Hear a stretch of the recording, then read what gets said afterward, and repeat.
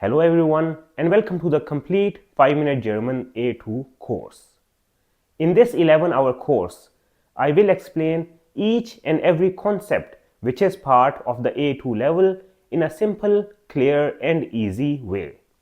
I will not only explain the grammar concepts but also give you different vocabulary and phrases, and we will also cover some practical topics such as ordering at a restaurant, understanding an apartment and job advertisement, and writing a CV, which will not only be helpful for you in your daily life but also in your professional life here in Germany. So now let's take a look at the course outline and see which topics will be covered in this A2 course. So this A2 course is divided into 12 chapters, and each chapter has two parts. So we have the grammar part and the practical German part, in which we will learn different vocabulary and phrases which you can use in your daily life. So let's start with chapter number 1 and see what we will learn in chapter 1. So in chapter 1, we will start with a recap of the German cases such as nominative, accusative and dative which we learned in A1. This is because we will be using these cases in A2 as well. That's why it is important for you to understand how these cases are used.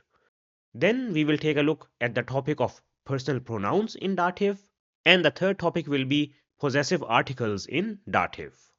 Then in the practical German section, we will take a look at vocabulary for languages and learning, and we will also see how you can give congratulations and condolences in German. In chapter number 2, we will take a look at all the different accusative prepositions that we have in A2, and we will also take a look at the dative prepositions as well. And in the practical German section, we will take a look at different vocabulary and phrases related to family and family festivals. Then in chapter number 3, we will take a look at another type of prepositions which are vexel prepositions.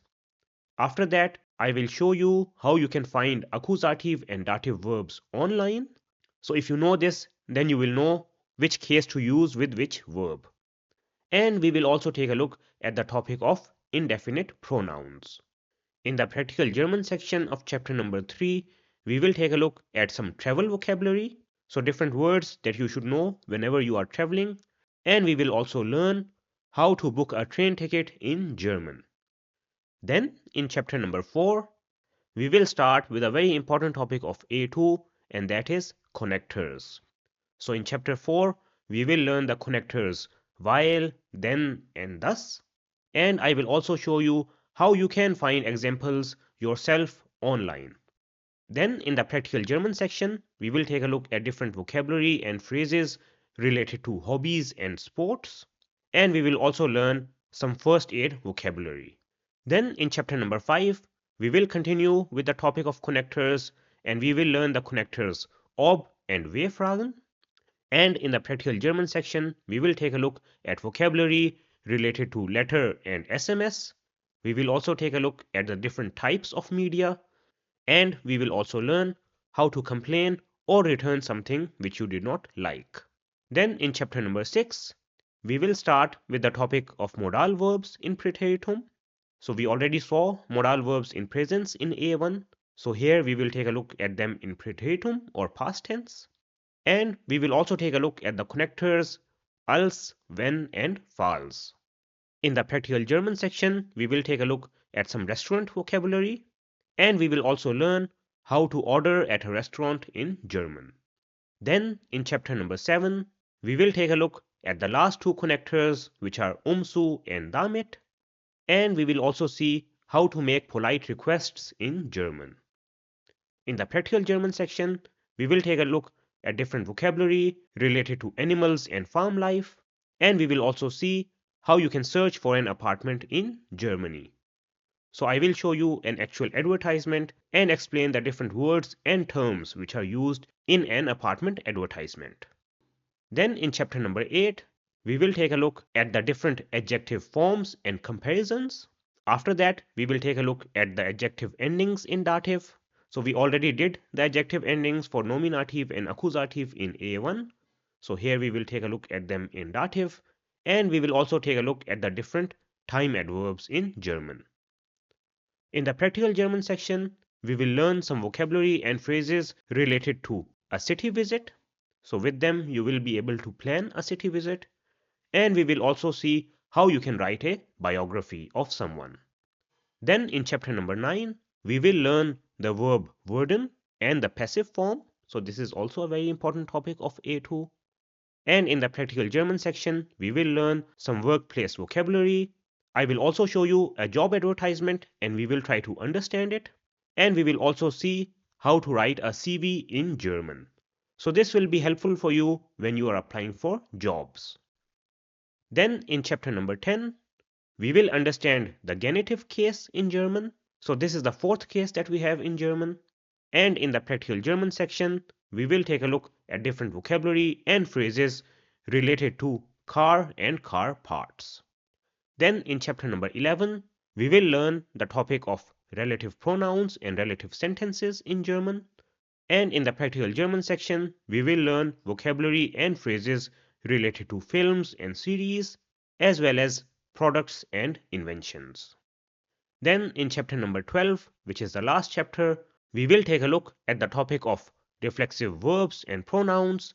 And in the practical German section, we will take a look at some vocabulary and phrases related to emotions and feelings. So this was the course outline of the A2 course, and you see that I have covered each and every topic that is included in the A2 course. Now, how should you complete this course? So my suggestion for you would be that you do one chapter in 2 days. So this means that on day 1, you learn the grammar concept, which has been explained in a chapter, and on day 2, you do the practical German section in which you learn the different vocabulary and phrases, and you also revise the grammar topic which you learned on day 1. And in this way, you can complete the whole course in 24 days. I know some people will be able to complete it in less days, and for some it will take more time, so you should do it in a way that is easy for you, because at the end, the main goal is that you understand the topics and are able to use them in daily life as well as pass the A2 exam. So that's why this is just a suggestion from my side. You should do the course as it is easy for you.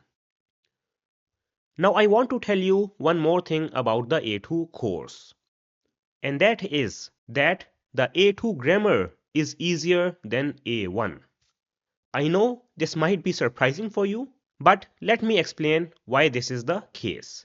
So in A1, when you started learning, every topic was new for you because you were learning a new language and you had to learn every concept from the start. However, in A2, you already have a basic understanding of the topics. And most of the topics in A2 build up on the A1 topics. So they are extensions of the A1 topics. For example, modal verbs. So we already learned modal verbs in A1, and in A2 we will just see how to use them in preteritum or the past tense. And the third point why I think A2 grammar is easier than A1 is that many grammar concepts in A2 are similar. So you will see that many concepts just have different meanings but are used in the same way. So if you just understand one, then it will be easier for you to understand the others as well. So this is why I say that A2 grammar is easier than A1. However, in A2, there will be more focus on vocabulary and phrases. So you will have to learn more vocabulary and more complex sentences. But you don't have to worry because in chapter number 4, we will learn how you can find examples online so that you can yourself find examples and different phrases with which you can practice the concepts that you will learn in this course. Now, if you want, you can also use a German A2 book for practice. Now, when I was learning German, I used the Studio Day A2 book, and I find it quite good because it is structured in a very organized way. However, this is not mandatory that you use this book. You can use any other book as well. So if you already have a book, then just use that because the main goal over here is just to practice the different concepts and see how they are used in sentences. Now I know that many of you might be thinking that how will we do this A2 course? There are so many new topics that we have to learn and it will be very difficult.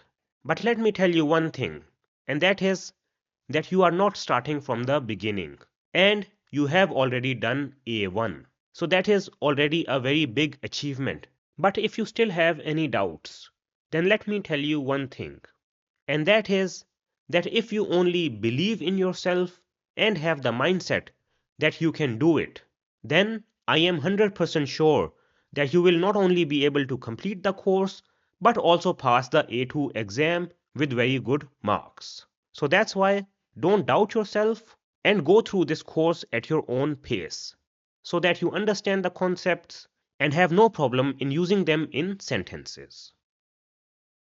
Now, as mentioned earlier, that this A2 course will build up on the concepts that we have learned in A1. That is why I would highly recommend that you take a look at the A1 course before starting this course so that you can refresh your basic concepts. I will be giving a brief recap of some important and relevant concepts. However, not all the A1 concepts will be explained in detail in this course.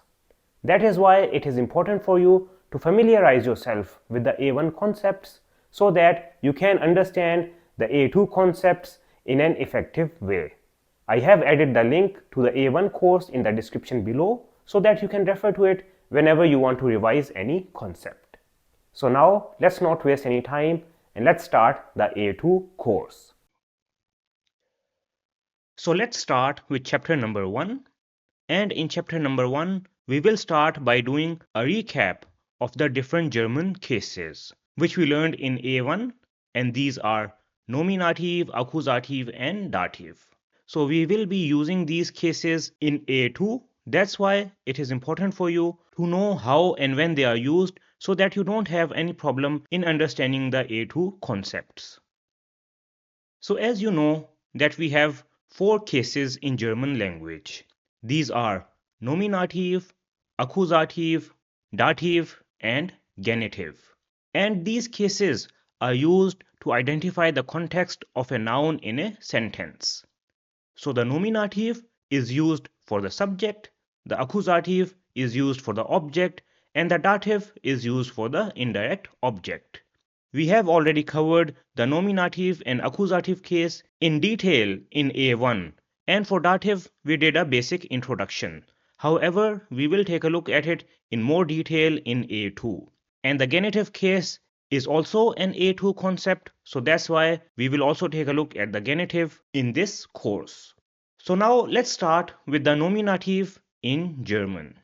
So as you know that nominative is used for the subject, and subject is a person or thing doing the action. So let's understand this with an example. So suppose that we have this person whose name is Peter and he wants to buy this table. So we can write it as Peter buys a table.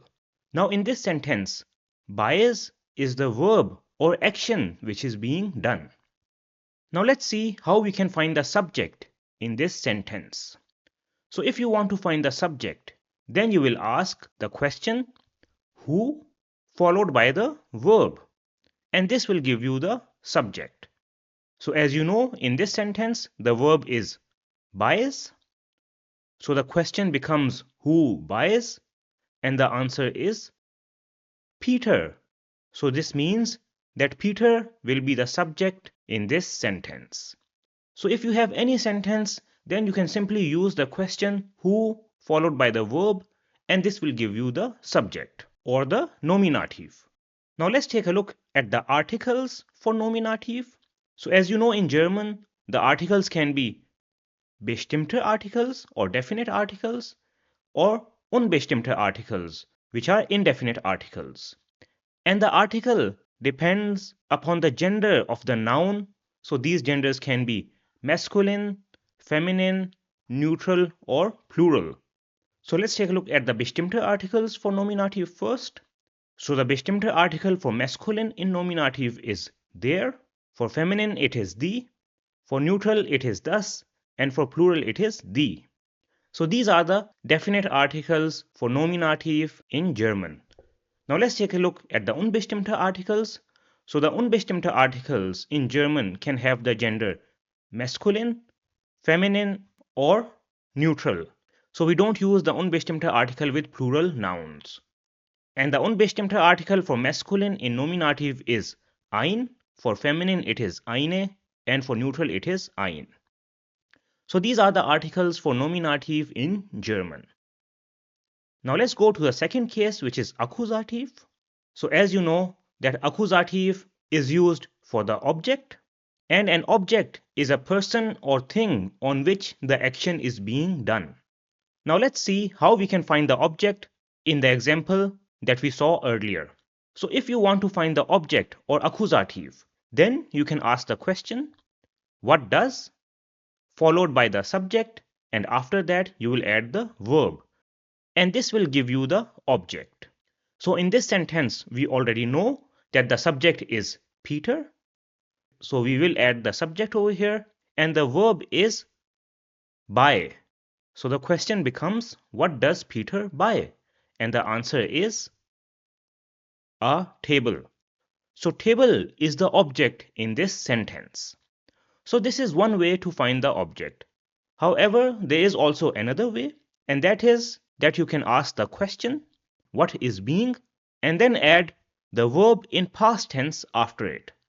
So the past tense of buy is bought. So the question becomes, what is being bought? And the answer is a table. So you can use both of these ways to find the object. In some sentences, it might be easier to use the first way, and in some, it might be easier to use the second one. So by using these methods, you can find the object or accusative case in a sentence. Now let's take a look at the articles in accusative.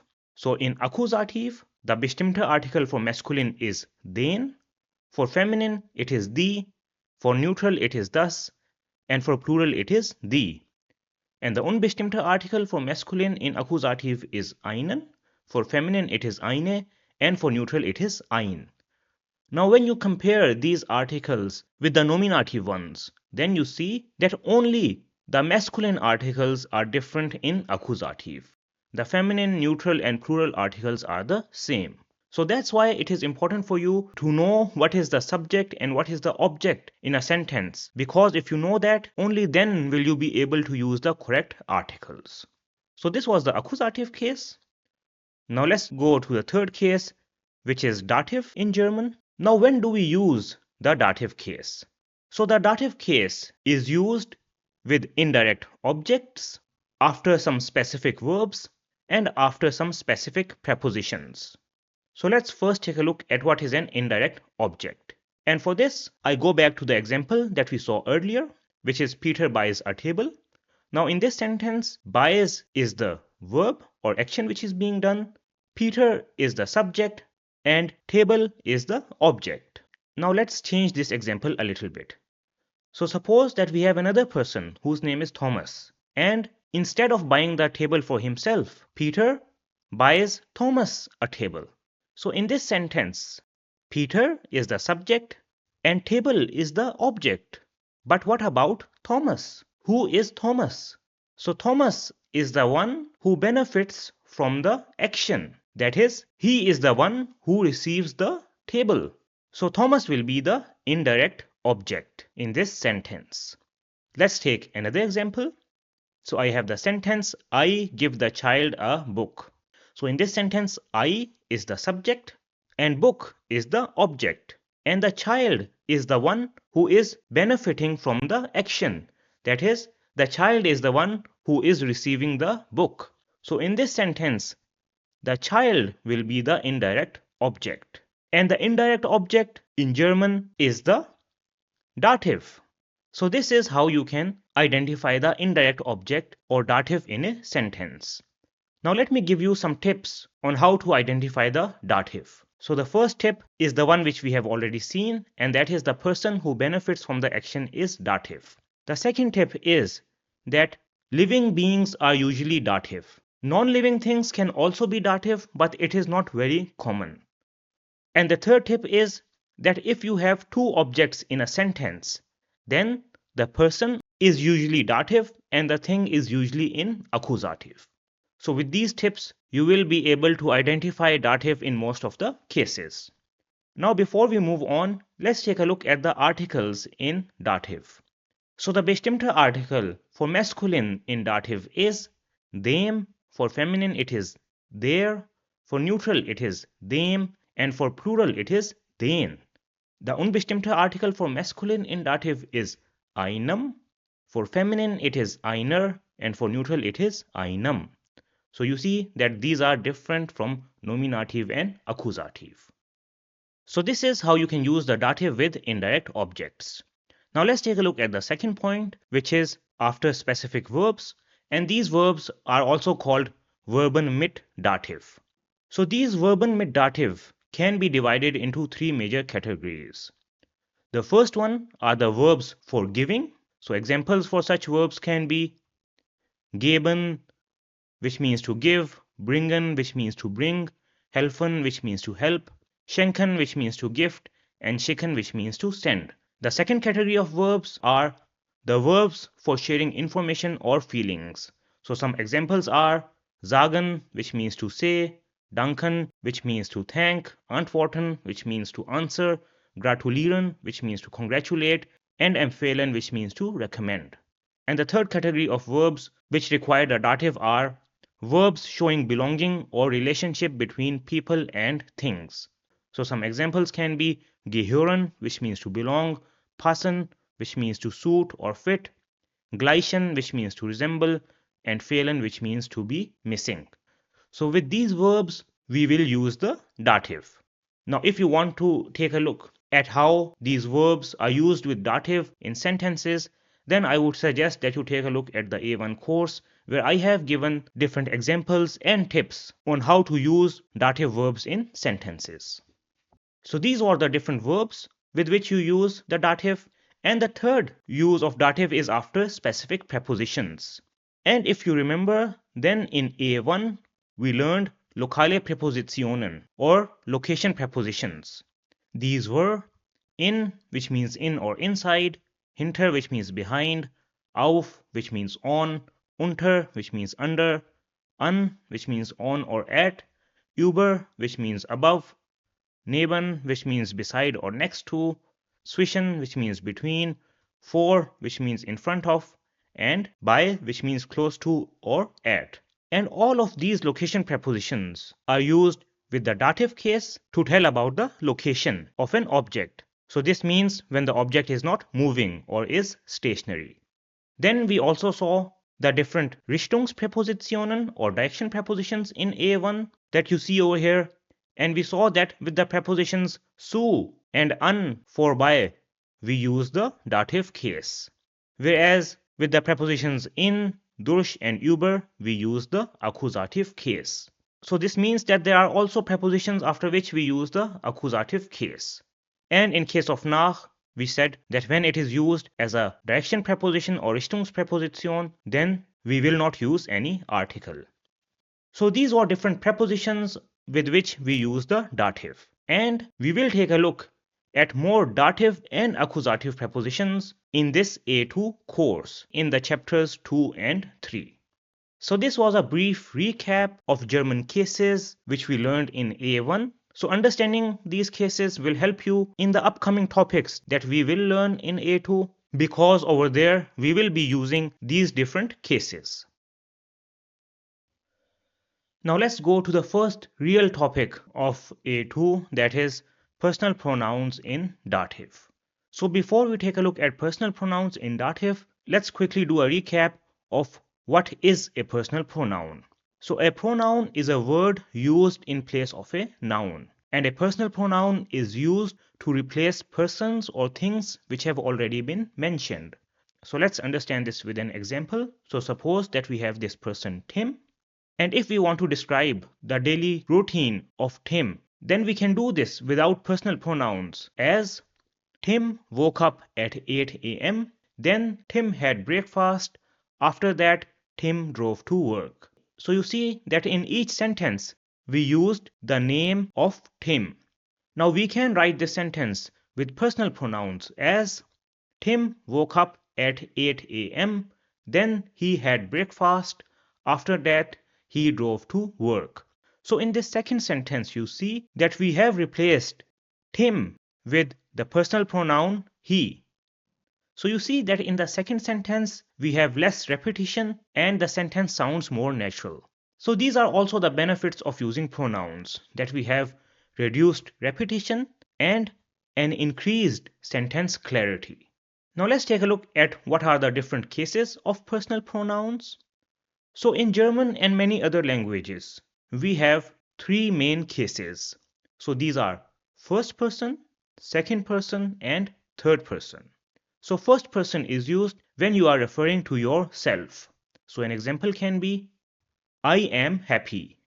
Now in this sentence, I is the first person pronoun. The second person is used to refer to a person you are talking to directly. So for example, we can say you are happy. So in this sentence, you is the second person pronoun. And the third person is used to refer to a person who is being talked about. And this person might or might not be present.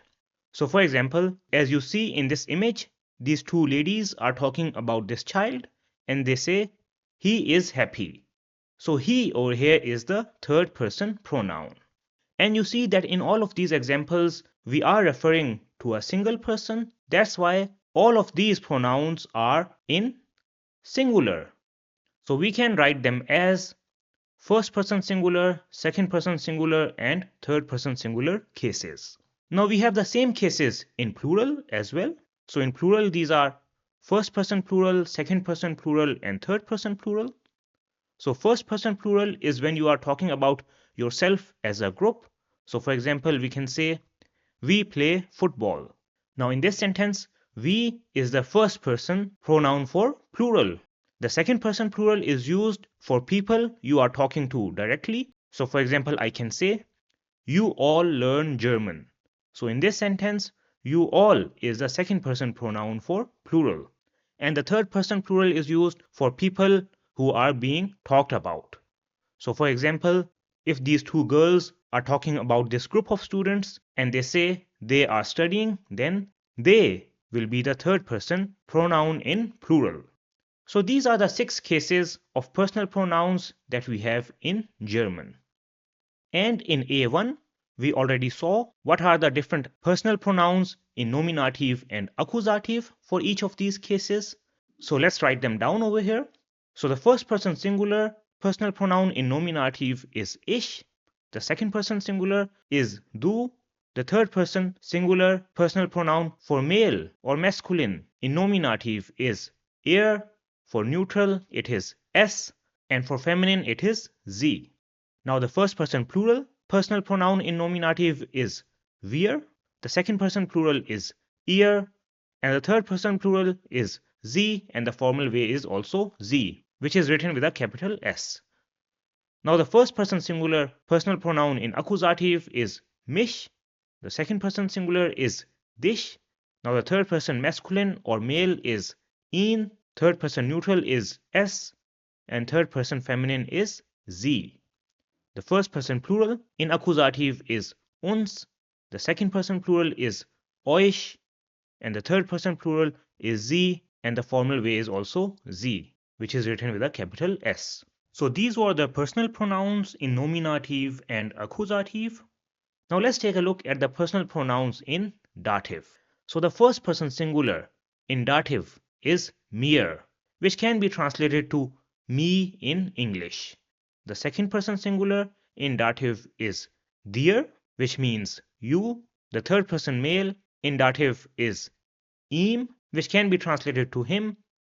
The third person neutral is also ihm, which means it. And the third person feminine is ihr, which means her. Now the first person plural in dative is uns, which means us. So similar to accusative. The second person plural is euch, which means you all. This is also similar to accusative. The third person plural is ihnen, which means them. And the formal way is also ihnen, which means you or you all. But it is written with a capital E. So these are the different personal pronouns in dative. And you will use them in all the places where the dative case is used. And we already saw in the recap that dative is used with indirect objects after dative verbs and after dative prepositions. So we will also use the dative personal pronouns in these cases. Now let's start by taking a look at how to use the dative personal pronoun with an indirect object. So suppose that we have the sentence in English which is he gives me a book. Now in this sentence, he is the nominative or the subject and book is the accusative or the object. And me is the person who is benefiting from the action. So it is in dative. So if I write this sentence in German, then it will be gibt mir ein Buch. So in this sentence, is the nominative and Buch is the accusative. And the dative, which was me in English, has been replaced with the personal pronoun in first person, which is mir. So you see that we have used the personal pronoun in place of an indirect object. Let's take an example with a dative verb. So we have the verb gehören, which means to belong. So an example can be Die Tasche gehört mir. The bag belongs to me. Die Tasche gehört mir. And you see over here, we have used mir, which is the first person singular personal pronoun in dative, because we have used the dative verb gehören. Now let's take an example with a dative preposition. So I have the preposition zu, which we already learned in A1. So an example can be, kommst du zu mir? Will you come to me or my place? Now you see over here, because we have used the preposition zu, that's why the personal pronoun comes in dative, which is mir. Let's take an example with the second person singular, and we will use the dative verb geben, which means to give. So an example can be, Ich gebe dir ein Buch. I give you a book. Ich gebe dir ein Buch. So you see in this sentence we have used the personal pronoun in dative because we have used the dative verb which is given, and this is also the indirect object in this sentence. Let's take another example. So we have the preposition mit over here which means with, and this is also a dative preposition which we will also learn in chapter number 2. So an example with mit can be Ich fahre mit dir nach Berlin. I travel with you to Berlin. So you see, since we have used the dative preposition mit, that's why the personal pronoun for second person comes in dative. Let's take an example with the third person masculine case, and I will take the verb erklären, which means to explain. So an example can be Ich erkläre ihm die Aufgabe. I explain the task to him. Ich erkläre ihm die Aufgabe. Now you see over here, ihm is the indirect object. That's why we have used the personal pronoun in dative. Let's take an example with the preposition mit. So an example can be, kannst du mit ihm sprechen? Can you talk with him? Kannst du mit ihm sprechen? So again, we have used the dative case over here because we have the preposition mit. Now let's take an example with the third person neutral. So since the personal pronouns for masculine and neutral are the same, so I can write the same sentence again over here. Kannst du mit ihm sprechen? But in this case, ihm is referring to a child because child is neutral in German. So you will have to know from the context about whom we are speaking. Let's take an example with the third person feminine case. So I have the sentence, Ich kaufe ihr den Tisch. I buy her the table. So you see over here, ihr is referring to the indirect object, which is a female. That's why we have used the personal pronoun in dative. Let's take an example with the first person plural. So I have the sentence, Die Kellnerin bringt uns das Essen. The waitress brings us the food. Die Kellnerin bringt uns das Essen. So you see that we are the ones who are benefiting from the action, that is, we are receiving the food. That's why we are the indirect object, and therefore we will use the personal pronoun in dative over here. Let's take an example with the second person plural. So an example can be, Ich gehe mit euch ins Kino. I go with you all in the cinema. Ich gehe mit euch ins Kino. So you see, due to the dative preposition mit, we have used the personal pronoun in dative, which is euch, for second person plural. Now we can also write the same example with third person plural in dative, and it will be Ich gehe mit ihnen ins Kino, which in this case means I go with them in the cinema. Ich gehe mit ihnen ins Kino. Now let's take an example with the formal way. And there's a very common question in German, which you might already know, which uses the dative in the formal way, and that is Wie geht es Ihnen, which means how are you? Wie geht es Ihnen? So over here, the Ihnen which we have used is the personal pronoun for the formal way in dative. So you see that in this question, we always use the dative personal pronoun. And the informal way to ask this question is Wie geht es dir? So you see in this case we have also used the personal pronoun in dative, but this is a little bit informal. So you can ask this to your friends or someone you know very well. Now let's take another example with the formal way. So an example can be Ich zeige Ihnen den Weg. I will show you the way. Ich zeige Ihnen den Weg. So you see over here, Ihnen is the indirect object. That's why we have used the personal pronoun for the formal way in dative. So these are the different personal pronouns for dative and how you can use them in sentences. So here is an overview of all the different personal pronouns that we have done.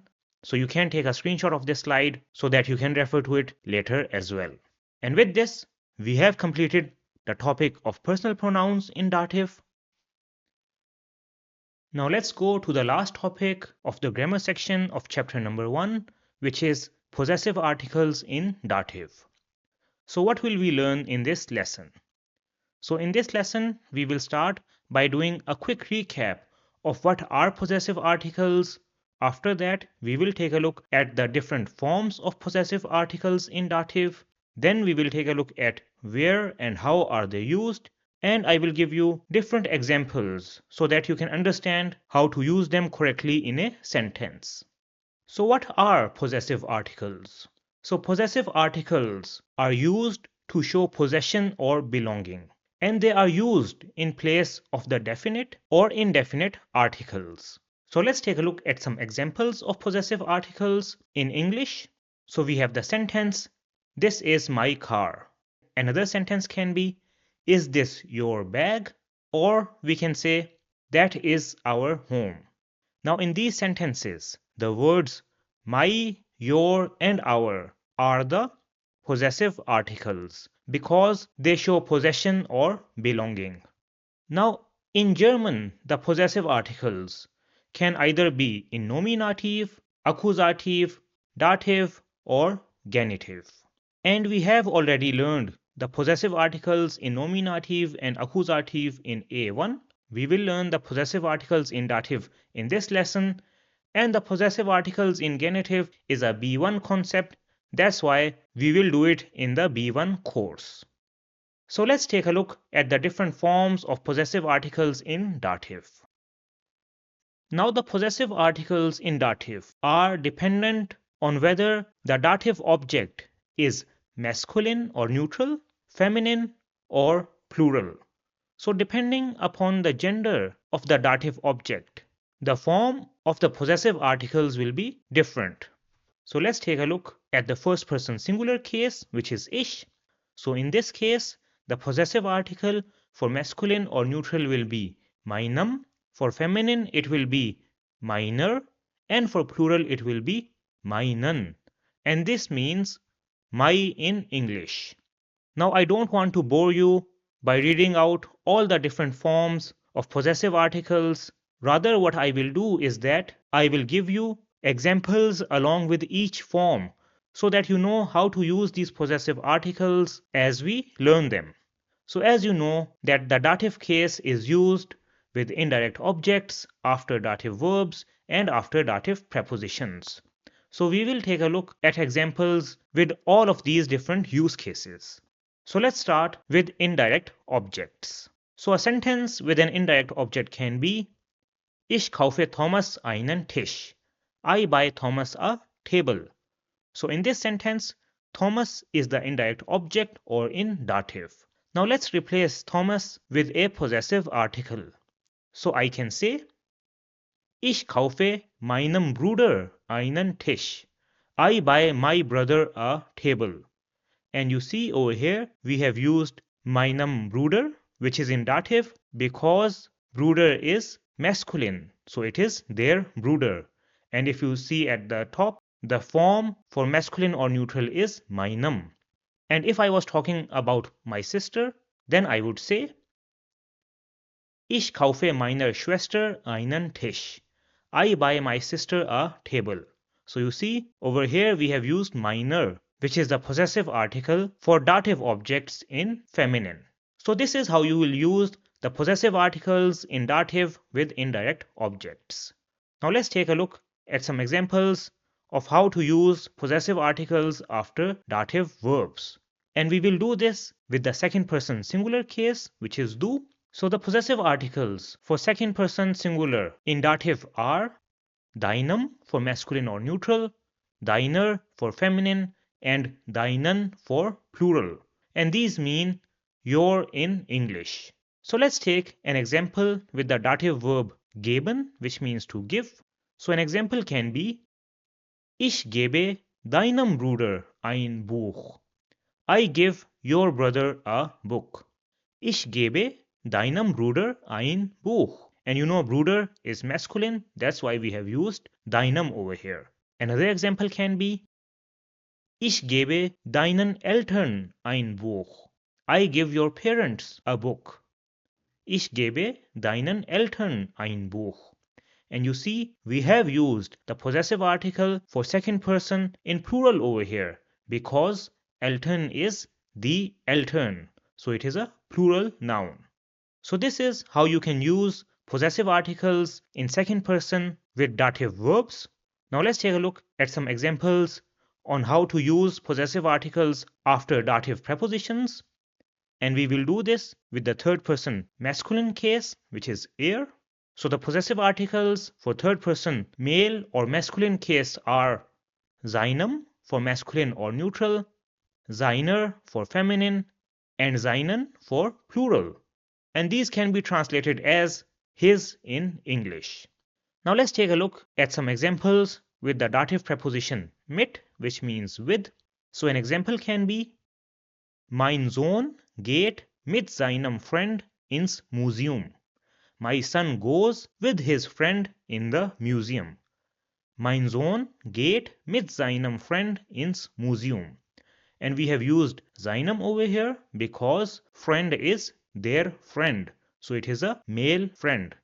And you see that at the start I have used mein Sohn. And this is because mein Sohn is in nominative. So it is the subject. That's why I have used the possessive article in nominative over here, which is mein for masculine or neutral nouns. Now if he was going to the museum with his mother, then we will say Mein Sohn geht mit seiner Mutter ins Museum. My son goes with his mother in the museum. And we have used seine over here because Mutter is the Mutter. Now the possessive articles for third person neutral are also the same as third person male. So these are seinem for masculine or neutral, seiner for feminine, and seinen for plural. And these can be translated as its in English. So an example with the dative preposition mit can be Das Kind geht mit seiner Mutter ins Museum. The child goes with its mother in the museum. And in this case, we have used the possessive article for third person neutral in feminine, which is seiner, because the subject over here is das Kind. So it is neutral. Now the possessive articles for third person feminine case in dative are ihrem for masculine or neutral, ihrer for feminine, and ihren for plural. And these mean her in English. So an example can be Sie geht mit ihrem Kind ins Museum. She goes with her child in the museum. Sie geht mit ihrem Kind ins Museum. So you see that we have used the possessive article for third person feminine over here because we are talking about a female in third person, which is sie or she in English. And kind is das Kind. That's why we have used the possessive article in masculine or neutral, which is ihrem.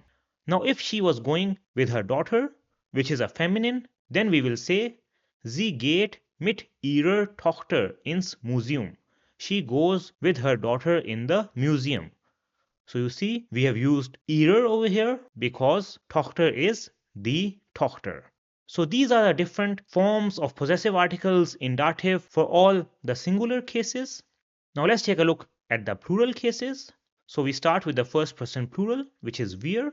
So the possessive article for first person plural in dative for masculine or neutral will be unserem, for feminine it will be unserer, and for plural it will be unseren. And these can be translated to our in English. So let's see how we can use these possessive articles in sentences, and we will take a look at an example with some dative prepositions, but this time we will take some location prepositions which are in meaning inside and auf which means on. So if you remember from the A1 course that the location prepositions always take the dative case when there is no movement happening. So an example with the preposition in can be Das Buch ist in unserer Tasche. The book is in our bag. Das Buch ist in unserer Tasche. So you see that Tasche is a feminine noun, so it is die Tasche. That's why we have used the possessive article for first person plural in feminine over here. An example with the preposition auf can be Das Buch liegt auf unserem Tisch. The book is on our table. Das Buch liegt auf unserem Tisch. So Tisch is masculine in German, so it is der Tisch. That's why we have used the possessive article in masculine over here, which is unserem. Now the possessive articles for second person plural are eurem for masculine or neutral, eurer for feminine, and euren for plural. And these can be translated to your in English. So let's take a look at an example with the location preposition neben, which means beside. So an example can be Der Stuhl steht neben eurem Tisch. The chair is next to your table or is standing next to your table. Der Stuhl steht neben eurem Tisch. So you see that we have used the possessive article for second person plural in masculine or neutral case over here because Tisch is their Tisch. And the forms for third person plural and formal way are the same. So these are ihrem for masculine or neutral, ihrer for feminine, and ihren for plural. And these can be translated to their for third person plural and your for the formal way. The only difference is that the first letter is capital for the formal way. So let's take some examples with the location prepositions for meaning in front of and hinter meaning behind. So an example with the third person plural case can be Ich stehe vor ihrem Haus. I am standing in front of their house. Ich stehe vor ihrem Haus. So you see that over here we have used ihrem because house is das Haus. So it is neutral. Now an example with the location preposition hinter and the formal way can be Mein Haus ist hinter ihrem Haus. My house is at the back of your house. Mein Haus ist hinter ihrem Haus. So you see over here we have used the possessive article in masculine or neutral in the formal way. That's why we have written the first letter capital. So now we have covered all the different forms of possessive articles in dative and we have taken a look at different examples on how they can be used with indirect objects, after dative verbs and after dative prepositions. So here is an overview of all the different possessive articles in dative in singular and plural.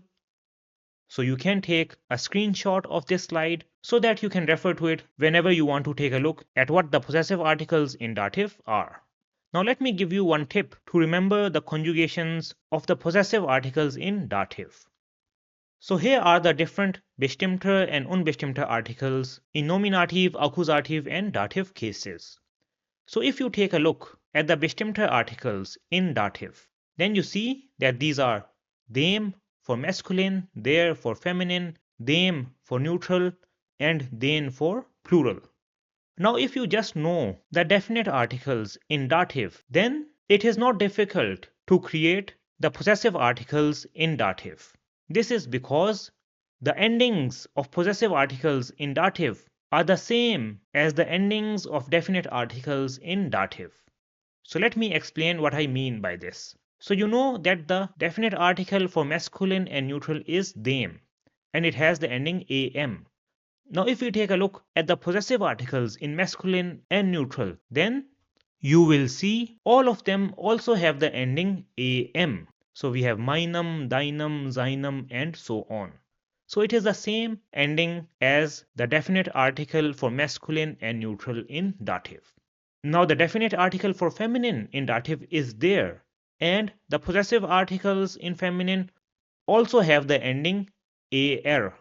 So you see over here the articles are minor, diner, ziner, so they have the same er ending as there. And the definite article for plural in dative is den, so the endings of possessive articles in dative is also an. So you see it is meinen, deinen, seinen, and so on. So if you forget any of the possessive articles in dative, then you can easily create them if you know the definite articles in dative. So this was the topic of possessive articles in dative, and with this we have completed the grammar section of chapter number 1. Now let's go to the practical German section of chapter number 1, where we will learn some important vocabulary and phrases which you can use in your daily life. And we will start by learning some vocabulary related to languages and learning, or Sprachen und Lernen. So the first word is die Sprache, which means language. Die Sprache. And this is a singular. And the plural will be die Sprachen, which means languages. Die Sprachen. The next word is die Muttersprache, which means mother tongue. Die Muttersprache. The next word is die Fremdsprache, which means foreign language. Die Fremdsprache. So as all of you are learning German, so German is a Fremdsprache for you guys. The next word is fließend, which means fluent. Fließend. Then we have the word die Sprachkenntnisse, which means language skills. Die Sprachkenntnisse. Now if you want to mention your Sprachkenntnisse on a CV, for example, then you can mention it by saying Deutsch A1, English fließend, and your Muttersprache, which in my case will be Urdu, so that the other person knows what your language skills are. Then we have the word die Aussprache, which means pronunciation. Die Aussprache. Then we have the word der Dialekt, which means dialect. Der Dialekt. So dialect is a variation of a language. So for example, British English and American English are dialects of the English language. So both are English, but they are spoken in a different way.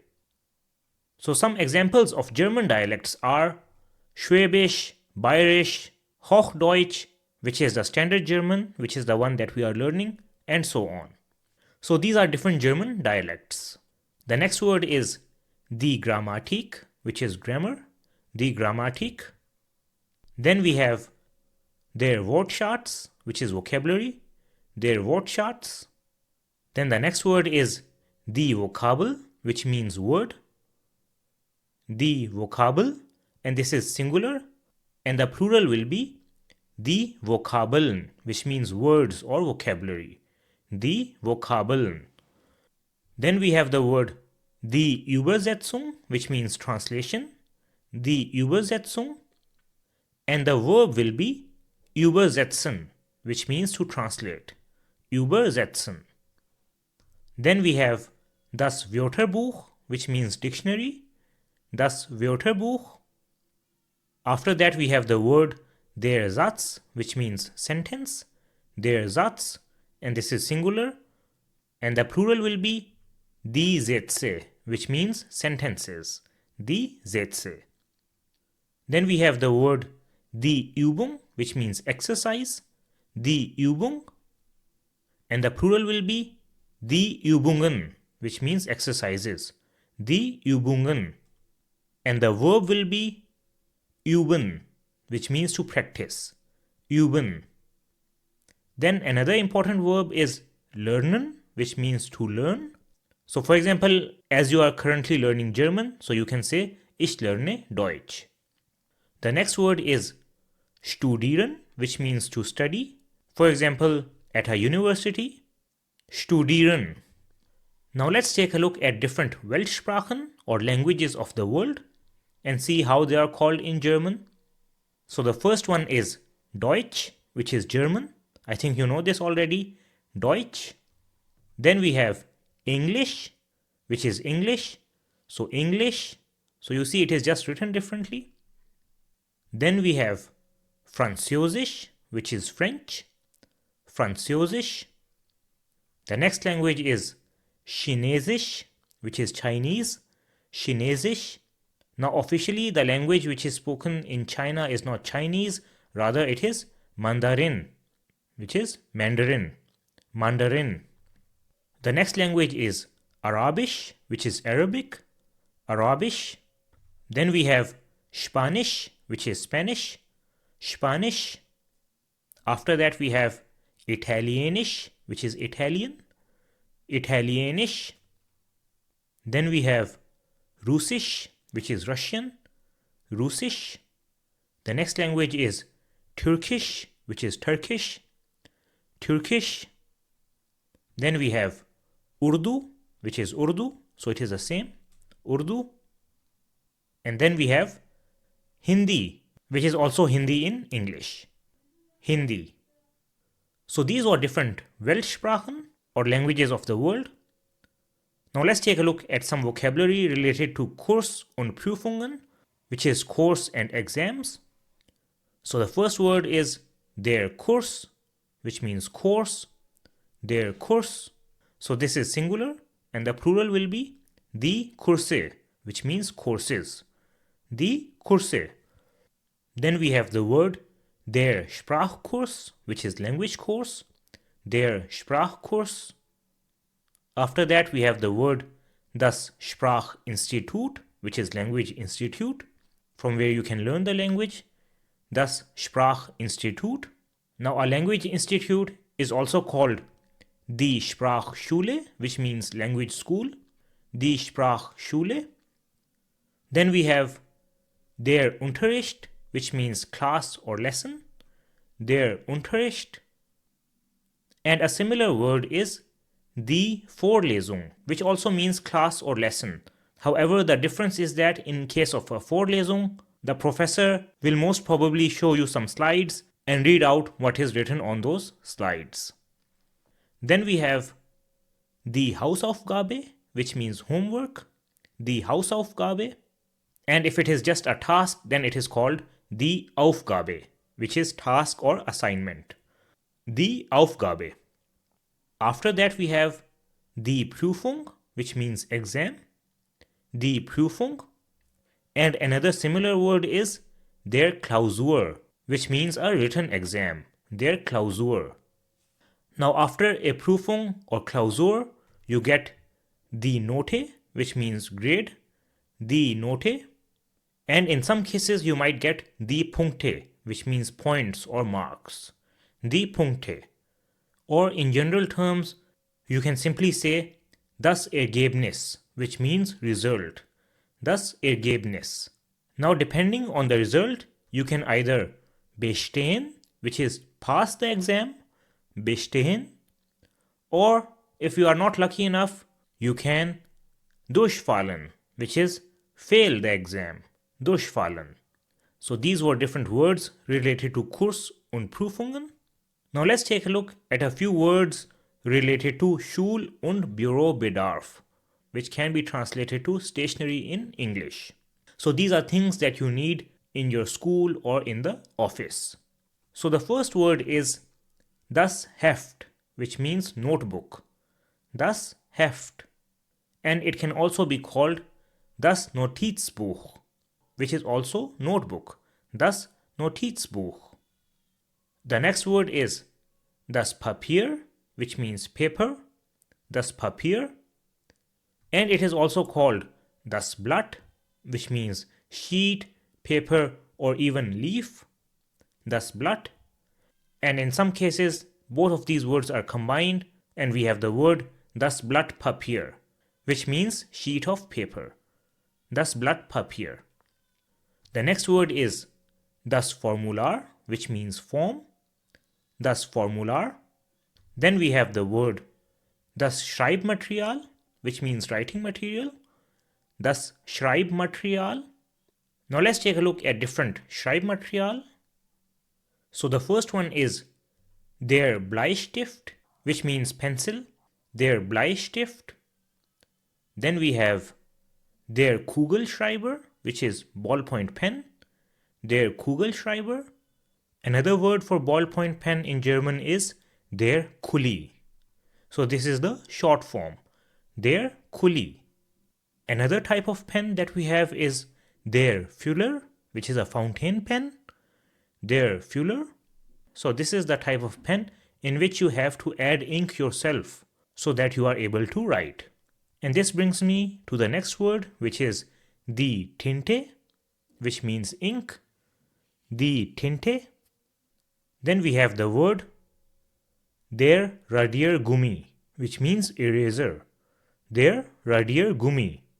Another very important piece of stationery is der Spitzer, which means sharpener. Der Spitzer. After that we have der Marker, which is also marker in English. Der Marker. Then we have the word die Büroartikel, which means office supplies. Die Büroartikel. Now let's take a look at different bureau articles. So the first one is die Schere, which means scissors. Die Schere. Then we have der Kleber, which is glue. Der Kleber.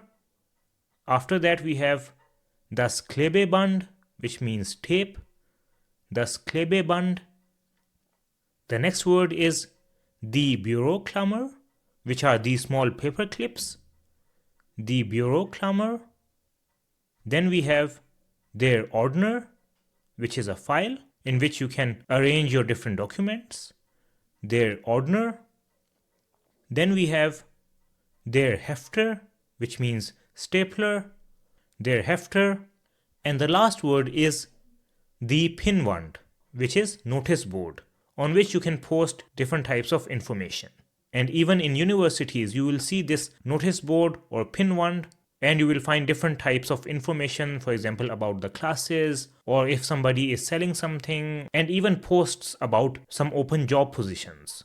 So that's why it is important for you to always take a look at this notice board or Pinnwand in your university or office, as you might find some important information over here. So these were different words related to languages and learning, which you will come across in your daily life. Now let's go to the second topic of the practical German section, which is congratulations and condolences in German. And we will start it by first of all taking a look at how you can express congratulations, which is called Glückwünschen in German. So the most common way to express congratulations in German is by saying Herzlichen Glückwunsch, which means congratulations. Herzlichen Glückwunsch. And depending on the occasion, you can add some more information after saying Herzlichen Glückwunsch.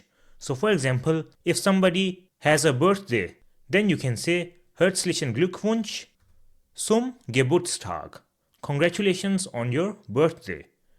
In case somebody has passed an exam, then you can say Herzlichen Glückwunsch zur Prüfung, on your exam. And if it is any other occasion, then you can also add it after Herzlichen Glückwunsch. Now another common way to give good wishes to someone is by saying Alles Gute, which means all the best. Alles Gute. Now another way to say this is Ich wünsche dir alles Gute. I wish you all the best.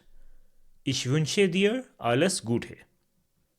And similar to Herzlichen Glückwunsch, you can also add some more information after Alles Gute. For example, Alles Gute zum Geburtstag or Alles Gute zur Prüfung and so on. Now you can also express congratulations by saying Ich gratuliere dir. I congratulate you. Ich gratuliere dir. And a short way to say this is simply by saying Gratulation, which means congratulations. Gratulation. Another commonly used phrase is Viel Erfolg, which means much success. Viel Erfolg. So you say this when you want to wish somebody good luck. And another way to say this is Ich wünsche dir viel Glück. I wish you good luck. Ich wünsche dir viel Glück. Now, if somebody shares their achievement with you, then as a response, you can say Ich freue mich für dich. I am happy for you. Ich freue mich für dich. Or you can say Du hast es verdient. You have earned it. Du hast es verdient. So verdient means earned. Now let's see how you can express congratulations in a conversation. So for this, I have Frank and Julia over here. I think you remember them from the A1 course. And Frank has a birthday today. So that's why he has also brought cake with him to the office. So he starts the conversation by saying, Guten Morgen, Julia. Good morning, Julia. Julia replies, Guten Morgen, Frank. Then she sees the cake and says, Oh, hast du Kuchen mitgebracht? Oh, you bought cake? Oh, hast du Kuchen mitgebracht? And Frank says, Ja, genau. Heute habe ich Geburtstag. Yes, exactly. Today is my birthday. Ja, genau. Heute habe ich Geburtstag. Then Julia reacts to it by saying, Ach, wirklich? Oh, really? Then she wishes Frank on his birthday by saying, Herzlichen Glückwunsch zum Geburtstag, which means happy birthday. Herzlichen Glückwunsch zum Geburtstag. And Frank says, Danke schön. Then Julia says, Der Kuchen sieht lecker aus. The cake looks yummy. Der Kuchen sieht lecker aus. Hast du ihn selbst gebacken? Did you bake it yourself? Hast du ihn selbst gebacken? Then Frank says, Nein, den hat meine Frau gebacken. No, my wife baked it. Nein, den hat meine Frau gebacken. Then Julia says, Sehr schön, very good. And Frank says, Wir können später Kaffee trinken und Kuchen essen. We can drink coffee later and eat cake. Wir können später Kaffee trinken und Kuchen essen. And Julia says, Ja, das machen wir. Yes, we will do that. Ja, das machen wir. And then she says, Bis später dann. See you later then. And Frank also says, Bis später. So this is how you can express congratulations or wish somebody happy birthday in a conversation. Now I want to mention an important point over here related to German culture. And that is that in Germany, you do not wish happy birthday in advance. So for example, sometimes if somebody says that I have a birthday tomorrow, then people wish happy birthday in advance. So one day before or 2 days before as well. But you should not wish happy birthday in advance in Germany. This is because this is thought of as bad luck. So just keep this point in mind. Now before we go to the topic of condolences, I wanted to explain a side topic over here, which is Abschiedsformellen or types of goodbyes in German. So in German, we have already seen different types of goodbyes. For example, Auf Wiedersehen, Tschüss, Ciao, Auf Wiederhören when you are talking to someone on the phone, and Mach's gut, which means take care. Now all of these goodbyes have one thing in common, and that is that they don't specify when you will see the person again. And these type of goodbyes are usually called goodbye greetings. And you can use them in all situations. For example, in the supermarket, if you meet somebody on the street, or even in the office. Now let's take a look at another category of goodbyes. And these goodbyes are Bis später, which means see you later. Bis nachher, which also means see you later. Bis gleich, see you in a moment. Bis dann, see you then.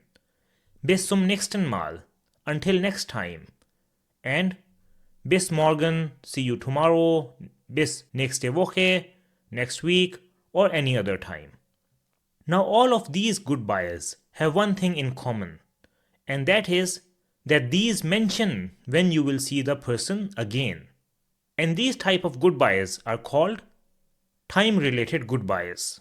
And you use them when you know that you will meet the other person again. Now let me explain this to you from the example that we saw earlier, in which Frank said, Wir können später Kaffee trinken und Kuchen essen. We can drink coffee later and eat cake. And Julia said, Ja, das machen wir. After that, Julia said, Bis später dann. See you later then. And Frank also replied by saying, Bis später.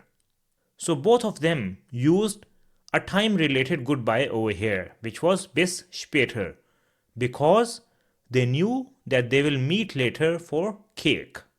So in these kind of situations, you will use the time-related goodbyes.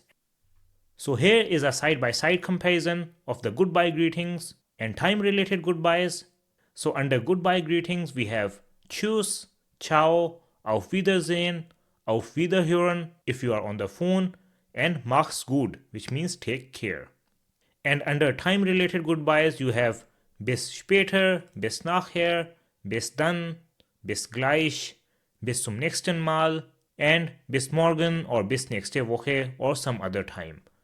So this was just a side topic related to goodbyes. So I just wanted to explain this topic so that you know which type of goodbye to use in which situation. Now let's take a look at how you can express condolences, which is Beileid aussprechen in German. So the most common way to express condolences in German is by saying herzliches Beileid, which means sincere condolences. Herzliches Beileid. You can also say mein Beileid, which means my condolences, mein Beileid. And another way which is also acceptable is Es tut mir so leid. I am so sorry. Es tut mir so leid. Now if somebody shares with you some kind of sad news, then you can react to it by using the phrase Das ist sehr traurig. That is very sad. And after that, you can say Herzliches Beileid, sincere condolences, or Mein Beileid, my condolences, or Es tut mir so leid, I am so sorry. And if they need your support, then you can say Ich bin für dich da. I am here for you. Ich bin für dich da. Now let's take a look at how you can express condolences in conversation. So we will take a look at a Beileidsgespräch. So over here we have Tim on the left side who is sad, and on the right side we have Sabrina who is the boss of Tim. So Tim says, Hallo Sabrina. Hello Sabrina. And Sabrina replies by saying, Hi Tim. Then Tim says, Ich muss heute frei nehmen. I have to take the day off today. Ich muss heute frei nehmen. Sabrina asks, Ist alles okay? Is everything okay? Ist alles okay? Tim says, Mein Großvater ist gestorben. My grandfather has died. Mein Großvater ist gestorben. Now you can also express this in another way, and that is by saying, Mein Großvater lebt nicht mehr, which means my grandfather has passed away. Mein Großvater lebt nicht mehr. Now on hearing this news, Sabrina says, Oh, das ist sehr traurig. Oh, that is very sad. Then she says, Mein herzliches Beileid. My sincere condolences. Mein herzliches Beileid. And Tim says, Vielen Dank. Thank you very much. Then he says, Hoffentlich bin ich morgen wieder da. Hopefully I will be back tomorrow. Hoffentlich Bin ich morgen wieder da? And Sabrina says, Das ist kein Problem. That is no problem. Das ist kein Problem. Lass dir Zeit. Take your time. Lass dir Zeit. And Tim says, Danke. Das ist sehr nett von dir. Thanks. That is very nice of you. Danke. Das ist sehr nett von dir.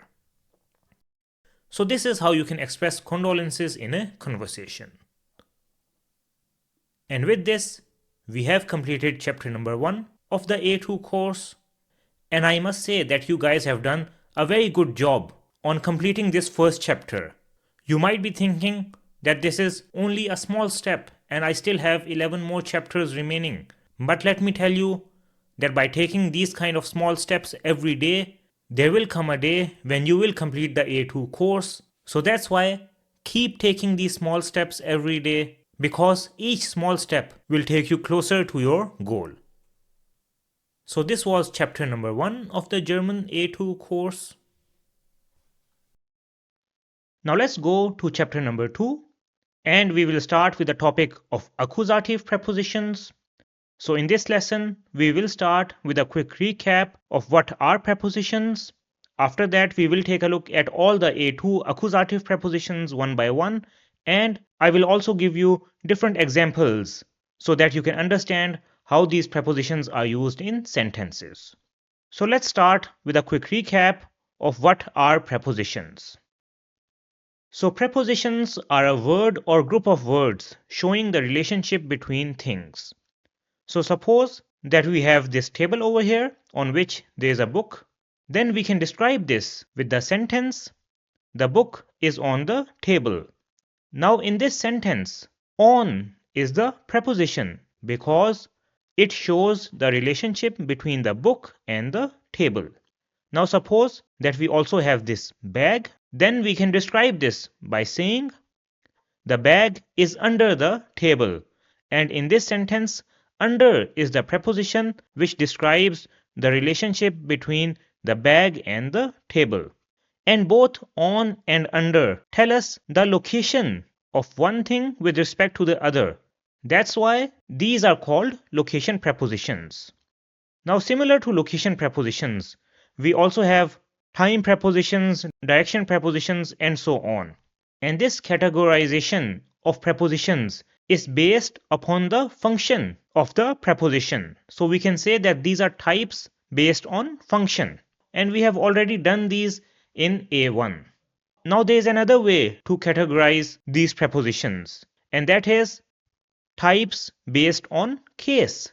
So on this basis, the prepositions can be accusative, dative, or both dative and accusative, which are also called Wechsel prepositions. And in A2, our focus will be on the prepositions based on case. So in this lesson, we will take a look at all the different A2 accusative prepositions.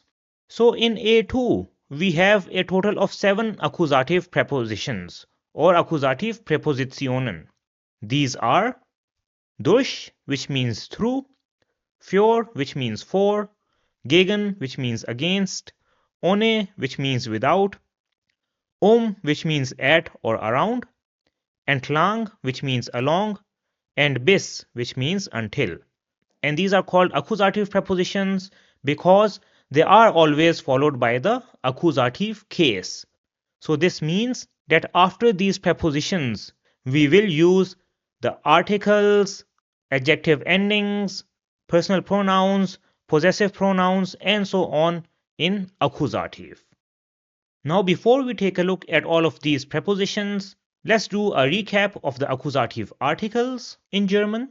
So here we have the bestimmter and unbestimmter, nominative and dative articles.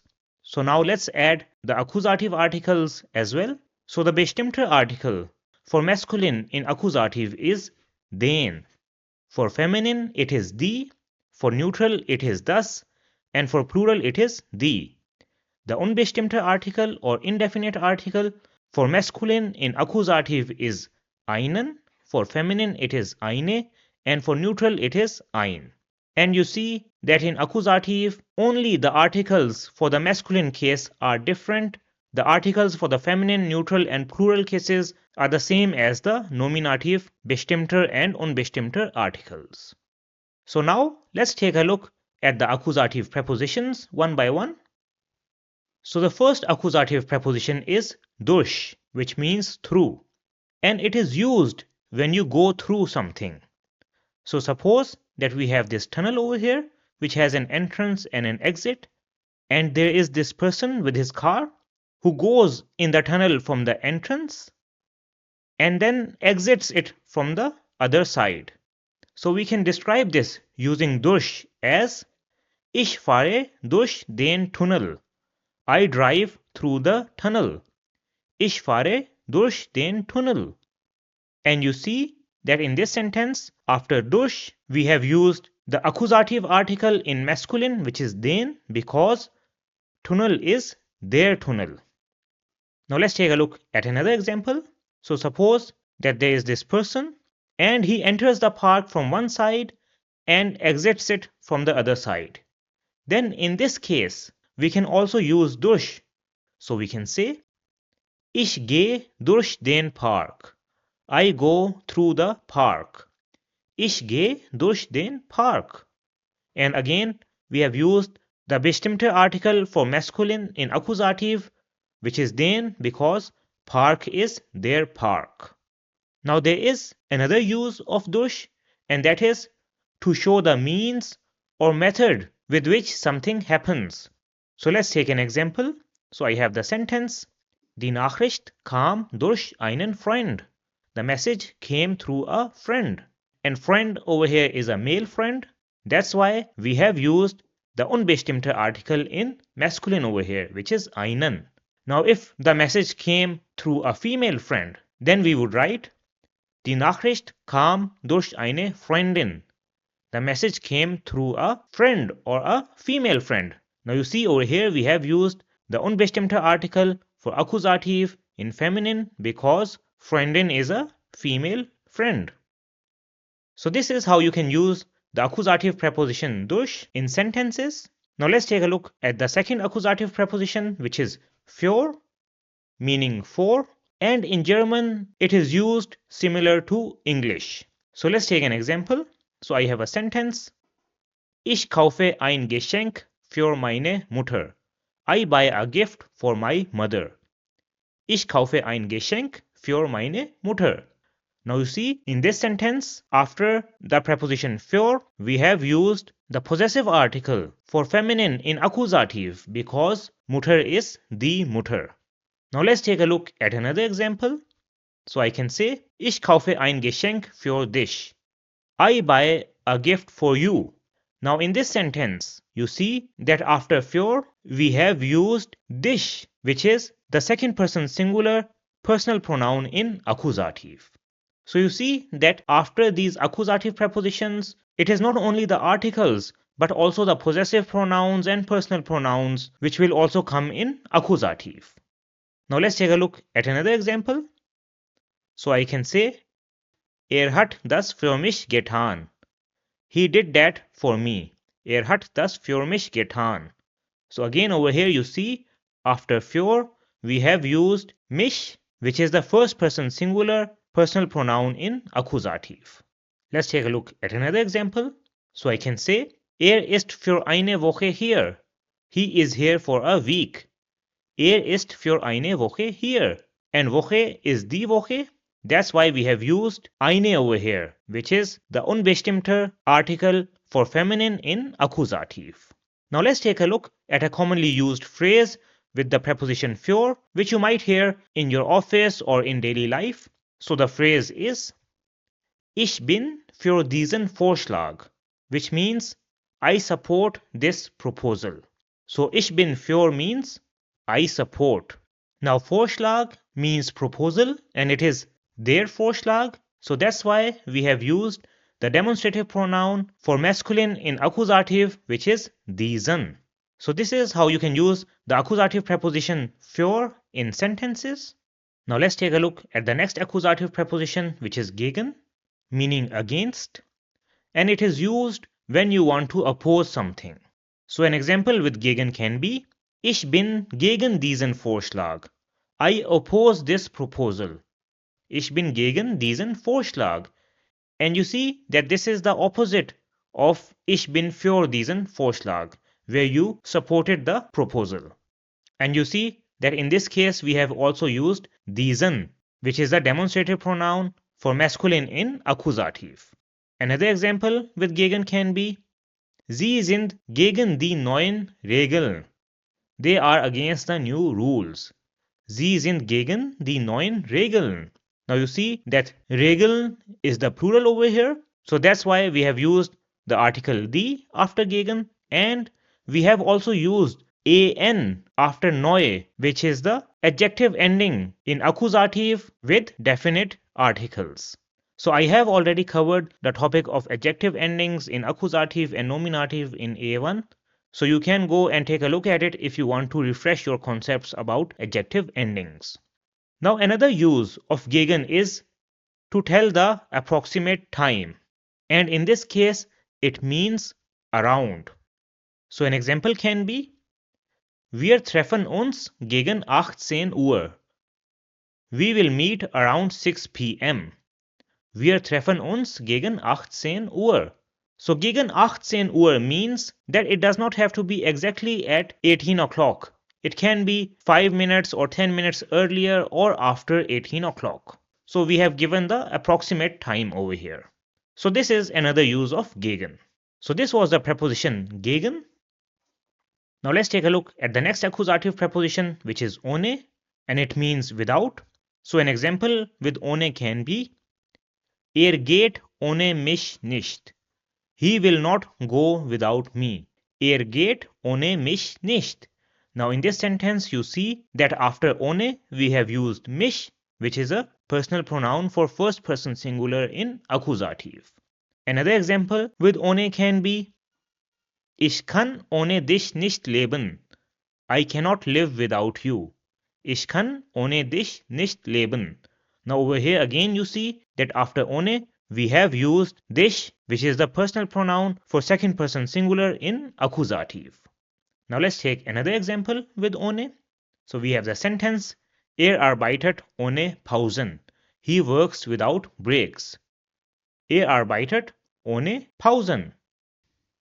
Now over here you see that we have not used any article with Pausen because this is a proper noun, and with proper nouns we do not use any articles.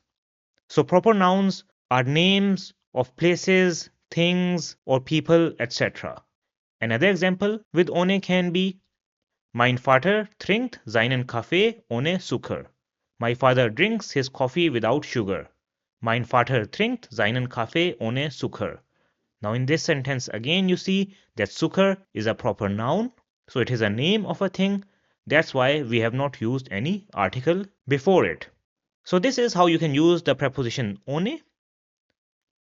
Now let's go to the next accusative preposition, which is which means at or around. And the most common use of is when we want to tell the exact time. So if we have the sentence Wir treffen uns 18 Uhr, we meet at 6 p.m., then this means that we will meet at exactly 6 p.m., not before 6 p.m. and not after 6 p.m. Now another example with can be Die Schule fängt 7 Uhr an. School starts at 7 a.m. Now you see that since we have used before the time, that means that school will begin at exactly 7 a.m. and not before 7 a.m. and not after 7 a.m. So this is the most common use of Now there is another use of and that is when you want to tell when you go around something. So an example can be Nach dem Essen gehen wir das Gebäude. After the meal we will go around the building for a walk, for example. Nach dem Essen gehen wir das Gebäude. And Gebäude is das Gebäude, and since the bestimmte article for neutral nouns in accusative is also das, that's why there is no change.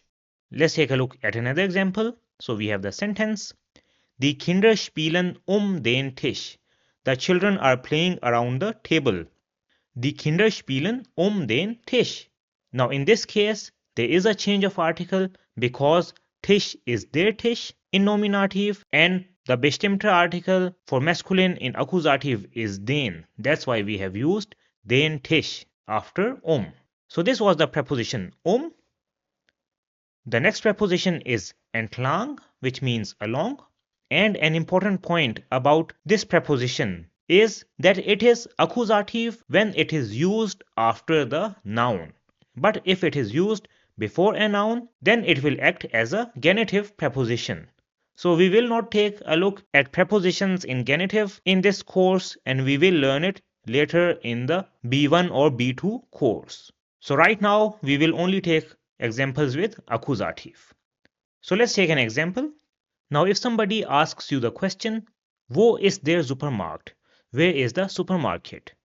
Wo ist der Supermarkt? Then you can answer it by saying, gehen Sie den Fluss entlang und dann nach links. Go along the river and then left. Gehen Sie den Fluss entlang und dann nach links. Now you see, over here we have used den Fluss before entlang because Fluss is der Fluss. So it is masculine. But since it comes together with the preposition entlang, that's why we will use the accusative bestimmte article for masculine, which is den. Let's take a look at another example. So we can say, Sie fährt die Straße entlang. She drives along the street. Sie fährt die Straße entlang. Now since Straße is die Straße, that's why the article does not change in accusative. So this was a preposition entlang.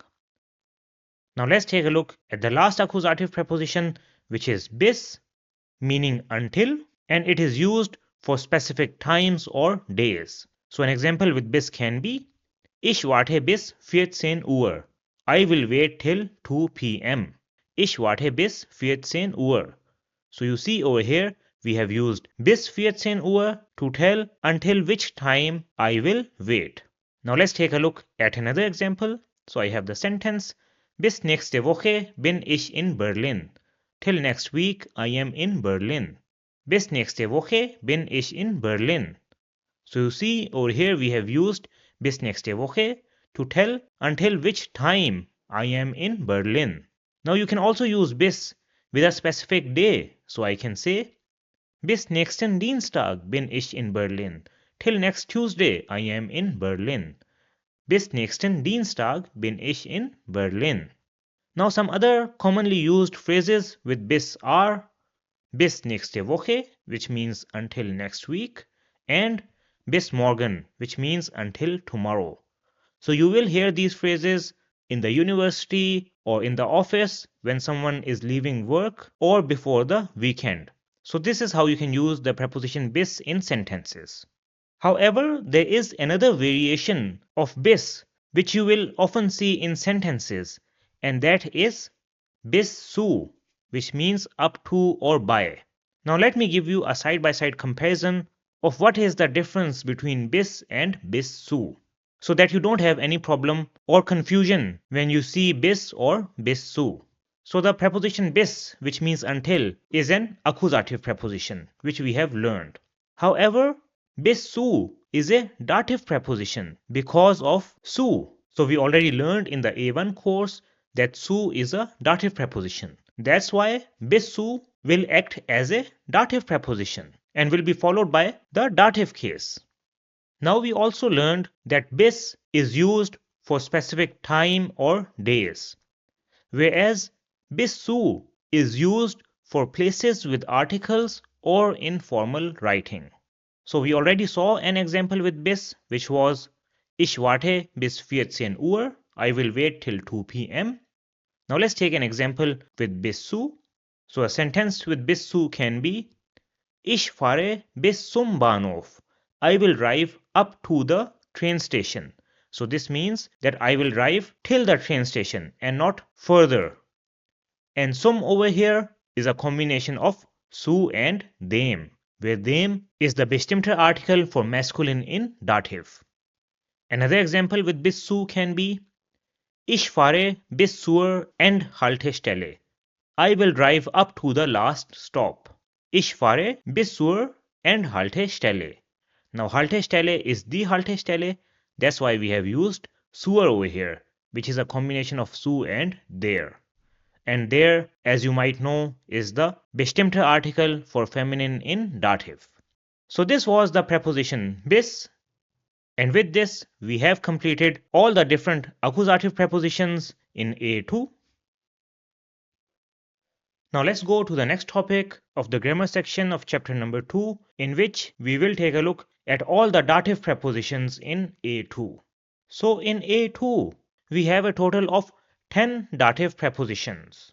These are bei, which means close to or at, nach, which means to, towards or after, zu, which means to or towards, mit, which means with, seit, which means since, aus, which means out of or from, außer, which means except or besides, von, which means from or of, ab, which means from this time onwards, and gegenüber, which means opposite or across from. And all of these prepositions are used with the dative case. This means that the articles, adjective endings, personal pronouns, possessive pronouns, and so on, which will be used with these prepositions, will be in dative. Now, before we take a look at these prepositions in detail, let's do a quick recap of the dative articles in German. So, the bestimmte article or definite article for masculine in dative is dem, for feminine it is der, for neutral it is dem, and for plural it is den. The unbestimmte article or indefinite article for masculine in dative is einem, for feminine it is einer, and for neutral it is einem. So now let's take a look at the different dative prepositions one by one. So let's start with the first dative preposition, that is bei, meaning close to or at. Now suppose that we have this sofa and somebody places a bag close to it. Then we can describe this by saying die Tasche steht bei dem Sofa. The bag is near the sofa. Die Tasche steht bei dem Sofa. Now you see that after the preposition bei, we have used the bestimmte article for neutral in dative, which is dem, because Sofa is the sofa. So it is neutral. Now we can also write this sentence as die Tasche steht beim Sofa, which also has the same meaning. And beim over here is the combination of bei and dem. So you can also use beim instead of writing bei and dem. Now the preposition bei is also used with people, company, and activities. Now let's take a look at an example. So I have the sentence, Ich bin bei der Arbeit, which means I am at work.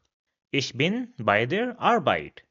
Now Arbeit is die Arbeit, so that's why we have used the bestimmte article for feminine in dative, which is der. Now let's take an example with a person. So we have the sentence, Ich übernachte bei meiner Schwester. I will stay at my sister's or my sister's place.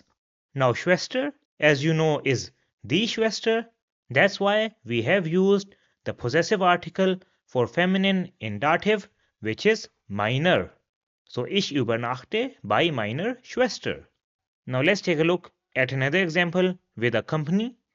So I can say, Ich arbeite bei Siemens. I work at Siemens. Ich arbeite bei Siemens. And if you work at some other company, then you can simply replace Siemens with the name of that company. And over here, we have not used any article because Siemens is a name of a company. So it is a proper noun. And we don't use any article with proper nouns. So this was the preposition bei. Now let's take a look at the next preposition, which is nach, which means to, towards, or after. Now the preposition nach is used for cities, countries, or direction. And in this case, it has the meaning to or towards. So for example, If somebody asks you, Wohin gehst du? Where are you going? Wohin gehst du? Then you can answer it by saying, Ich gehe nach Frankfurt. I am going to Frankfurt. Ich gehe nach Frankfurt. So you see that we have used nach to tell that we are going to Frankfurt. Now we can also use nach with countries. So if somebody asks you, Wohin fliegt ihr? Where are you all flying to? Wohin fliegt ihr? Then you can answer it by saying, Wir fliegen nach Italien. We are flying to Italy. Wir fliegen nach Italien. Now, an important point about using nach with countries is that it is only used for countries which don't have an article in their name. So, for example, Deutschland, Indian, Frankreich, and so on. All of these countries don't have an article in their name. That's why we will use the preposition nach with them. However, for countries which have an article in their name, for example, the Türkei, the Schweiz, and so on, we will use the preposition in when we want to say that we are traveling to or towards this country, and not nach. So this is an important point which you should keep in mind. Now let's take a look at another example. So I have the sentence, Ich gehe nach links. I go to the left. Ich gehe nach links. So you see over here we have used nach with a direction. Now we can also say, Ich fahre nach Osten. I am driving towards east. Ich fahre nach Osten. And we can also use nach with the other directions such as Süden, Norden, and Westen. So this is how you can use nach with cities, countries, or direction. Now another use of nach is for time. And in this case, it means after. So suppose that we have the time 4:05, then in German we can write it as Es ist 4:05. It is 5 after 4 a.m. Es ist 4:05. So you see over here we have used nach to tell that it is 4:05. Another example with nach can be Nach dem Essen gehen wir spazieren.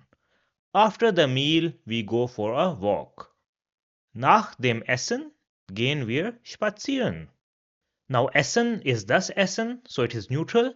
That's why we have used dem over here, which is the bestimmte article for neutral in dative. Now another example with nach can be Nach der Schule gehe ich ins Kino. After school I go to the cinema. Nach der Schule gehe ich ins Kino. So Schule is die Schule, that's why we have used the bestimmte article for feminine in dative, which is there. And we can also use nach with possessive pronouns. So an example can be Nach unserer Hochzeit reisen wir nach Italien.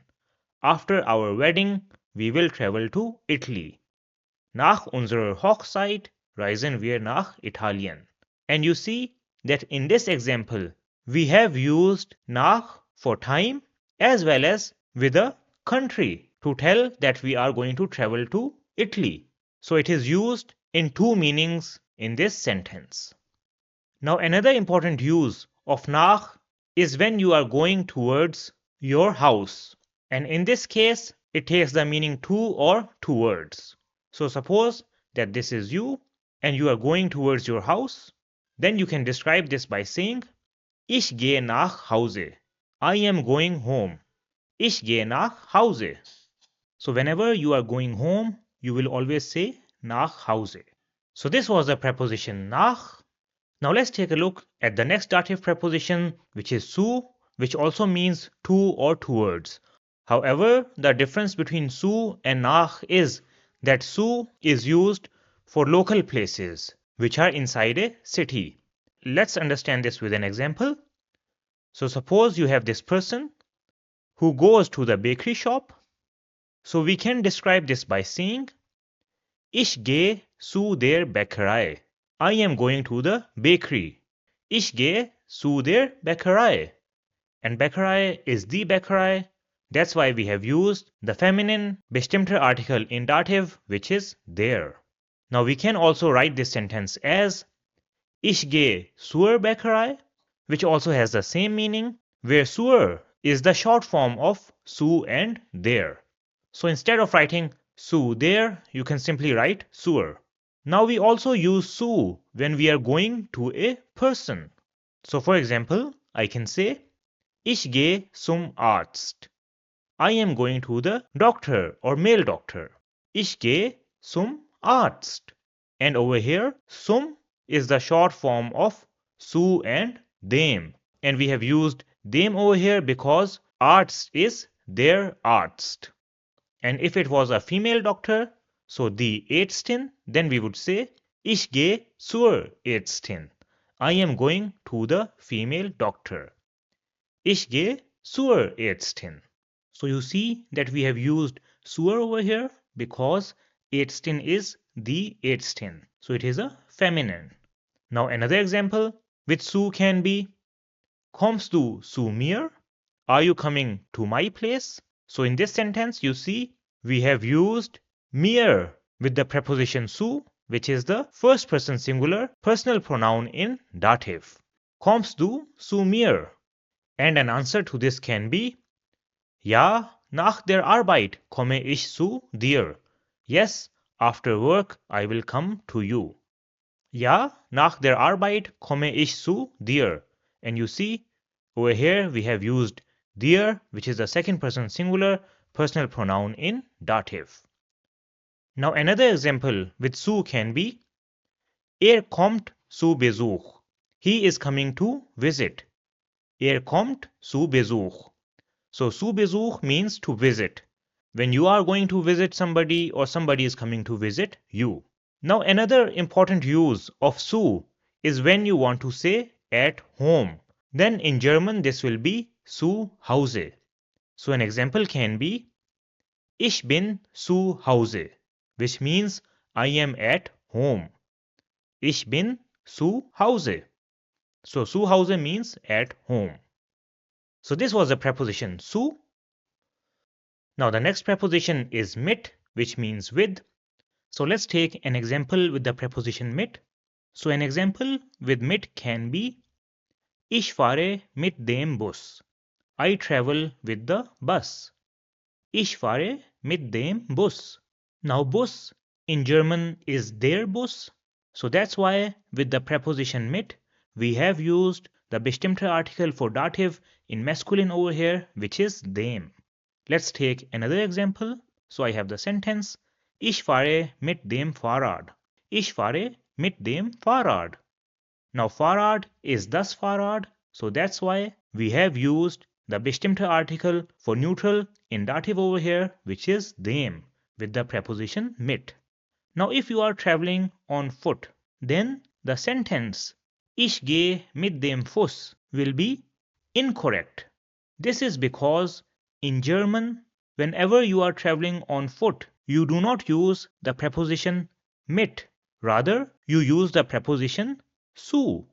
So the sentence will be Ich gehe zu Fuß, which means I travel on foot. Ich gehe zu Fuß. So just keep this in mind that whenever you are traveling on foot, then you will always say zu Fuß. Now let's take another example. So I have the sentence Ich spiele mit meinem Bruder. I am playing with my brother. Now Bruder is their Bruder. That's why I have used the possessive article for masculine in dative, which is meinem. Ich spiele mit meinem Bruder. And if it was Schwester, which is die Schwester, then we will write the sentence as Ich spiele mit meiner Schwester. I am playing with my sister. So you see over here, meiner is the possessive article for feminine in dative. Ich spiele mit meiner Schwester.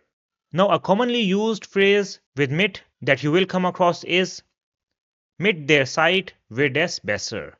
With time it will get better. Mit der Zeit wird es besser. And we have used the article there over here because Zeit is the site. So this was the preposition mit. The next preposition is seit, which means since, and it is used when you want to talk about time. So an example can be, Seit wann lernst du Deutsch? Since when have you been learning German? So seit wann means since when. So you can answer this in two ways. So a complete answer will be, Ich lerne Deutsch seit einem Jahr. I am learning German since 1 year. Ich lerne Deutsch seit einem Jahr. Now Jahr is masculine, so it is their Jahr. That's why we have used einem over here, which is the unbestimmter masculine article in dative. Now you can also answer this question in a shorter way by simply saying seit einem Jahr. Now another example with seit can be, arbeitet seit 2 Monaten hier. He is working here since 2 months. Arbeitet seit 2 Monaten hier. So you see, over here we have used seit to tell since when this person has been working in the company. Now if you have started something recently, then you can say, Seit kurzer Zeit habe ich ein neues Hobby. Since a short time I have had a new hobby. So seit kurzer Zeit means since a short time. So this is how you can also use seit. So this was the preposition seit. The next preposition is aus, which means out of or from. Now the most common use of aus, which you might already know, is to tell where you come from. So if somebody asks you, woher kommen Sie? Or woher kommst du? Where are you from? Then in my case, I will answer it by saying, Ich komme aus Pakistan. I am from Pakistan. So you see, I can use aus to tell where I am from. Now if I want to give a more detailed answer, then I can say, Ich komme aus einer kleinen Stadt in Pakistan. I am from a small city in Pakistan. Ich komme aus einer kleinen Stadt in Pakistan. And Stadt is die Stadt, that's why we have used einer over here, which is the feminine unbestimmte article in dative. And we have used the ending an with klein, which is the adjective ending in dative, and we will take a look at the topic of adjective endings in dative in detail in chapter number 8. Now the preposition aus is also used when you are taking out something or something is coming out of somewhere.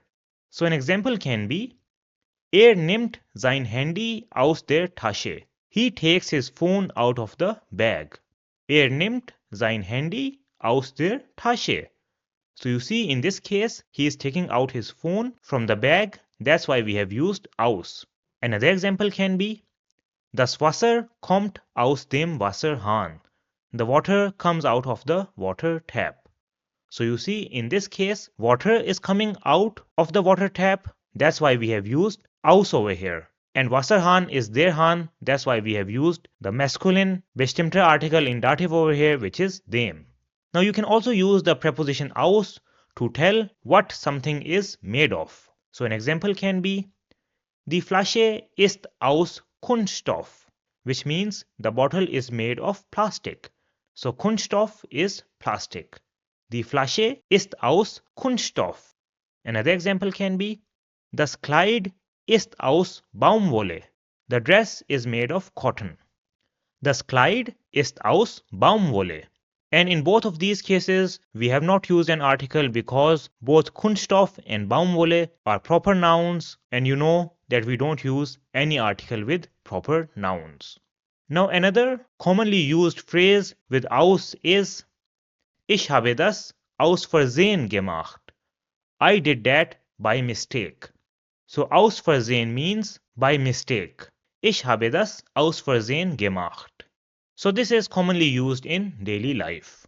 So this was the preposition aus. The next dative preposition that we have is außer, which means except or besides. So an example with außer can be, Außer dem Lehrer war niemand in der Klasse. Except for the teacher, no one was in the classroom. Außer dem Lehrer war niemand in der Klasse. So Lehrer is a male teacher. That's why we have used the masculine bestimmte article for dative over here, which is dem, with the preposition außer. Another example with außer can be außer meinem Bruder kennt mich hier niemand. Except for my brother, no one knows me here. Außer meinem Bruder kennt mich hier niemand. An example with a feminine noun can be außer meiner Schwester mag niemand in meiner Familie Schokolade. Except for my sister, no one in my family likes chocolate. Außer meiner Schwester mag niemand in meiner Familie Schokolade. So you see, in the first sentence, we have used the possessive article for masculine in dative because we were referring to their Bruder, whereas in the second sentence, we use the possessive article for feminine in dative because we were referring to the Schwester. Now another common phrase with außer that you will come across is außer Betrieb, which means out of order. Außer Betrieb. And this is used when something is not working. So an example can be Der Aufzug ist außer Betrieb. The elevator is out of order. Der Aufzug ist außer Betrieb. So this means that the elevator is not working. So this was the preposition außer. The next preposition that we have is von, which means from or of. So an example with von can be Der Brief ist von meinem Freund. The letter is from my friend. Der Brief ist von meinem Freund. And you see over here we have used the possessive article for masculine in dative because friend is a male friend. Another example can be Ich komme gerade von der Arbeit. I just came from work. Ich komme gerade von der Arbeit. So Arbeit is die Arbeit, that's why we have used the bestimmte article for feminine in dative, which is there. Another example can be Ich habe das Geschenk von dir bekommen, which means I have received the present from you. Ich habe das Geschenk von dir bekommen. Now another very important use of von is to show possession. And in this case it has the meaning of. So an example can be Das ist der Laptop von Markus. This is the laptop of Markus. Das ist der Laptop von Markus. Another example can be Das ist das Auto von meinem Vater. This is the car of my father. Das ist das Auto von meinem Vater. Let's take another example. So we can say Das ist die Wohnung von unseren Nachbarn. That is the apartment of our neighbors. Das ist die Wohnung von unseren Nachbarn. And Nachbarn is die Nachbarn. That's why we have used the possessive article for first person plural in dative, which is unseren. So this is how you can show possession with von. Now a commonly used phrase with von is Von mir aus können wir gehen. From my side we can go. So von mir aus means from my side. So you can use this when you want to give an opinion. So this was the preposition von. The next preposition that we have is ab, which means from this time onwards. So an example with ab can be Ab wann bist du im Urlaub? From when are you in holidays? Or from what time or day are you in holidays? Ab wann bist du im Urlaub? And you can answer this by saying Ich bin ab Montag im Urlaub. I am in holidays from Monday. Ich bin ab Montag im Urlaub. And if they ask you, Und wann kommst du zurück? And when will you be back? Then you can answer this by saying, Ich bin ab dem 4. August ab 9 Uhr wieder da. I will be back on 4th of August from 9 a.m. So we have used ab dem over here because the months are always masculine. However, with time we don't have to use any article. So we simply say ab 9 Uhr. Another example with ab can be Ab dem nächsten Monat arbeite ich in Berlin. From next month I will work in Berlin. Ab dem nächsten Monat arbeite ich in Berlin. Now we can also use ab with locations. So for example, I can say, Der Zug fährt ab dem nächsten Bahnhof nicht mehr. The train will no longer run from the next station.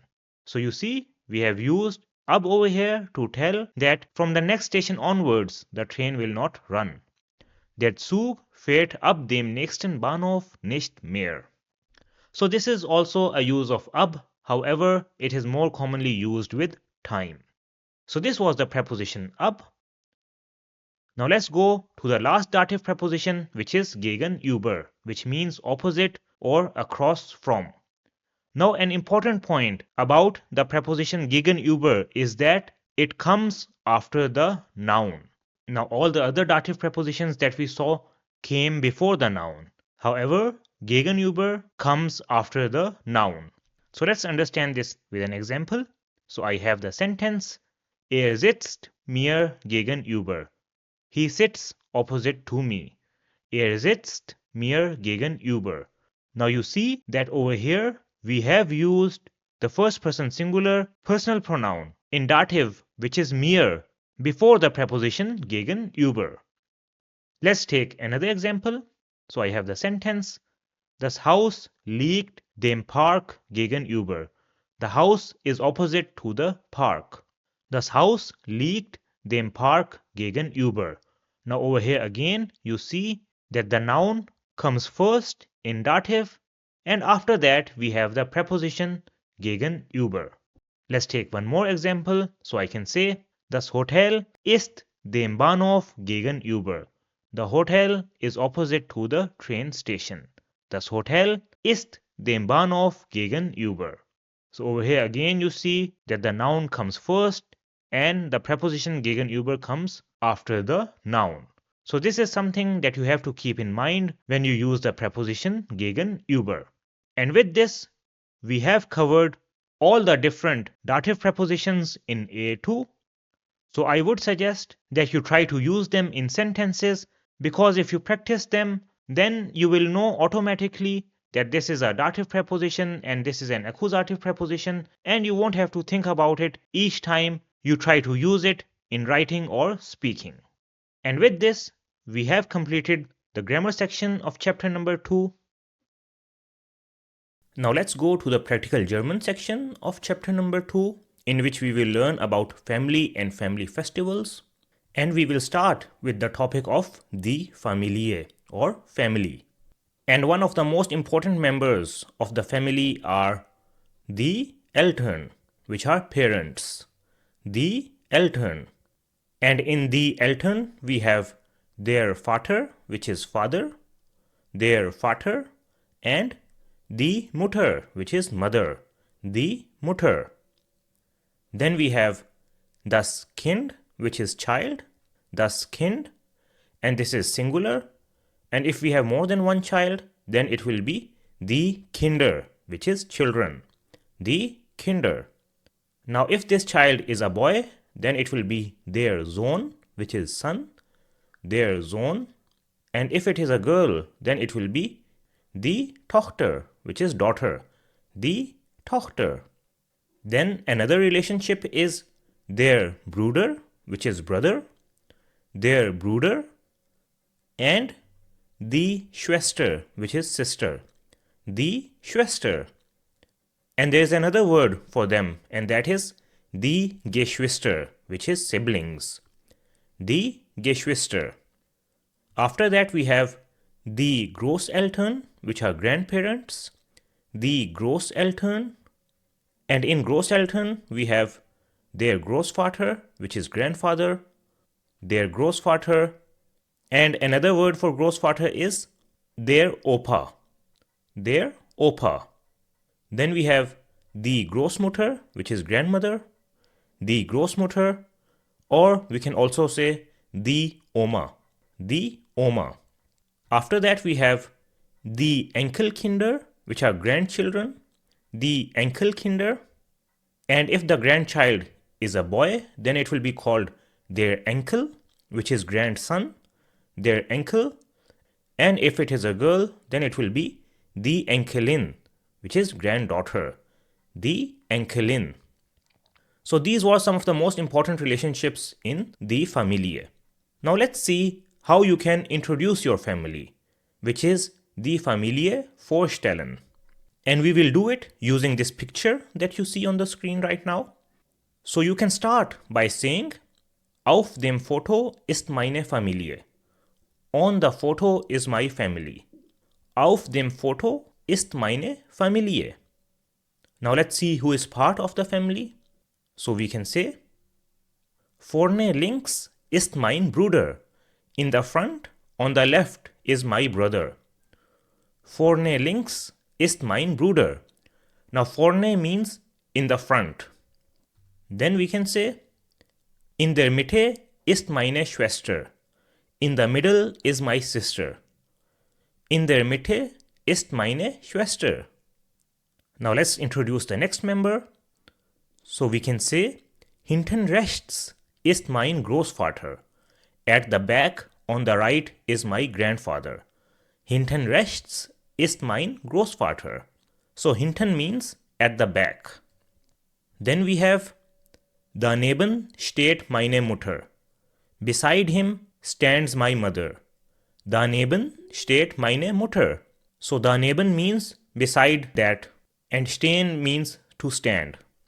Then we have, links von meiner Mutter ist mein Vater.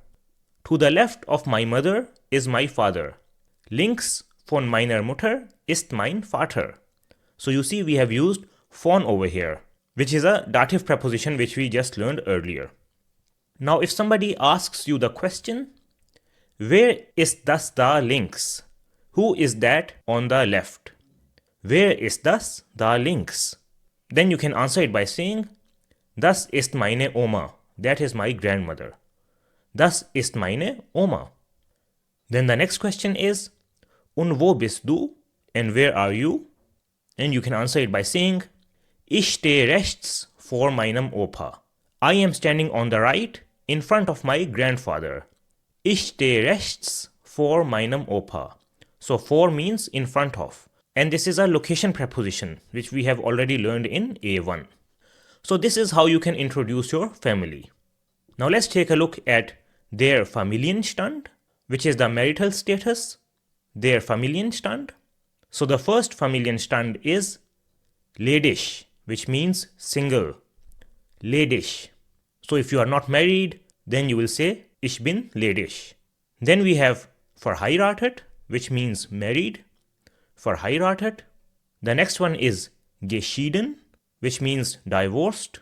Geschieden. And the last one is verwitwet, which means widowed. Verwitwet. And this is when your spouse or partner has passed away. So these are the different marital statuses or Familienstand in German. And these are important for you to know because whenever you fill a form, then there is mostly a question about their Familienstand. So if you know them, then you can answer that question correctly.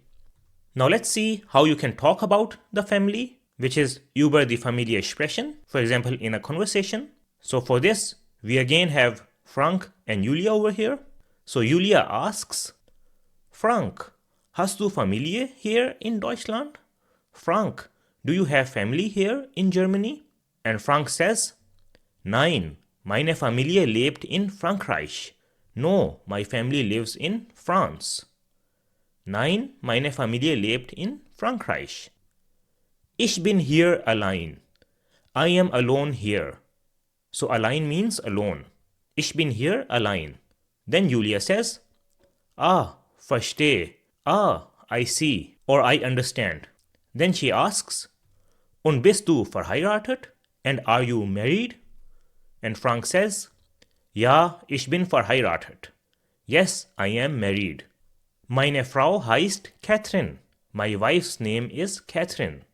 Meine Frau heißt Catherine. Then Julia says, Sehr schön. Very nice. Habt ihr Kinder? Do you have children? And Frank says, Ja, wir haben 2 Kinder.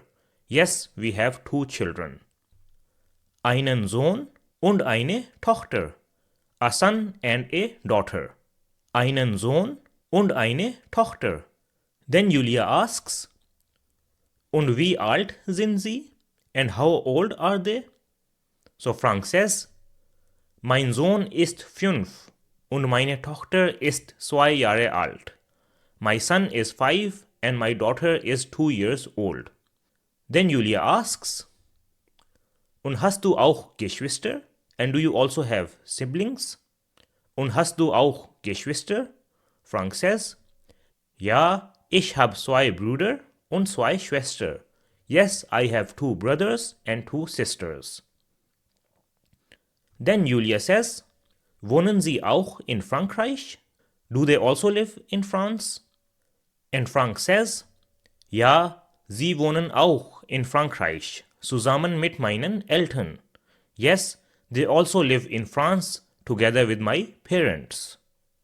Ja, sie wohnen auch in Frankreich zusammen mit meinen Eltern. Then Julia asks, Besuchst du deine Familie oft? Do you often visit your family? Besuchst du deine Familie oft? And Frank says, Ich reise einmal pro Monat nach Frankreich und verbringe ein paar Tage mit meiner Familie. I travel once a month to France and spend a few days with my family. So verbringe ein paar Tage means spend a few days. And verbringen is the verb which means to spend. Ich reise einmal pro Monat nach Frankreich und verbringe ein paar Tage mit meiner Familie. Then Julia says, Oh cool. Dann wünsche ich euch viel Spaß zusammen. Then I wish you all a lot of fun together. Dann wünsche ich euch viel Spaß zusammen. And Frank says, Danke Julia. Thanks Julia. So this is how you can ask questions and talk about the family in a conversation. Now another part of the family are the Verwandten, which are relatives. So let's see what are the different relatives called in German. So first of all we have der Verwandte, which is a male relative. Der Verwandte. And if it is a female, then it will be die Verwandte, which is female relative. So only the article changes. Die Verwandte. Now a male relative will be der Onkel, which is uncle, der Onkel. And a female relative can be die Tante, which is aunt. Die Tante. Then we have der Neffe, which is nephew. Der Neffe. So this is the son of your brother or sister. And if it is a girl, then it will be die Nichte, which is niece. Die Nichte. Then we have der Cousin, which is male cousin. Der Cousin. And if it is a female cousin, then it will be die Cousine, which is female cousin. Die Cousine. After that we have die Schwiegereltern, which are parents-in-law. Die Schwiegereltern. So these are the parents of your spouse. So of your wife or of your husband. And over here we have der Schwiegervater, which is the father-in-law. Der Schwiegervater. And die Schwiegermutter, which is mother-in-law. Die Schwiegermutter. After that we have der Schwiegersohn, which is son-in-law. Der Schwiegersohn. Now this is the husband of your daughter. And we have die Schwiegertochter, which is daughter-in-law. Die Schwiegertochter. And this is the wife of your son. Then we have der Stiefvater, which is stepfather. Der Stiefvater. And die Stiefmutter, which is stepmother. Die Stiefmutter. So these were different relatives and how they are called in German. Now let's take a look at the different Familienfeste or family festivals. So a family celebration in German is called das Familienfest. Das Familienfest. And the most common one is der Geburtstag, which is birthday. Der Geburtstag. Now if you are doing a birthday party, then it is called der Geburtstagsfeier, which is birthday party. Der Geburtstagsfeier. Another family festival is die Verlobung, which is engagement. Die Verlobung. And after die Verlobung, we usually have die Hochzeit, which is wedding. Die Hochzeit. And another similar word is die Ehe, which is marriage. Die Ehe. And in a marriage, we have das Brautpaar, which is bride and groom, das Brautpaar, and the groom in German is der Bräutigam, der Bräutigam, and the bride is called die Braut, die Braut. After that, we have das Jubiläum, which is the 25-year anniversary, das Jubiläum. So this can be marriage anniversary or even work anniversary. Then we have die Beerdigung, which is funeral. So this is a sad event, die Beerdigung. After that, we have das Weihnachten, which is Christmas, das Weihnachten, and the Christmas celebration is called das Weihnachtsfest, das Weihnachtsfest. Then we have das Silvester, which is New Year's Eve, das Silvester. So this is 31st of December. And after Silvester, we have das Neujahr, which is New Year, das neue Jahr. Another famous festival in Germany is das Ostern, which is Easter, das Ostern, and the Easter celebration is called das Osterfest, das Osterfest, and this usually happens in April. So this was the topic of family and family festivals in German, and with this we have completed chapter number 2 as well. So great work and very well done on completing 2 chapters. So every chapter that you complete of the A2 course will make you better, as you will learn new grammar concepts as well as important vocabulary and phrases which you can use in your daily life. And I am sure that till the end of the course you will see a very big improvement in your German language. So this was chapter number 2 of the German A2 course. Now let's go to chapter number 3, in which we will start with the third and last type of prepositions that we will learn in the A2 course, and these are Wechsel prepositions. So we will start by learning what are Wechsel prepositions. After that, I will give you all the different Wechsel prepositions in German, along with different examples so that you understand how to use them in sentences. And in the helpful tip section, I will give you some tips on how to use Wechsel prepositions correctly in sentences. So let's start the lesson. So as we have already learned in the previous chapter, that the prepositions can be categorized on the basis of case. So when we do this, then the prepositions can be either accusative, dative, or both dative and accusative, which are also called Wechsel prepositions. And we have already covered the accusative and dative prepositions in the previous chapter. So now in this chapter, we will take a look at the prepositions which can be both dative and accusative. So the word Wechsel means change in English. So that's why Wechsel prepositions can be translated as changing prepositions or two-way prepositions. So this means that Wechsel prepositions or Wechselpräpositionen can either be accusative or dative, depending upon the context and situation in which they are used. Now let's take a look at the different Wechsel prepositions in German. Now if you remember, then in the A1 course, we learned the Lokale Präpositionen or prepositions of location. So these were prepositions which show the relationship with location and answer the question of wo, which means where. So in A1, we learned a total of 10 Lokale Präpositionen or location prepositions.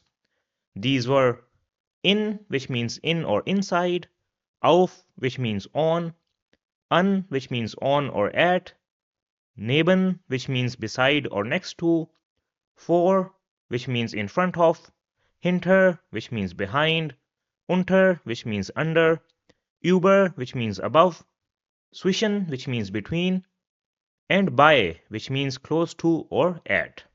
And all of these location prepositions are used with the dative case, when there is no movement. And that is true for location prepositions because in case of location, we just want to tell about a fixed point. So there is no movement involved. And in the last lesson, we learned that the preposition by is a dative preposition. So this will always remain dative. Now the rest of the 9 prepositions that we have over here can also be used with the accusative case when there is movement or a change of location is being described in the sentence. And these 9 prepositions are called Wechsel prepositions in German. So this means that they can be used with both the dative and accusative articles, personal pronouns, possessive pronouns, and so on, depending on whether there is movement or no movement happening in the sentence. And don't worry, because I will explain all of these prepositions with different examples so that you understand when they are used with dative and when they are used with accusative. So let's start with the first preposition, which is in, meaning in or inside. Now on the left hand side, we have the bestimmte and unbestimmte articles for accusative and dative so that you know which article is being used. So let's take an example. So suppose that we have this park, which is their park. And there is this person who goes inside the park. So in this case, there was a change of location for the person. So we can describe this by saying, Ich gehe in den Park. I am going into the park. Now you see, in this sentence, we have used den with the preposition in, which is the bestimmte article for masculine in accusative. And this is because in this sentence, there is movement and a change of location which is happening. So the person was outside the park and then he went inside the park. Now suppose that there is another person who is sitting inside the park. So we can describe this by saying, Ich sitze im Park. I am sitting in the park. Ich sitze im Park. Now in this sentence, we have used im, which is the dative case, because we are describing a fixed position and there is no movement happening. And as you know, im is the short form of in and them, and we have used them over here because park is their park and the masculine bestimmte article in dative is them. Now let's take another example. So suppose that we have die Stadt, which is the city, and there is this person who drives inside the city. So we can describe this by saying, Wir fahren in die Stadt. We are driving into the city. Wir fahren in die Stadt. Now over here, we have used the article die with the preposition in, which is the bestimmte article for feminine in accusative. And this is because in this sentence, there is movement happening and a change of location is taking place. Now suppose that we live in this apartment over here and somebody asks us, where do you live? Then we can say, Wir wohnen in der Stadt. We live in the city. Wir wohnen in der Stadt. And over here, we have used the bestimmte article for feminine in dative, which is there because there is no movement happening and we are just telling about our location where we live. Now let's take a look at another situation which you will come across, and that is when you are going to bed. So suppose that there is this person and he goes to bed. Then in German, we can describe this by saying, Ich gehe ins Bett. I am going to bed or to sleep. Ich gehe ins Bett. Now as you see over here, there was a change of location. That's why we have used ins, which is simply a combination of in and thus, where thus is the bestimmte article for neutral in accusative. So this is how you can use the Wechsel preposition in with both accusative and dative cases. Now let's take a look at the next preposition, which is auf, meaning on. Now suppose that we have this sofa over here, which is the sofa, and there's this person who has a book in his hand, and he puts the book on the sofa. So you see that movement has happened and the book has changed its location. So we can describe this in German as Ich lege das Buch auf das Sofa. I place the book on the sofa. Ich lege das Buch auf das Sofa. And you see that we have used the article das over here with the preposition auf, which is the bestimmte article for neutral in Akkusativ. Now, if we want to describe the location of the book, which is now lying on the sofa, then we can do this in German by saying, Das Buch liegt auf dem Sofa. The book is lying on the sofa. Das Buch liegt auf dem Sofa. And you see over here, we have used the article dem with the preposition auf because there is no movement happening and we are just simply telling about the location or position of the book. Now, another small piece of information for you is that in the first sentence, we have used lege, which is the first person singular conjugation of the verb legen, which means to place or put something. Whereas in the second sentence, we have used liegt, which is the third person singular conjugation of the verb liegen, which means to be located or lie. So both of these verbs sound similar, but they are a little different. So let me briefly explain you the difference between both of these verbs. So the verb legen describes the situation which we saw earlier, that the person had a book and he placed it on the sofa. So we use the verb legen whenever we put something at a place and movement happens. Now once the book is on the sofa, then we can describe this with the verb liegen as we did earlier for the dative case. So we said das Buch liegt auf dem Sofa. The book is lying on the sofa. So the verb liegen tells about the location of a thing, and we use liegen in the case when there is no movement. Let's take another example. So suppose there is this bed and this person has a baby and he puts the baby on the bed. So we will use the verb legen to describe this, and we can say Ich lege das Kind auf das Bett. I place the child on the bed. Ich lege das Kind auf das Bett. So you see over here we have used legen because we have put the baby on the bed and there was movement happening. And you see that with the verb legen we have used the accusative case because it describes a change of location or movement. Now if we have the situation where there is a child who is already lying in bed, then we will describe this using the verb liegen. So we can say das Kind liegt auf dem Bett. The child is lying on the bed. So you see, in this case we are just telling about the location of the child and there is no movement happening. And that's why we have used the dative case over here with the preposition auf. And even if you take a look at the conjugations of both legen and liegen, then you will see that they are different. So let's take a look at the conjugations for legen first. So the conjugations for legen are Ich lege, du legst, es sie legt, wir legen, ihr legt, sie legen and sie legen. Whereas the conjugations for liegen are Ich liege, du liegst, es sie liegt, wir liegen, ihr liegt, sie liegen and sie liegen.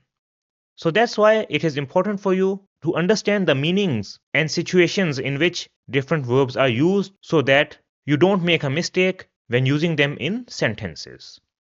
Now let's take a look at another example. So suppose there is this person who has this child and we have this chair over here which is their Stuhl, and he places the child on the chair. So we can describe this situation as Ich setze das Kind auf den Stuhl. I sit the child on the chair. Ich setze das Kind auf den Stuhl. And you see, we have used the bestimmte article for masculine in accusative over here with the preposition auf because there was movement and a change of location which took place. Now if we want to describe the location of the child who is sitting on the chair, then we can use this with the dative by saying Das Kind sitzt auf dem Stuhl. The child is sitting on the chair. Das Kind sitzt auf dem Stuhl. So you see over here we have used the bestimmte article for masculine in dative, which is dem. And again over here you see that in the first sentence we have used setze, which is the first person conjugation for the verb setzen, which means to sit something. Whereas in the sentence with dative we have used sitzt, which is a third person singular conjugation of the verb sitzen, which means to sit or to be sitting. So this was the preposition auf. Now let's take a look at the next preposition, which is an, meaning on or at. And suppose that we have this wall over here, which is the Wand, and there is this person who places a picture on the wall. Now since there was a change of location over here and movement took place, that's why we will describe this with the accusative case as Ich hänge das Bild an die Wand. I hang the picture on the wall. Ich hänge das Bild an die Wand. Now if we want to describe the location of the picture, which is already hanging on the wall, then we can do this with the dative as das Bild hängt an der Wand. The picture is hanging on the wall. Das Bild hängt an der Wand, where there is the bestimmter article for feminine in dative. Let's take a look at another example. So we have this person who goes to the door. Then we can describe this with the accusative case by saying Ich gehe an die Tür. I am going to the door. Ich gehe an die Tür. And now he is standing at the door, maybe waiting for someone to open it. Then we can describe this using the dative case by saying Ich stehe an der Tür. I am standing at the door. Ich stehe an der Tür. So this is how you can use the preposition an. Now let's take a look at the next preposition, which is neben, meaning beside or next to. So suppose that we have this table and we place a chair beside it. Then we can describe this using the accusative case as Ich stelle den Stuhl neben einen Tisch. I place the chair next to a table. Ich stelle den Stuhl neben einen Tisch. So in this sentence, we are describing the situation that the chair was not there, but we have now placed it. So there was movement and a change of location that happened. That's why we have used the accusative case. Now since the chair is standing beside the table, so we can now describe this situation as Der Stuhl steht neben einem Tisch. The chair is next to a table or standing next to a table.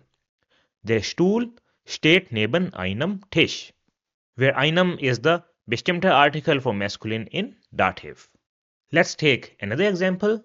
So we have this house and there's this car and the person driving it parks it next to the house. Then we can describe this by saying Thomas parked sein Auto neben das Haus.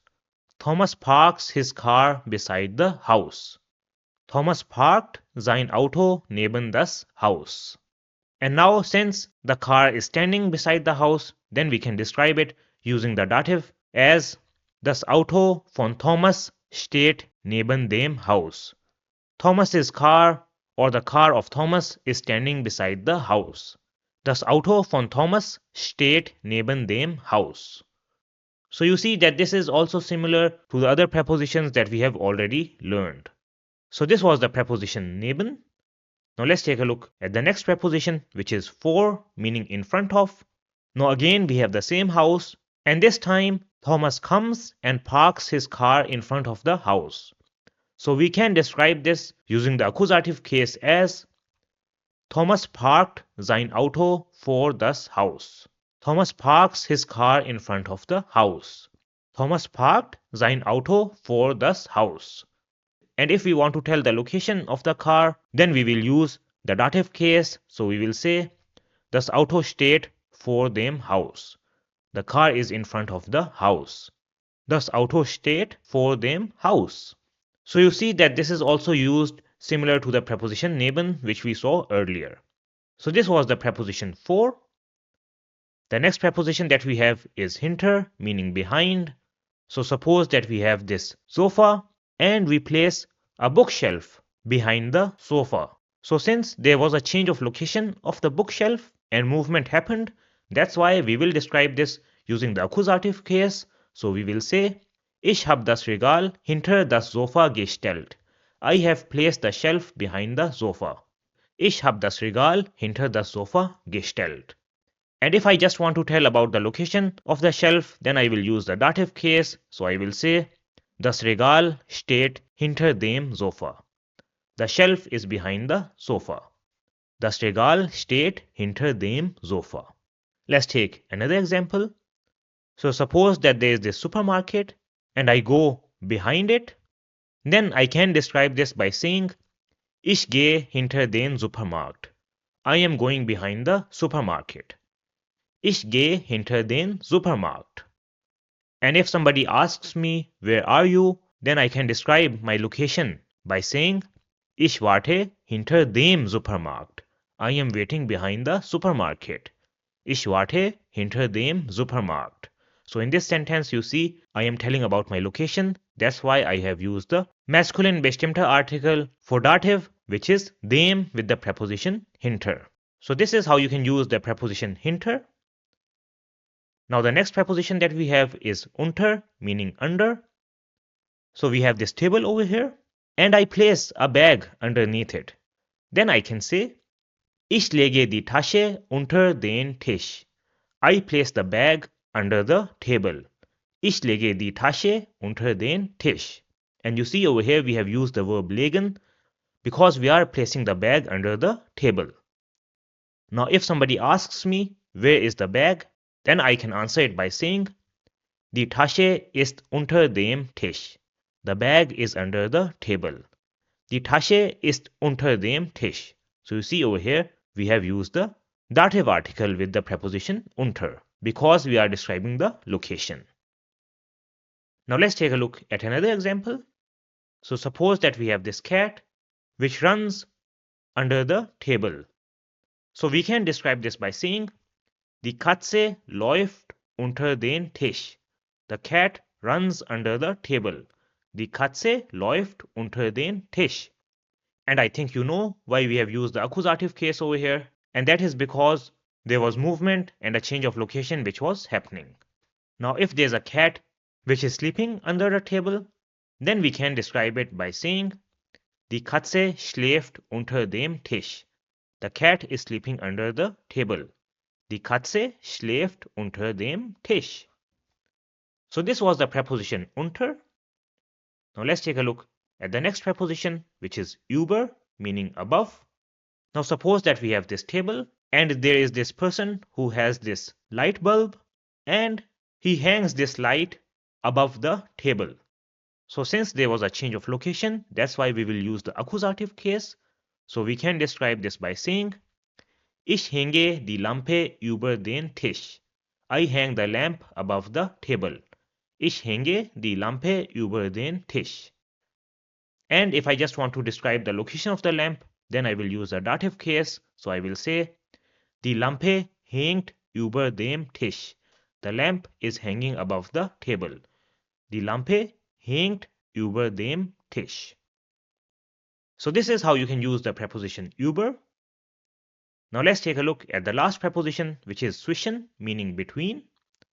So suppose that we have this sofa and table and we place a chair between them. Then we can describe this by saying, Ich stelle den Stuhl zwischen den Tisch und das Sofa. I place the chair between the table and the sofa.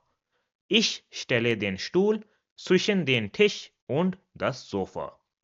Now the important point over here is that we will use the accusative article with both Tisch and sofa. So Tisch is their Tisch, that's why we have used the article den, and sofa is the sofa in accusative, so that's why we have used the article das. Now if we want to describe the location of the chair, then we will use the dative, so we will say, Der Stuhl steht zwischen dem Tisch und dem Sofa. The chair is between the table and the sofa. And you see over here we have used dem Tisch and dem Sofa, which are the bestimmter articles for masculine and neutral in dative. Now let's take a look at another example. So we have these two trees and there's this person who parks his car between the trees. So I can describe this by saying, parkt sein Auto zwischen die Bäume. He parks his car between the trees. Parkt sein Auto zwischen die Bäume. Now you see over here we have used the bestimmte article for plural in accusative, which is die. Now suppose that he has already parked his car, then I can tell the location of the car using the dative. So I will say, das Auto steht zwischen den Bäumen. The car is standing between the trees. Das Auto steht zwischen den Bäumen. And you see over here we have used the bestimmte article for plural in dative, which is den. And also remember that whenever we use the plural in dative, then we also have to add an n at the end of the noun. So this is how you can use the preposition zwischen. And with this, we have covered all the different prepositions.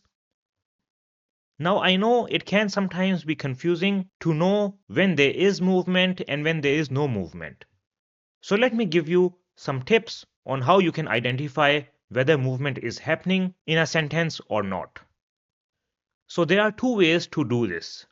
So the first is to identify it from the verb. So there are some verbs which only describe the location, and these are called location verbs. So some examples of verbs which describe location are wohnen, which means to live, sein, which means to be, sitzen, which means to sit, liegen, which means to lie, and stehen, which means to stand.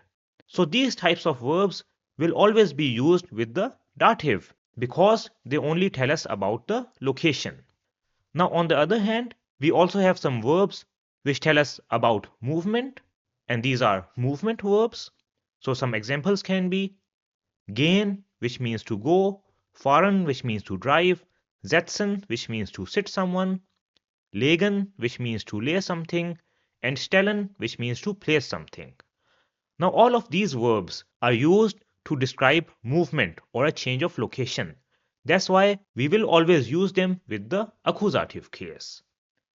Now there are some verbs which can be used both as location verbs as well as movement verbs. And we already saw an example earlier, and that was the verb hängen, which means to hang. So if you remember the example from earlier, where we had this wall, and we also had this person who placed the picture on the wall. So when we wanted to describe this process of placing the picture on the wall, then we used the accusative case, which was ich hänge das Bild an die Wand. I hang the picture on the wall. And when we wanted to describe the location of the picture, then we used the dative case with the verb hängen. So we said, das Bild hängt an der Wand. The picture is hanging on the wall. So for this type of verbs, you have to identify whether there is movement happening or not from the context in which they are used. And this brings me to my second point, and that is that you can also identify movement from the W word. So in German, whenever we want to ask about the location, then we will use the W word or W-Frage wo, which means where. So if somebody asks you the question, wo sitzt du? Where are you sitting? Then they are asking about your location or a fixed point where you are sitting. In this case, you will answer it by saying, ich sitze im Park. I am sitting in the park. Ich sitze im Park. So you see, over here we have used the dative case because we are telling about our location and there is no movement happening. Now for movement, we have another W word which is wohin, meaning where to. Now if somebody asks you the question, wo gehst du? Then this will be incorrect because we know that wo is only used with location and gehen is a verb which shows movement. So we cannot use them together. So instead of using wo, we will use wohin. So the question will be, wohin gehst du? Where are you going? And we can answer this by saying, ich gehe in den Park. I am going into the park. And you see, since we are describing movement over here, that's why we have used the accusative case with the preposition in. So the two ways in which you can identify the movement are that you either identify it from the verb, so you can identify whether the verb is a location verb or a movement verb, and then use the dative or accusative case with it. And the second is to identify it from the W word, where wo is used for location and wohin is used for movement. And with this, we come to the end of the lesson. So we have now covered all the different Wechsel prepositions that we have in German and how you can use them in sentences. Now, before we go to the next topic, let's just briefly do an overview of all the A2 prepositions that we have learned. So here are the different types of prepositions that we covered. So let's start with accusative. So the accusative prepositions that we have in A2 are durch, which means through, für, which means for, ohne, which means without, entlang, which means along, gegen, which means against, bis, which means until, and which means at or around. Now let's take a look at the dative prepositions. So the dative prepositions that we learned in A2 were von, which means from or of, aus, which means out of or from, seit, which means since, zu, which means to or towards, mit, which means with, nach, which means to, towards, or after, bei, which means close to or at, gegenüber, which means opposite or across from, außer, which means except, and ab, which means from a specific time onwards. And the Wechsel prepositions, which can be used both in accusative or dative case depending upon the situation, which we just learned, were in, which means in or inside, hinter, which means behind, auf, which means on, unter, which means under, an, which means on or at, über, which means above, vor, which means in front of, zwischen, which means between, and neben, which means beside or next to. So these are all the different prepositions that we have learned in A2. You can take a screenshot of this slide over here so that you can always refer to it if you want to check whether to use the accusative or dative case with a preposition. So now we have completed the topic of prepositions in A2, and I would suggest that you try to use these prepositions in sentences so that you know in which context which preposition is used and you don't have any problems when you use them in the exam. Now let's go to the next topic, which is a very important one and will help you a lot in identifying whether you have to use the accusative or dative case with a specific verb. And that is how you can find accusative and dative verbs online. And we will do this with the online dictionary lingui.com. So let's go to lingui.com and see how we can know whether a verb requires the accusative or dative case. So here I am on the website lingui.com, which is an online dictionary. So let's write a verb over here in the search bar. So let's take the verb kaufen, which means to buy. So I press enter and it gives me some information about the verb kaufen. Now let me show you how you can identify whether kaufen requires the accusative or dative case. So let's go back to the slide. So here we are on the slide where we see the verb kaufen, and after that we have some more information about kaufen. So the abbreviation ETW is the short form of etwas, which means something, and this is used only for things and not for people. And if you see right beside to it, it is written AKK, which means accusative. So this shows that with kaufen we can only use a thing and the thing will be in accusative. So let me explain this to you with an example. So an example with kaufen can be Ich kaufe einen Tisch. I buy a table. Now over here you see we have used einen Tisch because Tisch is a thing, and we have used einen because, as you see above, this thing has to be in accusative. Let's take another example. So I say Ich kaufe ein Auto. Now over here, ein Auto is also a thing and it is also in Akkusativ. However, the article for neutral in Akkusativ is also ein, that's why it does not change. Now let's take another example. So I have taken the verb finden, which means to find, and this is also from Lingui.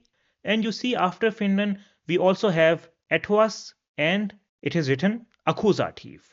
So this means that the verb finden can only be used for things and those things have to be in Akkusativ.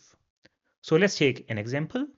So I have the sentence findet immer einen Weg.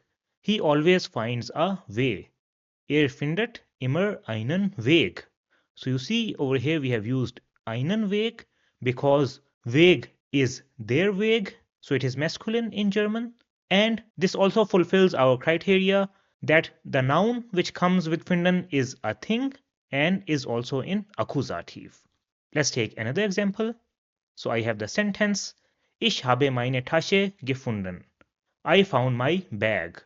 Now over here you see we have also used a thing with the verb finden, which over here is in the participle zwei form, and this is also in Akkusativ. Now let's go back to lingui.com and take a look at another verb. So now I will write the verb folgen, which means to follow or pursue. So I press enter and you see that folgen can also be a noun, but we will scroll down and we see that over here they have given us the meaning of folgen when it is used as a verb. Now over here we have some more information. So let me explain this to you in some more detail. And for this we will go back to the slides. So here I have the verb folgen and we see that after folgen we have some different abbreviations. So on the right side we have etwas and above it we have dative. So this means that if folgen is used with a thing, then the thing will be in dative. So let's understand this with an example. So I have the sentence Die Polizei folgt dem Auto. The police follows the car. Die Polizei folgt dem Auto. Now over here you see that we have used dem Auto, which is a thing, and this thing is in dative. That's why we have used the article dem over here. So we cannot use the accusative case after folgen because it requires the dative case, or it is a dative verb. Now we also have another abbreviation over here, which is JDM or JDM in German. Now this abbreviation means jemandem, which can be translated to someone. Now with some verbs, you might also see JDN or JDN as it is called in German. And this abbreviation also has the same meaning but a different ending. So it has the ending N. And both of these are used for people. But what is the difference? So the difference is whenever we have jemandem, this means that the person will be in dative. So with the verb folgen, we can use a person in dative or a thing in dative. Now on the other hand, jemanden refers to a person who will be in the accusative case. So this means that with the verb anrufen, we can only use a person and that person should be in accusative. So anrufen can only be used for people and not for things. And that also makes sense because you cannot call things. And the nominative case of jemanden and jemandem is jemand, which means someone. And in a dictionary, these different endings are used to tell about the context in which a noun will be used. So you will also find these abbreviations for etwas and jemand in other dictionaries as well. And on this basis, you will know whether you have to use the noun in accusative or dative. Now let's take an example with the verb folgen in which we will use a person. So an example can be Die Polizei folgt dem Mann. The police follows the man. So you see over here, we have used a person who is jemandem and we have used the article for masculine in dative. So this sentence is correct. Another example can be Die Polizei folgt der Frau. The police follows the woman. Now you see over here again, we have used a person, which is Frau, and we have used the dative article for feminine, which is there. Let's take another example. So we have the sentence, Bitte folgen Sie mir. Please follow me. Now in this sentence you see that we have used mir, which is the personal pronoun for first person singular in dative. So this sentence is also correct. Now let's take a look at an example with the verb anrufen, which means to call, and you see that we have to use the accusative case with anrufen. So an example can be Ich rufe dich an. I will call you. Now in this sentence we have used dich with the verb anrufen, which is the personal pronoun for second person singular in accusative. So let's do a recap of the different abbreviations which you will find in a dictionary. So we learned that the abbreviation ETW or ETW means etwas, which is something in English, and this can be used only for things and not for people. Then we saw that in a dictionary you will also find the abbreviations JDN or JDN, which means jemanden, and this is in the accusative case. If you see the abbreviation JDM, then this means someone in the dative case, and the nominative case is jemand, and all of these are used for people.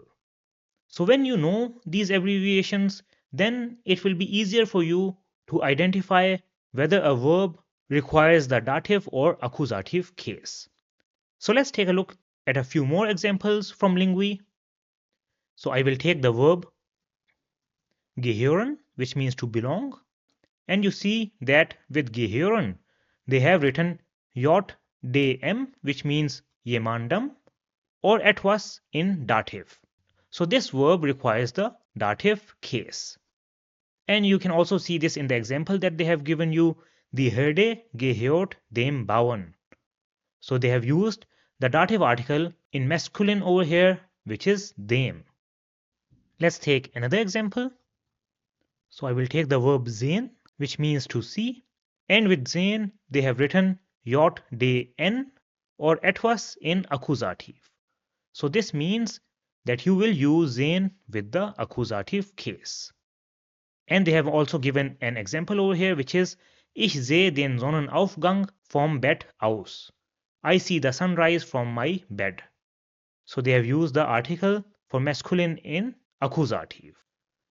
So in this way, you can use the website lingui.com to identify whether you will use the accusative or dative case with a verb. And for you guys, I have also created a list of important accusative and dative verbs with examples, which you can find in the description below. So you can also learn these verbs, and then you won't have to always go to Lingui to see whether a verb requires accusative or dative case. So this is how you can find accusative and dative verbs online. Now let's go to the last topic of the grammar section of chapter number 3, which is indefinite pronouns, or indefinite pronomen as they are called in German. So what are indefinite pronouns? So indefinite pronouns are words which are used to refer to people or things in a general way. So they don't directly tell who or what the people or things are. Now we already saw some examples of indefinite pronouns in the previous lesson, and these were jemand, which means someone, and etwas, which means something. So let's take some examples with both of these indefinite pronouns. So an example sentence with jemand can be Jemand steht vor der Tür. Someone is at the door. Jemand steht vor der Tür. So you see over here, we don't know who the person is, so we cannot refer to them directly. So we just say that someone is at the door. An example with etwas can be Ich möchte etwas essen. I would like to eat something. Ich möchte etwas essen. So we are not specifying what we want to eat. We are just saying that we want to eat something. So jemand and etwas are both indefinite pronouns. Now we have some other indefinite pronouns as well. And one of them is niemand, which means no one. Niemand. So an example with niemand can be niemand arbeitet gern am Wochenende. No one likes to work on the weekend. Niemand arbeitet gern am Wochenende. So you see, with using niemand, we are referring to a lot of people in a general way without specifying anyone. Another indefinite pronoun that we have is wenige, which means few or very little. Wenige. An example with wenige can be wenige Menschen stehen am Wochenende früh auf. Few or very little people wake up early on the weekend. Wenige Menschen stehen am Wochenende früh auf. The next indefinite pronoun that we have is einige, which means some. So this is more than a few. An example sentence with einige can be einige Menschen gehen am Sonntag ins Kino. Some people go to the cinema on Sunday. Einige Menschen gehen am Sonntag ins Kino. The next commonly used indefinite pronoun is mehrere, which means several. Mehrere. So an example with mehrere can be mehrere Menschen machen Sport am Wochenende. Several people do sport on the weekend. Mehrere Menschen machen Sport am Wochenende. After that, we have the indefinite pronoun viele, which means many or a lot. Viele. So an example can be viele Menschen gehen am Wochenende einkaufen. Many people do grocery shopping on the weekend. Viele Menschen gehen am Wochenende einkaufen. So this is more than mehrere. And then we have the indefinite pronoun alle, which means all or everyone. So this is used when you want to refer to everyone in a group. So an example with alle can be alle Menschen lieben das Wochenende. Everyone loves the weekend. Alle Menschen lieben das Wochenende. So these were the different commonly used indefinite pronouns that you will come across in your daily life or as you learn German. So if you know them, then obviously you can make better sentences and you can refer to people without specifying them. And with this, we have completed the grammar section of chapter number 3.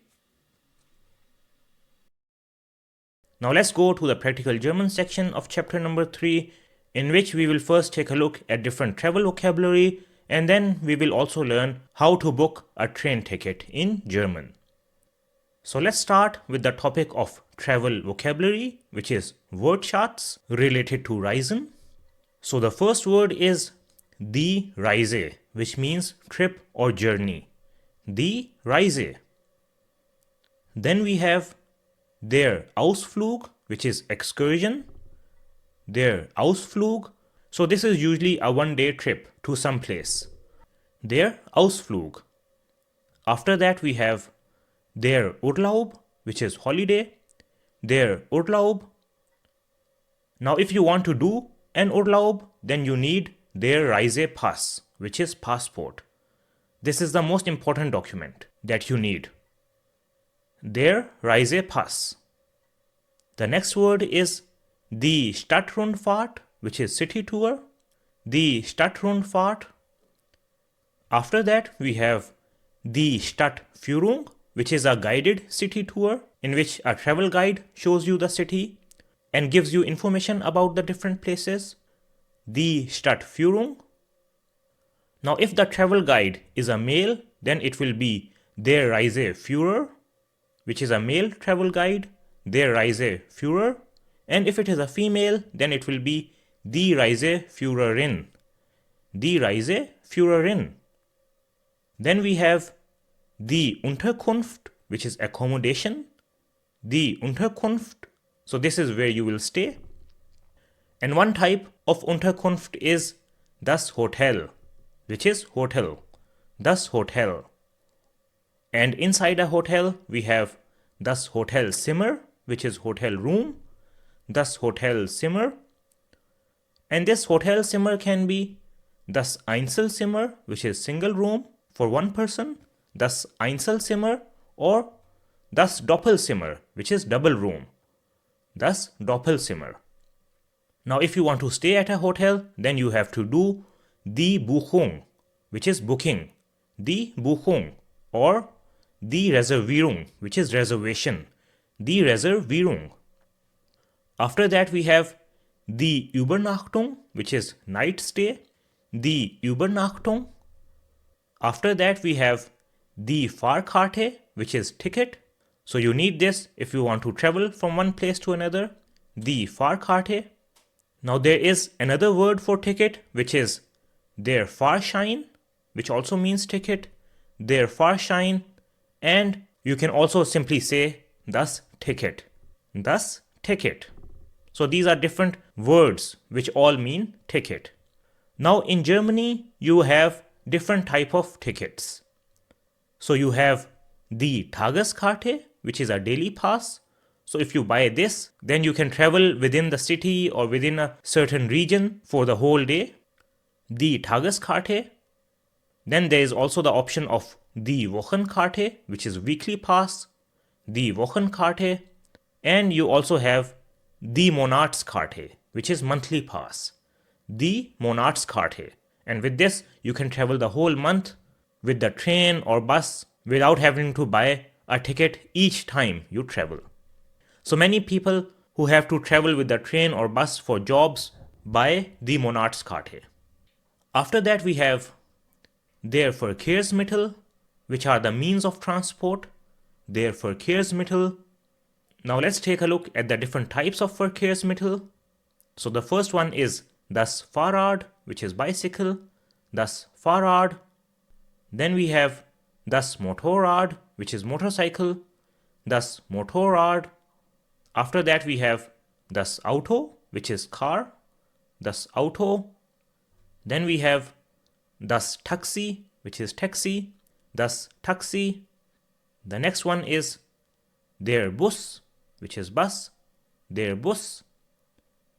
And if you want to travel with the bus, then you have to wait at die Bushaltestelle, which is the bus stop, die Bushaltestelle. After that we have der Zug, which is train, der Zug. And you will find der Zug at der Bahnhof, which is train station, der Bahnhof. And at the Bahnhof we have das Gleis, which is platform or track, das Gleis. And another word for this is der Bahnsteig, which is platform, der Bahnsteig. Then we have die U-Bahn, which is subway, die U-Bahn. So this is the train which travels underground. Then we have the S-Bahn, which is tram. So the S-Bahn travels on the road. So you have a separate track for the S-Bahn. After that we have der Fahrplan, which is a timetable. So you will always see this on the Bahnhof or Bushaltestelle. And this gives you information when the bus or train will arrive and depart. But nowadays you can see all the information on the app. But if your app is not working or you don't have your mobile phone, then you can also see this Fahrplan on the notice boards at the Bahnhof or Bushaltestelle. Then we have the Fahrtzeiten, which are the travel times. The Fahrtzeiten. The next word is die Verbindung, which is connection. Die Verbindung. And this can be die Zugverbindung, which is a train connection, die Zugverbindung, or die Busverbindung, which is bus connection, die Busverbindung. After that we have die Verspätung, which is delay, die Verspätung. Then we have das Flugzeug, which is airplane, das Flugzeug. And if you want to travel with a Flugzeug, then you have to go to der Flughafen, which is airport, der Flughafen. After that we have das Gate. So this is the flight gate from where your flight will depart, das Gate. And it is also called der Flugsteig, der Flugsteig. Now at the Flughafen you will have der Schalter, which is counter, der Schalter. Now over here you can show your passport and get your boarding pass. Then we have der Sitzplatz, which is the seat, der Sitzplatz. The next word is das Gepäck, which is luggage, das Gepäck.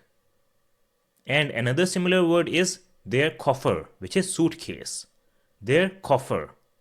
So this is when you are referring to one suitcase. And Gepäck is all of your luggage together. So there can be many suitcases. And if you don't have so many things, then you can use der Rucksack, which is backpack. Der Rucksack. And before you can travel on a flight, you have die Sicherheitskontrolle, which is security check. Die Sicherheitskontrolle. After that, we have der Eingang, which is entrance. This can be the entrance to Bahnhof or Flughafen. Der Eingang. And the exit is called der Ausgang. Der Ausgang. Now let's take a look at some important verbs related to reisen. So the first one is reisen, which means to travel. Reisen. Then we have fahren, which means to drive or travel. Fahren. After that, we have fliegen, which means to fly. Fliegen. Then we have abfahren, which means to depart. So this is a separable verb. Abfahren. And the opposite of abfahren is ankommen, which means to arrive. Ankommen. This is also a separable verb. Then we have einsteigen, which means to get on. Einsteigen. And the opposite will be aussteigen, which means to get off. Aussteigen. After that, we have the verb umsteigen, which means to change. Umsteigen.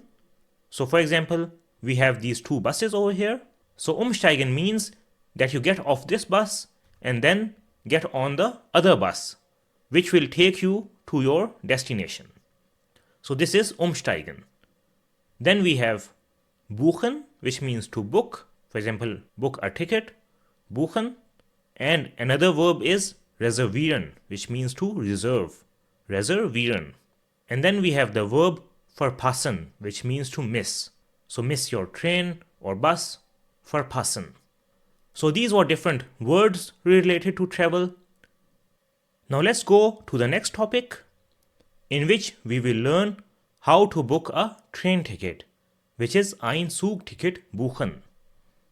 So for this, we have a traveler over here, and we have this lady who is sitting at the ticket counter.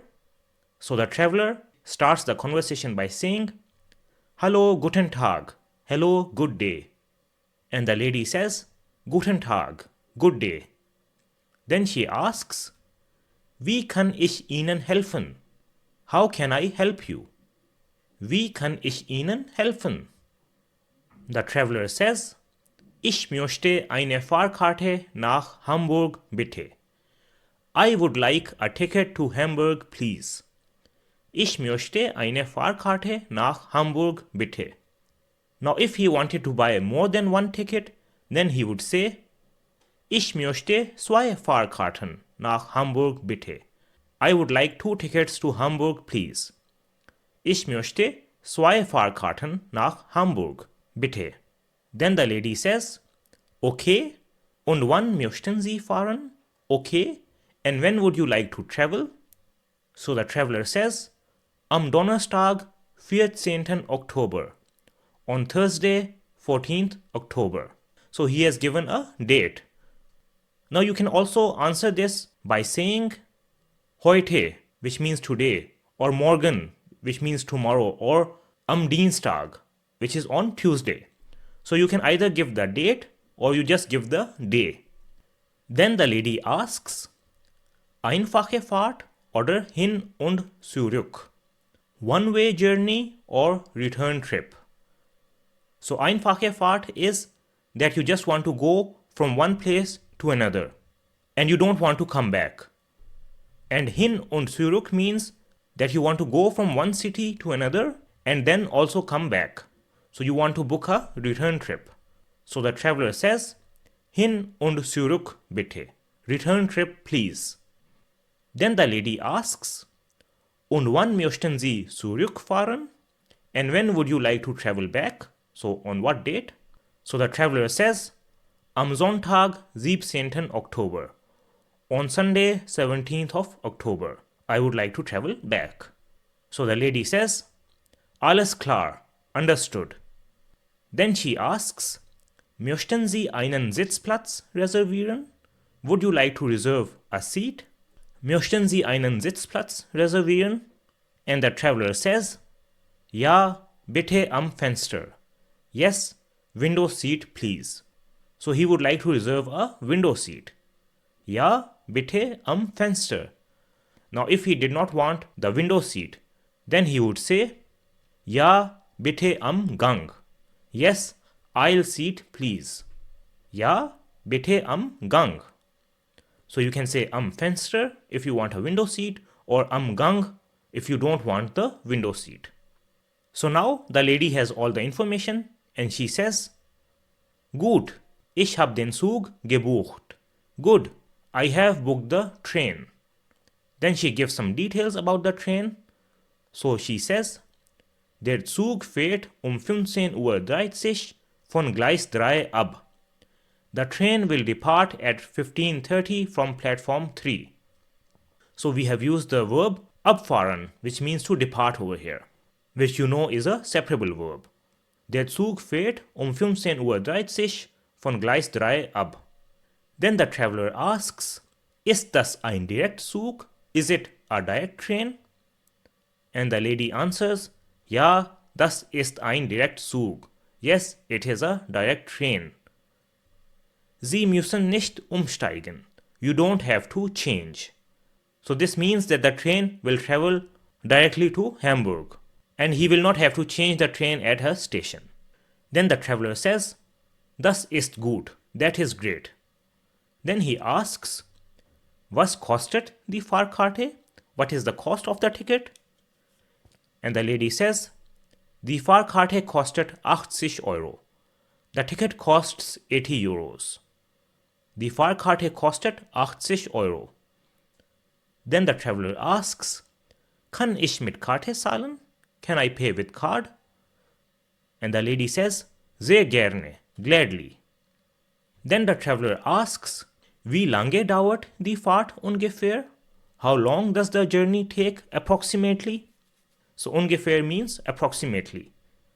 And the lady says, Ungefähr 3 Stunden. Approximately 3 hours. So in around 3 hours he will reach Hamburg. Then the traveler says, Super, danke schön. Super, thank you very much. And the lady says, Bitte schön und gute Fahrt. You're welcome and have a nice journey. Bitte schön und gute Fahrt. Now let me give you an overview for the steps that we saw on how to buy a train ticket, because these are similar and you can use this overview whenever you want to buy a train ticket or bus ticket. So on the left, I have the traveler and then the ticket counter on the right side. So whenever you want to buy a train ticket or bus ticket or any other ticket, the first thing that you will say is Fahrkarte nach and then your location. So where do you want to travel? And then the person at the ticket counter will ask Einfach or hin und zurück.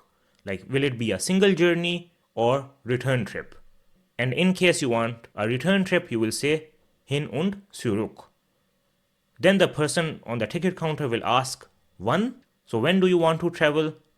And then you can say Hinfahrt am and then give the date, and Rückfahrt am and then give the date. So when would you like to travel to the place and when would you like to travel back? And then the person at the ticket counter will provide details about the fart, for example, time, platform, and so on. And then you can ask about the price, how much does it cost? And then they will tell you how much euros per person, so euro pro person.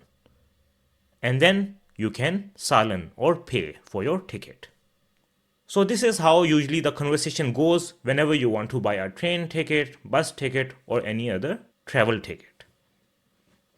So this was the topic of travel and how you can book a train ticket. And with this, we have completed chapter number 3. So again, you are doing a fantastic job and you see how many new things you are learning with each chapter. So you should be very happy with the progress that you are making. So keep up the good work. And with this, we have now completed 3 chapters of our German A2 course. Now let's go to chapter number 4, in which we will start with a very important topic of A2, which is connectors. And in this chapter, we will take a look at the connectors while, then, and thus. So before we take a look at each of these connectors in detail, let's first understand what are connectors and when do we use them. So connectors are words which link or connect two words, phrases, or sentences. And we use them to make longer and more complex sentences. So we have already seen different examples of connectors in A1. These are und, which means and, oder, which means or, and aber, which means but. So these are all examples of connectors. So an example sentence with aber can be Es ist kalt, aber die Sonne scheint. Now in this sentence, we have connected two sentences. Sentence number 1 is Es ist kalt, and sentence number 2 is Die Sonne scheint. And we have connected them using aber, which shows contrast between the two sentences. And the grammatical term for connectors is conjunction or Konjunktion, as it is called in German. So if you hear the word conjunction, then it also means connector. Now let's take a look at the connectors in A2. So in A2, we have a total of 10 connectors. These are while, which means because, then, which also means because, thus, which means that, ob, which means whether or if, W-Fragen, which are the W questions, can also be used as connectors. Then we have als, which means when. Then we have when, which means when or if. The next is falls, which means in case. Then we have and zu, which means in order to. And the last one is damit, which means so that. So these are the 10 connectors which are part of the A2 course. And these are extremely important because if you are giving the A2 exam, you have to use them in the writing and speaking parts if you want to get good marks. So that's why it is important that you understand what they mean and how you can use them. Now in this chapter, we will take a look at the connectors while, then, and thus. So let's start with the first connector, which is while, and it means because in English. Now we use while to give a reason for an action. Let's understand this with an example. So suppose we have the sentence Ich lerne Deutsch, which means I am learning German. And we have another sentence which is Ich lebe in Deutschland. I live in Germany. So now let's combine them together. So I have only given the English translation over here so that you can first understand when we use while or because. So when we combine the two sentences with because, then the new sentence will be I am learning German because I live in Germany. And you see, the second part of the sentence gives us the reason for learning German. Let's take another example. So we have the sentences Er geht ins Bett, he is going to bed, and Er ist müde, he is tired. So when we combine them with because, then the new sentence will be he is going to bed because he is tired. And you see that the second part of the sentence with because gives the reason for going to bed. So these are the situations in which you will use while or because. Now let's take a look at the sentence structure of while. So over here we have the normal sentences which are Ich lerne Deutsch and Ich lebe in Deutschland. Now when we connect them together with while, then the new sentence will be Ich lerne Deutsch, weil ich in Deutschland lebe. I am learning German because I live in Germany. Now if you take a look at this sentence, then you see that the first part of the sentence has no change and we use it as it is. Now if we take a look at the second sentence, which is Ich lebe in Deutschland, then you see that in the original sentence, the verb was also at second position. But when we connected the two sentences using while, then the verb goes to the last position. So this is a very important point that you have to keep in mind when you use while, and that is that while shifts the verb at the second position to the end of the sentence. And when you connect two sentences using while, then you also have to add a comma before while. Now let's take a look at another example. So we have the sentence Er geht ins Bett and ist müde. So when we connect them using while, then the sentence will be geht ins Bett weil müde ist. He is going to bed because he is tired. Now over here you see again that in the first part there is no change, so the verb remains at the same position. However, in the second sentence, which is ist müde, the verb goes to the last position. And this is because we have used while, which shifts the verb at second position to the end of the sentence. And we have also added a comma before while or between the two sentences. Let's take one more example. So we have the sentence Ich komme heute nicht, weil ich krank bin. I will not come today because I am sick. And you see over here in the second sentence, we have placed the verb at the last position. Now one more important point about these sentences is that the first part of these sentences is called the Hauptsatz in German. And a Hauptsatz is a sentence in which the verb comes at second position. Or it can also come at first position in case of questions, such as Ja-Nein-Fragen. And the second part of these sentences, which contains while, is called the Nebensatz. And a Nebensatz is a sentence in which the verb goes to the end or the last position. And one more thing to keep in mind is that a Nebensatz cannot come alone. It can only come with a Hauptsatz. So this is the main difference between a Hauptsatz and a Nebensatz. And as we have used while over here, so we can say that while connects a Hauptsatz with a Nebensatz. So while can also be called as a Nebensatz connector. And one more important thing to know is that while always comes at the start of the Nebensatz. So any sentence which starts with while will be a Nebensatz. Now let's take a look at a few more examples with while. So suppose somebody asks you the question, Warum studierst du Mathematik? Why are you studying mathematics? Now since they are asking you for a reason, that's why you can answer this question with while. And you can say, Ich studiere Mathematik, weil ich es interessant finde. I study mathematics because I find it interesting. And you see that in this answer, the verb goes to the last position. And this is because whenever we use while, it shifts the verb at second position to the end of the sentence. So you see that we can use while to answer questions which start with warum.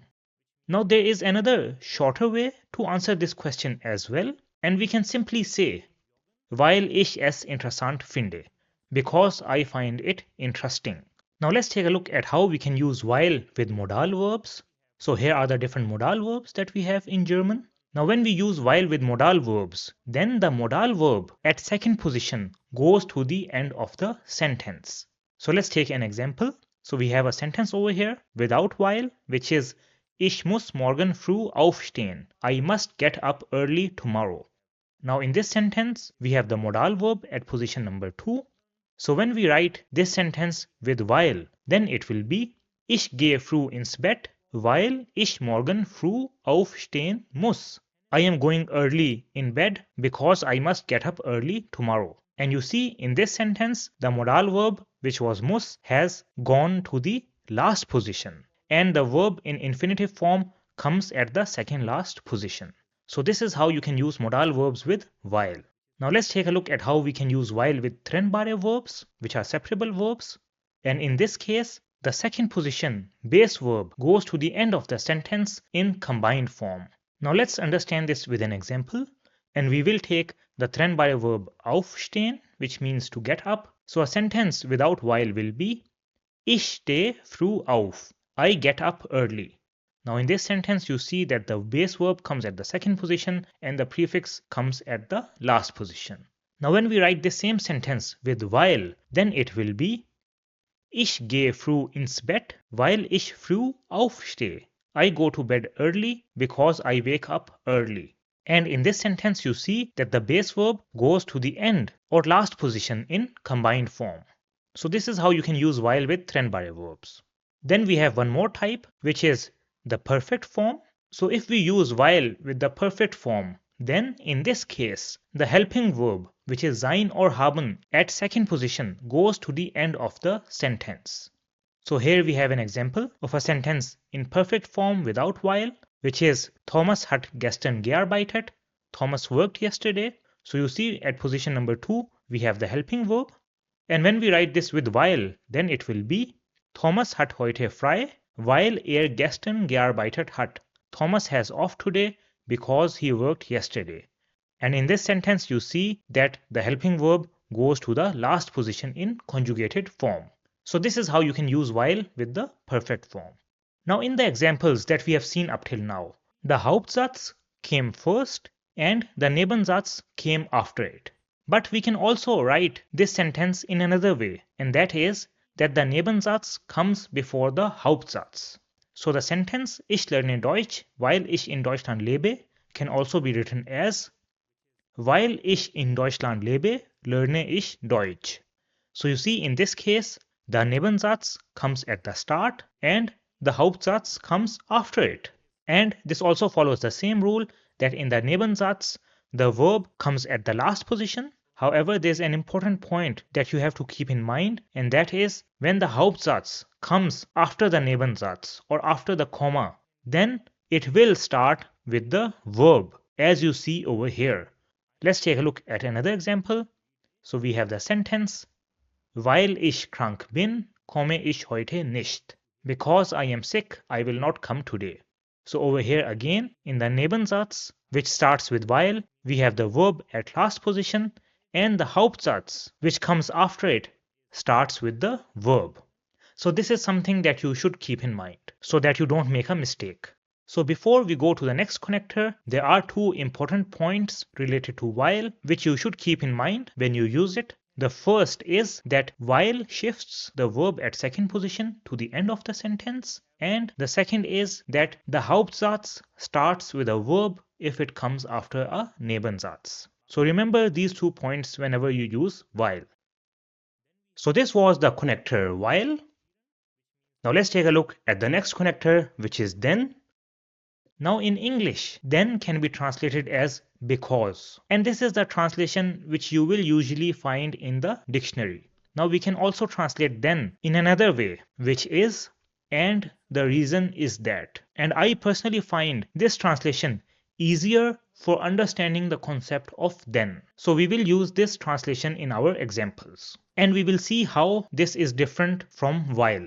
So let's take a look at the sentence structure of then. So suppose we have the sentences Ich lerne Deutsch and Ich wohne in Deutschland. And in both of these sentences, the verb is at the second position and we can connect them with then.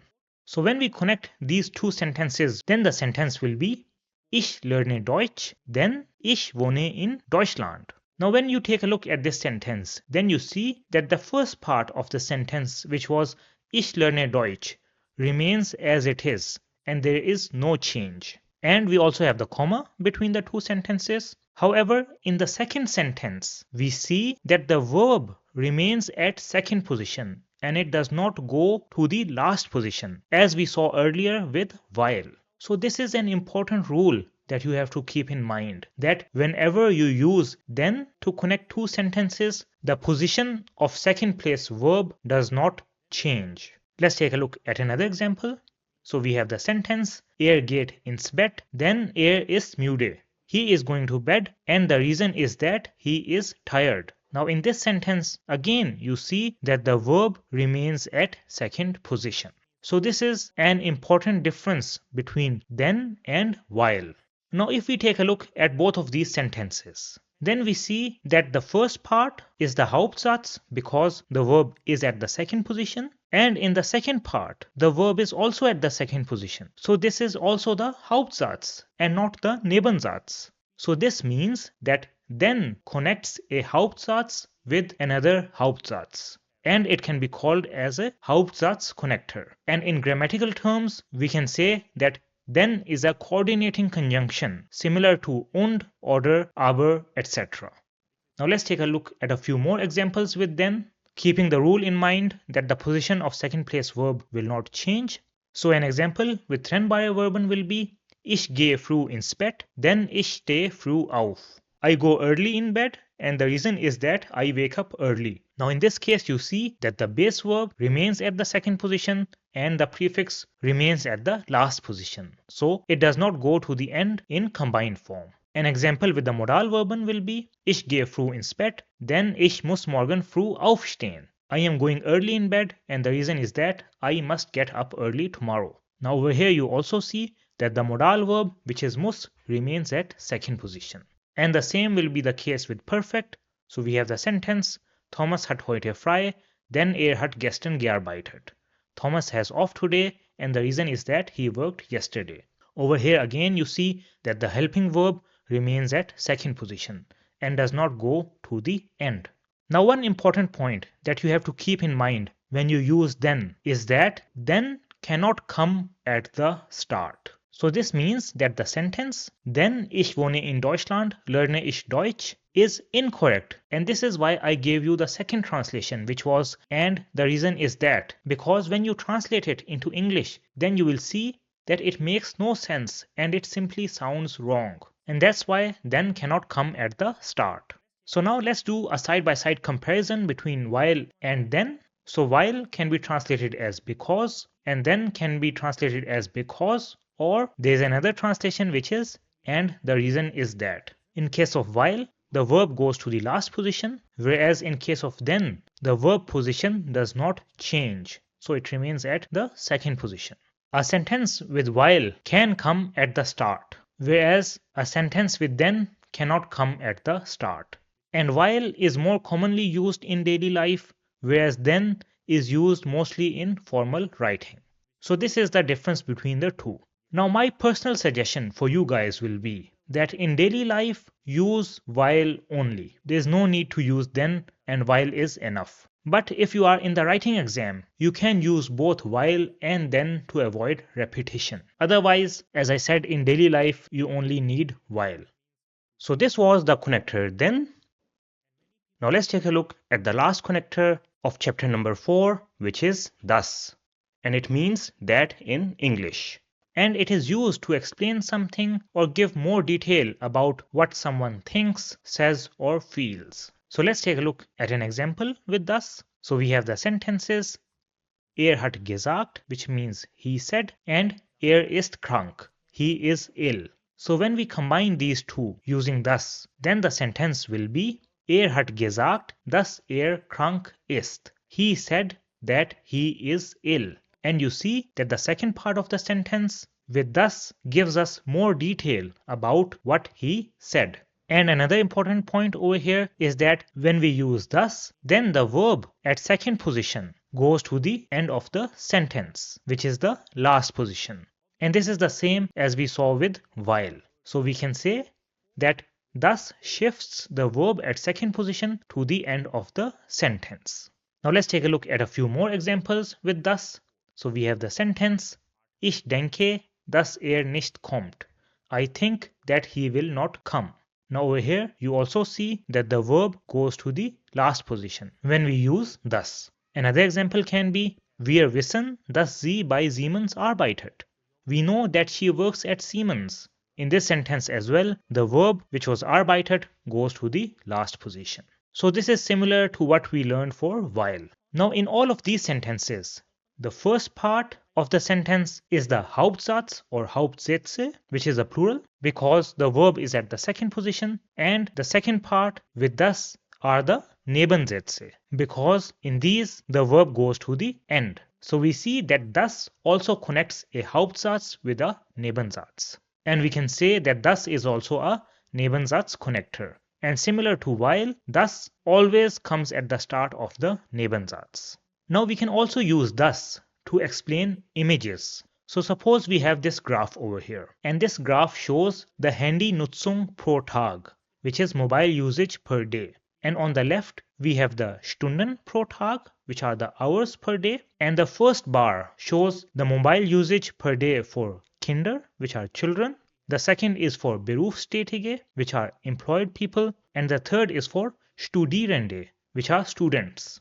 Now I can explain this image by saying Die Grafik zeigt, dass Kinder das Handy 2 Stunden pro Tag nutzen. The graphic shows that children use the mobile 2 hours per day. So you see that we have used thus to explain this graphic. And the first part of this sentence is an example phrase which you can use if you want to explain any other image as well. Let's take another example with the same image. So I can say, Man kann sehen, dass Studierende das Handy am meisten nutzen.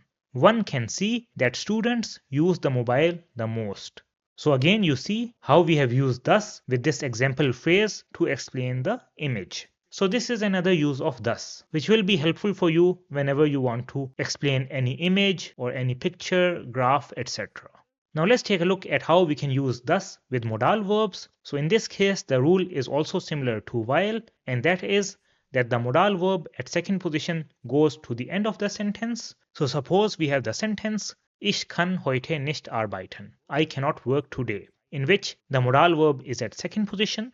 So when we write this sentence with thus, then it will be Ich denke, dass ich heute nicht arbeiten kann. I think that I cannot work today.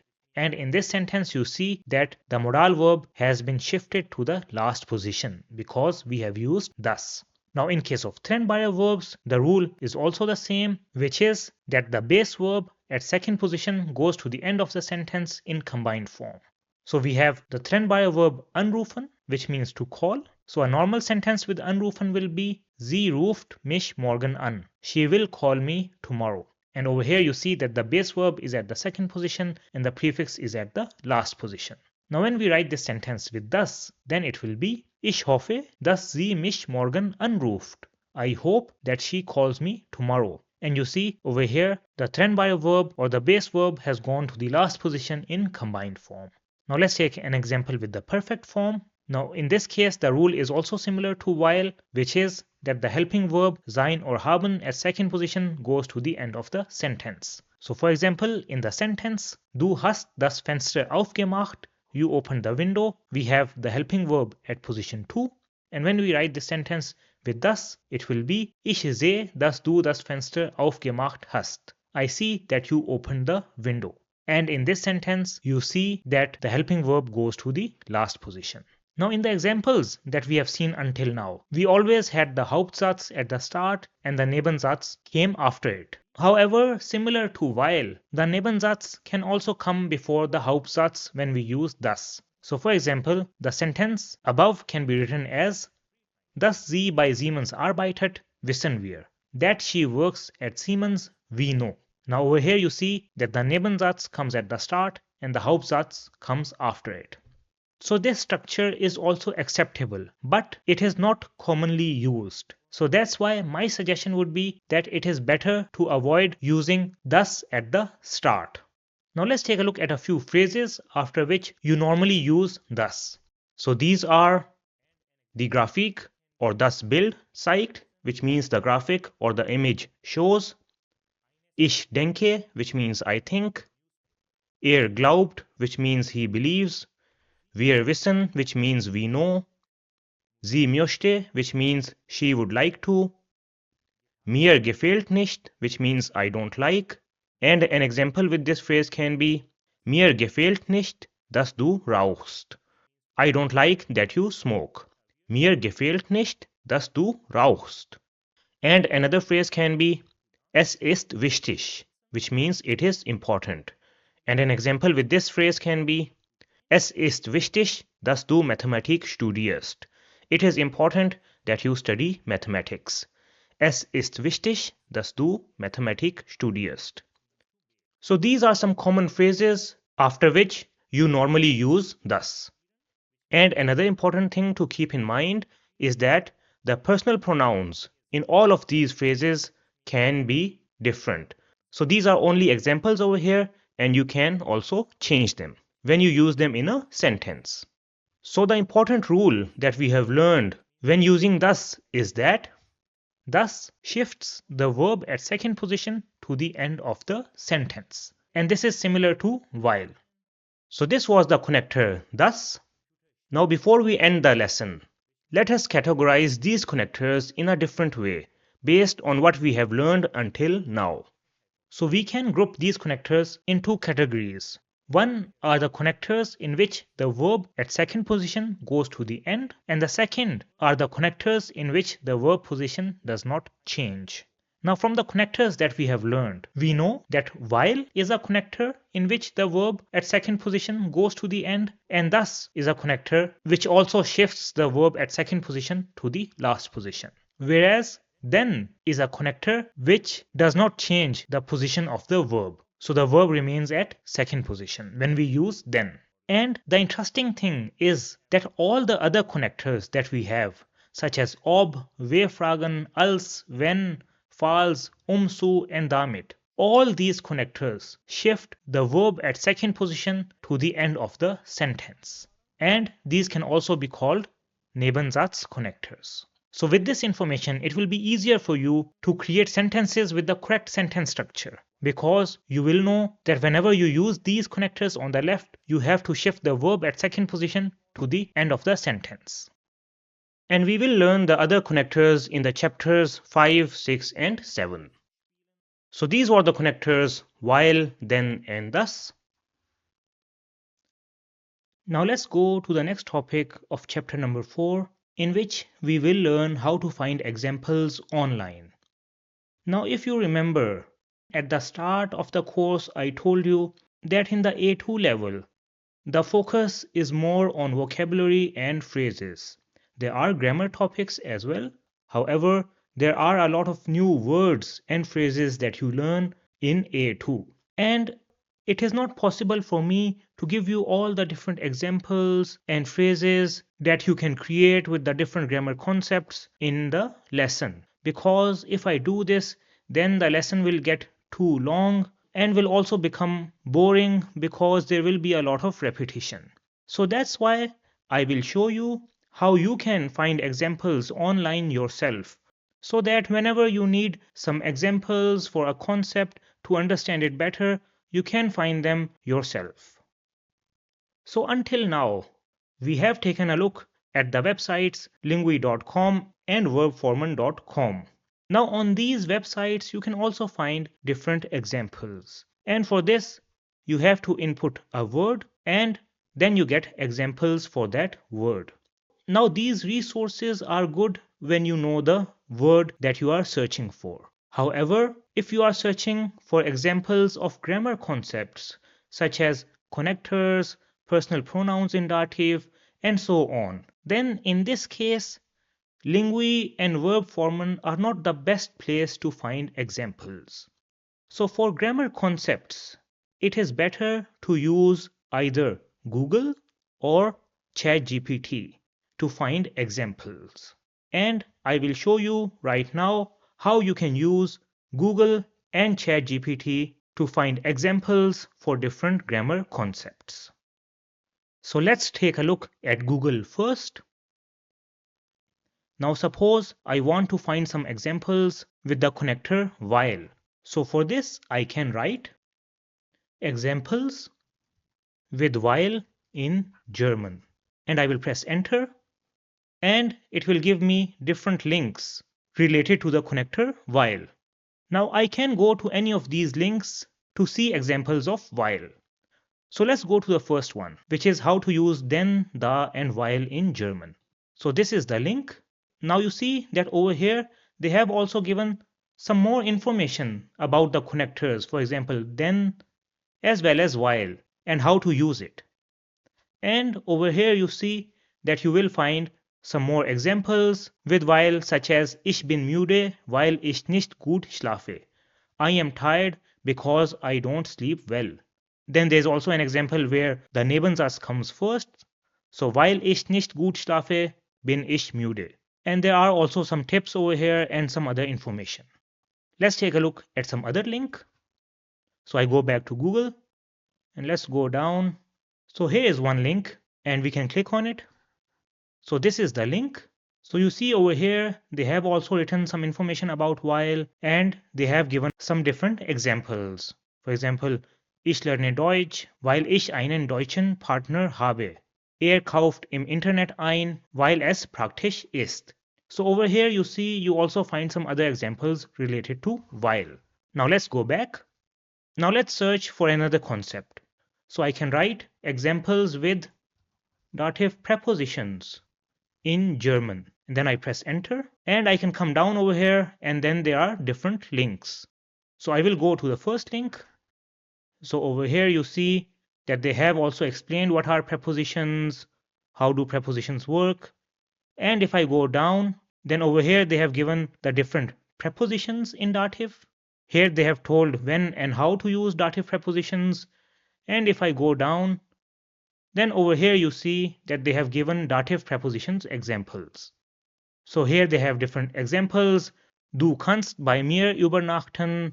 So they have used the dative personal pronoun mir over here because we have the dative preposition bei. Then they have the example ich gehe mit dir. Das hast du nicht von mir gehört, and so on. And they have some more examples as well.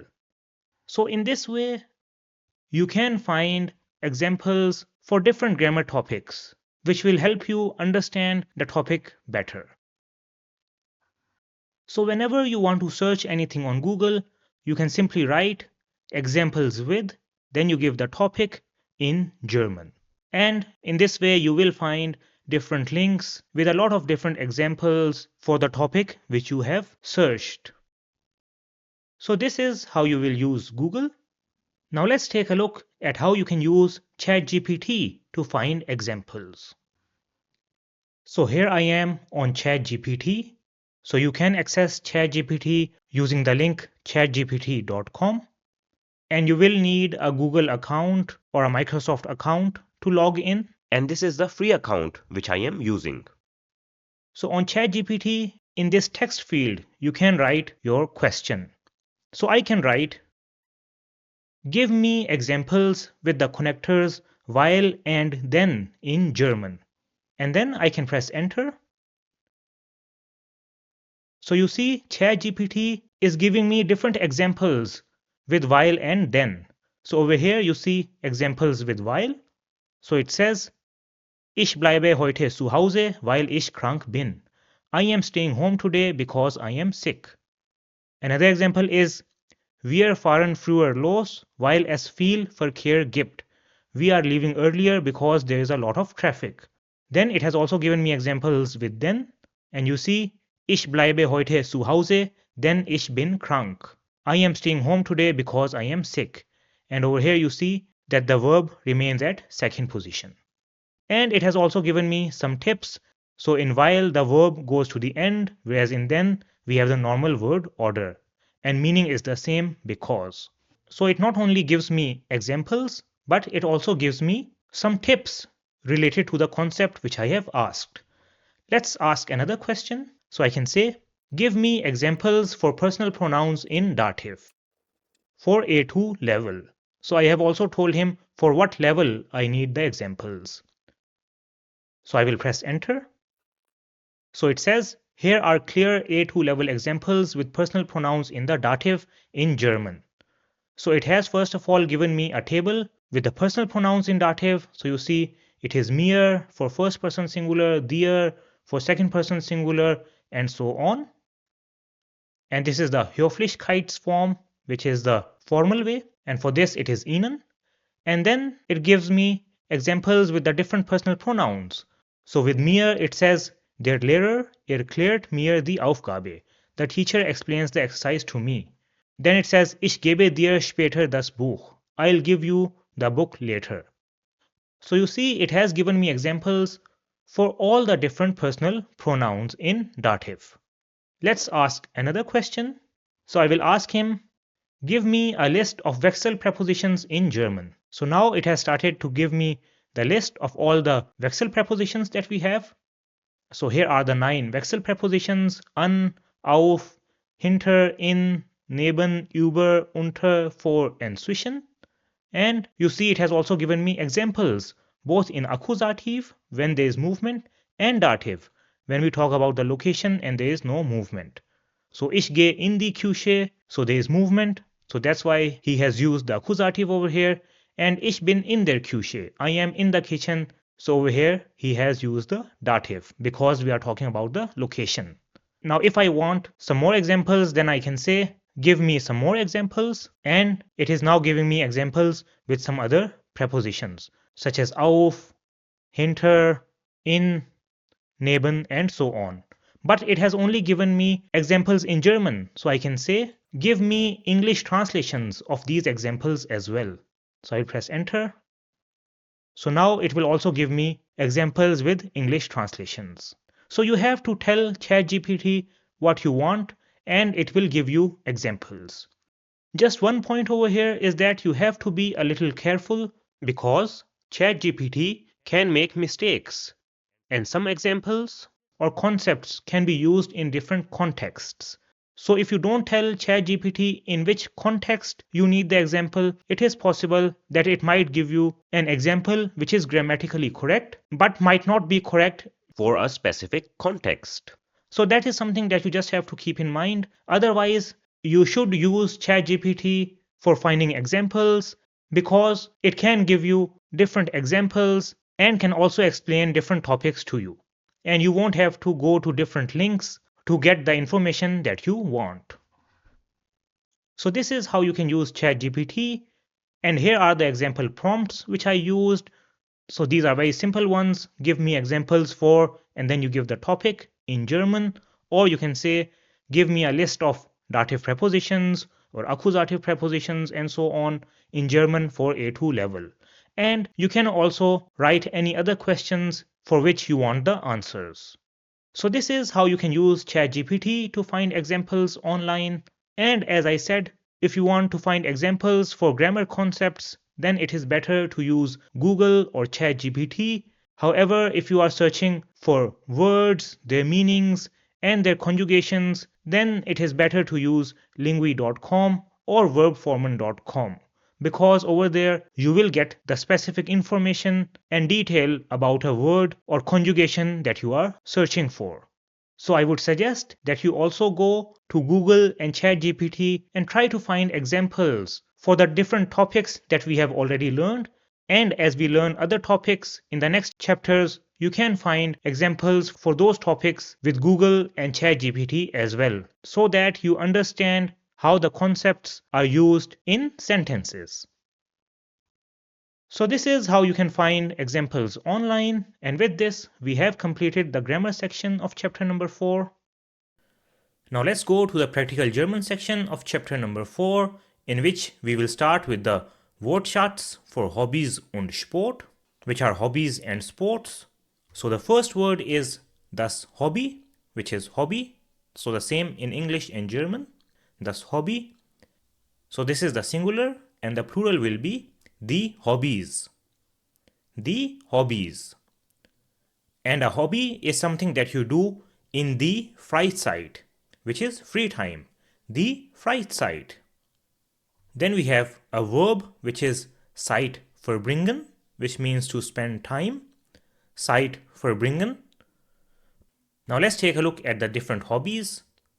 So the first one is Fernsehen, which means to watch TV. And this is a verb. So Fernsehen. Then we have lesen, which is to read. Lesen. And an example with lesen can be ein Buch lesen, which means to read a book. Or eine Zeitung lesen, which means to read a newspaper. Another hobby can be Musik hören, which means to hear music. Musik hören.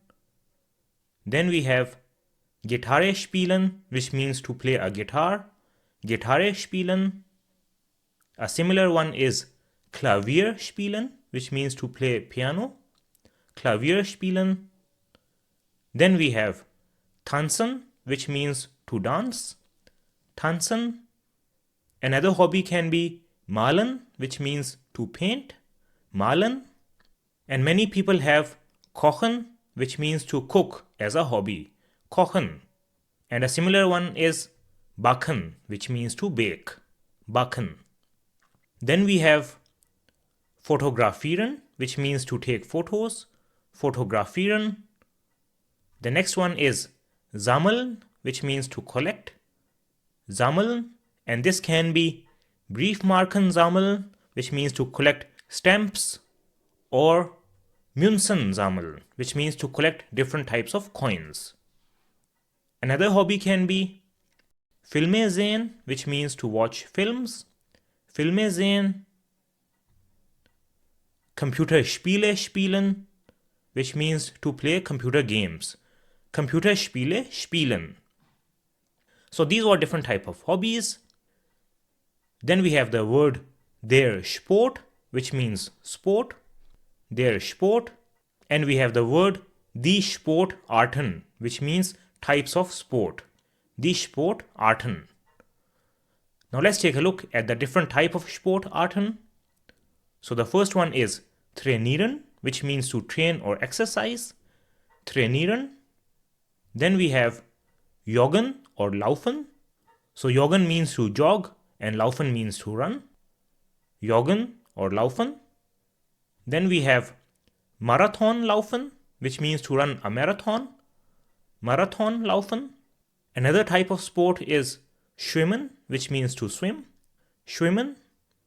Then we have Fahrradfahren, which means to ride a bicycle. Fahrradfahren. Then we have wandern, which is to hike or go hiking. Wandern. Then we have Fußball spielen, which means to play football. Fußball spielen. Tennis spielen, which is to play tennis. Tennis spielen. Then we have Basketball spielen, which is to play basketball. Basketball spielen. Another one is Volleyball spielen, which is to play volleyball. Volleyball spielen. Then we have Handball spielen, which is to play handball. So this is another type of sport. Handball spielen. After that we have Skifahren gehen, which is to go skiing. Skifahren gehen. Then we have Yoga machen, which is to do yoga. Yoga machen. After that we have Boxen, which means to box. Boxen. Then we have Klettern, which is to climb. Klettern. The next one is Reiten, which means riding or horse riding. Reiten. And the last one is a very common one, which is Fitness machen, which means to work out. Fitness machen. Or you can also say ins Fitnessstudio gehen, which is go to the gym. Ins Fitnessstudio gehen. So these were the different hobbies and sports and how they are called in German. Now let's go to the next topic, which is word charts related to Erste Hilfe or first aid. So Erste Hilfe is first aid. Now the first word is der Unfall, which is accident. Der Unfall. Then we have die Verletzung, which means injury. Die Verletzung. And the verb is verletzen, which means to injure. Verletzen. And in a sentence it can be used as Ich bin verletzt. I am injured. Ich bin verletzt. So over here it is used as an adjective. Then we have der Notfall, which is emergency. Der Notfall. And when you have an emergency or Notfall, then you call die Notrufnummer, which is the emergency number. Die Notrufnummer. And in Germany, the emergency number is 112 or 112. So whenever you have an emergency, you can call this number. Then we have der Notarzt, which is the emergency doctor. Der Notarzt. The next word is der Krankenwagen, which is ambulance. Der Krankenwagen. And it is also sometimes called der Rettungswagen, which also means ambulance or rescue wagon. Der Rettungswagen. Then we have the word das Krankenhaus, which is hospital. Das Krankenhaus. Then we have der Verbandskasten, which is the first aid kit. Der Verbandskasten. So in a Verbandskasten, you will find der Verband, which is bandage. Der Verband. Then we have das Pflaster, which is plaster. Das Pflaster. So this is in case you have a small injury. Then we have the Mullbinde, which is gauze bandage. The Mullbinde, so this is the one which is made out of cloth. After that we have the Compresse. This is a compress. So this is also made out of cloth and is in these small square shapes. The Compresse. Then we have the word the Kälte Compresse, which is cold compress. The Kälte Compresse. And another word for this is der Kühlakku, which means cold pack. Der Kühlakku. So in case you have swelling somewhere, then you use this cold pack to reduce the swelling. Then we have the Wärmflasche. So this is a warm bottle in which you can put hot water and then it will be warm. And you can use it to reduce the pain. The Wärmflasche. Then we have das Desinfektionsmittel, which is disinfectant. Das Desinfektionsmittel. After that we have the word the Einmalhandschuhe, which are the disposable gloves. The Einmalhandschuhe. Then we have das Thermometer, which is a thermometer to check the temperature. Das Thermometer. Then we have the Pinzette, which are tweezers. The Pinzette. The next word is the Wunde, which is the wound. The Wunde. And out of the wound, you usually have the Blutung, which is bleeding. The Blutung. After that you have the Schere, which are scissors. The Schere. Then we have das Schmerzmittel, which is painkiller. Das Schmerzmittel. And examples of Schmerzmittel are Panadol, paracetamol or ibuprofen. So all of these are Schmerzmittel or painkillers. Then we have the Salbe, which is the ointment. The Salbe. And if the ointment is for a wound, then it is called the Wundsalbe. The Wundsalbe. And if you have to buy medicine, then you go to the Apotheke, which is the pharmacy. The Apotheke. Then another important word is bewusstlos, which means unconscious. Bewusstlos. Now an important phrase related to first aid is Erste Hilfe leisten, which means to give first aid. Erste Hilfe leisten. And another one is mit Eis kühlen, which means to cool with ice. Mit Eis kühlen. And with this, we come to the end of chapter number 4.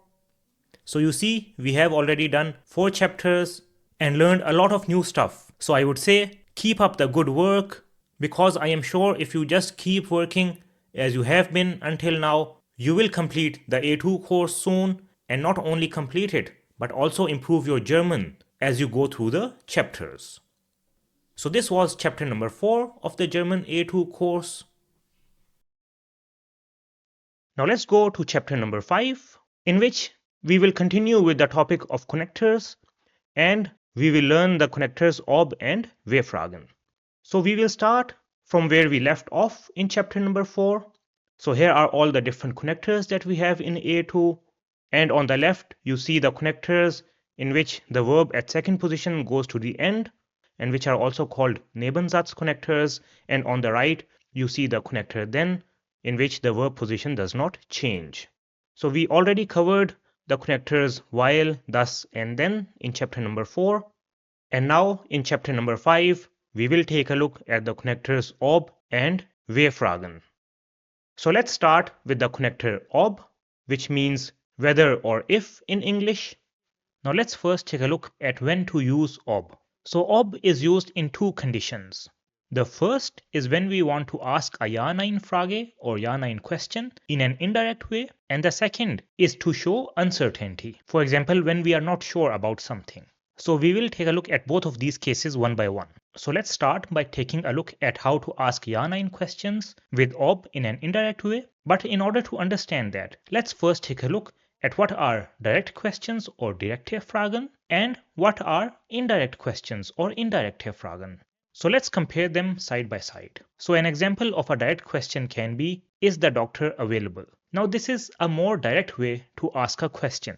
And it is possible that in some cases, if you ask this question, the other person might get angry.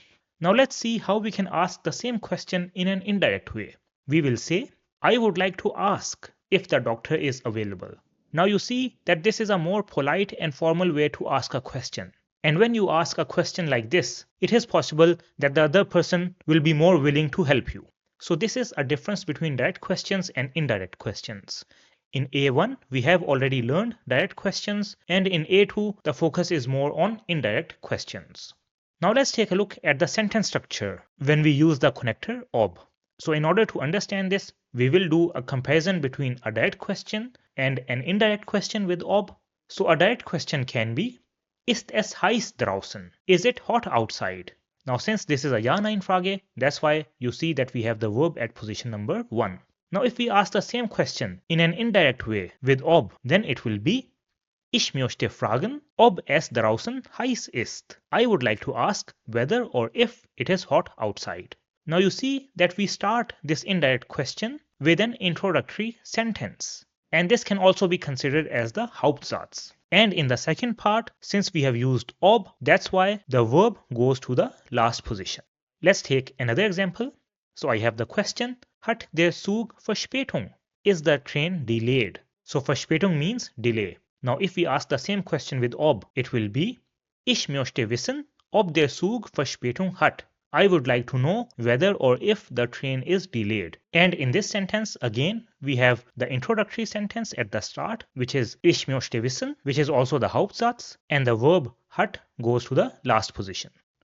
Now let's take a look at one more example. So we have the sentence, Können Sie mir sagen, ob Sie eine Uhr haben? Can you tell me whether or if you have a watch? So this also follows the same pattern, and the verb haben comes at the last position. And since in all of these sentences with ob, the verb goes to the end, that's why these are called Nebensätze. So this is how you can use ob to ask Ja-Nein questions in an indirect way.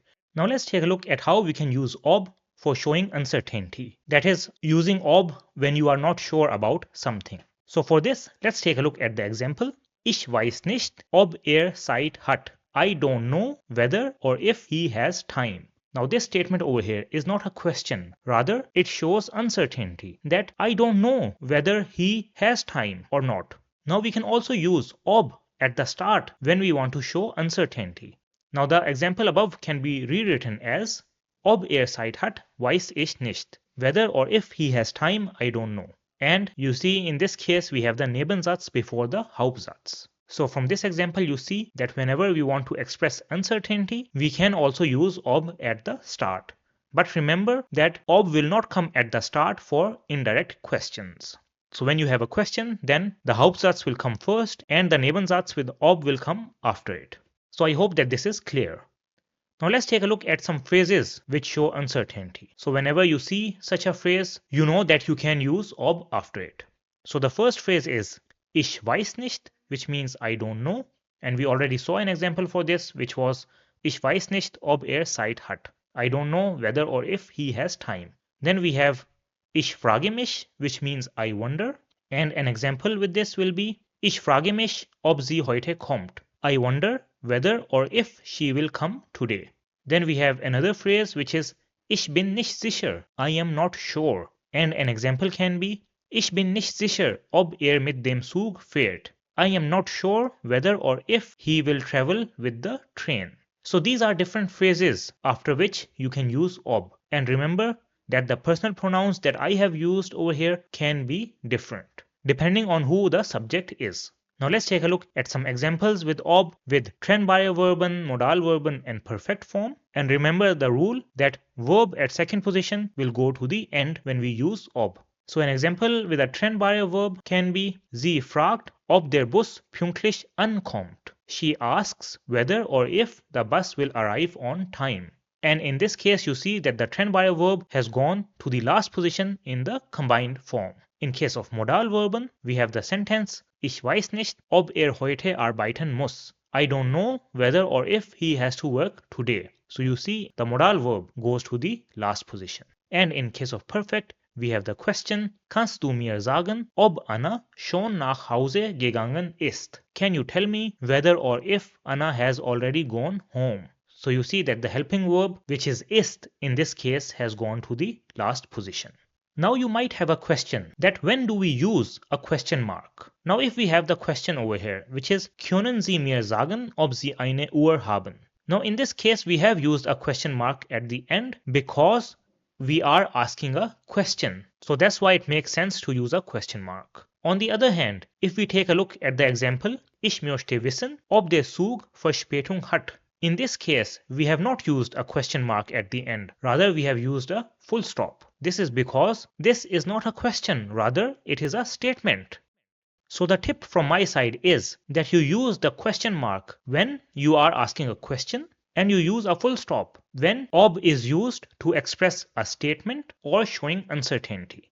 Now let's take a look at some cases where we will not use ob. So we know that ob can be translated as whether or if, but it does not replace if in every situation. And we will not use ob in case of conditional sentences. Rather, we will use the other connectors such as when or false, which we will take a look at later. So suppose we have the sentence, I will call you if I have time. So this is an example of a conditional sentence that I will call the other person if I have time. Now if I write this with ob, then it will be Ich rufe dich, ob ich Zeit habe, which can be translated as I will call you whether I have time. But this is incorrect because, as I told you, that we will not use ob with conditional sentences. Now let me give you a tip on how you can recognize whether you can use ob or not. So the tip is that you should add or not at the end of the sentence, and if it makes sense, then use ob,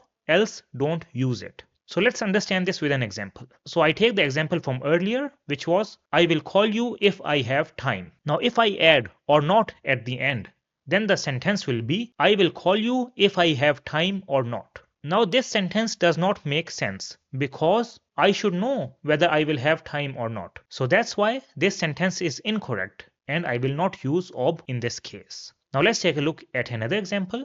So I have the sentence, I would like to know if the train is delayed. Now if I add or not at the end of this sentence, it will be I would like to know if the train is delayed or not. Now this is a sentence which makes sense because it is possible that the train is delayed or not delayed. That's why this sentence is correct and you can use ob in this case. And in German, this sentence will be Ich möchte wissen, ob der Zug Verspätung hat. So just keep this in mind whenever you are thinking of using ob in a sentence. So this was the connector ob. Now let's take a look at the next connector, which are Wer-Fragen. And these can also be used as connectors for indirect questions. So we have already seen the important Wer-Fragen in A1. Now let's see how we can make indirect Wer-Fragen, in which the W word is used as a connector. So a direct W question can be Was machst du? Which means what are you doing? Now I can ask the same question in an indirect way by saying Ich möchte wissen, was du machst. I would like to know what you are doing. Now you see, in this case, we have again used an introductory sentence at the start, which is Ich möchte wissen, and when the W word is used as a connector, then the verb at second position goes to the end, similar to the other connectors that we saw earlier. Let's take a look at another question. So we have the direct W question, which is Wann soll ich vorbeikommen? When should I come by? And when we ask this in an indirect way, then it will be Kannst du mir sagen, wann ich vorbeikommen soll? Can you tell me when should I come by? So again, we have the introductory sentence at the start, and the verb, which is a modal verb in this case, goes to the last position. Now let's take one last example. So I have the direct question, which is Welches Auto hat Thomas gekauft? Which car did Thomas buy? Now I can make an indirect W question or statement by saying Ich weiß nicht, welches Auto Thomas gekauft hat. I don't know which car Thomas bought. Now in this case, since we have Ich weiß nicht at the start, that's why this is not a question, rather this statement shows uncertainty. That's why we have a full stop at the end, and since the question was in the perfect form, that's why the helping verb at second position goes to the end. So this is how you can use Wer-Fragen as connectors.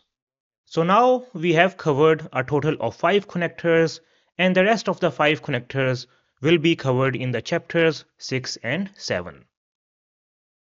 And with this, we come to the end of the lesson. So we have completed the grammar section of chapter number 5.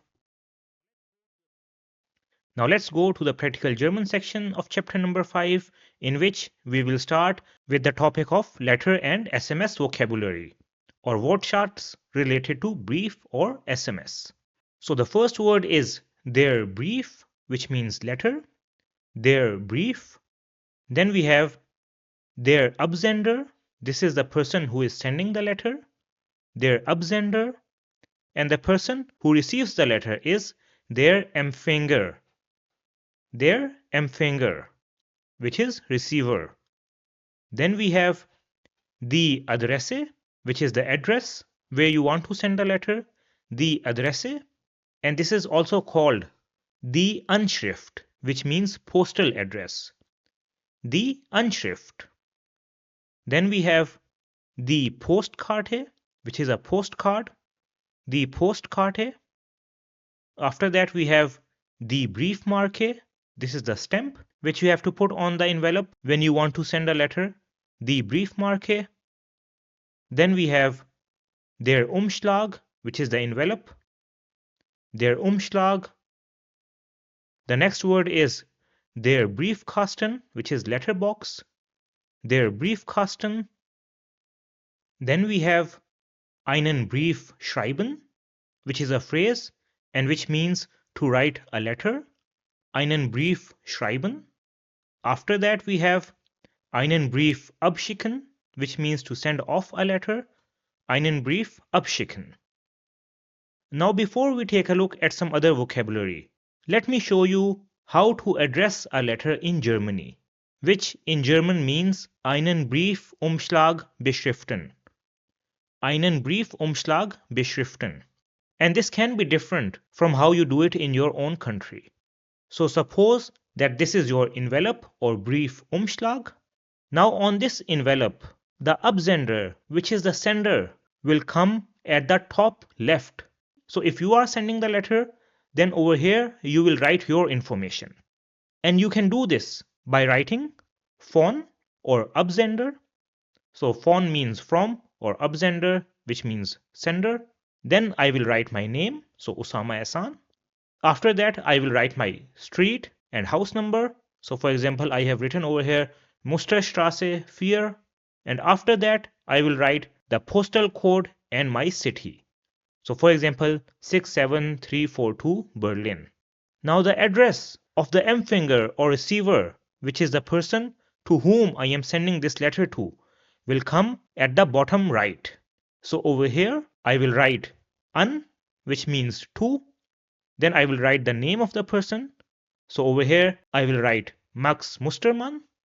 Then in the same way, I will write the address. So I will write the street number and the house number. So Stuttgarter Straße 8. And then I will write the postal code and the city. So over here, I have written 72321 Stuttgart. If you are sending it outside of the country, then you can also add the country over here. But if it is within Germany, then you don't have to write the country. And if you have bought a Briefmarke or stamp, then you will put it at the top right position as you see over here. And this way of addressing a letter can be different from other countries, because I know that in some other countries you write the Empfänger or receiver at the top left and the Absender at the bottom right. So that's why I thought that I should tell you how to address a letter so that you don't make a mistake. Now let's continue with our vocabulary. So the next word that we have is das Handy, which is mobile. Das Handy. After that we have the SMS, which is SMS. The SMS. Now another word for SMS is die Nachricht, which means message. Die Nachricht. And we can also write it as die Textnachricht, which means text message. Die Textnachricht. Now a phrase related to SMS is eine SMS schicken, which means to send a SMS. Eine SMS schicken. Or you can say eine SMS senden, which also means to send a SMS. Eine SMS senden. Now if you receive an SMS, then you will say eine SMS bekommen, which means to receive an SMS. Eine SMS bekommen. Or you can say eine SMS erhalten, which also means to receive a SMS. Eine SMS erhalten. Now the next word that we have is the email, which is email. The email. And in this case, you can also say eine E-Mail schreiben, which is to write an email. Eine E-Mail schreiben. And once you have written an email, then you can say eine E-Mail senden, to send an email. Eine E-Mail senden. And if you receive an email, then you can say eine E-Mail bekommen, which means to receive an email. Eine E-Mail bekommen. Now let's take a look at the different types of media or Arten von Medien. So the first type of media is das Radio, which is radio. Das Radio. After that we have das Fernsehen, which is TV. Das Fernsehen.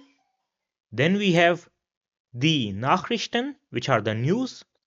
Die Nachrichten. The next one is die Zeitung, which is a newspaper. Die Zeitung. And the plural will be die Zeitungen, which are newspapers. Die Zeitungen. The next word is die Sendung, which is a program or show.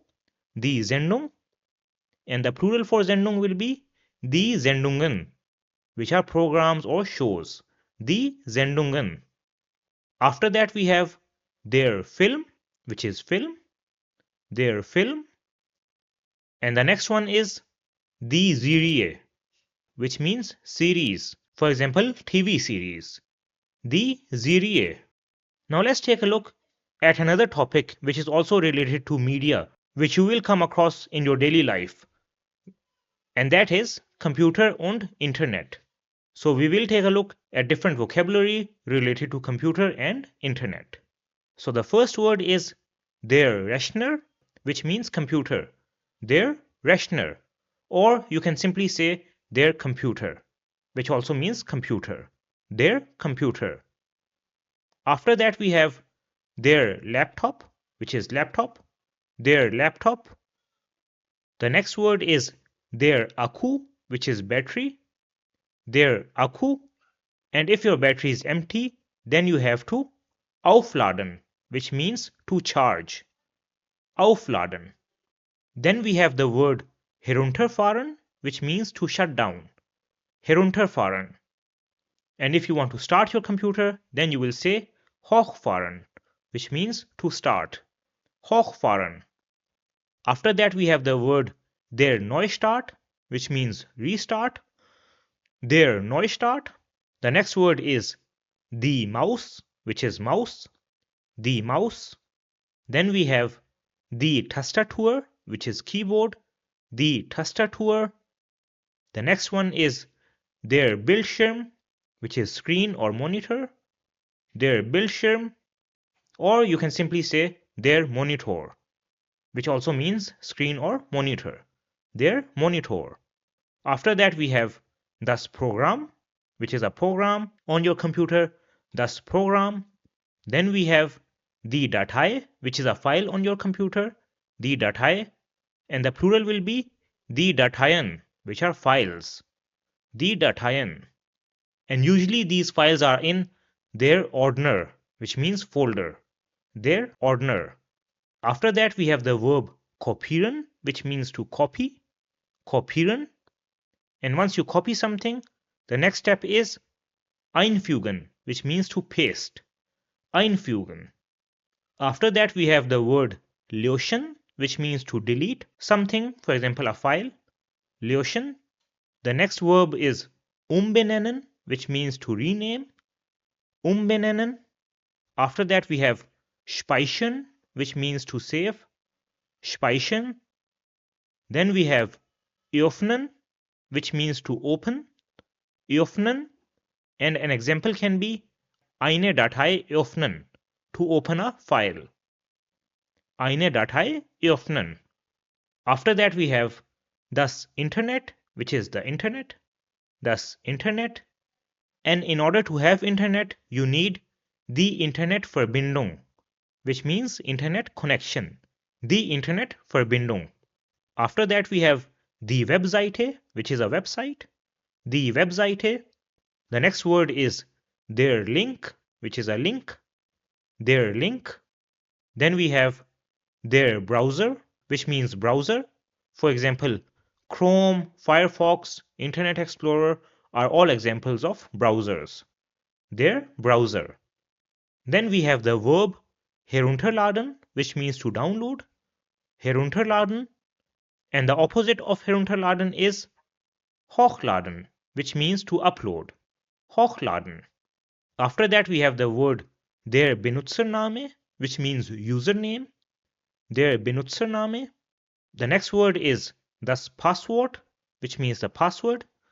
Das Passwort. And after you give der Benutzername and das Passwort, you can anmelden or einloggen, which means to log in. Anmelden or einloggen. And the noun for anmelden is die Anmeldung, which also means login. Die Anmeldung. And the opposite of login is abmelden or ausloggen, which means to log out. Abmelden or ausloggen. After that, we have the app, which means app, for example, mobile app, the app. Then we have das soziale Netzwerk, which means social network, for example, Snapchat or Facebook. Das soziale Netzwerk. Now let's see how you can talk about media or make sentences related to media, which is über Medien sprechen. So you can say, ich sehe gern fern. I like watching TV. So fernsehen is a separable verb. So in this case, you see that the prefix which was fern goes to the end. So ich sehe gern fern. You can also say, ich höre oft Radio. I often listen to the radio. Ich höre oft Radio. Another sentence can be, ich lese jeden Tag Zeitung. I read the newspaper every day. Ich lese jeden Tag Zeitung. Then we have the sentence, ich schaue Videos im Internet. I watch videos on the Internet. Ich schaue Videos im Internet. So schaue means to watch. And you can also say, ich benutze soziale Medien wie Instagram und Facebook. I use social media like Instagram and Facebook. Ich benutze soziale Medien wie Instagram und Facebook. And with this, we have covered the topics of letter and SMS vocabulary as well as types of media, and we also took a look at vocabulary related to the internet, which you will come across in your daily life. Now let's go to the last topic of chapter number 5, which is a very important one, in which we will learn how to complain about something or return something, which in German means etwas reklamieren. So for this, we will take a look at a conversation between two people. So we have the Käufer, who is the buyer on the left side, and die Verkäuferin, who is the seller on the right side. So the Käufer says, Hallo, guten Tag. Hello, good day. And the Verkäuferin answers, Guten Tag, good day. Then the Käufer takes out his laptop and he says, Ich habe letzte Woche diesen Laptop gekauft. I bought this laptop last week. Aber jetzt funktioniert nicht mehr. But now it does not work anymore. Und ich kann nicht einschalten. And I cannot turn it on. So einschalten means to turn on. Und ich kann nicht einschalten. So he has explained his problem. Then he asks, Können Sie den bitte reparieren? Can you please repair it? Können Sie den bitte reparieren? So the Verkäuferin says, Ich schau mal gleich. I will take a look right now. Ich schau mal gleich. Then she asks, Haben Sie den Kassenbon dabei? Do you have the receipt with you? So Kassenbon is receipt. Haben Sie den Kassenbon dabei? And the Käufer has the receipt with him. So he says, Ja, hier ist es. Yes, here it is. And he gives the receipt to the Verkäuferin. Then the Verkäuferin takes a look on her side and says, Leider können wir den Laptop nicht reparieren. Unfortunately, we cannot repair the laptop. Leider können wir den Laptop nicht reparieren. Then the Käufer asks, okay, gibt es eine andere Option?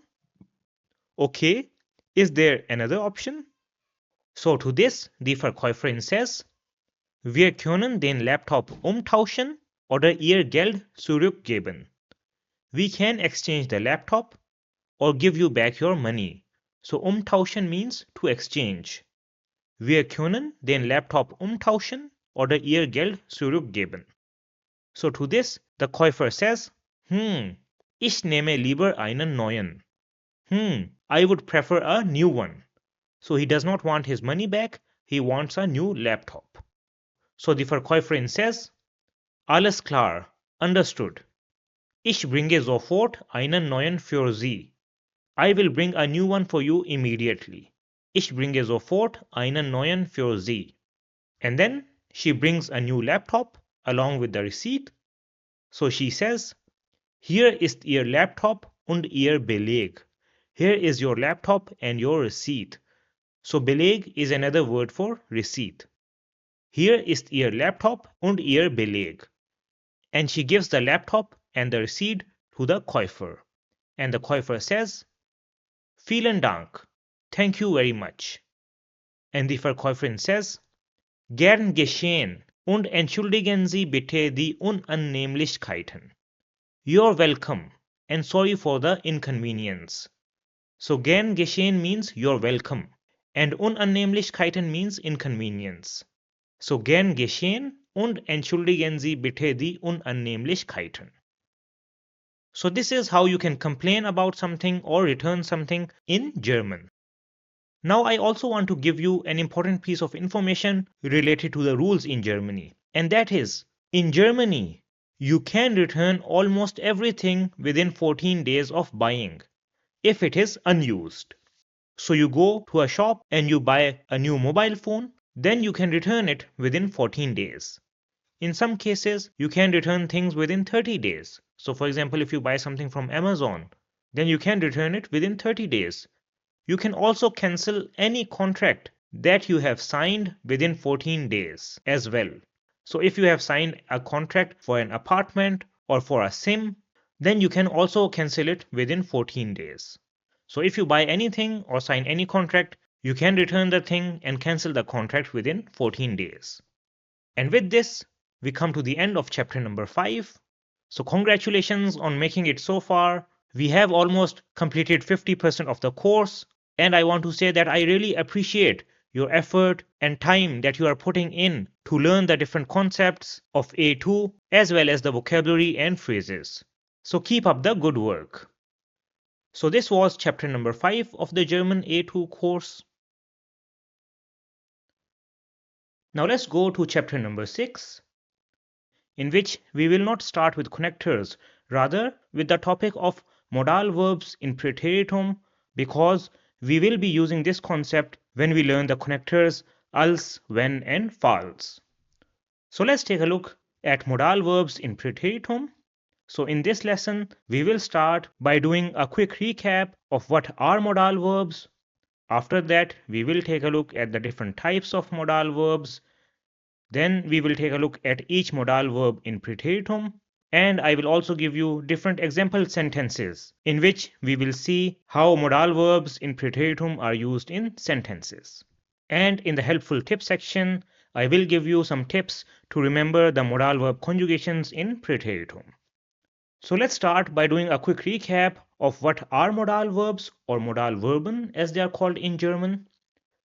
So modal verbs are a type of verb which show the attitude or mood towards an action. So let's take a look at an example.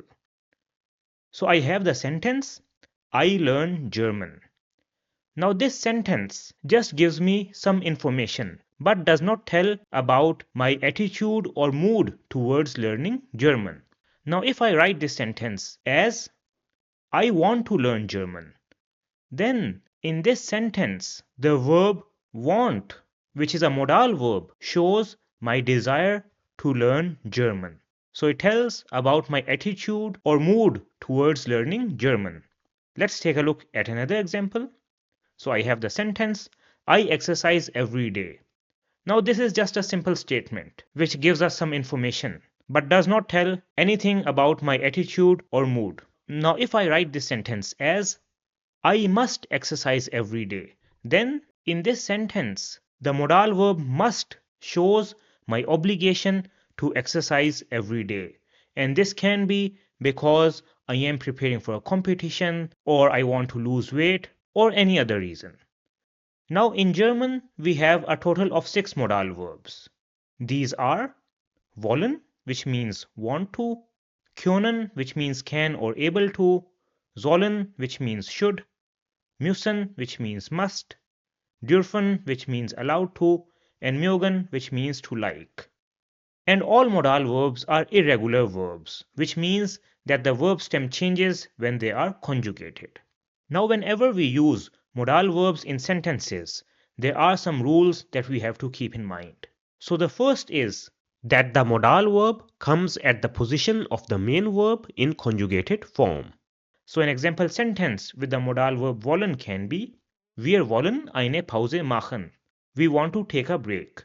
So you see in this sentence the modal verb wollen comes at second position in conjugated form, which was originally the position of the main verb. And the second rule is that whenever we use a modal verb in a sentence, then the main verb goes to the last position in infinitive form. And as you see over here, that the main verb, which was machen, goes to the end in infinitive form. So we have already seen these rules when we saw examples for connectors in the earlier lessons as well. Now the important point is that when we use modal verbs in praeteritum, the same rules will apply. So the modal verb in praeteritum will also come at second position, and the main verb will go to the end in infinitive form. So this is important for you to know. Now let's take a look at each of the modal verbs one by one. So the first modal verb is wollen, which means want to, and it is used to express desire or wish, or to tell about something that you want. So here are the conjugations of the modal verb wollen in presence, which we already did in A1. Now let's take a look at the conjugations of the modal verb wollen in praeteritum. So for first person singular, the conjugation will be ich wollte. For the second person singular, it will be du wolltest. For third person singular, it will be es or sie wollte. For first person plural, it will be wir wollten. For second person plural, it will be ihr wolltet. For third person plural, it will be sie wollten. And for the formal way, it will also be sie wollten. Now if you take a look at these conjugations of wollen in praeteritum, then you will see that the endings for the conjugations are different from present tense. However, the first part does not change, so it remains woll in all the conjugations. So this makes it easier to remember. Now let's take a look at some examples with the modal verb wollen in praeteritum. So let's take an example in first person singular. So an example can be Ich wollte ein neues Auto kaufen, aber es war zu teuer. I wanted to buy a new car, but it was too expensive. Now in this sentence you see that the modal verb wollen comes at second position in conjugated form, which is wollte, and the main verb, which was kaufen, goes to the end of the sentence. So you see that the modal verb wollen in praeteritum or past tense means wanted to. So something that you desired or wished in the past. And we did not put kaufen after teuer because the sentence part, which is aber es war zu teuer, is separate from the first part and it is connected with the connector aber.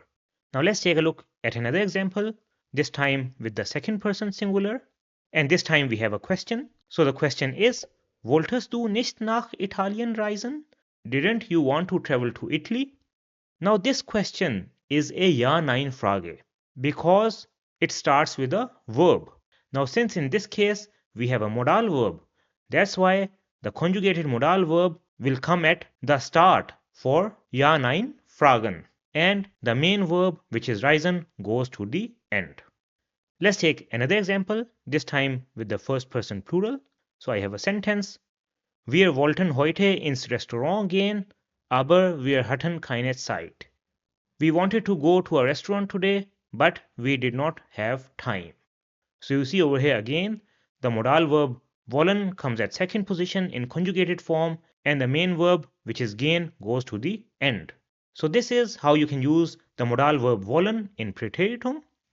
Now let's go to the second modal verb, which is können, which means can or able to, and it is used to express something you can do or are able to do. So here are the conjugations of the modal verb können in presence or present tense. Now let's take a look at the conjugations for können in preteritum. So the conjugation for first person singular will be ich konnte. For second person singular it will be du konntest. For third person singular it will be sie konnte. For first person plural it will be wir konnten. For second person plural it will be ihr konntet. For third person plural it will be sie konnten, and the formal way will also be sie konnten. Now if you take a look at the endings of the modal verb können in preteritum and compare them to the endings of wollen in preteritum, then you will see that the endings of both modal verbs are the same. So we have ich konnte and ich wollte. So it is te in both cases. Du konntest and du wolltest. So over here it is also same, and so on. So this means that the endings for modal verbs in preteritum will remain the same. And this is the case for all the other modal verbs as well. So if you just remember the endings for one modal verb, you can use them for all the other ones as well. And similar to wollen, the starting part of the conjugations of the modal verb können in preteritum also does not change. So it remains con in all the cases. Now let's take a look at some examples with the modal verb können in preteritum. So here we have an example with the third person singular, which is sie konnte als Kind gut schwimmen. She could swim very well as a kid. Sie konnte als Kind gut schwimmen. So this means that she was able to swim very well in the past, which is when she was a kid. And you see that the modal verb können comes at second position in conjugated form, and the main verb, which is schwimmen, goes to the end. Let's take another example, this time with first person plural. So we have the sentence, wir konnten die Hausaufgabe nicht verstehen. We were not able to understand the homework. Wir konnten die Hausaufgabe nicht verstehen. So we can also translate können in preteritum as were not able to. Let's take another example, this time with second person plural. So a sentence can be, konntet ihr die Antwort finden? Were you able to find the answer? Konntet ihr die Antwort finden? Now you see, this is also a Ja-Nein-Frage. That's why the modal verb können comes at position number 1 in conjugated form, and the main verb goes to the last position. So this is how you can use the modal verb können in preteritum. Let's go to the next modal verb, which is sollen, which means should, and it is used for obligation or giving recommendation or advice, which is not mandatory. So here are the conjugations of sollen in presence or present tense. Now the conjugation for sollen in preteritum for first person singular will be ich sollte. For second person singular it will be du solltest. For third person singular it will be sie sollte. For first person plural it will be wir sollten. For second person plural it will be ihr solltet. For third person plural it will be sie sollten, and the same will be for the formal way. Now let's take an example.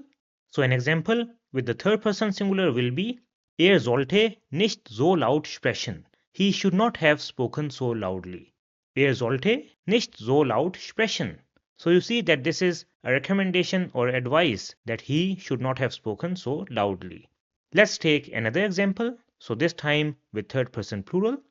So we have the sentence, die Kinder sollten früher ins Bett gehen.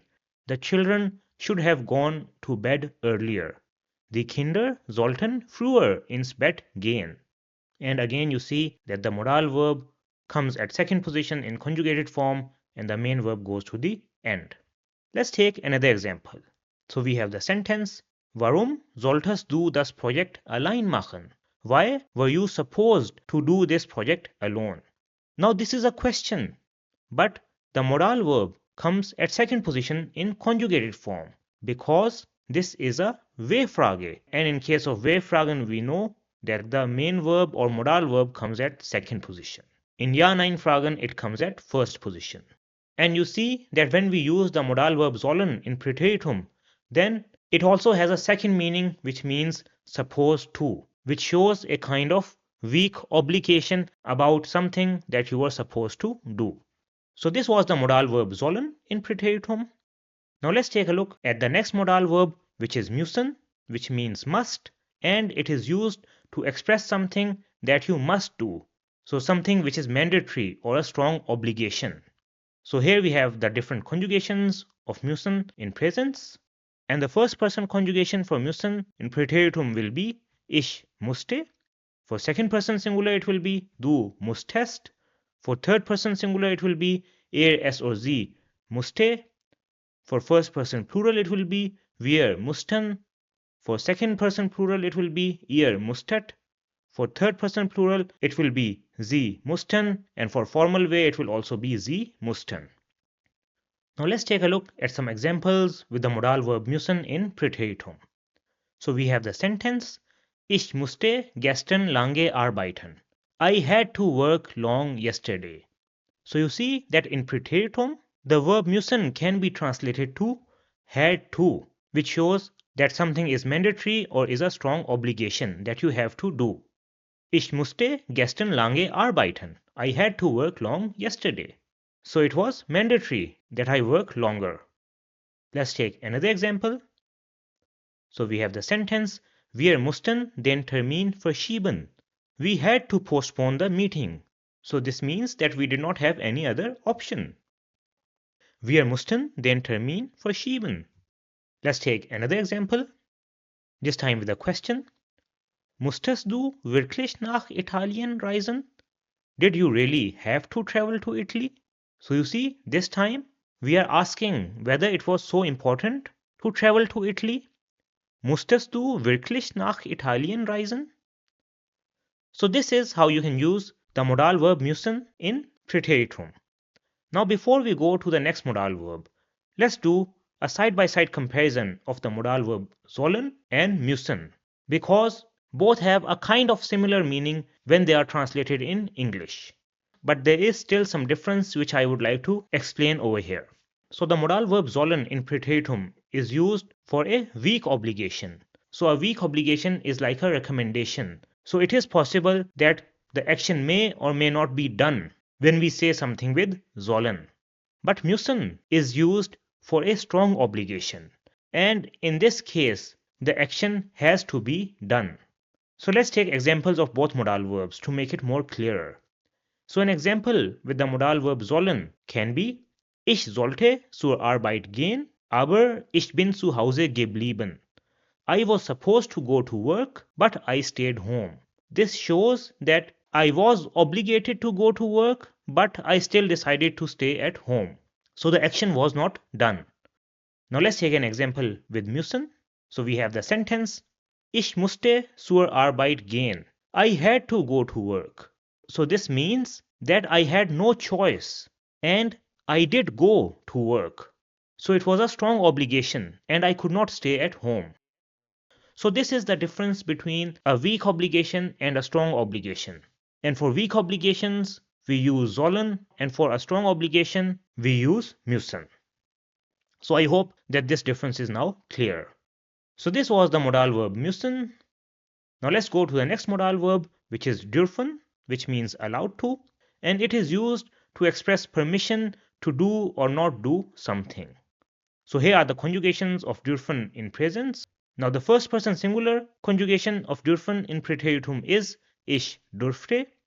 Second person singular conjugation is du durftest. Third person singular conjugation is sie durfte. For first person plural it is wir durften. For second person plural it is ihr durftet. For third person plural, and the formal way it is Sie durften, Sie durften.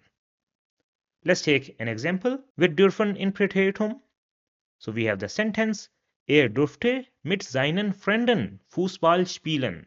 He was allowed to play football with his friends. Durfte mit seinen Freunden Fußball spielen. So you see that we have used the modal verb dürfen in Präteritum to tell that he was given permission to play football with his friends in the past. Let's take another example.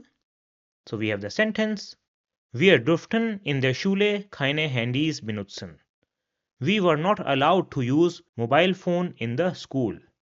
Wir durften in der Schule keine Handys benutzen. So you see, this also shows that in the past, we were not allowed to use a mobile phone in the school. Let's take another example. So I have the sentence, Durftest du gestern ins Kino gehen? Were you allowed to go to the cinema yesterday? So you see that we can also use the modal verb dürfen in Präteritum to ask if somebody was allowed to do an action or not in the past. So this was the modal verb dürfen in Präteritum. Now let's take a look at the last modal verb, which is mögen, which means to like, and it is used to show your liking for something such as things or people. Now here are the conjugations of mögen in presence.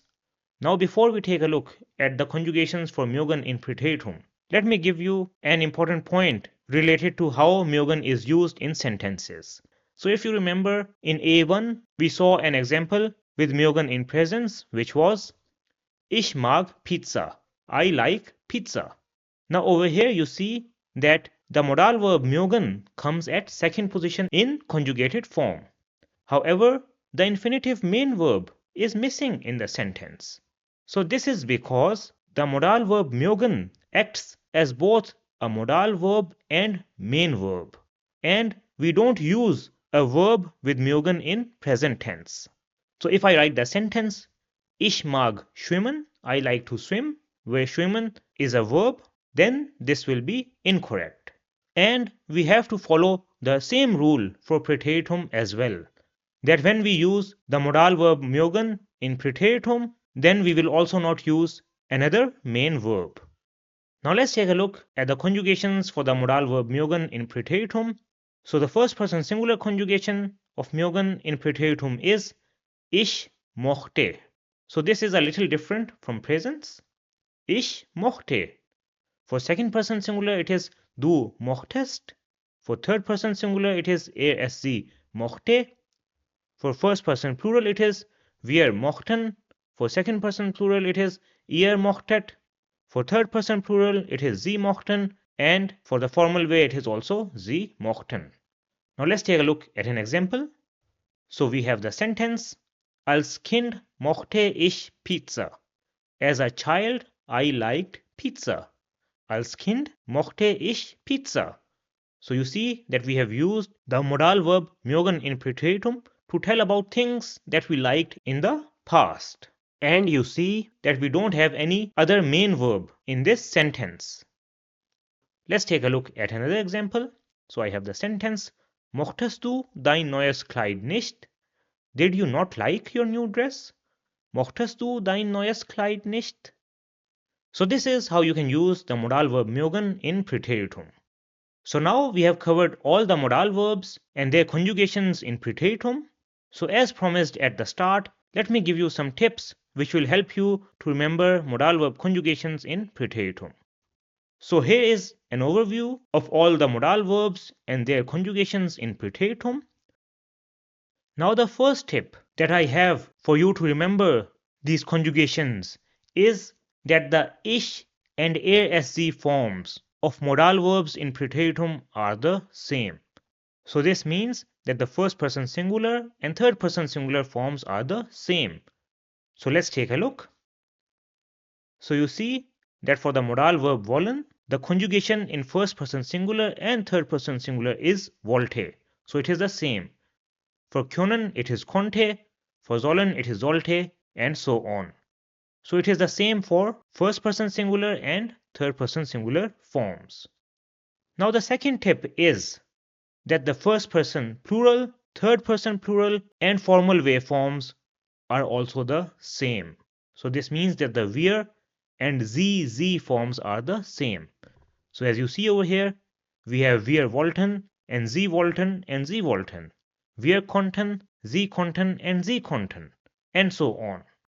Now the third tip which I have, which I also gave you earlier, is that the endings of all modal verbs are the same.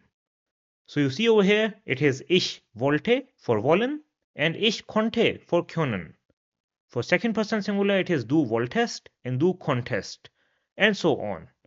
And you can take a look at the endings for all the other modal verbs, and you will see that they are also the same. The next tip is that the starting of modal verbs is also the same. So we have already seen this, but let's take a look at it again.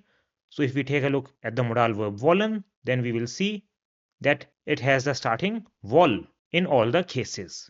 In case of können, the starting is kon. For sollen, it is soll. For müssen, it is muss. For dürfen, it is durf.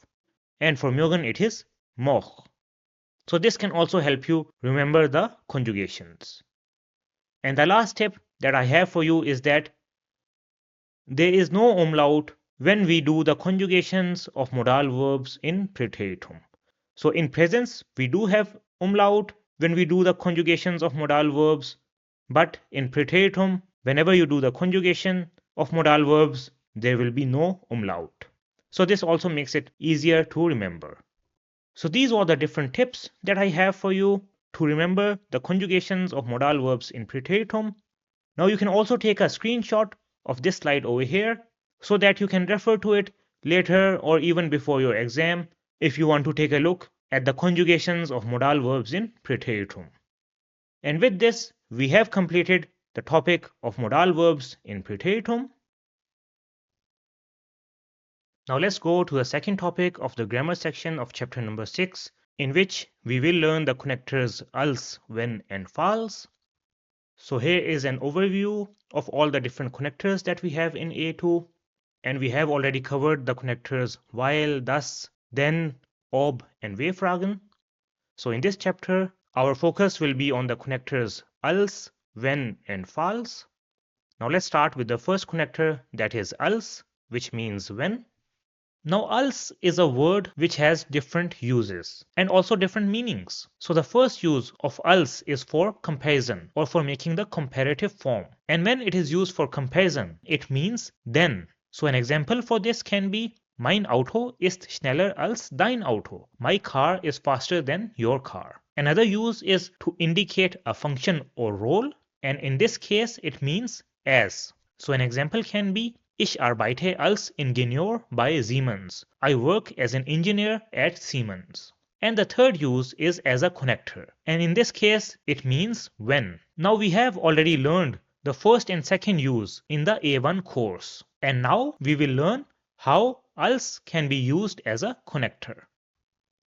Now als as a connector is used to talk about a one-time event which happened in the past, which is die Vergangenheit in German. So let's understand this with an example.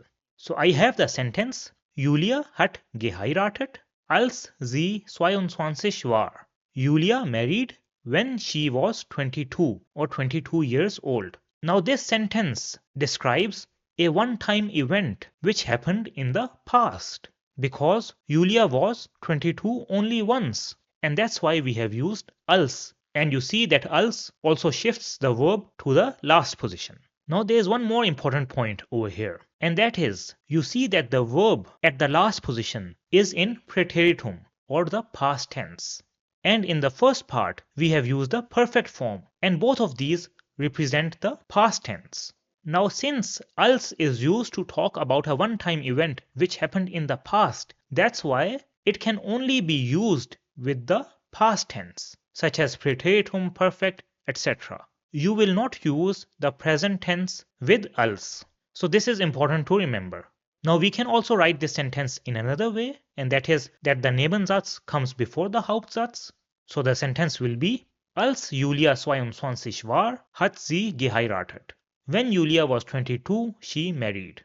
Now you see that the Hauptsatz in the first sentence has gone after the comma, and the Nebensatz, which was als sie 22 war, has gone to the start. And I hope that you remember the rule from earlier, which is that when the Hauptsatz comes after the comma or after the Nebensatz, then it must start with the verb. Now let's take a look at another example. So I have the sentence, als ich 5 war, musste ich in die Schule gehen. When I was 5, I had to go to school. Now over here you again see that we have used the modal verb in preteritum, and the main verb goes to the last position in infinitive form, and in the first part we have also used war, which is the preteritum form. Let's take another example.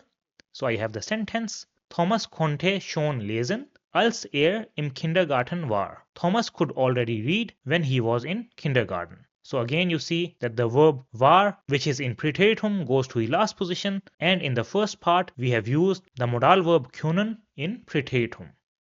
So this was the connector als. Now let's go to the next connector, which is when. Now this has two meanings. The first is when, and this is used for time, similar to als, and the second is if, and this is used for conditional sentences. Now let's first take a look at sentences where when means when. Now as you know that als also means when. So how do we know whether to use when or als in a sentence? So whenever you are talking about die Vergangenheit, which is the past, and it is a one-time event that you are describing, then you will use als. But if you are talking about a past and the event which you are describing is a repeated event, then you will use when. So let's understand this with some examples.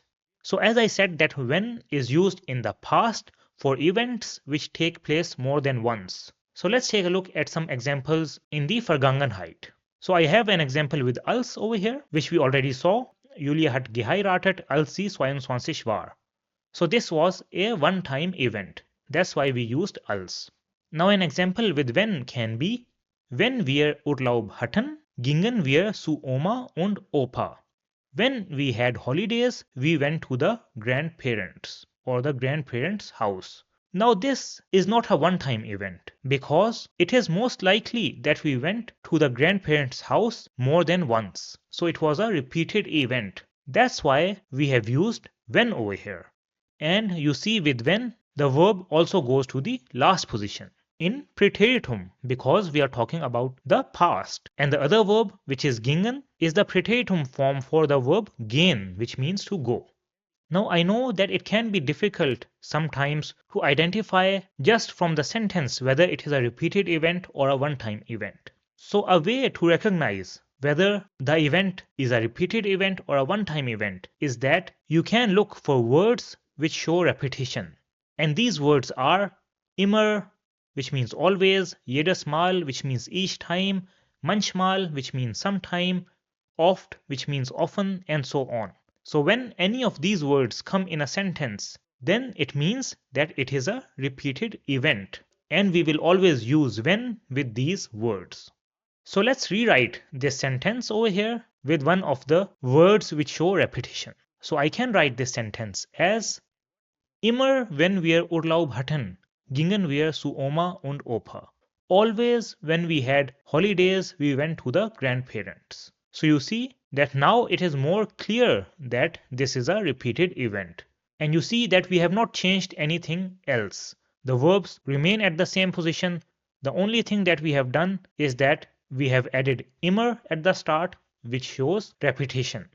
Let's take another example. So I have the sentence, wenn ich ins Büro ging, habe ich meinen Mitarbeiterausweis mitgenommen. When or whenever I went to office, I took my employee card with me. Now this is also a repeated event because I went to the office more than once. That's why I have used when.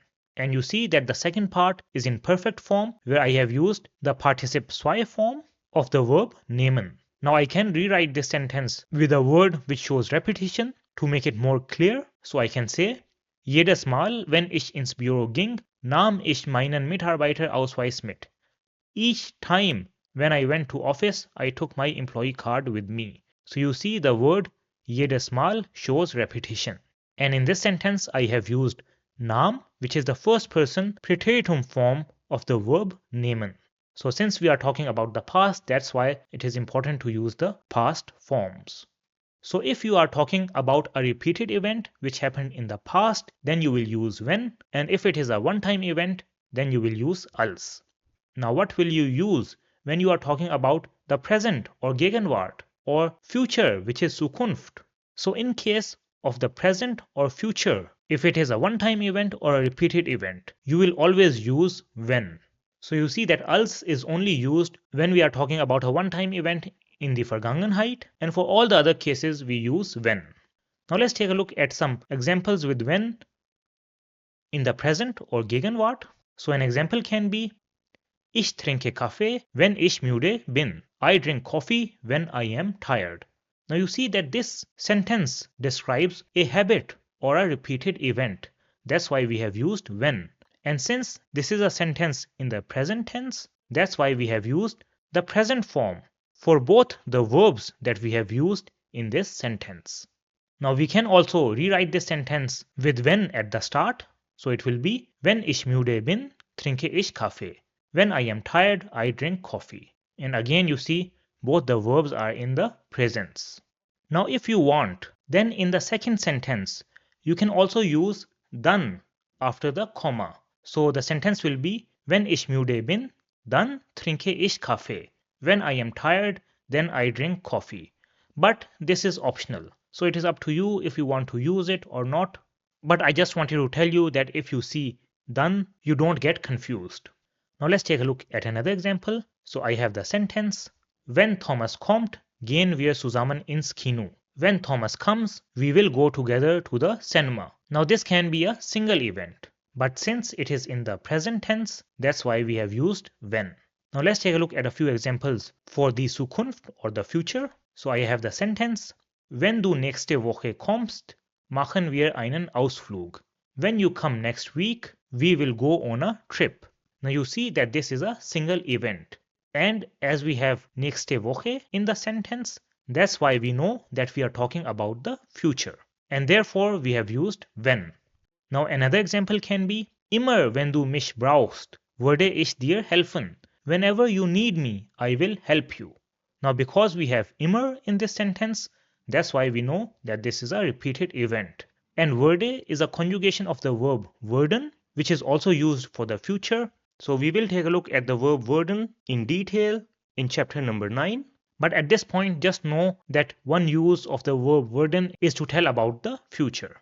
So these are the different cases in which you use when to talk about time. You can also take a screenshot of this slide over here so that you don't forget.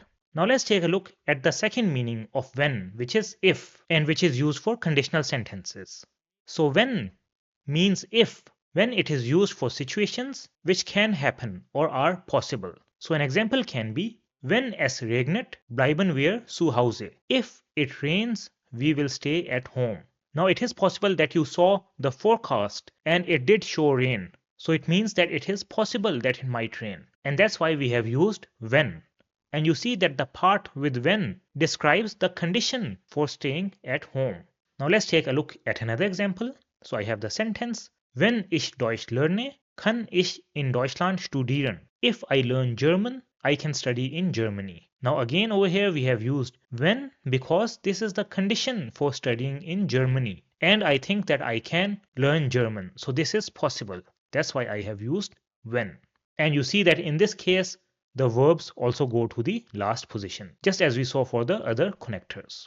So you see that we can also use when for conditional sentences and especially for situations which can happen or are possible. And in this case, it means if. So this was the connector when. Now let's take a look at the last connector of chapter number 6, which is falls, which means in case. And this is used for situations which might not happen or have a less chance of happening. So let's understand this with an example.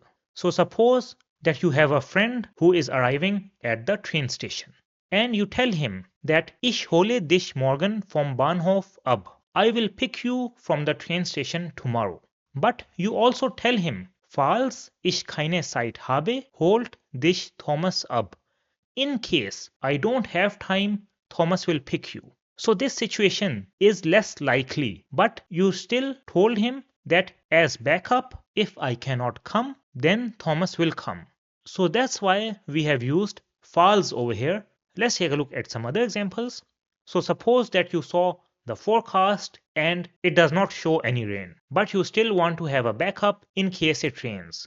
Then you will say, falls es regnet, kommen wir zurück nach Hause. In case it rains, we will come back home.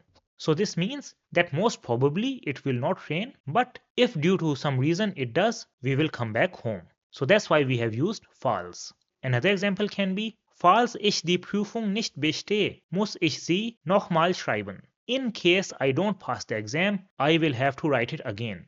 But there's a very less chance that I will fail. So that's why we have used false. So let's do a side-by-side comparison.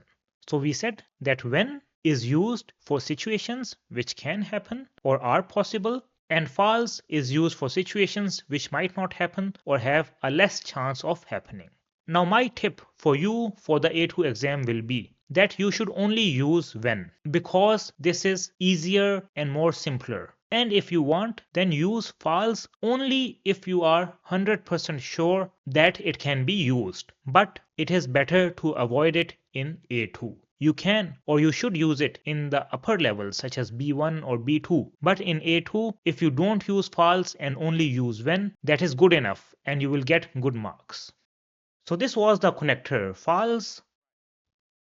And you see that we have now covered 8 of the 10 connectors that we have in A2. The rest of the 2 connectors, which are umsu and damit, will be covered in chapter number 7. So these were the connectors else, when and false. And with this, we have completed the grammar section of chapter number 6. Now let's go to the practical German section of chapter number 6, in which we will learn some restaurant vocabulary and also how you can order something to eat when you are at a restaurant in German. So we will start with some word charts or vocabulary related to restaurant. So the first word is die Küche, which means cuisine. Die Küche. And die Küche can be Italienische Küche, which means Italian cuisine, for example pizza, Chinesische Küche, for example Chinese cuisine, or Deutsche Küche, which is German cuisine, such as this bretzel that you see over here. So these are some examples of different cuisines.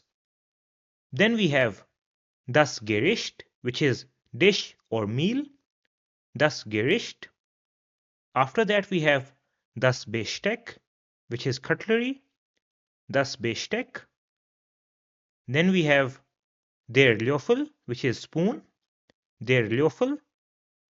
The next one is die Gabel, which is fork, die Gabel. Then we have das Messer, which is knife, das Messer. The next one is der Teller, which is plate, der Teller. Then we have das Glas, which is glass, das Glas. The next is die Tasse, which is cup, die Tasse. Then we have die Serviette, which is napkin, die Serviette. After that we have die Speisekarte, which is menu card, die Speisekarte. And in some cases, restaurants also have the Getränkekarte, which is the drinks menu, which only has the different drinks that are available. The Getränkekarte. After that, we have das Getränk, which is drink, das Getränk. The next word is die Vorspeise, which is starter or appetizer, die Vorspeise. Then we have die Hauptspeise, which is the main course or main meal, die Hauptspeise. The next word is die Portion, which is a portion size or serving size, die Portion. After that we have die Beilage, which is a side dish, for example fries or rice, die Beilage. And after you have had your food, then you usually have die Nachspeise, which is dessert, die Nachspeise. And it is also called das Dessert. Thus, dessert. Then we have die Rechnung, which is bill, die Rechnung. And when you go to a restaurant, there you will have their Kellner, which is the waiter or male waiter, their Kellner, and a female waiter or waitress is die Kellnerin. Die Kellnerin. Then we have the word lecker, which means tasty. Lecker, and this is an adjective. Now let's take a look at some important verbs related to food. So we have the verb schmecken, which means to taste. Schmecken. Then we have bestellen, which means to order. Bestellen. The next verb is zahlen or bezahlen, which means to pay. Zahlen or bezahlen. After that we have Trinkgeld geben, which means to give a tip if you like the service. So Trinkgeld geben. So these were different verbs and vocabulary related to things in a restaurant. Now let's see how you can order at a restaurant, which is im Restaurant bestellen. So for this, we have Frank and Julia over here, who are the Kunden or customers, and they have decided to go to a restaurant and have dinner. And we also have a Kellnerin at the restaurant. So Frank and Julia greet the Kellnerin by saying Guten Abend, good evening. The Kellnerin replies Guten Abend, good evening. Frank and Julia ask, Haben Sie einen Tisch frei? Do you have a table free? Haben Sie einen Tisch frei? The Kellnerin asks, Für wie viele Personen? For how many people? Für wie viele Personen? They answer by saying, Für zwei Personen bitte. For two people, please. Für zwei Personen bitte. So the Kellnerin says, Ja, wir haben einen Tisch frei. Yes, we have a free table. Ja, wir haben einen Tisch frei. Bitte kommen Sie mit. Please come with me. Bitte kommen Sie mit. And she takes both Frank and Julia to their table. Then they ask, Können wir bitte die Speisekarte haben? Can we please have the menu? Können wir bitte die Speisekarte haben? And the Kellnerin says, Natürlich, of course. And she gets the Speisekarte and gives it to them. And says, Here is die Speisekarte. Here is the menu. So Frank and Julia take a look at the menu and decide what they want to eat. And then they say, Wir möchten jetzt bestellen. We would like to order now. Wir möchten jetzt bestellen. So the Kellnerin says, Gerne, gladly. Was möchten Sie haben? What would you like to have? Was möchten Sie haben? So Frank says, Ich nehme das Hähnchen mit Reis, bitte. I will take the chicken with rice, please. Ich nehme das Hähnchen mit Reis, bitte.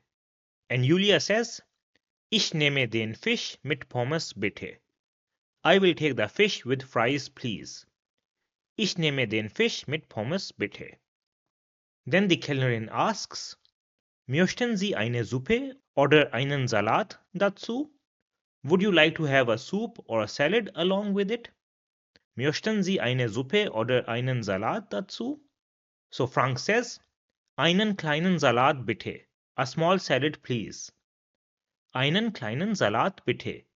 And Julia says, Für mich auch. For me too. Für mich auch. Then the Kellnerin asks, Und was möchten Sie zum Trinken? And what would you like to drink? Und was möchten Sie zum Trinken? So they answer, Zwei Cola bitte. Two colas please. Zwei Cola bitte. So the Kellnerin says, Sehr gut. Very good. Kommt sofort. It's coming right away. Kommt sofort. It's coming right away. So then the Kellnerin goes and brings their food and puts it on their table. So now Frank and Julia can have their food. After their food, which is nach dem Essen, the Kellnerin comes back and asks, Hat es Ihnen geschmeckt? Did it taste good? Hat es Ihnen geschmeckt? So this is a phrase which means, did it taste good or did you like it? So they answer, Ja, es war sehr lecker. Yes, it was very tasty. Ja, es war sehr lecker. Then the Kellnerin says, Schön zu hören. Good to hear. Schön zu hören. Then she asks, Möchten Sie noch ein Dessert? Would you like to have dessert? Möchten Sie noch ein Dessert? And they say, Nee, Dessert nicht. Vielen Dank. No, no dessert. Thanks a lot. So nee is also a short form of nein. Nee, Dessert nicht. Vielen Dank. Then they say, Können wir die Rechnung haben? Can we have the bill? Können wir die Rechnung haben? So the Kellnerin says, Jawohl. Yes, sure. Jawohl. Then she asks, Zusammen oder getrennt? Together or separate? So this means that do you want to pay the bill together, or should she bring the bill separately for each person so that they can only pay for what they ordered? So this is what zusammen oder getrennt means. And they answer, Zusammen bitte. Together please. Zusammen bitte. So she says, Das macht 38 Euro. The total is 38 euros. Das macht 38 Euro. And they say, Mit Karte bitte. With card please. Mit Karte bitte. And they say, Und machen Sie 40 Euro. And make it 40 euros. So this means that they give 2 Euro Trinkgeld or tip. Und machen Sie 40 Euro. And the Kellnerin says, Vielen Dank. Thanks a lot. Here is their Beleg. Here is the receipt. And she gives them the receipt. And they say, Danke schön. Thank you very much.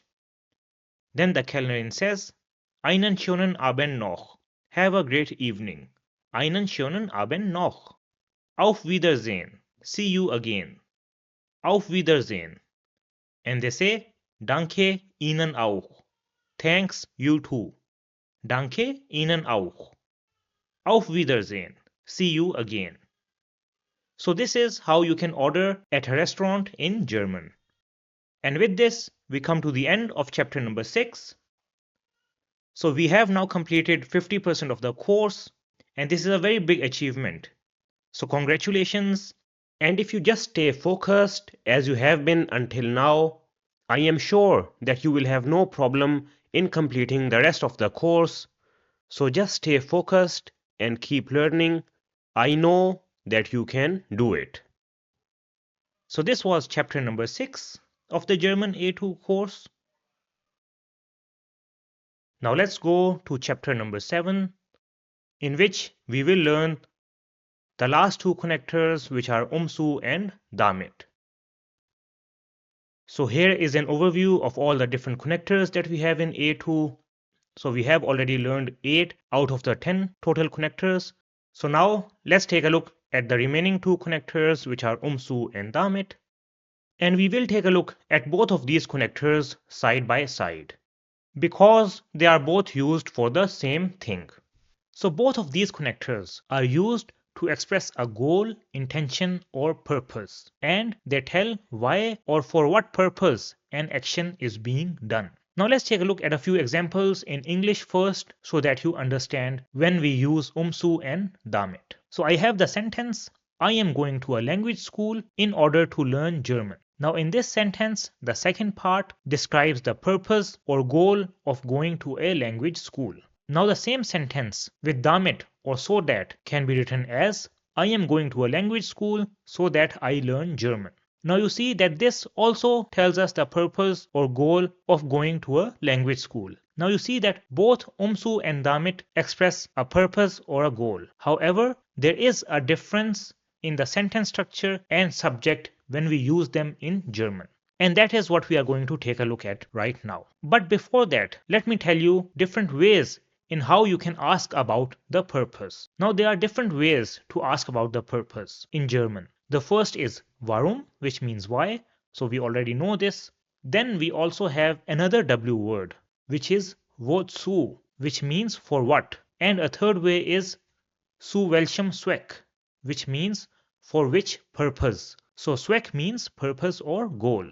So if you see any of these words in the question, then you can use umzu or damit in your answer. Now let's first take a look at umzu and understand it with some examples. So suppose somebody asks you the question, Wozu gehst du zur Sprachschule? For what purpose do you go to the language school? Then you can answer it by saying, Ich gehe zur Sprachschule, Deutsch zu lernen. I go to a language school in order to learn German. So you see that I have used and zu to answer this question. Now let's take a look at the sentence structure. So when we analyze the second part of this sentence, then we see that this part starts with then we have some extra info, and at the end we have su followed by the verb in infinitive form. And you also see that we don't have any subject in this part because we are talking about the same person which was mentioned at the start or in the Hauptsatz.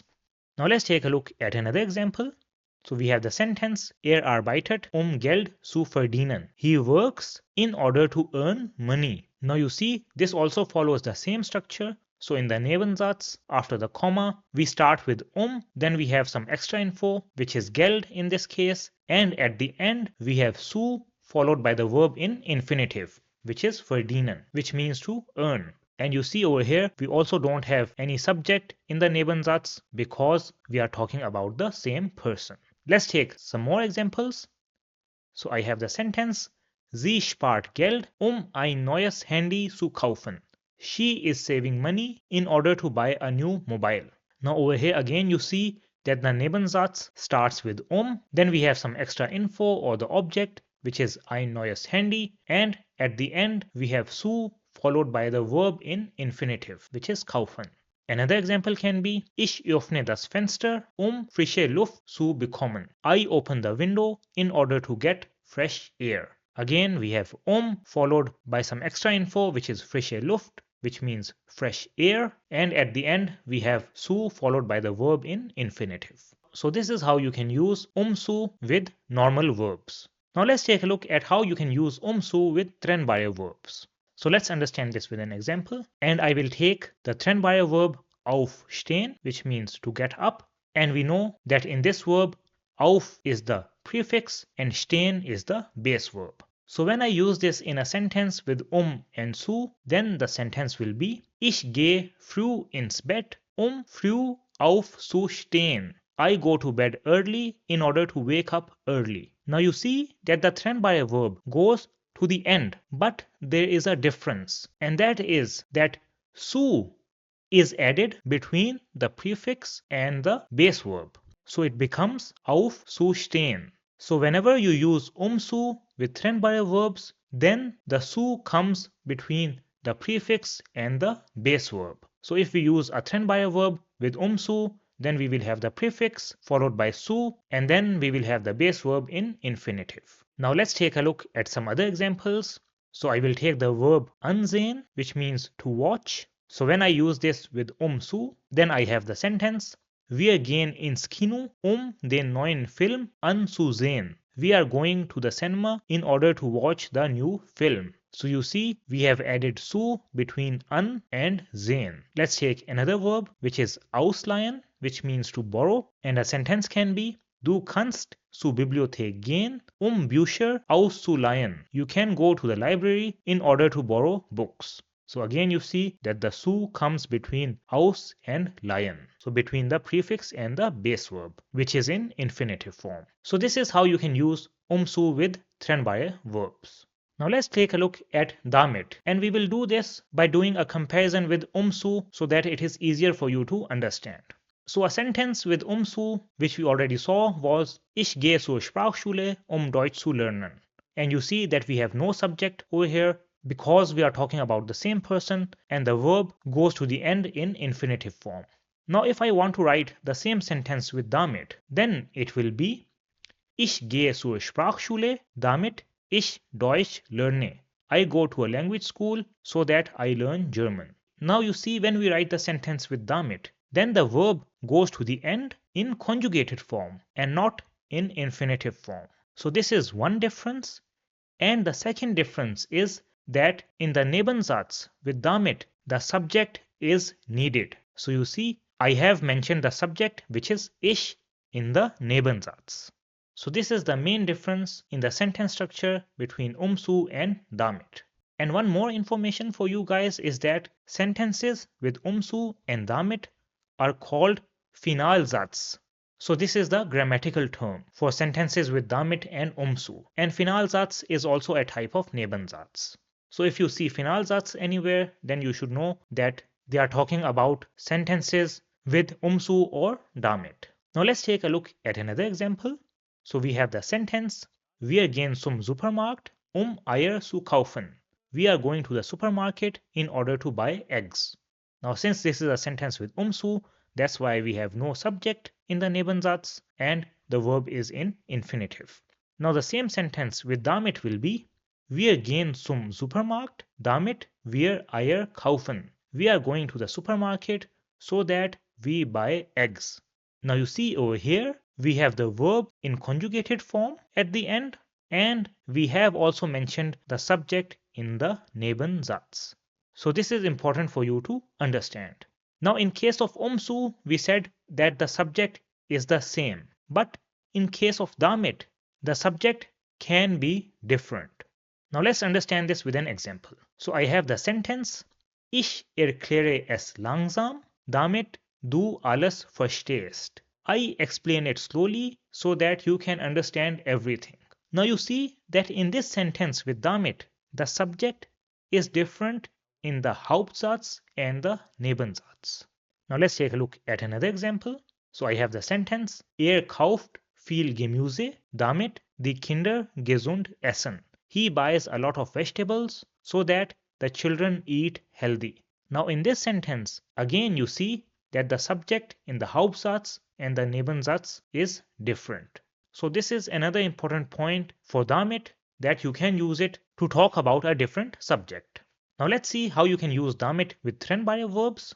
And the good news is that damit is used with Trennbare verbs in the same way as other connectors such as weil, thus, and so on. So we will take the Trennbare verb aufstehen, and I am using the same verb and examples so that it is easier for you to understand the difference between the different connectors. So I have the sentence, Ich gehe früh ins Bett, damit ich morgen früh aufstehe. I go to bed early so that I wake up early in the morning.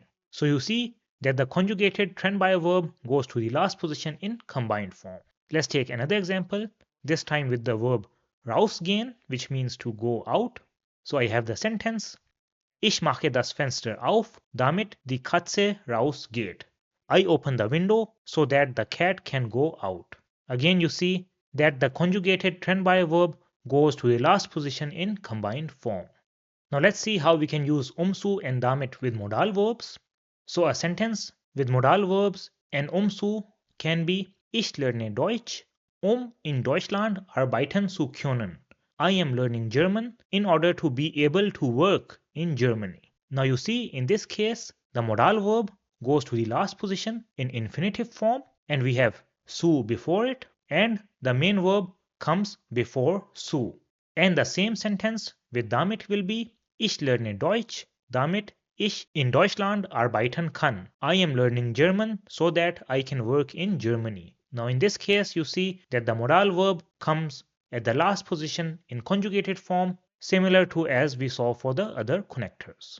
Now there is one important point that you have to keep in mind with modal verbs when you use umzu and damit with modal verbs, and that is that umzu and damit are used with the modal verbs können and dürfen.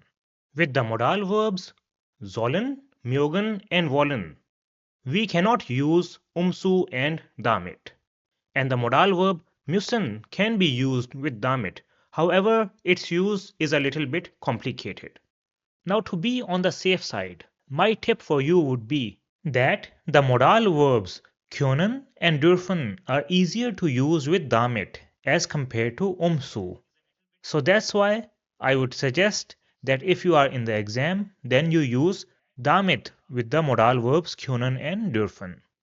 Now one more important point for umzu and damit is that we don't use the perfect form with umzu and damit in Nebensatz. This is because the perfect form is used for the past, and we use umsu and damit to talk about a goal or a purpose which cannot be in the past. That's why you will not use umsu and damit with the perfect form.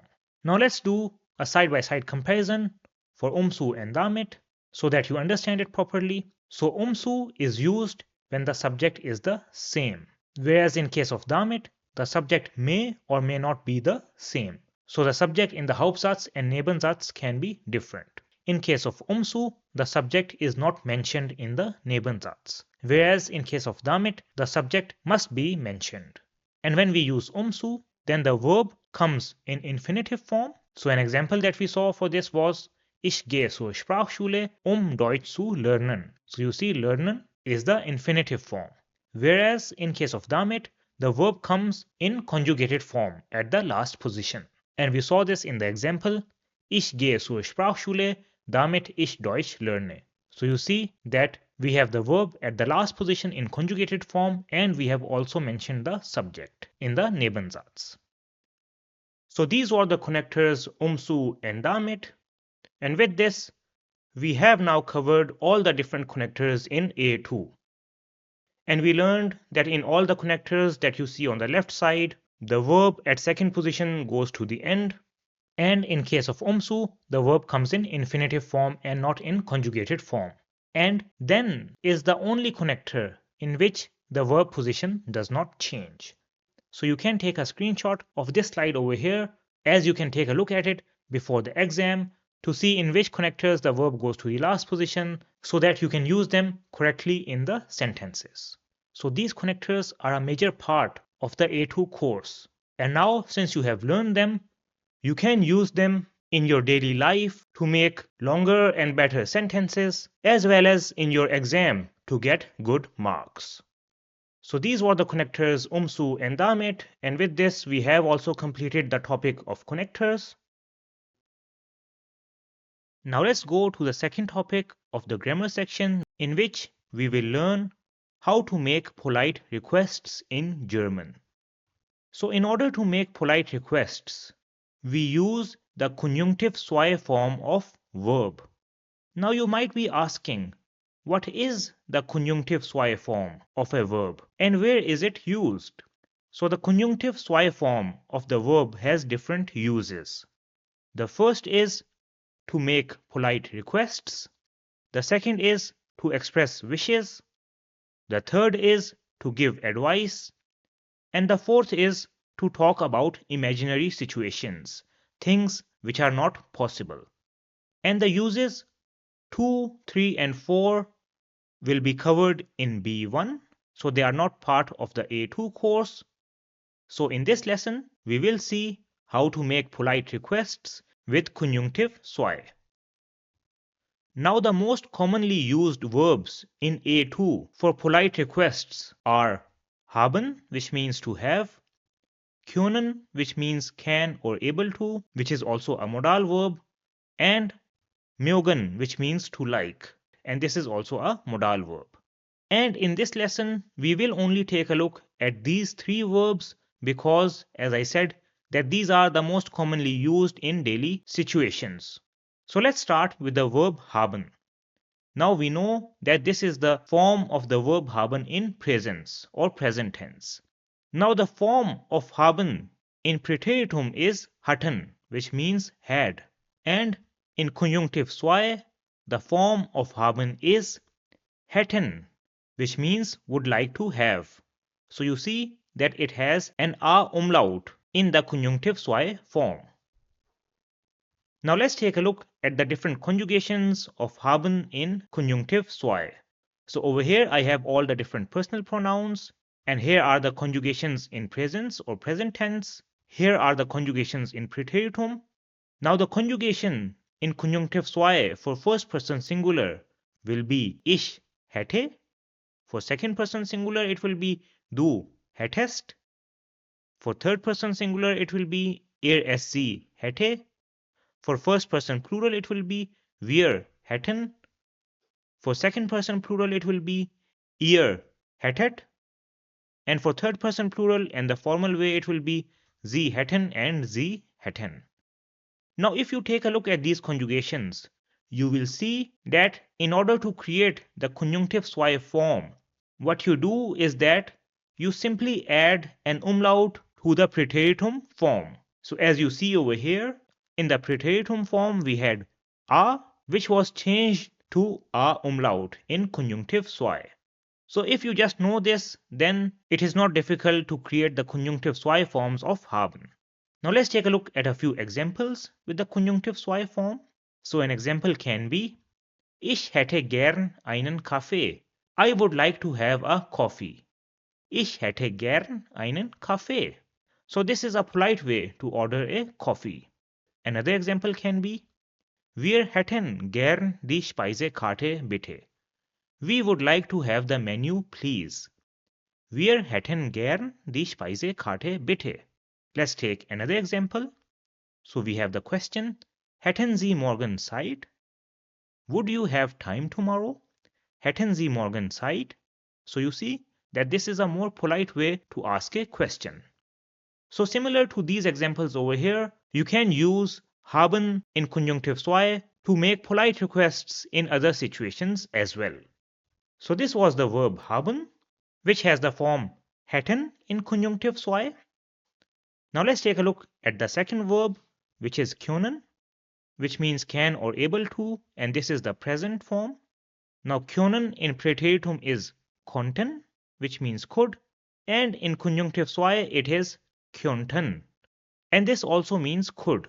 However, the difference is when you use the preteritum form, then this is a more direct way, whereas the conjunctive SY form is a more polite and friendly way, even though both have the same meaning.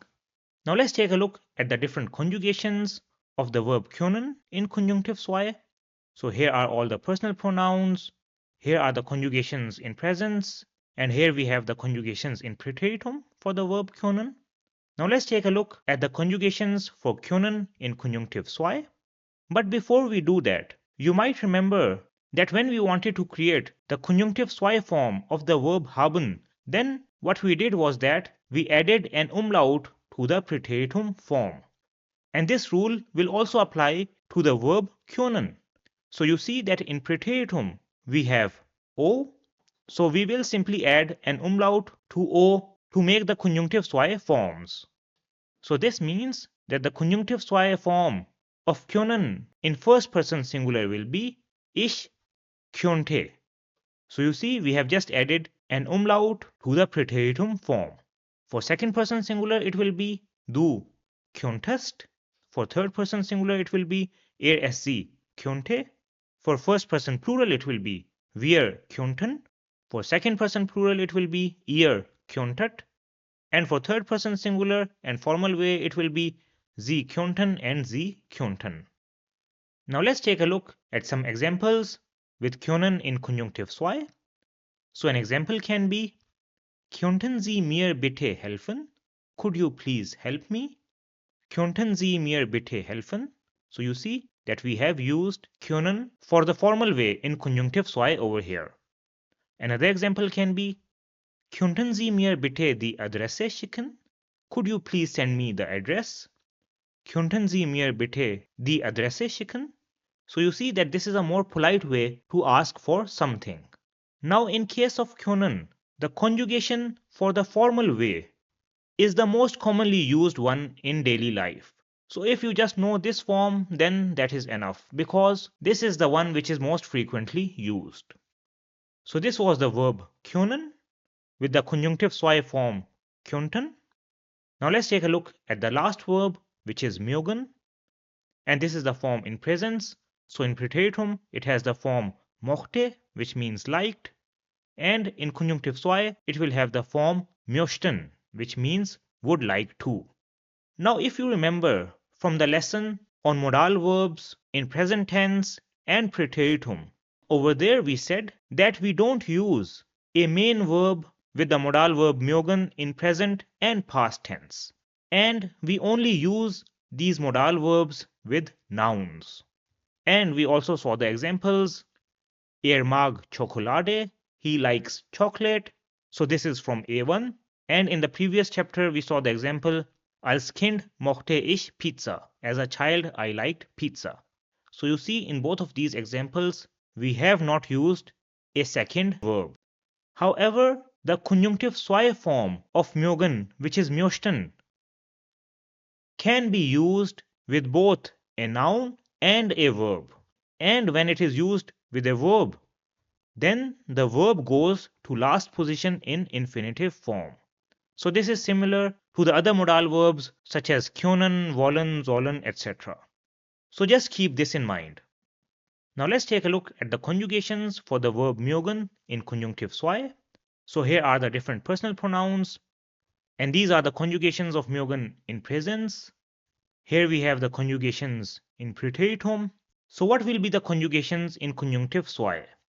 So in this case, we will also use the rule which we learned for können and haben, and that is that in case of mögen, we will also add an umlaut to the preteritum form to create the conjunctive zwei form. So this means that in this case, the O in preteritum will become O umlaut. So the conjugation in first person singular for mögen in conjunctive zwei will be ich möchte. For second person singular, it will be du möchtest.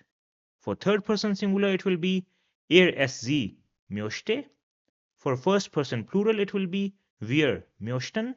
For second person plural, it will be ihr möchtet. And for third person plural and the formal way, it will be sie möchten and sie möchten. Now let's take a look at some examples.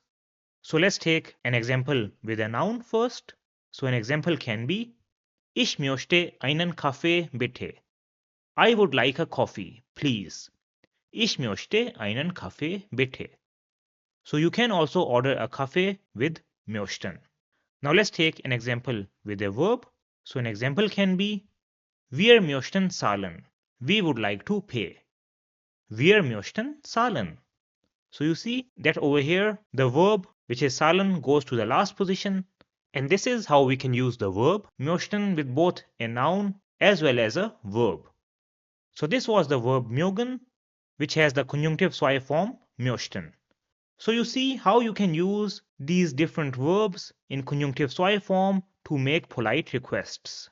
Now I have not given too many examples over here because I think that the conjunctive zwei form is used similar to all the other verbs. However, if you want to take a look at some more examples, then I would suggest that you go to Google or use ChatGPT as we learned in chapter number 4.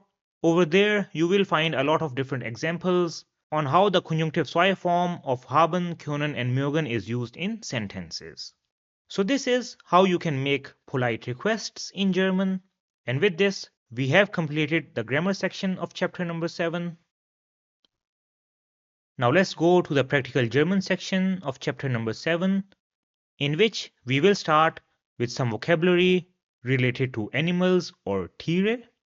So the first word is das Tier, which means animal. Das Tier, so this is the singular, and the plural is die Tiere, which means animals. Die Tiere. Then we have the Haustiere, which are pets, which you can keep at home. The Haustiere. Now let's take a look at different Haustiere. So the first is der Hund, which means dog. Der Hund. Then we have the Katze, which means cat. The Katze. The next one is der Vogel, which means bird. Der Vogel. Then we have der Fisch, which is fish. Der Fisch. The next one is der Hamster, which is hamster. Der Hamster. Then we have the mouse, which is mouse. The mouse. The next Haustier which some people have is the Schildkröte, which is turtle. The Schildkröte. Then we have das Kaninchen, which is rabbit. Das Kaninchen. So these were different Haustiere or pets. Then we have the Bauernhoftiere, which are farm animals. The Bauernhoftiere. So the first one is the Kuh, which means cow. The Kuh. Then we have das Pferd, which is horse, das Pferd. The next one is das Schaf, which is sheep, das Schaf. Then we have die Ziege, which is goat, die Ziege. The next one is das Schwein, which is pig, das Schwein. Then we have das Huhn, which is chicken, das Huhn. So this is a female chicken. The next one is der Hahn, which is rooster, der Hahn. So this is a male chicken. Then we have die Ente, which is duck, die Ente. Now let's take a look at some Bauernhof vocabulary, which is farm vocabulary. So in a farm, you have der Bauer, which is a male farmer, der Bauer, and a female farmer will be die Bäuerin, die Bäuerin. Then we have die Natur, which is nature, die Natur. The next word is das Dorf, which is village, das Dorf. And in a farm or village you will have die frische Luft, which means fresh air, die frische Luft. Then we have ruhig, which means quiet or peaceful, ruhig. Now let's take a look at the wilde Tiere, which are wild animals, the wilde Tiere. So the first wild animal is der Löwe, which is lion, der Löwe. Then we have der Tiger, which is tiger, der Tiger. The next one is der Elephant, which is elephant, der Elephant. Then we have die Giraffe, which is giraffe, die Giraffe. The next one is das Zebra, which is zebra, das Zebra. Then we have der Affe, which is monkey, der Affe. The next animal is der Bear, which is bear, der Bear. Then we have der Fuchs, which is fox, der Fuchs. And the next one is der Wolf, which is wolf, der Wolf. Now let's take a look at some kleine Tiere, which are small animals. So the first one is die Biene, which is bee, die Biene. Then we have die Ameise, which is ant, die Ameise. The next one is die Fliege, which is fly, die Fliege. Then we have der Schmetterling, which is butterfly, der Schmetterling. And the last one is die Spinne, which is spider, die Spinne. So these were different words related to animals and farm life. Now let's go to the last topic of chapter number 7, in which we will learn different vocabulary and phrases related to Wohnungssuche or apartment search in German. So the first word is die Anzeige, which means advertisement, die Anzeige. And if it is an advertisement for an apartment, then it will be die Wohnungsanzeige, die Wohnungsanzeige. Then we have die Adresse, which is the address, die Adresse. Then we have die Fläche, this is the area or surface of the apartment, die Fläche. And another word is die Wohnfläche, this is the living area or surface, die Wohnfläche. So if you have a garden or something, then it won't be included in the Wohnfläche. After that we have Typ, which means type, and for an apartment it means type of an apartment. Typ, and the different types of apartments can be Etagenwohnung, which means a floor apartment, so it would be on any of the floors. Then we have Dachgeschoss, which is attic flat, so it is on the highest floor. And another type which is less common is Maisonette, which means maisonette. So this is an apartment which has 2 floors. So inside an apartment, you have 2 floors and you have stairs with which you can go to the upper floor. Then we have the etage, which is the floor, the etage. And another word is der Stockwerk, which also means floor. Der Stockwerk. Then we have der Balkon, which is balcony, der Balkon. The next word is der Keller, which is basement, der Keller. Then we have die Miete, which is rent, die Miete. And the Miete can be the Kaltmiete. So this is the rent without utilities. For example, heating costs or water costs. Or it can be the Warmmiete, which is the rent including utilities, for example, water or heating. But you have to remember that in the Warmmiete, the electricity costs are not included. So for electricity, you have to pay extra.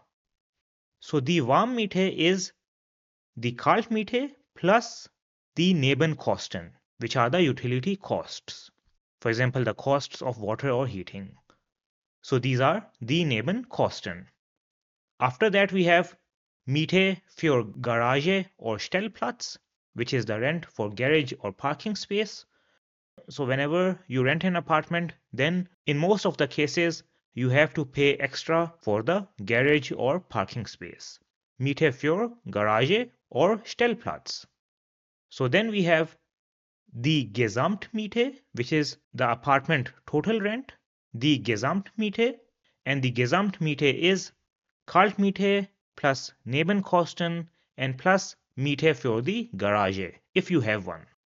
Then we have the Kaution, which is the security deposit, the Kaution, and this is usually 2 or 3 months Kaltmiete, the Kaution.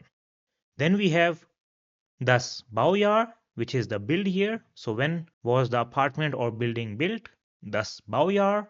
After that, we have their Mietvertrag, which is the rental contract, their Mietvertrag. And in some apartments, you have the Mindestmietdauer, which is the minimum rent duration. The Mindestmietdauer. So they might say that you have to stay here or rent the apartment for at least 1 year or 6 months or some other duration. So that is the Mindestmietdauer. Now let's take a look at an actual apartment advertisement and try to understand the different terms and vocabulary that they have used. So here I am on the website emoscout24.de, and this is a very commonly used online portal to find apartments or houses in Germany. So this is their home page. So they have different information over here. And if you want to search an apartment, then you can search it over here. So over here you can give your city. So right now it is Berlin. And we have selected Wohnung mieten, which means to rent an apartment. So I think this is fine. So let's search for an apartment in Berlin. So I will press on Suchen, which means to search. And I come to this page. Now over here, you can see that there are different apartments that are being displayed. So let's take a look at one apartment. We will take the first one. So at the top, they have some different images of the apartment, which you can take a look at. So you see that it is not furnished. And normally the apartments that you get in Germany are not furnished. So you have to bring your own furniture. And in most of them, there is not even a kitchen. So you have to build your own kitchen. So here are different images. So this apartment already has a kitchen included, as we see over here. So these are different images of the apartment that they have uploaded. Now let's see what they have written in the description. So the title of the apartment starts with Neubau Erstbezug. So Neubau means new build. So this is a newly built building or apartment. And Erstbezug means first time occupancy. You are going to be the first one who is going to live in this apartment. So there was no one living before you. Neubau erst Bezug. Then it is written riesengroße Zwei-Zimmer-Wohnung. This means huge two-room apartment. So riesengroße is huge and Zwei-Zimmer-Wohnung means two-room apartment. After that they have written inclusive. So this is the abbreviation that they have written at the top. So this means including, inclusive. So what is included? Einbauküche und Loggia. So this means built-in kitchen and loggia. So loggia is a balcony, but it is covered from the top. So this is included in the apartment. After that, they have the Adresse over here, which is the address, the Adresse. Now let's take a look at the rent. So they have written Kaltmiete 1435. So this is the rent without any utilities. So you can say that this is the rent of the apartment. So this is the Kaltmiete. Then they have written Zwei over here and they have written Set E below it. So Set E means simmer. So it has two rooms. Then we have the Fläche, which is the area of the apartment. So it is around 65 meters square. And the Warmmiete is around 1600 euros, which is the rent including utilities, for example, water or heating. Then they have some other information over here. So they have written Balkon or Terrasse, Keller, Personenaufzug, Einbauküche. So these are the different facilities, which are balcony, basement storage, lift, and built-in kitchen. Then they have told about the type of the apartment or Typ. So over here they have written Sonstige, which means special. So they have not clearly mentioned what is the type of the apartment and just written special. Then we have Etage, which is the floor. So it is on the first floor. After that we have Wohnfläche, circa. So this is the approximate living space, so around 65 meters square. Then we have Bezugsfrei ab 1.9.2025. So Bezugsfrei ab means available from, and it is available from 1st of September. So Bezugsfrei ab means available from. After that they have written about the rooms again. So we know it has two rooms. Then on the other side, they have given some more information about the rooms. So it has one Schlafzimmer and one Badezimmer. So this means one bedroom and one bathroom. Then they have written Haustiere nach Vereinbarung. So Haustiere means pets and nach Vereinbarung means after agreement. So this means that if you have pets, then you will have to talk with the owner before bringing them to the apartment. So now we have some information about how many rooms there are, what is the rent of the apartment, and how much space it has. So let's take a look if they have some other information as well. Now in this section over here, they have given a cost breakdown. So let's take a look at the different costs. So first of all, they have the Kaltmiete, which we already know. Then they have written price per meter square, which is 21.92 euros. Then we have Nebenkosten, which are the utility costs, and these are 160 euros per month. After that, they have written Heizkosten, Innennebenkosten enthalten. So Heizkosten are heating costs, and Innennebenkosten enthalten means that they are included in the utility costs. So in the 160 euros, the heating costs are already included. Then they have written Gesamtmiete, which is the total rent, and that is around 1600 euros.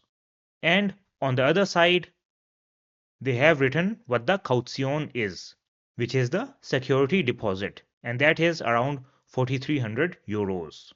So this was some more information about the costs. Let's go down. Now over here they have written Bausubstanz und Energieausweis. So this means build material and energy information. Bausubstanz und Energieausweis. So they have written over here Baujahr, which is the build year, and that is 2024. Baujahr. Then we have Objekt Zustand, which means the object condition or the condition of the apartment, and that is Erstbezug, which means first time occupancy. They already wrote this in the title as well. Then we have Ausstattung, gehobene Qualität. So Ausstattung are facilities and gehobene Qualität means high quality. Then we have Heizungsart, which means type of heating, Heizungsart, and that is Fußbodenheizung, which means floor heating. Fußbodenheizung. Now on the other side, they have written Endenergiebedarf, which means energy use or energy consumption, and that is 71.1 kilowatt hour per meter square per year. So this is how much energy will be consumed per meter square per year. However, this is a little difficult to understand, so that's why we will take a look at the next piece of information that we have, and that is Energieeffizienzklasse, which means energy efficiency class. Energieeffizienzklasse, and that is B for this apartment. And this means that this is a very energy efficient apartment. So this is very good, and since this is a new building and apartment, that's why the consumption will not be very high. If you take a look at advertisements for old buildings, then they might have energy efficiency class D or even F in some cases. After that, they have Objektbeschreibung, which means object description or description of the apartment. Objektbeschreibung. So I will not go into detail about the Objektbeschreibung. After that, they have Ausstattung, which are facilities, and they have written that it has a built-in kitchen, floor heating, and good quality windows. So let's go down. Now over here we have Grundrisse und Dokumente, which means layout and documents. So this is the apartment layout. So let's take a look at the Grundrisse und Dokumente. So here we have the map or layout of the apartment, and in this apartment the entrance will be here. So this is the door for entrance. Then we have Flur, which is the hallway. So this is right after we enter the apartment. On the right side we have the Abstellraum, which is the storage room. So this is the abbreviation which they have written, Abstellraum. So you can store things over here. And on the left side we have the Bad, which is bath or bathroom. Then below it we have Wohnen and Küche, which is living room and kitchen. So you see that this is around 25 meters square. And the kitchen, which we saw in the images, is over here at the top. So this is the kitchen. Then on the right side, we have the Zimmer, which is the room. So this is around 19 meters square. And at the bottom, we have the loggia, which is the balcony. So this is how the layout of the apartment looks like. Then we have the heading Lage. So this means location, and they have written some different information about the location of the apartment. Then we have Sonstiges, where they have given some extra info about the apartment. And at the bottom we have Karte, which means map. So over here they have given the address of the apartment. And if you want to rent the apartment, then you can send a Nachricht or a text to this person over here, who is the main contact person for this apartment. So this is how an apartment advertisement looks like in Germany, and the different words that you must know whenever you want to rent an apartment. Now let's take a look at some other words which you might see on an apartment ad.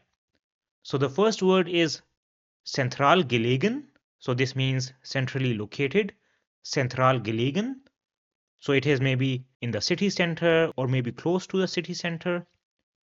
Another similar word is ruhig gelegen, which means quietly located. So it is in a peaceful area. Ruhig gelegen. Then we have gute Verkehrsanbindung, which means good transport connections. So you might have a bus connection or train connection from the apartment or close to the apartment. So it is easily reachable. And another word which you might see is Wege geeignet, which means it is suitable for sharing. So it has separate rooms and big rooms.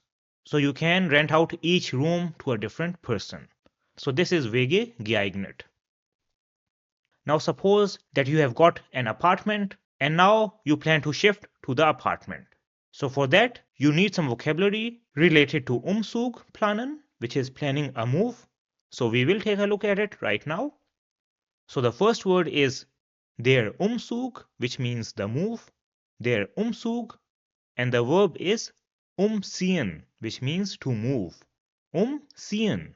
Then for an Umzug you need der Umzugskarton, which is the moving box or moving boxes, der Umzugskarton, or you can simply say der Karton, which is a box.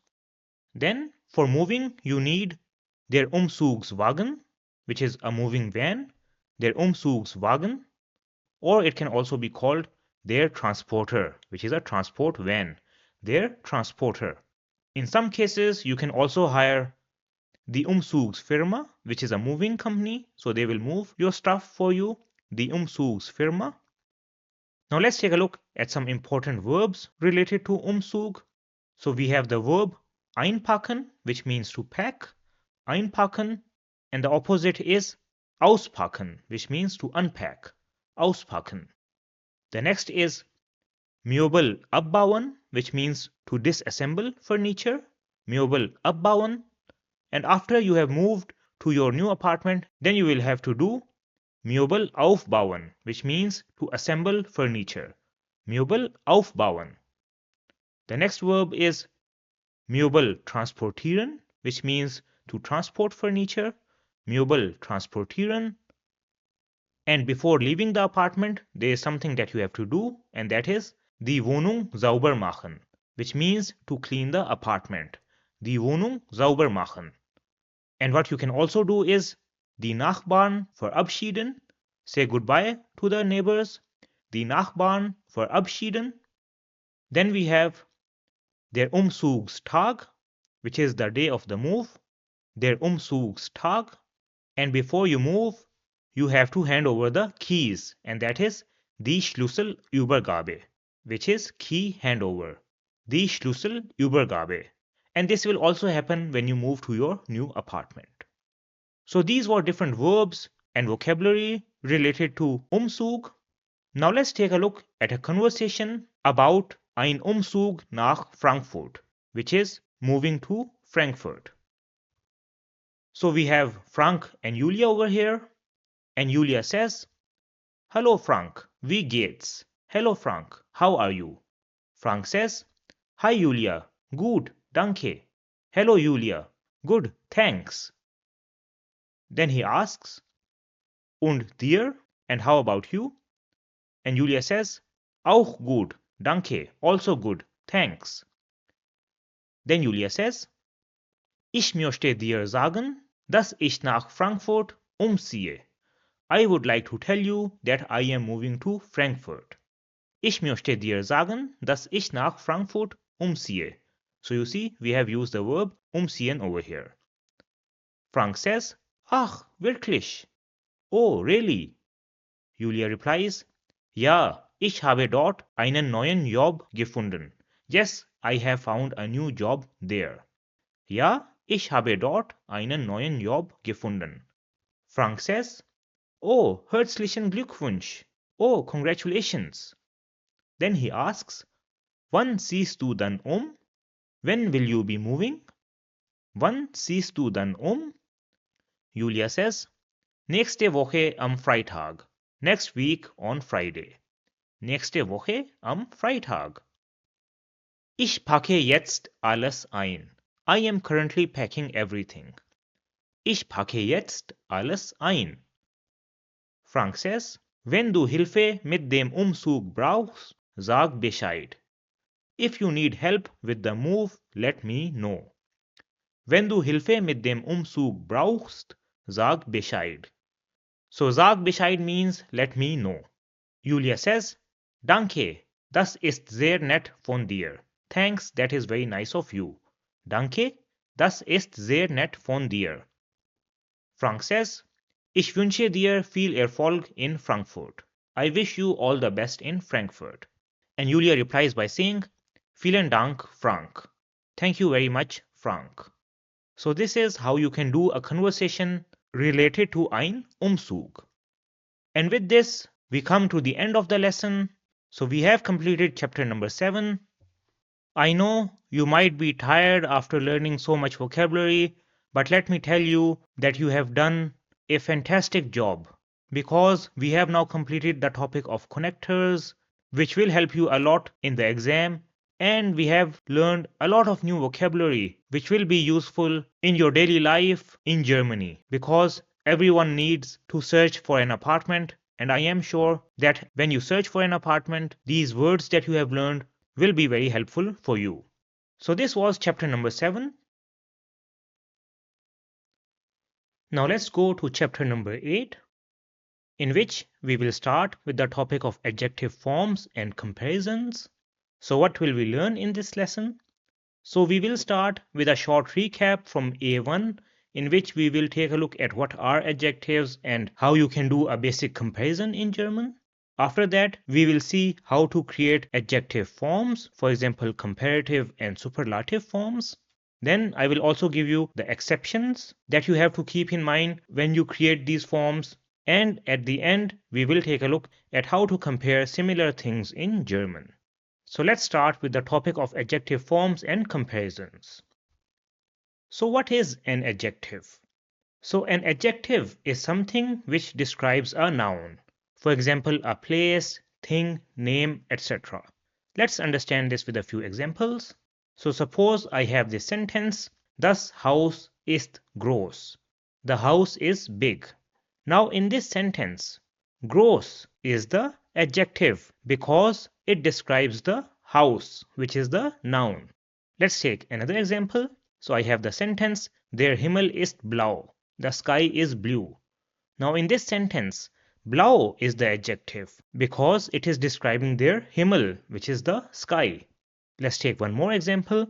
So I have the sentence, Das Auto ist schnell. The car is fast. And in this sentence, schnell is the adjective because it is describing das Auto. Another important point about adjectives in German is that when we write an adjective, the first letter is always small, as you see in the examples over here. Now let's take a look at how you can do a basic comparison in German. So in German, we have 3 levels of comparison. The first is positive, and this is the basic or adjective form, as it describes the thing. So an example can be, cheesecake tastes good. Now over here, good is describing how the cheesecake tastes.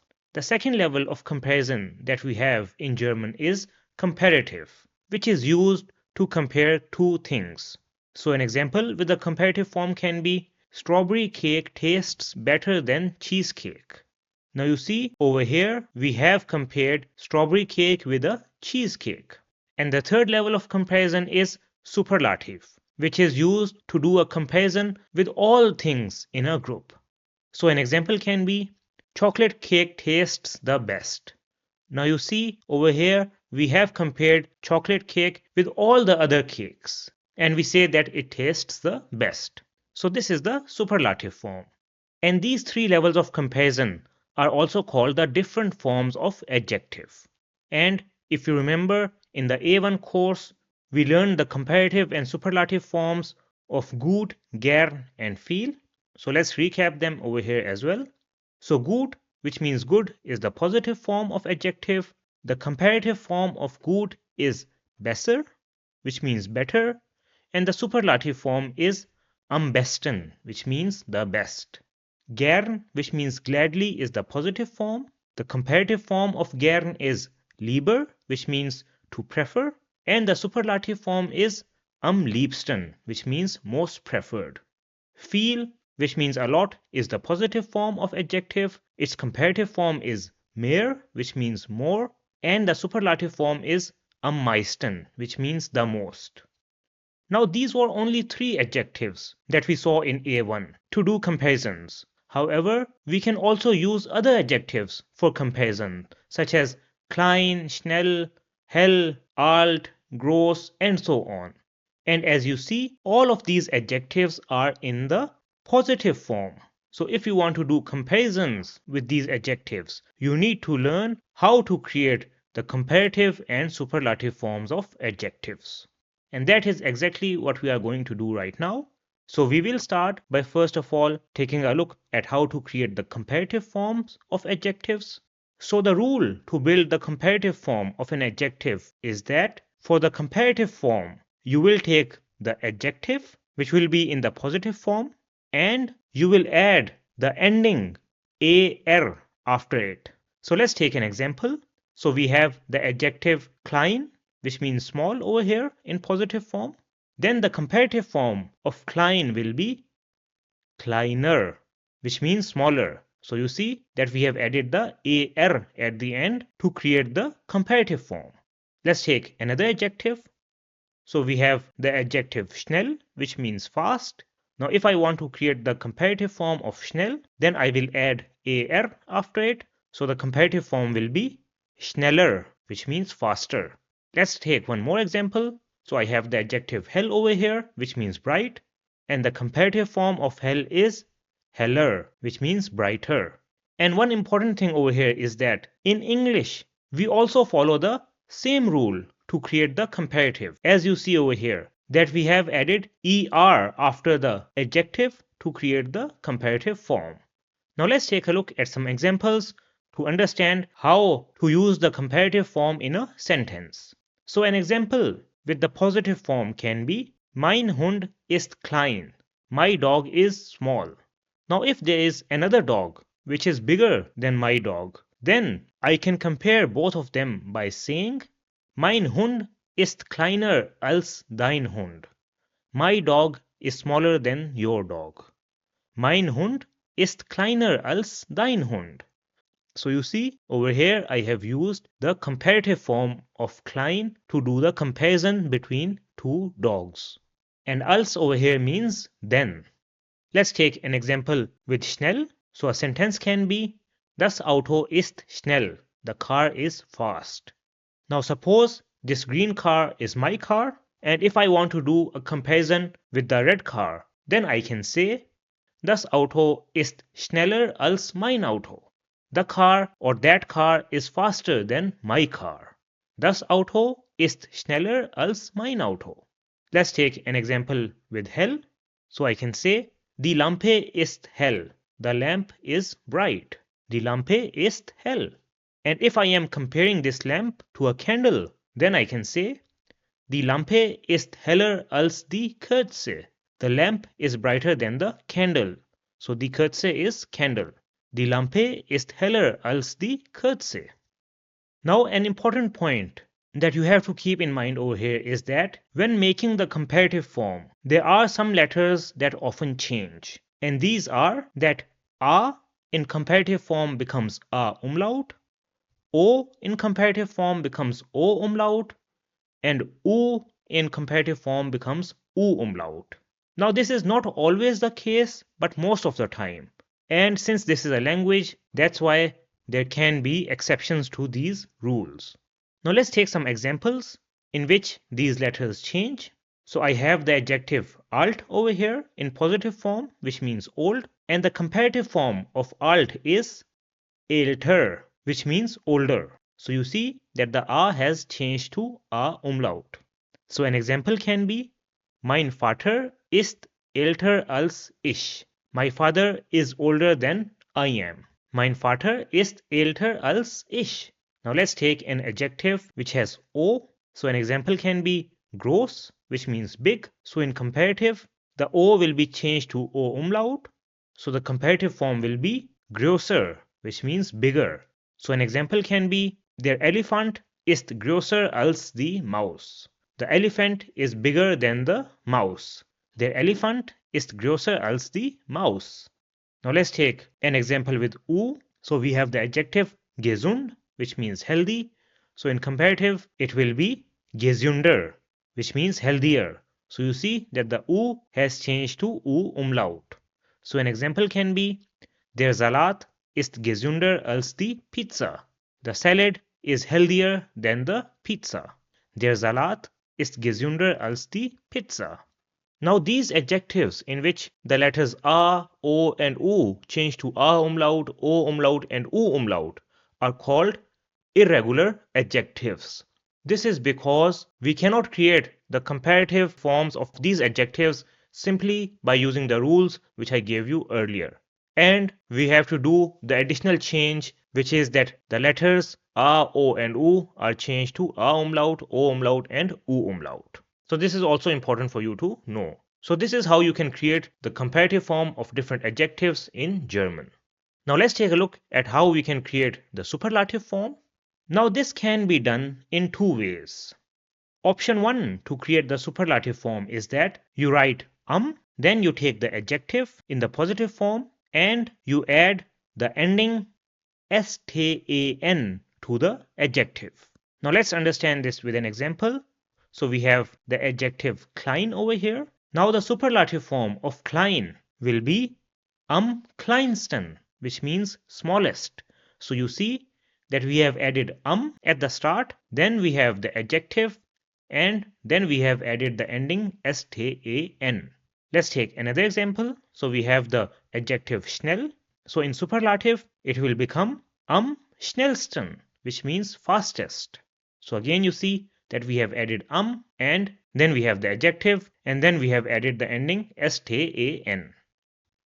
Now if the adjective ends with de, s, te, set, x or set, then there will be one small change when creating the superlative form, and that is that we will add an a before stan. So the ending will be astan.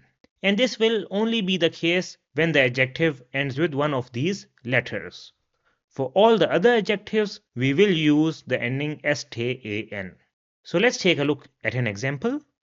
So we have the adjective heiß, which means hot, and you see that this ends with an sz. So the superlative form of heiß will be am heißesten, which means hottest. Am heißesten. Let's take another example. So we have the adjective laut, which means loud. Now this ends with a t, so the superlative form of laut will be am lautesten, which means loudest. Now let's see how we can use the superlative form in sentences. So an example with the adjective schnell can be mein Auto ist schnell. My car is fast. Mein Auto ist schnell. Now if I want to write this with the superlative form, then the sentence will be mein Auto ist am schnellsten. My car is the fastest. Mein Auto ist am schnellsten. Let's take another example. So we have the adjective schwierig over here, which means hard. So the superlative form of schwierig is am schwierigsten, which means hardest. Am schwierigsten. So an example with schwierig will be Chemie ist schwierig. Chemistry is hard. Chemie ist schwierig.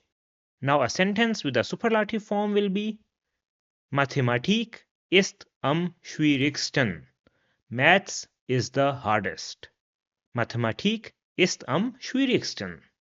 Now let's take an example with heiß. So a sentence can be Heute ist es heiß. Today it is hot. Heute ist es heiß.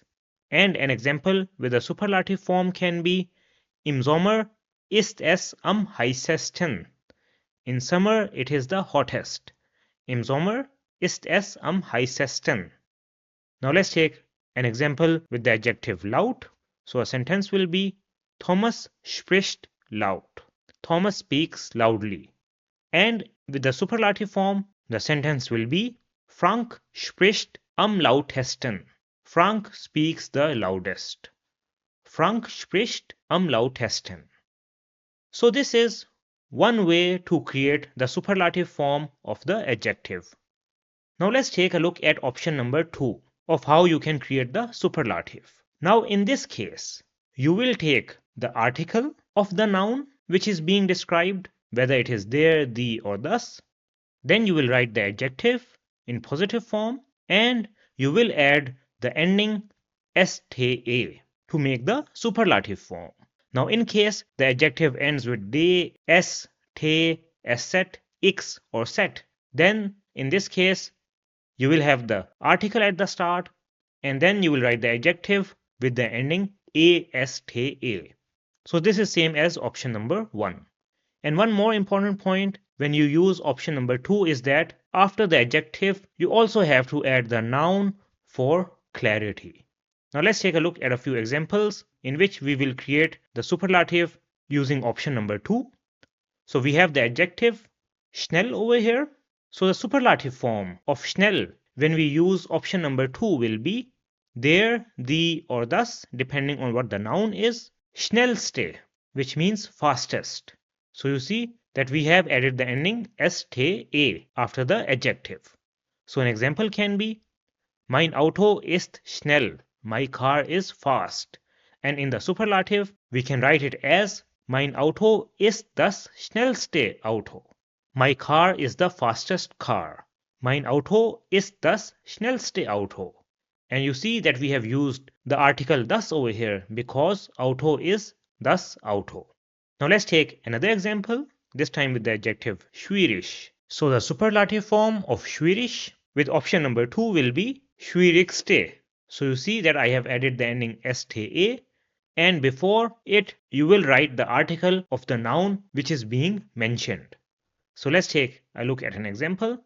So I can write Chemie ist schwierig, chemistry is hard, and in superlative the sentence will be Mathematik ist das schwierigste Fach. Mathematics is the hardest subject. Mathematik ist das schwierigste Fach.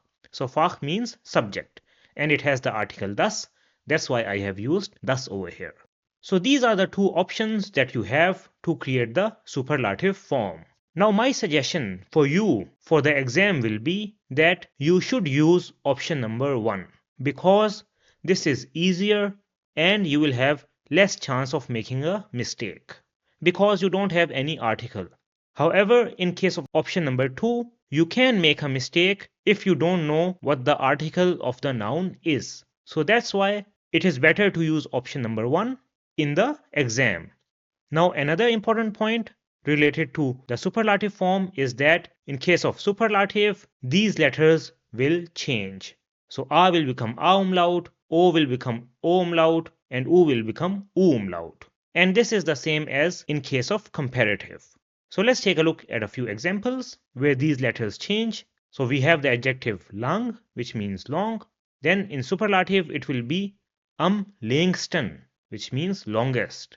So you see that the A has changed to A umlaut. Am längsten. An example can be Der Film gestern war am längsten. The film yesterday was the longest. Der Film gestern war am längsten. Let's take another example. So we have the adjective hoch, which means high.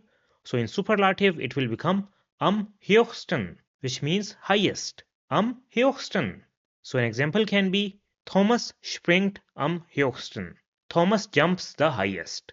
Thomas springt am höchsten. Let's take an example with U. So we have the adjective kurz, which means short. So in superlative, it will be am kürzesten, which means shortest. So you see that the U has changed to U umlaut in superlative. And an example sentence with am kürzesten can be Der Februar ist am kürzesten. February is the shortest. Der Februar ist am kürzesten. So just keep this in mind that the letters A, O, and U mostly convert to A umlaut, O umlaut, and U umlaut when you create the superlative form.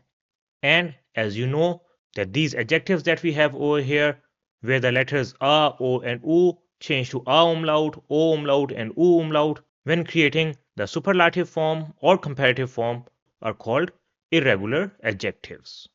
Now let's do an overview and side-by-side comparison of the different adjective forms which we have learned. So let's take the example of klein, which is the positive form. So the comparative form of klein will be kleiner. So you add the AR after it.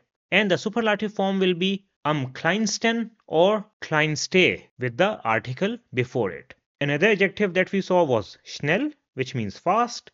The comparative form of schnell will be schneller with the ending AR, and the superlative form will be schnellsten or schnellste with the article before it. Then we saw the adjective laut, which means loud. So the comparative form of laut will be lauter, and the superlative form will be lautesten or lauteste with the article before it. Let's take one more example with the adjective hell. So the comparative form will be heller, and the superlative form will be hellsten or hellste with the article before it. So this is how you can create the comparative and superlative forms of adjectives. Now there are some adjectives which do not follow these rules. So let's take a look at the exceptions, and we will start with the exceptions for the comparative form. So the first exception when creating the comparative form is when the adjective ends with al. So an example of an adjective which ends with al can be dunkel, which means dark. So you see it has al at the end. Now the comparative form of dunkel, according to the rule which we have learned, should be dunkler. So we will just add the ending ar. Another example which ends with al is the adjective flexible, which means flexible, and its comparative form according to the rule should be flexibler. So you just add the ending ar. However, in case of adjectives which have the ending al, you will remove the a in al in the comparative form. So this means that the comparative form of dunkel will not be dunkeler, rather it will be dunkler without the a before l. Similarly, for flexible, the comparative form will be flexibler. So you see over here we have also removed the a before l.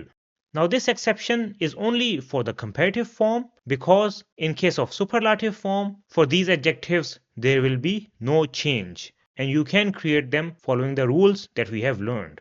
So the superlative form of dunkel will be dunkelsten. So you see in this case we don't remove the a before l.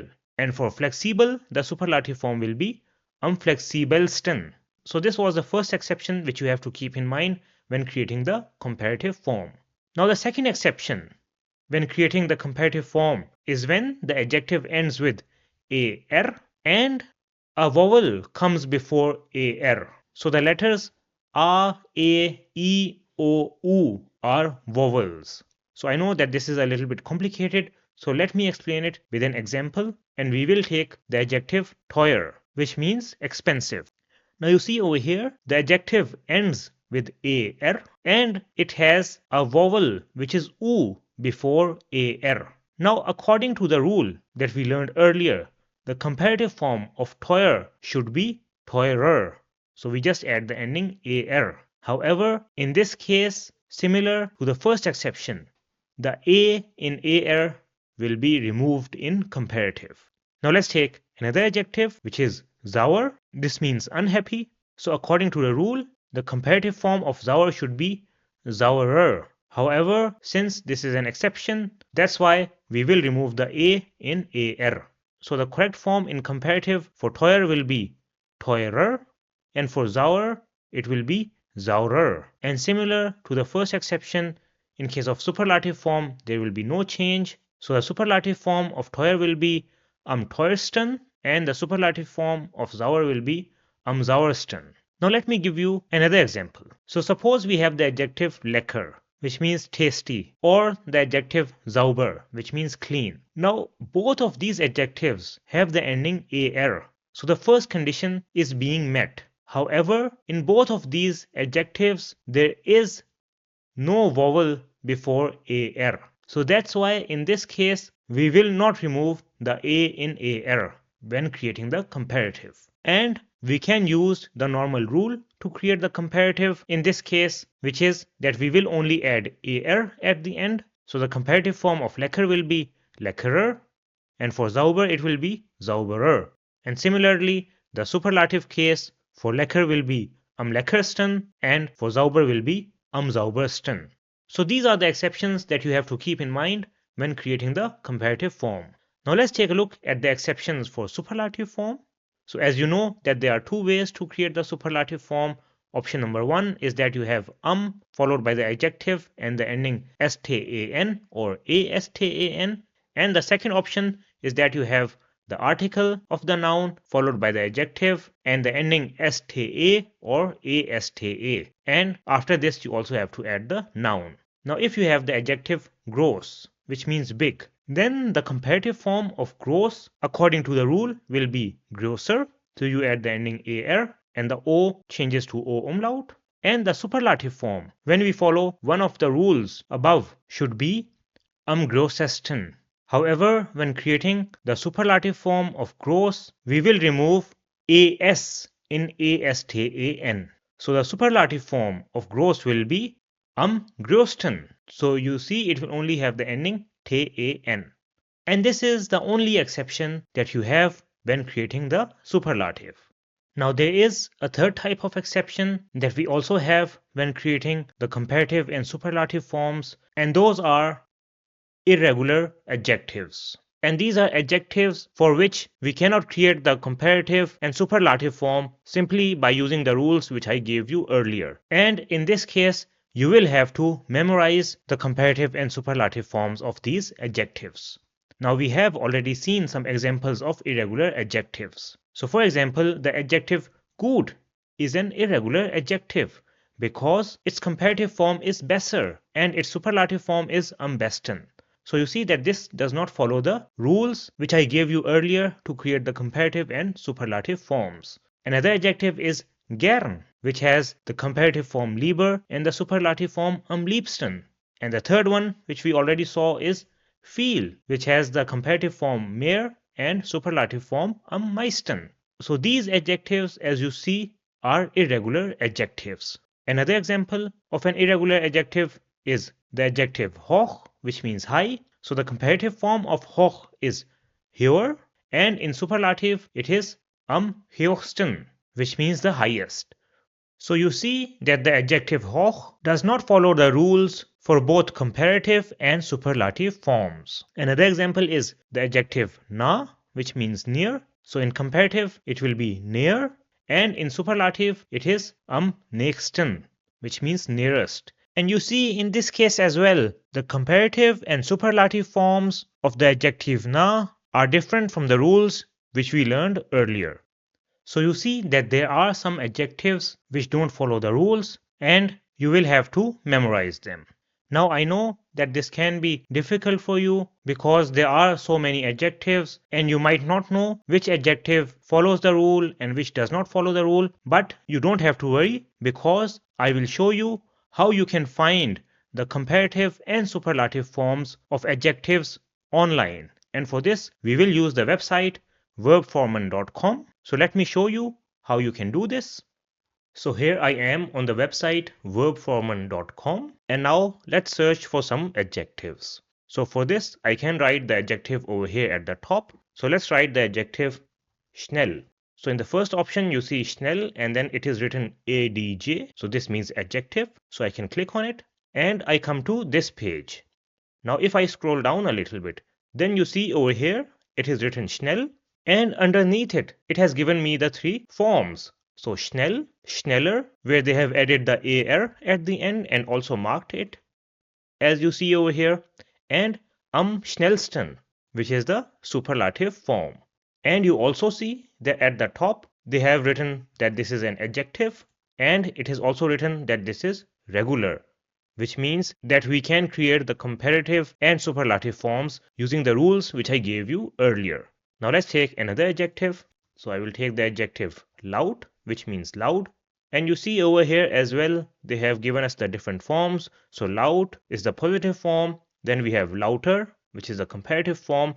and we have am lautesten, which is the superlative form. And over here you see that they have added an extra a because the adjective ends with a te. And you see that this is also a regular adjective. Let's take another example. So I will take the adjective kurz. Now over here you see that kurz is the positive form, but since it has an u, that's why in comparative and superlative form, the u will be converted to u umlaut. And you see that this is also an irregular adjective because the u converts to u umlaut. Let's take one last example. So I will take the adjective hoch, which means high. So over here again, you see we have hoch, which is the positive form. Then we have höher, which is the comparative form, and am höchsten, which is the superlative form. So in this way, if you don't know the comparative or superlative forms of any of the adjectives, or you are having difficulty creating them, then you can search them on the website verbformen.com. So this is how you can find the comparative and superlative forms of adjectives using verbformen.com. Now let's go to the last part of this lesson, and that is how to compare similar things. Now we know that the comparative is used to compare two things which are different.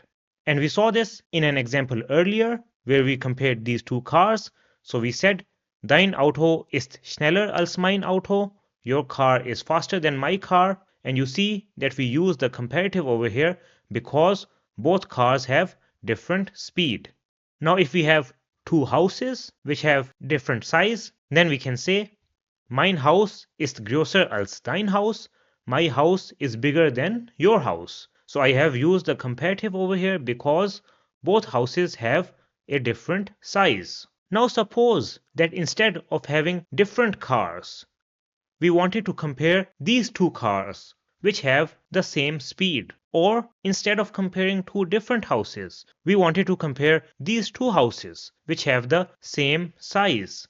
Now in this case, we will not use the comparative. Rather, we will use so and wie. So this is the expression that we can use to compare similar things. Now this is a little difficult to translate. So that's why I will explain it with examples. But first, let me show you how you can use it. So the rule for using so and wie is that you will write so. After that, you will have the adjective in positive form. And then you will write wie after the adjective. So let's take an example. So we will take the two cars which are similar. So a sentence in which I compare both of these cars with so and wie can be Mein Auto ist so schnell wie dein Auto. My car is as fast as your car. Mein Auto ist so schnell wie dein Auto. So you see that this example shows that both cars have the same speed. And you see that we have added so before schnell, which is the adjective, and then after it we have added wie. Now if we want to compare the two houses which have similar size, then we can say Mein Haus ist so groß wie dein Haus. My house is as big as your house. And you see that this sentence shows that both houses have the same size. Now we can use this rule when we are comparing two similar objects. However, if we have two objects which are exactly the same, then in this case, instead of using so, we will use genauso, and the rest will remain the same. So let's take an example. So suppose we have these two cars which are exactly similar, then I can compare them by saying Mein Auto ist genauso schnell wie dein Auto. My car is exactly as fast as your car. Mein Auto ist genauso schnell wie dein Auto. Now you see that this sentence shows that both cars have exactly the same speed. And if we have two houses which have exactly the same size, then we can compare them by saying Mein Haus ist genauso groß wie dein Haus. My house is exactly as big as your house. Mein Haus ist genauso groß wie dein Haus. So you see that this sentence shows that both houses have exactly the same size. So this is how you can compare similar things using so and wie. And with this, we come to the end of the lesson. So this is how you can create the different adjective forms in German, and do comparisons between different things. Now let's go to the second topic of the grammar section of chapter number 8, which is adjective endings in dative. So in the A1 course, we covered the adjective endings in nominative and accusative. So let me give you a short recap of the adjective endings in nominative and accusative before we take a look at the adjective endings in dative. So there are three different situations in which you have to use adjective endings. The first one is when the adjective comes with definite articles, for example, there, the, or thus. The second is when the adjective comes with indefinite articles, for example, ein, eine, ein, and kein, which is the negation. And the third is when the adjective comes without an article. So let's take a look at the case where the noun is masculine first. So an example in nominative with the definite article can be der alte Mann, which means the old man. So you see, Mann over here is masculine and alt is the adjective. And in this case, we use the ending a, which you can see is marked in red over here. Now in case of accusative, the adjective ending will be an. So this will be den alten Mann. So you see that the adjective ending for nominative and accusative when the noun is masculine is different. Now this example with indefinite article in nominative will be ein alter Mann. So you see we have used the ending er. And in case of accusative it will be einen alten Mann. So in this case the ending remains an. Now if we use an adjective without an article, then the ending will be er in nominative, for example, starker Kaffee, and in accusative it will be an, so it will be starken Kaffee. Now let's take a look at an example with the feminine noun. So an example with the definite article in nominative will be die schöne Frau, which means the beautiful woman. And you see in nominative we have used the adjective ending a. In case of accusative, the ending will also be a, so it will remain die schöne Frau. Now when we use the adjective with indefinite articles or kein, then in nominative it will be eine schöne Frau. And in case of accusative it will also be eine schöne Frau. So you see in both cases the ending remains a. And when we use the adjective with a feminine noun without article, then in nominative it will be frische Pizza, which means fresh pizza, and in accusative it will also be frische Pizza. So you see the ending remains a and there is no change between nominative and accusative. Now let's take a neutral noun. So when an adjective is used with a neutral noun with definite articles, then in nominative it will be das rote Auto, which means the red car. So you see the adjective ending will be a, and in case of accusative it will also be das rote Auto. When it is used with indefinite articles or kein, then it will be ein rotes Auto in nominative, so it will have the ending as, and in case of accusative it will also be ein rotes Auto. So over here it will also have the ending as. Now when it is used without an article, then it will be gutes Essen, which means good food. So you see that the ending in nominative is as, and in case of accusative it will also be the same, which is gutes Essen. So there is no difference between the two. Now let's take a look at the plural case as well. So when the adjective is used with definite articles and a plural noun, then it will be die kleinen Kinder. So you see it will have the ending an in nominative. And in case of accusative, it will also be die kleinen Kinder. So in both cases, it has the ending an. Now since plural nouns don't come with indefinite articles, that's why in this case there are no endings.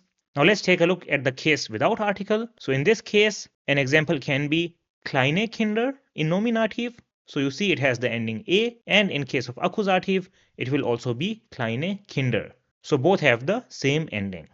Now if you take a look at all of these different examples, then you will see that only in case of masculine, the adjective endings are different for nominative and accusative. For feminine, neutral and plural cases, the adjective endings for nominative and accusative case are the same. So knowing this can help you remember the adjective endings for different genders. So this was a recap of what we learned in A1. Now let's take a look at the adjective endings in dative. So an example of an adjective in dative with definite article and the masculine noun can be I help the old man. So old over here is the adjective. An example with a feminine noun can be I thank the beautiful woman. An example with a neutral noun can be I travel with the red car. And an example with a plural noun can be I play with the small children. Now looking at these examples, you might have the question, how are these nouns and adjectives in dative? So let me tell you why these adjectives and nouns are in dative. So if you take a look at the first two examples, in the first example, we have the verb help, which is helfen in German. And in the second one, we have the verb thank, which is danken in German. And both of these verbs are dative verbs. So this means that the noun which comes with these verbs will be in dative. Similarly, in the other two examples, we have used with, which in German is mit. And if you remember from the earlier lessons, we learned that mit is a dative preposition. That's why the noun as well as the adjective which comes after mit will be in dative. So now let's take a look at the adjective endings in dative with definite articles. So here are the genders of the nouns which have been used in each sentence. And in the first example, the adjective is alt, which means old. In the second one, the adjective is schön, which means beautiful. In the third example, the adjective is rot, which means red. And in the fourth example, the adjective is klein, which means small. Now let me tell you an important point about the endings of adjectives with definite articles in dative. And that is, in dative, the adjective endings for all the genders will be an. So it is the same ending for all the different cases. So now let's write these examples in German. So when we write the first sentence, which is I help the old man in German, then it will be Ich helfe dem alten Mann. So you see, we have used the ending an with the adjective alt. Ich helfe dem alten Mann. The same will be the case for the feminine. So the example with feminine will be Ich danke der schönen Frau. I thank the beautiful woman. So you see again, we have used the ending an with the adjective schön. Ich danke der schönen Frau. Now in case of neutral, the sentence will be Ich fahre mit dem roten Auto. I travel with the red car. So you see over here again, the adjective rot has the ending an because it comes after a dative preposition. And in case of plural, the sentence will be Ich spiele mit den kleinen Kindern. I play with the small children. So over here again, you see that the ending with the adjective klein is an. And as you know, in case of dative, we also have to add the letter n at the end of the plural noun. So it will not be kinder, rather it will be kindern, as you see over here. So these were different examples of adjective endings when used with definite articles in dative. Now let's take a look at some examples of adjective endings with indefinite articles in dative. Now as you know, we don't use indefinite articles with plural nouns. That's why we will skip the plural case over here and take a look at the masculine, feminine, and neutral cases. And the good news over here is that in case of indefinite articles in dative, the ending will also be an for masculine, feminine, and neutral. So let's take an example with the masculine noun first. So a sentence can be Ich helfe einem alten Mann. I help an old man. So you see over here again we have used the ending an with the adjective alt because it is in dative. Ich helfe einem alten Mann. An example with the feminine case can be Ich danke einer schönen Frau. I thank a beautiful woman. So you see over here again we have used the ending an with the adjective schön. Ich danke einer schönen Frau. And in case of neutral, an example can be Ich fahre mit einem roten Auto. I travel with a red car. And as you see over here, we have used the ending an with the adjective rot. So you see that the adjective ending with indefinite articles in dative is an for all the different cases. So these were some examples of adjective endings in dative with indefinite articles. And these adjectives will have the same endings when you use them with kein in dative. Now let's take a look at the last case, which is when adjectives are used without article. Now this case is not very common in dative and it is very rarely used. However, I will give you some examples just for your information. So let's take a look at a few examples of adjective endings without articles in dative, and I will use the same adjectives that we used earlier. Now over here, in case of masculine, the adjective ending will be am. So an example can be altam man, which means old man. So whenever we have a masculine noun in dative without an article, then the adjective ending will be am. Now, in case of feminine, the adjective ending will be er. So, an example can be schöner Frau, beautiful woman. So, you see that we have added the ending er with the adjective schön. In case of neutral, the ending will be am. So, an example can be rotem Auto, red car. And in case of plural, the ending will be an. So, an example can be kleinen Kindern, which means small children. So, as I said, that this case is rarely used in daily life, but just for completeness, I thought that I give you some examples so that you know how to use them. So these were the different cases of adjective endings in dative, and as you see that when we use the adjectives in dative with definite articles and indefinite articles, then the adjectives will have the ending an for all the genders. So that's why it is easier to remember the adjective endings in dative because it is an for all the cases. Now before we end the lesson, let's do an overview and side-by-side comparison of the adjective endings in nominative, accusative, and dative. So if the noun is masculine, then the adjective ending with definite articles in nominative will be a, so it will be der alte Mann. In accusative, it will be an, so it will be den alten Mann. And in dative, it will also be an, so it will be dem alten Mann. With indefinite articles and kein, it will be ein alter Mann in nominative, so it will have the ending er. In accusative, the ending will be an, so einen alten Mann. And in dative, it will also be an, so it will be einem alten Mann. When we use the adjective without article, then in nominative, the ending will be er, so starker Kaffee. In accusative, it will be an, so starken Kaffee. And in dative, it will be am, so starkem Kaffee. Now, in case of feminine, when we use the adjective with definite article, then in nominative, it will be die schöne Frau, so it will have the ending a. In accusative, it will also be die schöne Frau, so it will also have the ending a. But in case of dative, it will have the ending an, so it will be der schönen Frau. And you know, there is the definite article for feminine nouns in dative. With indefinite articles, in nominative, the ending will be a, so eine schöne Frau. In accusative, it will also be a, so again, eine schöne Frau. But in case of dative, it will be an, so einer schönen Frau. When we use the adjective without article in nominative, then it will be frische Pizza, so it will have the ending a. In accusative, it will also be frische Pizza, again with the same ending a. But in case of dative, it will be frischer Pizza, so it will have the ending er. Now let's take a look at the neutral case. So when an adjective is used with indefinite articles in nominative, then it will have the ending a, so it will be das rote Auto. In accusative, it will also have the ending a, so again it will be das rote Auto. But in dative, it will have the ending an, so it will be dem roten Auto. With indefinite articles in nominative, it will have the ending as, so ein rotes Auto. In case of accusative, it will also have the ending as, so ein rotes Auto. But in case of dative, it will have the ending an, so einem roten Auto. When used without article in nominative, then it will be gutes Essen, so it will have the ending as. In case of accusative, it will also have the ending as, so gutes Essen.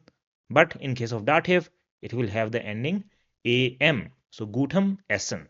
Now let's take the plural case as well. So when an adjective is used with a plural noun and definite articles in nominative, then it will have the ending an, so it will be die kleinen Kinder. In case of accusative, it will also have the ending an, so die kleinen Kinder.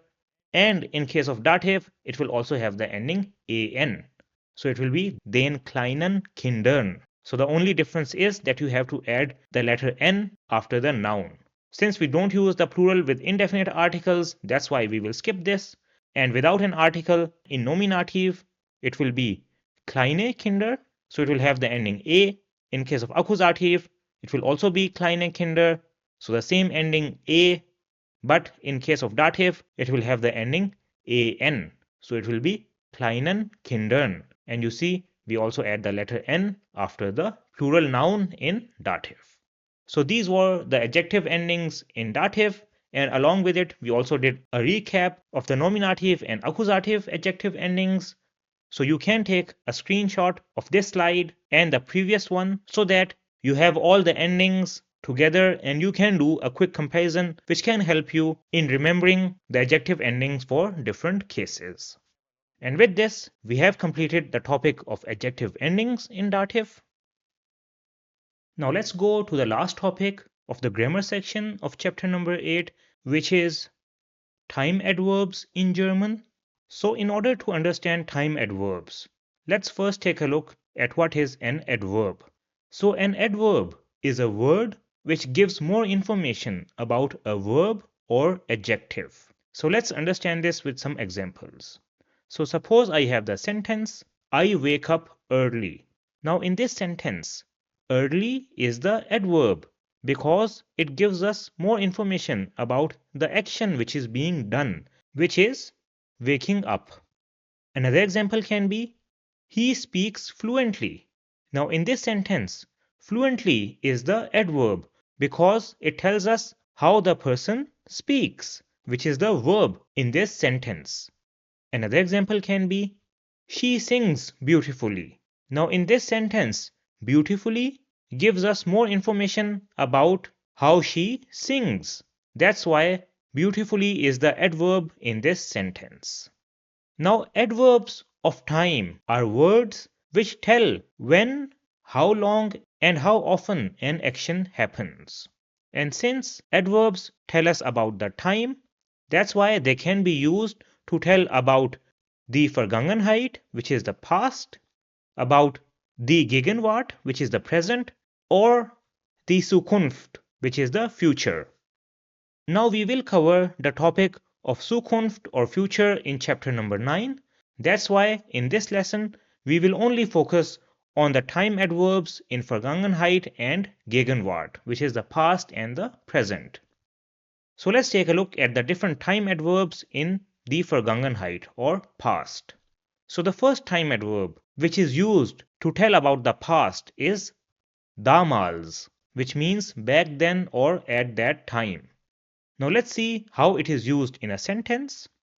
So suppose somebody asks you a question, wo hast du im Jahr 2015 gewohnt? Where did you live in 2015? Then you can answer it using damals as damals wohnte ich in Berlin. Back then or at that time I lived in Berlin. Damals wohnte ich in Berlin. Now you see how we have used damals to talk about a time in the past. Now one more important point over here is that since we are talking about the past in this sentence, that's why we have used the verb in preteritum, which is wohnte, and not in the presence or present tense. So this is something that you have to keep in mind, that whenever we use a time adverb for the Vergangenheit or the past, the verb will always be in past tense. Now this sentence that you see over here is written with preteritum form of the verb. We can also write it with the perfect form because the perfect form is also used for the past. So I can say, damals habe ich in Berlin gewohnt. Back then I lived in Berlin. So this is how you can use damals to talk about the past. Now the next time adverb that we have for the Vergangenheit is früher, which means earlier. So an example with früher can be, früher hatte ich lange Haare. Earlier I had long hair. Früher hatte ich lange Haare. So you see, this is also talking about the past. And we have again used the past form of the verb haben. Another example with früher can be Früher bin ich mit dem Bus zur Arbeit gefahren. Earlier I traveled with the bus to work. Früher bin ich mit dem Bus zur Arbeit gefahren. So this is how you can use früher in sentences to talk about something which happened in the past.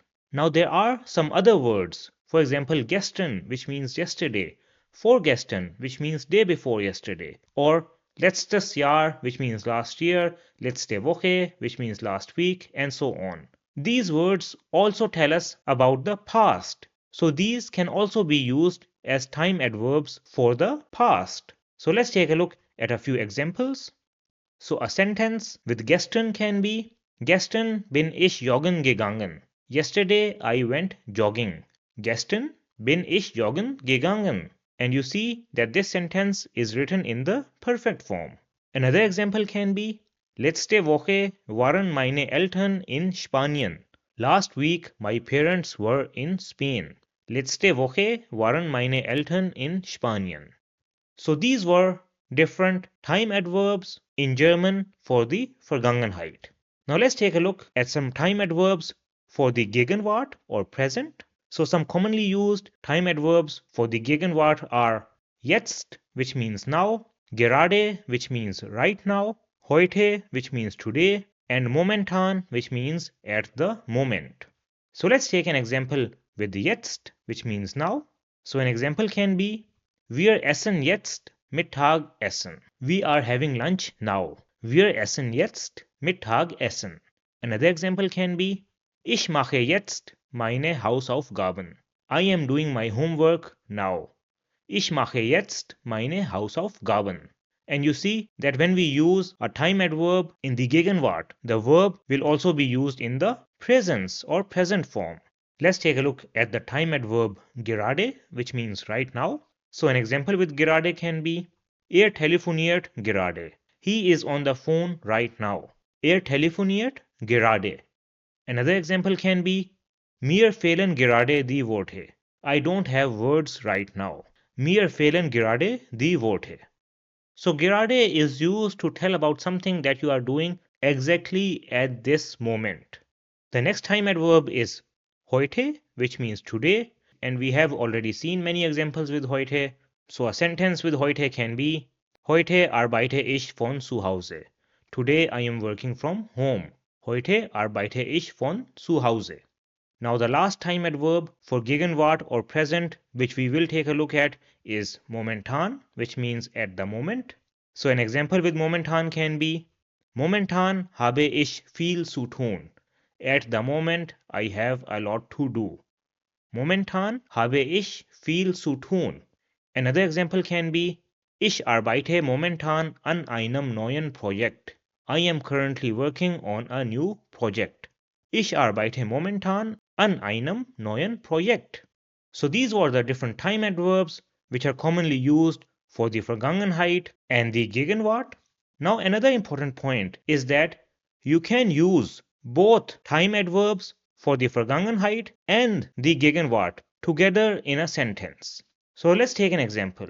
So we will take the time adverb in the Vergangenheit, which is damals, and in Gegenwart we will take the time adverb heute, which means today. So an example sentence in which we use both of them can be Damals wohnte ich in Berlin. Back then I lived in Berlin.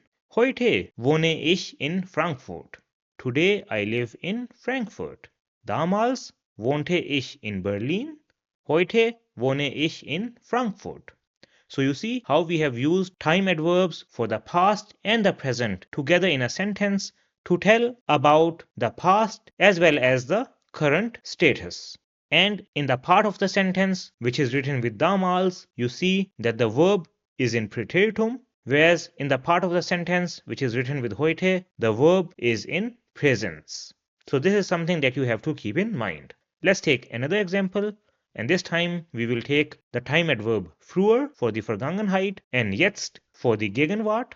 So an example can be Früher hatte ich mehr Zeit. Earlier I had more time. Jetzt habe ich keine Zeit. Now I have no time. Früher hatte ich mehr Zeit, jetzt habe ich keine Zeit. And you see over here in the first part, which is written with früher, we have used the verb in Präteritum, whereas in the second part, which is written with jetzt, we have used the verb in presence. So this is how you can use time adverbs for the Vergangenheit and the Gegenwart in sentences. So this was the topic of time adverbs in German, and with this we have completed the grammar section of chapter number 8. Now let's go to the practical German section of chapter number 8, in which we will start by taking a look at some vocabulary and phrases which will help you to plan a city visit. So let's start with some vocabulary or word shots related to eine Stadtbesichtigung or a city visit. So the first word is die Stadtbesichtigung, which is a city visit. Die Stadtbesichtigung. And the word Besichtigung means visit. So die Besichtigung is visit. Then we have the word die Sehenswürdigkeit, which means attraction or place to see. Die Sehenswürdigkeit. And this is the singular, and the plural will be die Sehenswürdigkeiten, which means attractions or sights. Die Sehenswürdigkeiten. Then in many cities you have das Museum, which is a museum, das Museum, and you will also find das Schloss, which is a castle, das Schloss. Then we have die Kirche, which is a church, die Kirche. After that we have das Denkmal, which is a monument, such as the Statue of Liberty in New York, das Denkmal. And in every city they have a city center, which is die Stadtmitte. Die Stadtmitte. And in some cities it is also called der Marktplatz, which is market square. Der Marktplatz. So Stadtmitte or Marktplatz is a place where you will find a lot of shops and also a lot of people. Then we have the Altstadt, which is the old town. The Altstadt. So many cities have the Altstadt, where they have preserved the old buildings, so you can go and take a look at them. After that we have das Rathaus, which is a town hall. Das Rathaus. So this is where they have a lot of offices related to the city, and you can also get information about the city. After that we have das Bürgerbüro, which is the resident office. Das Bürgerbüro. So for example, if you need your identity card or you want to renew your identity card, then you can get it done from das Bürgerbüro. After that we have die Brücke, which is a bridge. Die Brücke. Then we have der Park, which is park. Der Park. The next word is das Theater, which is theater. Das Theater. So you will also find this in many cities. Then we have die Touristeninformation, which is the tourist information. Die Touristeninformation. So if you are visiting a city, then you can go to the Touristeninformation and they will tell you what are the different things that you can see in the city. After that we have the Stadtführung, which is a city tour or guided city tour. The Stadtführung. After that we have der Stadtplan, which is city plan. Der Stadtplan. So this is a map on which you can see where the different things in the city are. After that we have the Aktivitäten, which are the activities. The Aktivitäten. Now let's take a look at what are the different Aktivitäten that you can do in a city. So the first one is eine Stadt besichtigen, which is to visit a city. And this is when you visit a city to see the different attractions that are there. So as a tourist. There is another similar verb which is eine Stadt besuchen. And this means just to visit a city, maybe to meet a friend or family, but not to see the attractions. Eine Stadt besuchen. Then we have the verb Sehenswürdigkeiten besuchen, which is to visit the attractions. Sehenswürdigkeiten besuchen. And you can also say Sehenswürdigkeiten sehen, to see the attractions. Sehenswürdigkeiten sehen. Another activity that you can do is eine Stadtrundfahrt machen, to take a city tour. Eine Stadtrundfahrt machen. Then we have Fotos machen, which is to take pictures. Fotos machen. After that we have spazieren gehen, which is to go for a walk, spazieren gehen. The next is ins Museum gehen, to go to the museum, ins Museum gehen. After that we have im Café sitzen, to sit in a cafe and maybe drink coffee, im Café sitzen. After that we have einkaufen gehen, which is to go shopping. So many people like to go shopping when they visit a city. So einkaufen gehen. And another activity which many people like to do is souvenirs kaufen, which is to buy souvenirs. So these are things related to the city which you can buy. So souvenirs kaufen. So these are different activities that you can do in a city. Now let's take a look at an example of eine Reise nach Berlin, which is a trip to Berlin. So for this, we again have Frank and Julia over here, and Frank asks, Hi Julia, was machst du am Wochenende? Hi Julia, what are you doing on the weekend? And Julia says, Ich fahre nach Berlin. I am traveling to Berlin. Frank asks, Und was machst du dort? And what will you do there? So dort means there. Julia answers, Ich möchte die Stadt besichtigen. I would like to visit the city. Ich möchte die Stadt besichtigen. Frank asks, Warst du schon mal in Berlin? Have you been to Berlin before? Warst du schon mal in Berlin? And Julia says, Nein, das ist mein erster Besuch. No, this is my first visit. Nein, das ist mein erster Besuch. Frank says, Oh, spannend. Oh, interesting. So spannend means interesting. Oh, spannend. Then he asks, Wie lange bleibst du dort? How long will you stay there? Wie lange bleibst du dort? Julia says, Ich bleibe 3 Tage. I will stay for 3 days. Ich bleibe 3 Tage. Then Frank asks, Hast du schon Pläne? Do you already have plans of what you will do in the city? Hast du schon Pläne? And Julia says, Ja, ich möchte viele Sehenswürdigkeiten sehen. Yes, I would like to see many sights or attractions. Ja, ich möchte viele Sehenswürdigkeiten sehen. Frank asks, Zum Beispiel, for example, zum Beispiel, Julia says, Zum Beispiel das Brandenburger Tor, den Reichstag und den Berliner Dom. For example, the Brandenburg Gate, the Parliament, which is den Reichstag, and the Berlin Cathedral, which is the Berliner Dom. So here is an image or graphic of the Brandenburger Tor. So this is a very famous place in Berlin. And here is den Reichstag, which is the German Parliament, also in Berlin. And the third image is of the Berliner Dom or Berlin Cathedral. So these are different sites in Berlin that you can visit. So Frank answers, Das ist eine gute Idee. That is a good idea. Das ist eine gute Idee. Then he asks, Und wo übernachtest du in Berlin? And where will you stay in Berlin? Und wo übernachtest du in Berlin? So Julia says, Ich habe ein Hotel in der Nähe vom Alexanderplatz gebucht. I have booked a hotel near Alexanderplatz. So Alexanderplatz is like the city center of Berlin. So Frank says, Sehr schön, very good. Then he says, Dann wünsche ich dir eine gute Reise nach Berlin und viel Spaß. Then I wish you a good trip to Berlin and lots of fun. Dann wünsche ich dir eine gute Reise nach Berlin und viel Spaß. So viel Spaß means lots of fun. Julia says, Danke dir, thank you.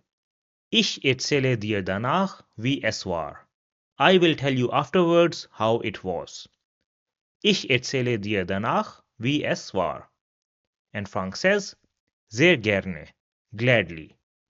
So these were different words and phrases which can help you plan a city visit. Now let's go to the last part of chapter number 8, which is einen biografischen Text schreiben, or writing a biography. So an important point about writing a biography is that it is normally written in the past tense because we are writing about things which have already happened. And for this, we use the Präteritum whenever we are writing. However, in speaking, you can use the perfect tense. So that is okay. So now we will write a biography of this person. Do you know who this is? This is Goethe. So let's write a biography about Goethe. So whenever you write a biography, you should start with an introduction.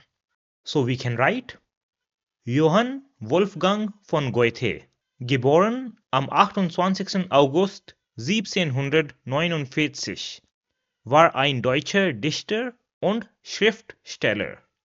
Johann Wolfgang von Goethe, so this is his full name, born on August 28, 1749, was a German poet and writer.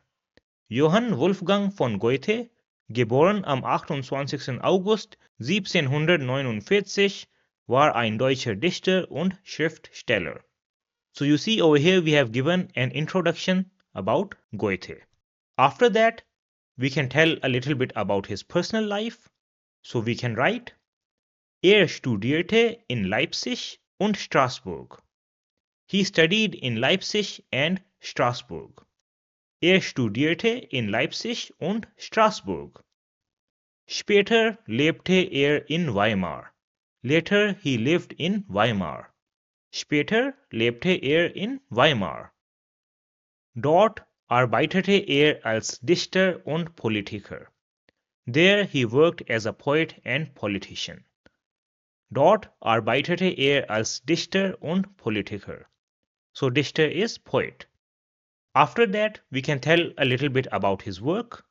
So we can write, sein bekanntestes Buch ist Faust. His most famous book is Faust. Sein bekanntestes Buch ist Faust. Now over here you see that we have used the present tense of sein in third person singular, which is ist. And this is because we are talking about the present over here. That this is still in present day his most famous book. Now let's continue. Reiste viel und lernte andere Kulturen kennen. He traveled a lot and got to know other cultures or learned about other cultures. Reiste viel und lernte andere Kulturen kennen. Then we can also write about his death. So we can write, starb im Jahr 1832 in Weimar. He died in 1832 in Weimar. Starb im Jahr 1832 in Weimar. So starb is the past of sterben, which means to die. And at the end, you should always write what impact this person had on the world. So we can write, Heute ist Goethe auf der ganzen Welt bekannt. Today, Goethe is known all over the world. So again, you see over here we have used the present tense because we are talking about today or the present. So heute ist Goethe auf der ganzen Welt bekannt. And we can also write, die Deutschprüfung Goethe-Zertifikat ist nach ihm benannt. The German exam Goethe certificate is named after him. Die Deutschprüfung Goethe-Zertifikat ist nach ihm benannt. So if you did not know earlier, now you know from where the name of the German exam comes from. So now let's write the complete biography together. So at the start, we wrote an introduction which was Johann Wolfgang von Goethe, geboren am 28. August 1749, war ein deutscher Dichter und Schriftsteller. Then we wrote a little bit about his personal life. So we wrote, studierte in Leipzig und Straßburg, später lebte in Weimar, dort arbeitete als Dichter und Politiker. Then we wrote about his work. Sein bekanntestes Buch ist Faust. Reiste viel und lernte andere Kulturen kennen. After that, we wrote about his death. Starb im Jahr 1832 in Weimar. And at the end, we wrote about his impact on the world, which is Heute ist Goethe auf der ganzen Welt bekannt. Die Deutschprüfung Goethe-Zertifikat ist nach ihm benannt. So these are the different things that you should write whenever you are writing a biography of a person. And with this, we have completed chapter number 8 of the German A2 course. I must say that you guys are doing a very good job and have made a lot of progress, and you should be proud of yourself. So this was chapter number 8 of the German A2 course. Now let's go to chapter number 9, in which we will start by learning the verb werden and passive. So what is the verb werden in German? So werden is a very important verb in German, and it has different uses. So it is used to express a change of state. It is also used to talk about the future or create the future tense. We also use it to create the passive form, and it is also used as conjunctive zwei. So conjunctive zwei is used to make suggestions or requests in a polite way. And we already saw the conjunctive zwei forms of a few verbs such as haben, können, and mögen in chapter number 7. However, the conjunctive zwei form of the verb werden is an advanced concept, and we will not cover it in this A2 course. Rather, it will be done later in B1 and B2. So in this lesson, we will focus on the first 3 points, which are how to use werden to express a change of state, how to talk about the future with werden, and how to create the passive form. So let's start with the first use of werden, which is to express a change of state.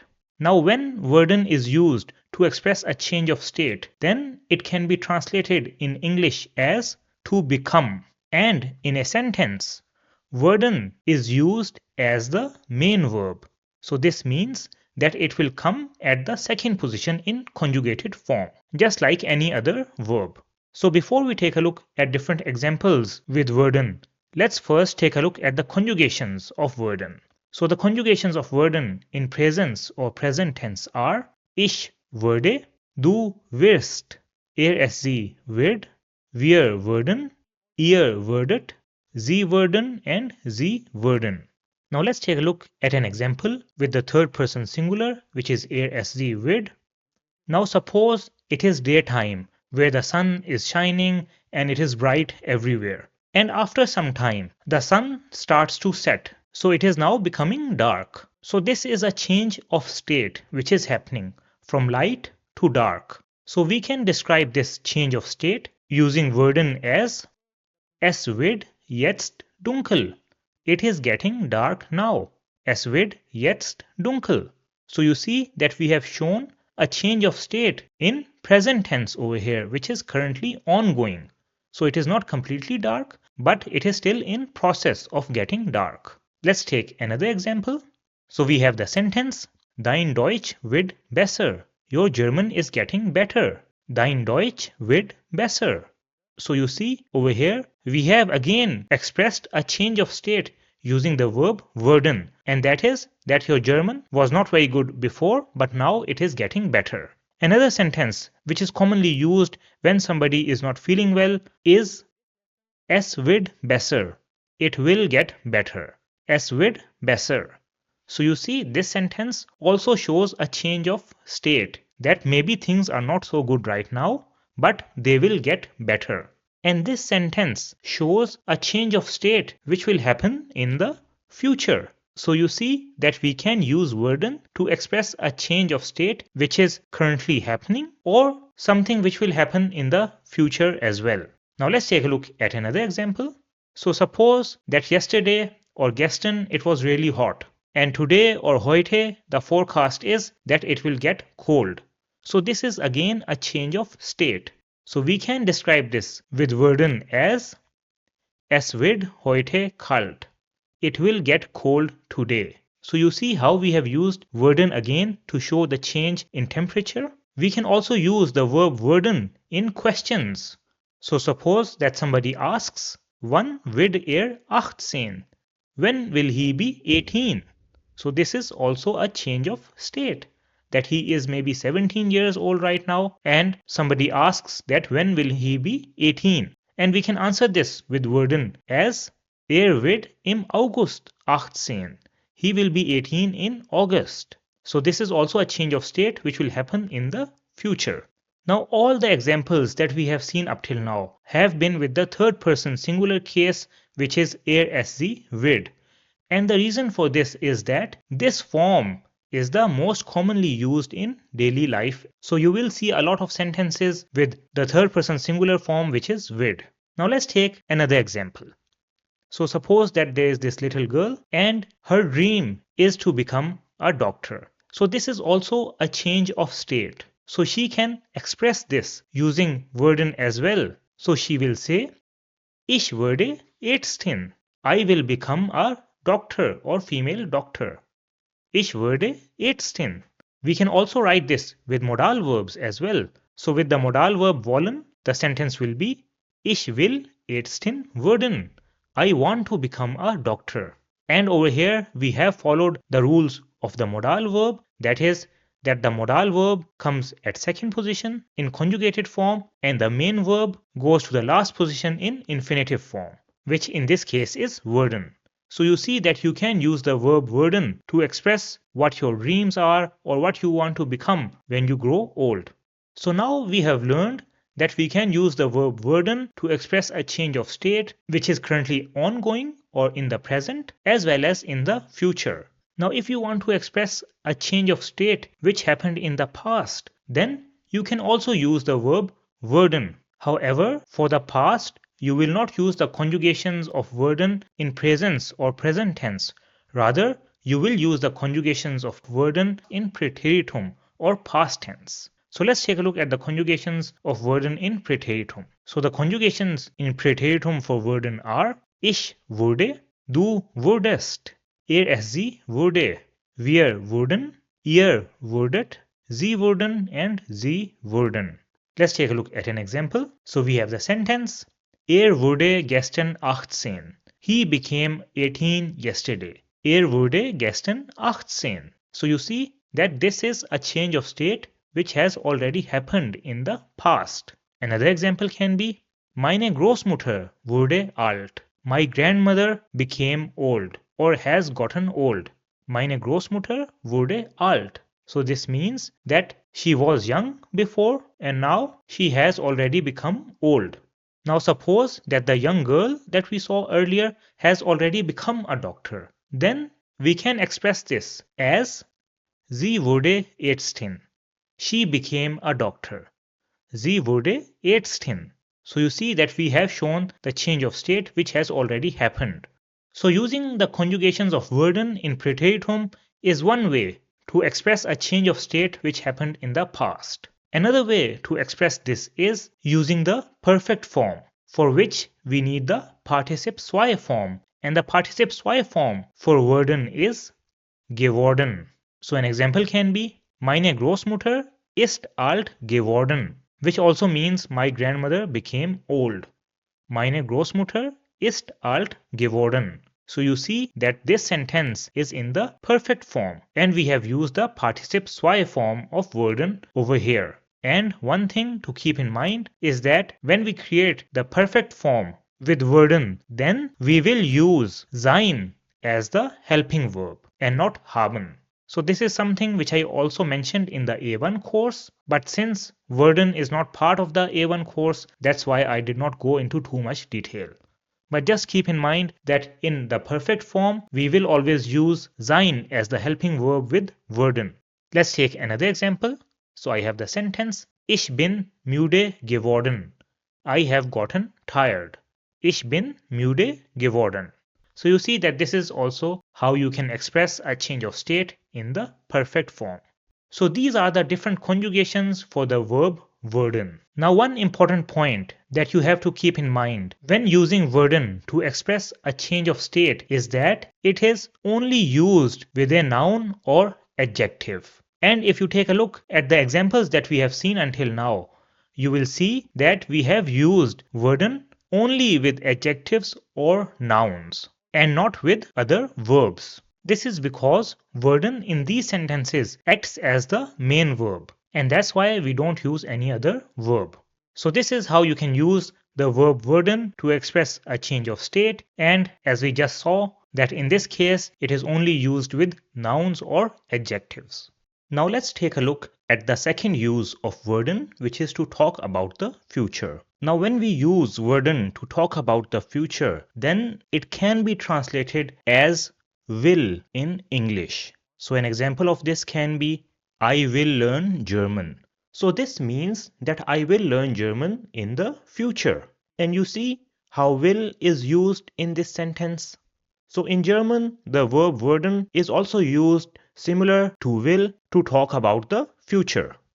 Now when we use werden in a sentence to talk about the future, then werden comes at second position in conjugated form and the main verb goes to the end in infinitive form. And this sentence structure is similar to modal verbs because when we use modal verbs, then the main verb also goes to the end in infinitive form. And we will see this in different examples right now. Now, one more important point is that since we are going to talk about the future, that's why we will not use the preteritum and participe soi forms of werden in this case, because these are used to talk about the past. And for the future, we will only use the present forms, which you see over here. Now let's take an example in which we will use werden to talk about the future. So an example can be, Ich werde Deutsch lernen. I will learn German. Ich werde Deutsch lernen. Now you see that this sentence tells us that I will learn German sometime in the future.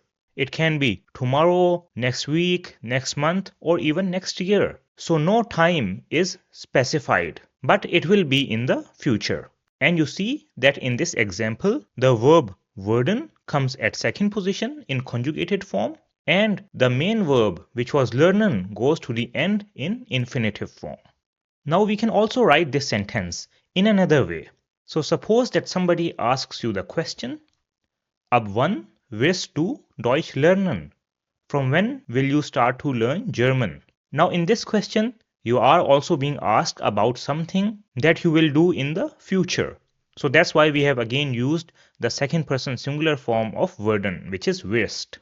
Now you can answer this by saying, Ab morgen werde ich Deutsch lernen. From tomorrow I will learn German. Ab morgen werde ich Deutsch lernen. Now in this answer, you have given a specific time, which is from tomorrow or tomorrow onwards. And this is also correct. So from these examples, we see that we can use werden to talk about the future, both with time and without time. Now let's take a look at another example, which is without time. So we have the sentence, wird nach Portugal reisen. He will travel to Portugal. Wird nach Portugal reisen. Now in this sentence, we have also not mentioned the time when he will travel to Portugal. So it can be any time in the future. And we can write the same sentence with time as wird im Sommer nach Portugal reisen. He will travel to Portugal in summer. Now in this sentence, we have mentioned a specific time, which is im Sommer. Let's take another example. So this is without time.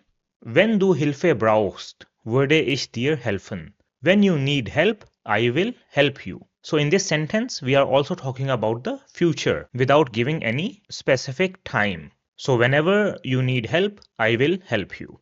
So this is how you can use werden to talk about the future. Now we have seen that we can talk about the future with werden both with time and without time. Now in German, there is another way to talk about the future, and that is with the present tense. However, the important point over here is that the present tense can only be used with time to talk about the future. So an example for this can be, Ab morgen lerne ich Deutsch. From tomorrow, I will learn German. Now in this sentence, you see that we have the verb in presence. So this is the first person conjugation for the verb lernen. And we have also specified the time. So when we say that from tomorrow I will learn German, then this is an action which will happen in the future. That's why this example describes the future. Now if we use the present tense without time, then the sentence will be Ich lerne Deutsch, which translates to I am learning German.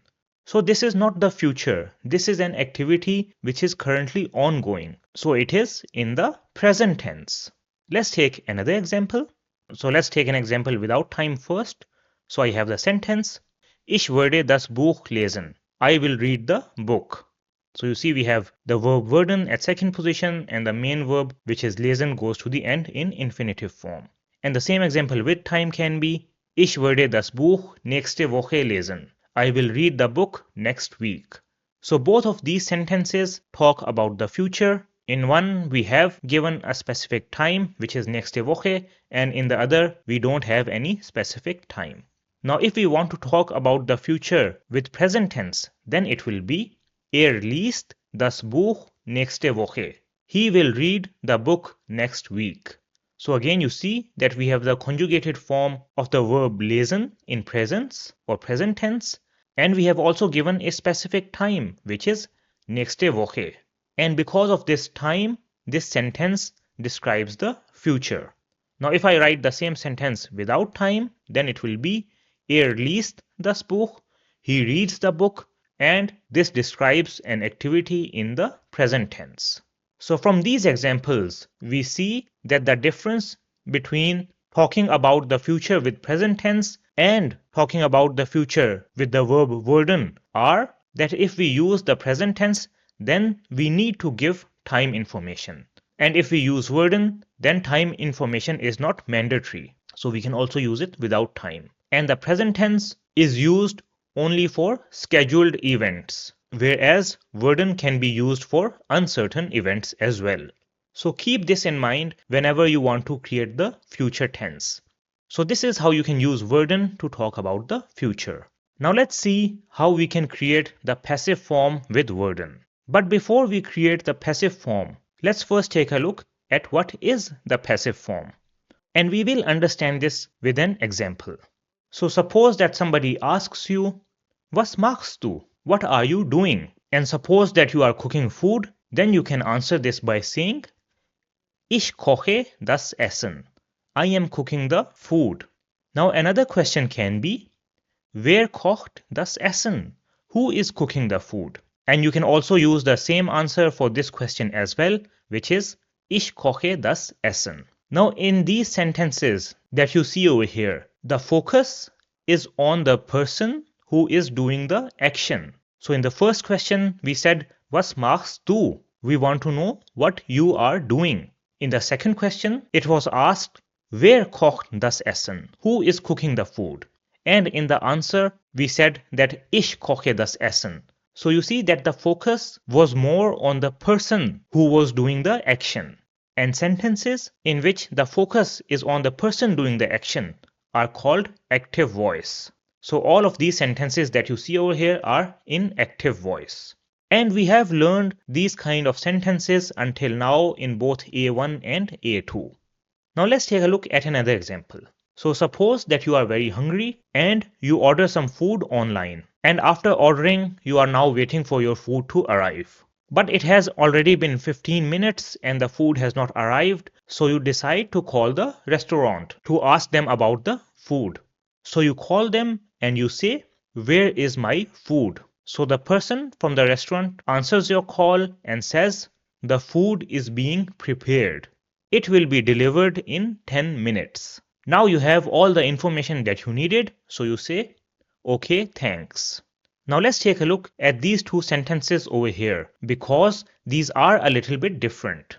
So in the sentence, the food is being prepared. We don't know who is preparing the food. So we have no information about the person who is doing the action. And the reason is that this is not important because when you called the restaurant, it was not important for you who was cooking the food.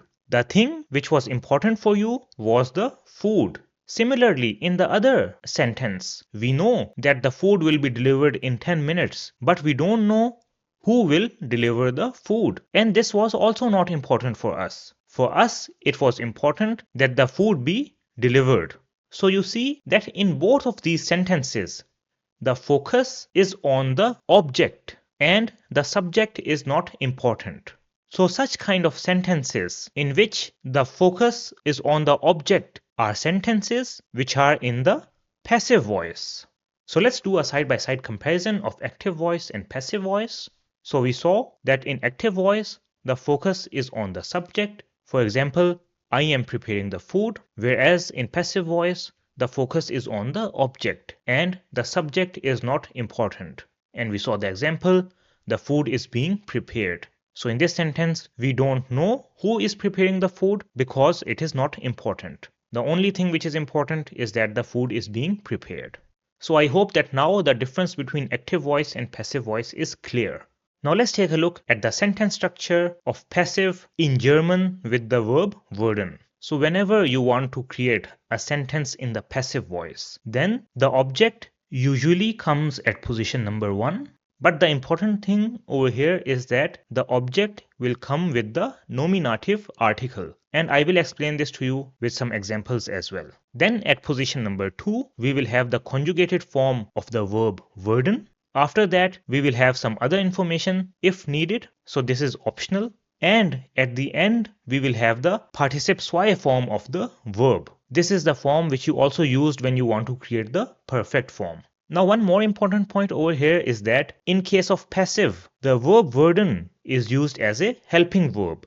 So it can have different meanings and the meaning depends upon the context in which it is used. Similar to haben and sein when they are used in the perfect form. Now let's take a look at different examples. So an example sentence in the active voice can be Ich koche das Essen. I am cooking the food. Now I am giving you an example in the active voice so that we can do a good comparison. Now in this sentence, das Essen is the object. Now let's create the passive form. So the passive form will be Das Essen wird gekocht. The food is being cooked. Now if you take a look at the sentence structure above, then you see that at position number 1, we have the object, then we have the conjugated form of werden for third person singular, which is wird, and the verb kochen, which means to cook, goes to the last position in participe zwei form. So you see that if you only know the object in the active form, then you can create the passive form easily. Let's take another example. So suppose that this toilet is being cleaned and you know that the cleaning lady is the one who is cleaning the toilet. Then the sentence in active form will be Die Putzfrau putzt die Toilette. The cleaning lady cleans the toilet. And in this sentence, the Toilette is the object. Now we can write this sentence in the passive form as Die Toilette wird geputzt. The toilet is being cleaned. So you see that we have the object, which is die Toilette at position number 1. At position number 2, we have the conjugated form of werden, and geputzt is the participe zwei form of the verb putzen, which means to clean. And you also see that we don't have any subject in the passive form because as we know that the focus is on the object. Let's take another example. So we have the sentence, Mein Vater schreibt den Brief. My father writes the letter. Now in this sentence, we have used den Brief because brief is masculine, so it is their brief, and since it is the object over here, that's why we have used the accusative article, which is den. Now if we write this in passive form, then we will write this as Der Brief wird geschrieben. The letter is being written. Now you see in the passive form, we have used their brief, where there is the nominative article. And this is the point which I mentioned that in passive, we will use the nominative article with the object. And the rest is the same, so we have the conjugated form of werden at position number 2 and the participe zwei form of the verb schreiben, which is geschrieben. Let's take another example. So I have the sentence, Ich repariere den Computer. I repair the computer. Again, you see that we have used an accusative article over here because computer is their computer. So what will be the sentence when I write it in passive? So the sentence will be, Der Computer wird repariert. The computer is being repaired. And you see that I have used the nominative article for computer over here, which is there. Now in all of these examples of passive that we have seen over here, we have not mentioned the person who is doing the action because he or she is not important. However, there is a way in which you can mention the person who is doing the action in passive. So how will you do this? So if I want to mention that the computer is being repaired by me, then I can write the sentence in passive as their computer wird von mir repariert, which means the computer is being repaired by me. So you see that I have added von mir to show that it is being repaired by me. And you can use von with any other personal pronoun or the name of a person if you want to mention them in the passive voice. And I have used mir over here because von is a dative preposition. And after that, you will use the personal pronoun in dative. However, this type of sentence in which we also mention the person who is doing the action in passive is not very common. And it is mostly used in writing. So I have given you this example over here just so that you know that you can see the person who is doing the action in passive as well. But this is just for your information and you don't have to use it. Now let's take a look at a few examples from daily life. So these are sentences in passive that you might see. So an example is Die Webseite wird geladen. The website is being loaded. Die Webseite wird geladen. So this sentence is also in passive. Another common example which you might hear on the telephone or on your mobile apps is Ihre Anfrage wird bearbeitet, which means your request is being processed. Ihre Anfrage wird bearbeitet. So these are some commonly used daily life examples in passive which you might come across. Now in all the examples that we have seen until now, we have used the third person singular conjugation of the verb werden, which is SC wird. And the reason is that this is the most commonly used conjugation in passive. But you can also create the passive with the other forms as well. And we will take a look at a few examples over here so that you know how to use the passive with the other personal pronouns as well. And we will use the verb einladen, which means to invite. So an example with the first person singular will be Ich wurde eingeladen, which means I am invited or I am being invited. With second person singular it will be Du wirst eingeladen, you are invited or you are being invited. With third person singular it will be Sie wird eingeladen, he, it or she is invited. With first person plural it will be Wir wurden eingeladen, we are invited. With second person plural it will be Ihr wurdet eingeladen, you all are invited or are being invited. And with third person plural and the formal way it will be Sie wurden eingeladen. They are invited or they are being invited. So you see that the passive can also be created with the other personal pronouns as well.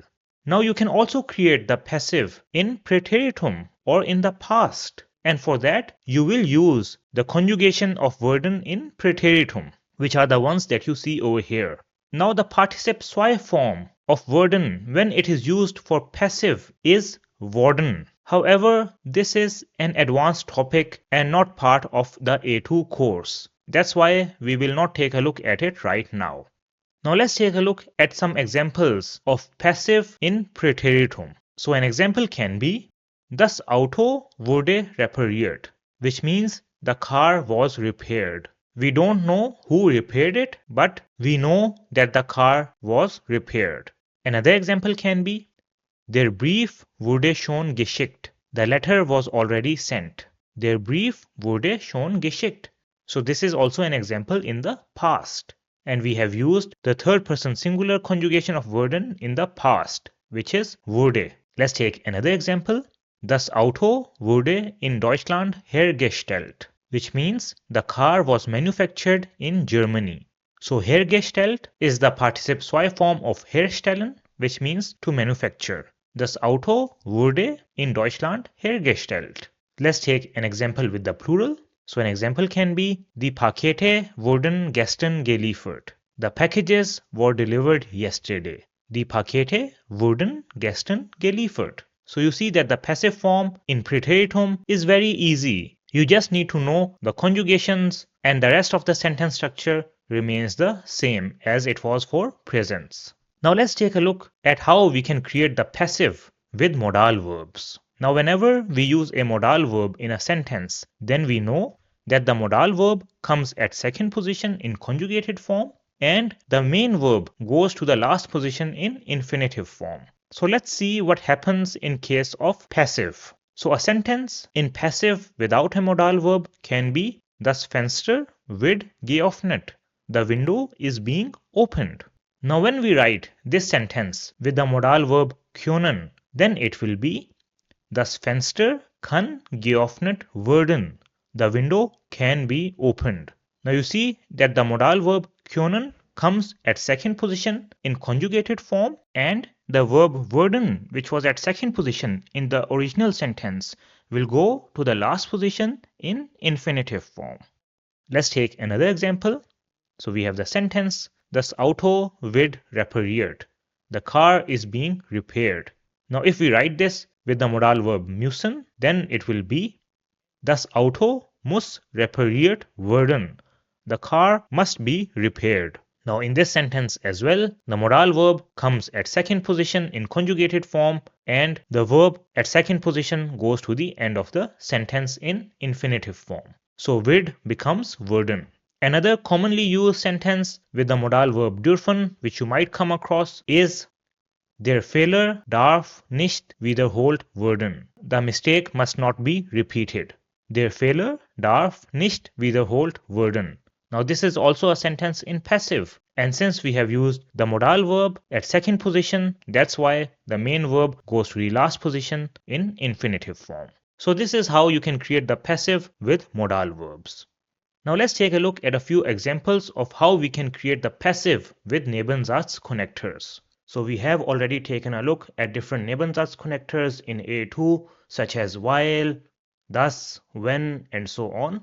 Now when we use Nebensatz connectors, the rule is that the verb at second position goes to the end. Now if we have a sentence in passive, which is Mein Auto wird repariert, my car is being repaired, and we want to write this sentence with while, then we can write it as Ich komme heute mit dem Zug, weil mein Auto repariert wird.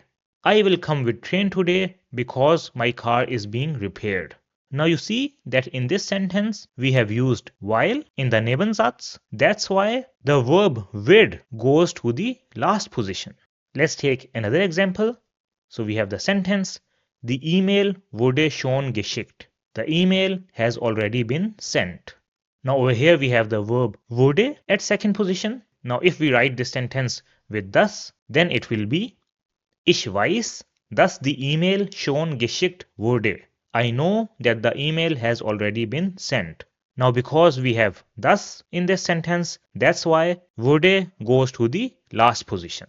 So you see that these sentences are also similar to all the other sentences that we have seen with Nebensatz connectors, but I just wanted to give you some examples so that you know how they are used with the passive case as well. So this is how you can create the passive form with the verb werden, and in this case we saw that it is used with the participe zwei form of the verb. Now let's do a quick recap of what we have learned. So we learned that we can use werden to express a change of state, and this is used with nouns or adjectives. So some examples for this that we saw were Ich werde Ärztin, I will become a doctor, a female doctor, and Es wird heute kalt, it will become cold today. So you see, in both cases, we have expressed a change of state. We can also use werden to talk about the future, and this is used with verbs. So we saw the example, Ich werde Deutsch lernen, which means I will learn German. And in this case, you see that the verb werden comes at second position in conjugated form, and the main verb goes to the last position in infinitive form. Now we can also use werden with a specific time. So we can say, Ab morgen werde ich Deutsch lernen. And in this sentence, ab morgen tells us the time from when we will start to learn German. And we saw that we can also create the passive form with the verb werden, and in this case we will use the participe zwei form of the main verb. So some examples for this were Das Essen wird gekocht, which means the food is being cooked, and Der Brief wird geschrieben, the letter is being written. So you see both gekocht and geschrieben are the participe zwei forms of the main verb. And with this, we have completed the topic of werden and passive in German. So great work again from your side. I know that this was a new topic, but after understanding this, you will now be able to make better sentences which you can use in the exam and which can help you get better marks. Now let's go to the practical German section of chapter number 9, in which we will take a look at some vocabulary related to the workplace or Beruf und Arbeit, which is profession and work. So the first word is der Beruf, which means profession, der Beruf. Then we have the Arbeit, which is work or job, the Arbeit, and another word that we have is der Job, which means job, der Job. So the difference is that Arbeit can be something else as well, something that you do outside of a job. Whereas when you say der Job, then it means that you are talking about your job. The next word is der Arbeitsplatz, which means workplace, der Arbeitsplatz, or we can say das Büro, which means office, das Büro. The next word is die Arbeitsstelle, which is job position, die Arbeitsstelle. So this is the position in which you are employed. The next word is der Arbeitgeber, which is the employer, der Arbeitgeber. So this can be the company or the person who gives you the job. The next word is der Arbeitnehmer, which means a male employee, der Arbeitnehmer, and a female employee will be die Arbeitnehmerin, die Arbeitnehmerin. The next word is die Firma, which means company, die Firma, and another word for company is das Unternehmen, das Unternehmen. Then we have die Agentur für Arbeit, which means employment agency or job center, die Agentur für Arbeit. So in Germany, if you are having difficulty finding a job or you need to do some trainings, then you can go to die Agentur für Arbeit and they will support you in finding a job or do some trainings so that you can improve your profile. The next word is die Stellenanzeige, which means job advertisement, die Stellenanzeige. And if you find a job advertisement which you like, then you will send die Bewerbung, which is application, die Bewerbung. And in the Bewerbung, you need to add their Lebenslauf, which is CV or resume, their Lebenslauf. And if the company likes your application, then they will invite you for das Bewerbungsgespräch, which is a job interview. Das Bewerbungsgespräch. Another word for this is das Vorstellungsgespräch. Das Vorstellungsgespräch, which also means job interview. Then we have the Arbeitszeit, which are the working hours, the Arbeitszeit. And after you have worked for a month, then you get their Lohn, which is the salary, their Lohn. Another word for salary is das Gehalt, das Gehalt. The next word is der Arbeitsvertrag, which means work contract, der Arbeitsvertrag. The next word is die Kündigung, which means termination or resignation. So termination is when the company cancels your contract and resignation is when you leave the company yourself. So die Kündigung, and the verb is kündigen, which means to resign or terminate. Kündigen. The next word is die Arbeitslosigkeit, which means unemployment. Die Arbeitslosigkeit, and the verb is arbeitslos sein, which means to be unemployed. Arbeitslos sein. Now when you are working in a company, then you will have their Chef, which is a male boss, their Chef, and the female boss will be die Chefin, die Chefin. The next word is die Weiterbildung, which means professional development or training, die Weiterbildung. The next word is das Team, which means team, das Team. And in a team you have their Kollege, which means male colleague, their Kollege. And you might also have die Kollegin, which is a female colleague, die Kollegin. The next word is die Karriere, which means career, die Karriere. Then we have die Überstunden, which means overtime, die Überstunden. Now let's take a look at some important verbs related to Beruf und Arbeit. So the first verb is arbeiten, and it is followed by the preposition by or in, and it means to work at or in. Arbeiten. So a common example which we have also seen many times is Ich arbeite bei Siemens, which means I work at Siemens. The next verb is verdienen, which means to earn, verdienen. Another important verb is sich bewerben, which means to apply, sich bewerben. Now this verb is a reflexive verb, and we will take a look at the topic of reflexive verbs in chapter number 12. So I just added this verb over here because it is commonly used whenever you are applying for a job. The next verb is einstellen, which means to hire, einstellen, and the opposite is entlassen, which means to fire or lay off, entlassen. Then we have the phrase eine Stelle suchen, which means to search for a position, eine Stelle suchen, or you can also say einen Job suchen, which means to search for a job, einen Job suchen. So these were different words related to the workplace. Now let's go to the next topic, which is a very important and interesting one, and that is understanding a job advertisement. And we will do this by taking a look at a job advertisement on one of the job portals that we have in Germany, and that is indeed.de or indeed.de.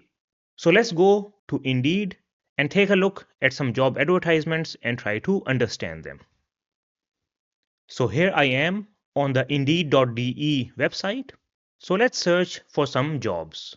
Now in the search field on the left, they have written Jobtitel Stichworte, which means job title or keywords. So Stichworte means keywords. So in this field, you can write the title of the job or any keyword related to the job that you are searching. On the right side, you can give the location where you are looking for the job. So at the moment it is Berlin. Now when I come and click in the job title field over here, you see that they have given you a list of different types of keywords or jobs. So these are all different suggestions from Indeed which you can use to search for a job. So mini job means a job which pays less than 520 euros per month. Then you have tile site, which is part-time, and so on. So you can use any of these keywords if you want. Now suppose that I am searching for a programming job, for example Python, which is a programming language in which you can write code. So you see it again gives me a lot of different suggestions for different types of Python positions. So let me select Python developer. And then it asks me the location where I am searching this job. So these are all locations in Berlin. But if I want some other place, for example Frankfurt, then it will give me locations in Frankfurt. But let's take a look at some jobs in Berlin. And now I can press Jobs finden, which means find jobs. And I come to this page over here. Now over here, they have given you different filters which you can set to search for the job which you are looking for. So let's take a look at some of the important ones. So the first one is home office. So you can set this filter if you are looking for a job in which they offer home office. The next filter is Anstellungsart. This means type of employment. So what type of employment are you looking for? And some common ones are Vollzeit, which means full-time, or Teilzeit, which means part-time. There are some other types as well, but these are the most common ones. The next filter that they have is Sprache, which means the language that is required for the job. So you can select whether the job should be in English or German. And another important filter that they have over here is Bildungsgrad, which means education level. So over here you can input whether you have masters or bachelors, and then it will only show you jobs for that education level. So these are the different filters that you can set to search only for jobs which are relevant for you. Now let's scroll down. So you see over here on the left side, they have a lot of different positions, such as working student, data research, software entry clerk, Python, consultant development automation, senior developer, and so on. Now let's open one of these positions and take a look at what they have written in the job description. So I will take this position, which is Python developer, and click on it, and I come to this page over here. So now let's take a look in detail at what the job is about and what information they have given us in this job advertisement. So at the top, they have written Python developer. So this is the job position or the job title. Then after that, they have given the company name, which is ISS Cybersecurity, GmbH. So GmbH means private limited. After that, they have given some more information. So they have written home office and full site. So this means that in this job, you can do home office and it is a full-time job. Then they have Stellenbeschreibung, which means job description, Stellenbeschreibung, and after that they have given some information about the Anstellungsart, which is the type of employment, and you see that this is full site, which means full time. So you will have to work around 40 hours per week. Now let's take a look at some details. Now over here they have given us the Arbeitsort, which means work location. So they have only written Deutschland over here, which is Germany. And this is because in this job, you will have to work from home. So that's why they have not mentioned the city over here. Then we have Leistungen, which means benefits, Leistungen. And over here, they have given the different benefits that you have in this job. So for example, they have written that you can do home office, you have flexible Arbeitszeiten, which are flexible work hours, and so on. So these are the different benefits that you will get in the job. Now over here, they have written vollständige Stellenbeschreibung. So this means detailed job description. Vollständige Stellenbeschreibung. And over here, you see that this is the detailed job description. So they have given some information about the company and what will be your role as a Python developer. So with this, you will get an idea of what the role is about.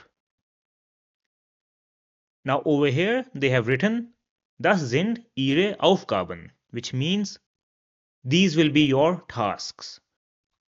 And here is the list of tasks that you will be doing.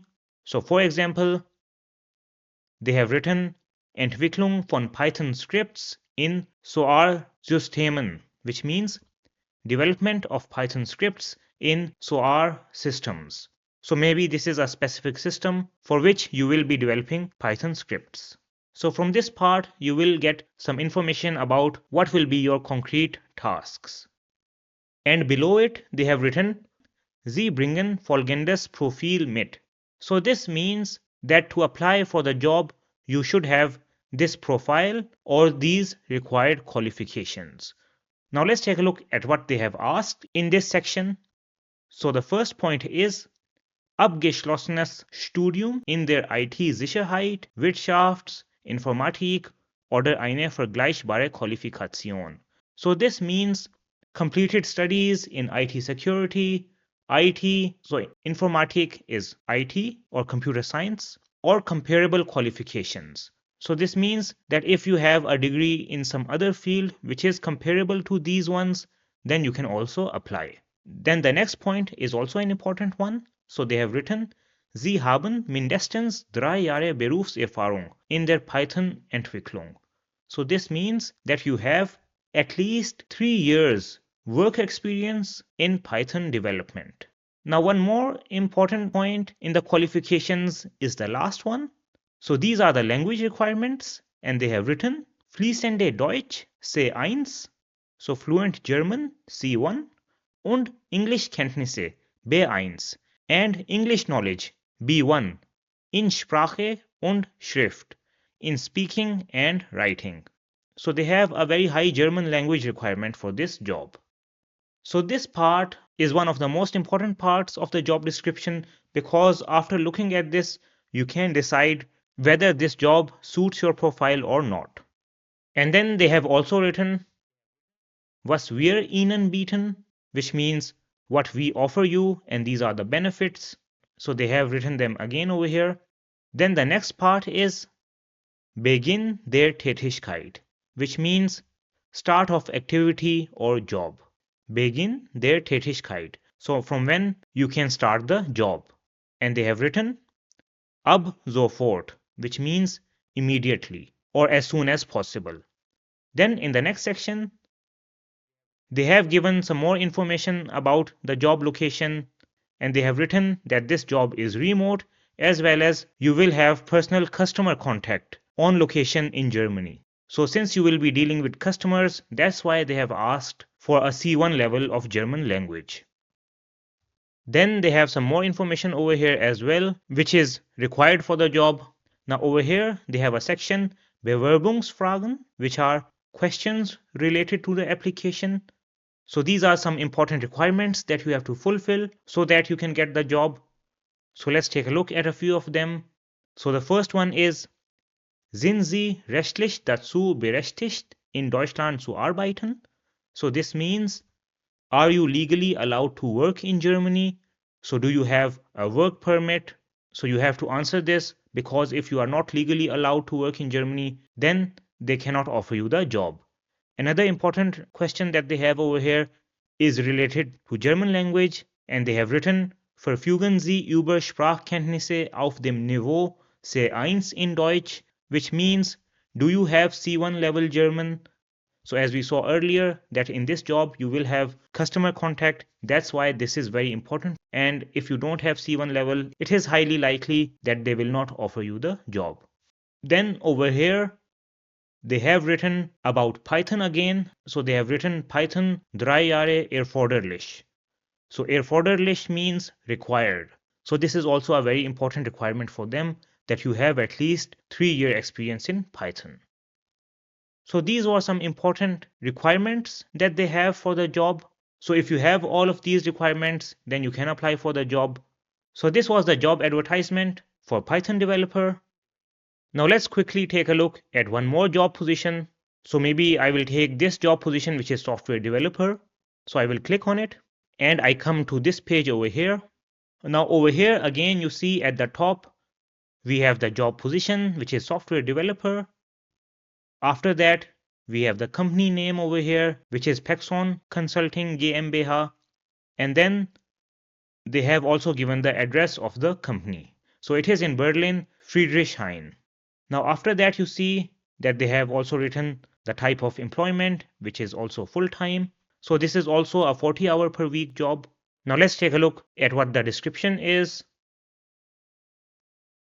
Now over here, they have the vollständige Stellenbeschreibung, which is the detailed job description. And then they have written deine Aufgaben, which means your tasks. And here is the list of the different tasks that you will be doing. So I will not go into detail about the tasks, but whenever you see a heading related to Aufgaben, then this means that in that section they will tell about the tasks that you will be doing. Now here is the important part, which is dein Profil, your profile, and over here they have given the required qualifications that you must have for this position. Now in the last point over here, they have written Verhandlungssicheres Deutsch und Englisch. So the word Verhandlungssicher means business fluent. So you should be able to carry out business conversations in German and English. And you know that business German or English is different from everyday German or English. So in some job descriptions, they might give you the level, for example, C1, and in some cases, they might write Verhandlungssicher, which means business fluent. Then over here, you see that they have written was wir dir bieten, so what we offer. And over here, they have the list of benefits that they are offering. So they also have flexible work hours. They will give you the newest hardware, for example, MacBook Pro for your work. And there are some other benefits that they have listed over here. Now in the Standort section, they have given some information about the work location. So they have written that home office is possible and they have offices in different cities, for example, Berlin, Munich, and Grunwald, where you can also go and work. So they are quite flexible with the work location. The next section is Über uns, which means about us. So in this section, they have given some information about the company and what their business is. Now, if you want to apply for the job, then you can do it directly from Indeed. However, how I do it is that I go to the website of this company. So what I will do is that I will copy the name and go to Google. So here I am on Google. So I will paste the name over here and press enter. So you see that this is the first link. So I can click on it and I come to the website of the company. Now at the top, they have written jobs. So I can click on it. So this is their job page. Then I can come down and see that these are the jobs that they have. So we were taking a look at a software developer position. So this is the one. So I can click on it and you see that over here they also have the same tasks. They have asked for the same profile and so on. So what you can do is that you can click on this button over here, which means to apply for this position, and then they will ask you some questions, maybe ask you to upload your CV and so on, and in this way you can apply for this position. So this is how I usually do it. Now you can also search for some other jobs on Indeed. For example, let's search for the job of a nurse in Berlin. So I can press enter and you see that it has given me more than 25 jobs. And here are the different jobs. So you have advanced practice nurse, then you have study nurse, and so on. So in this way, you can find different types of jobs on Indeed. Now, Indeed is one of the job portals in Germany. If you are searching for jobs, then there are other job portals as well. For example, Stepstone and LinkedIn.com. So I will not go into detail for each of these job portals in this course. I will make a separate video on how you can find a job in Germany and what are the different portals and so on. But right now, the purpose was that you understand how a job advertisement looks like so that you can know which jobs fit your profile and which don't fit your profile. And then you can start to apply for those jobs. So this was the topic of how you can understand a job advertisement. Now, once you have found a job which matches your profile, then the next step is to write your CV for that job.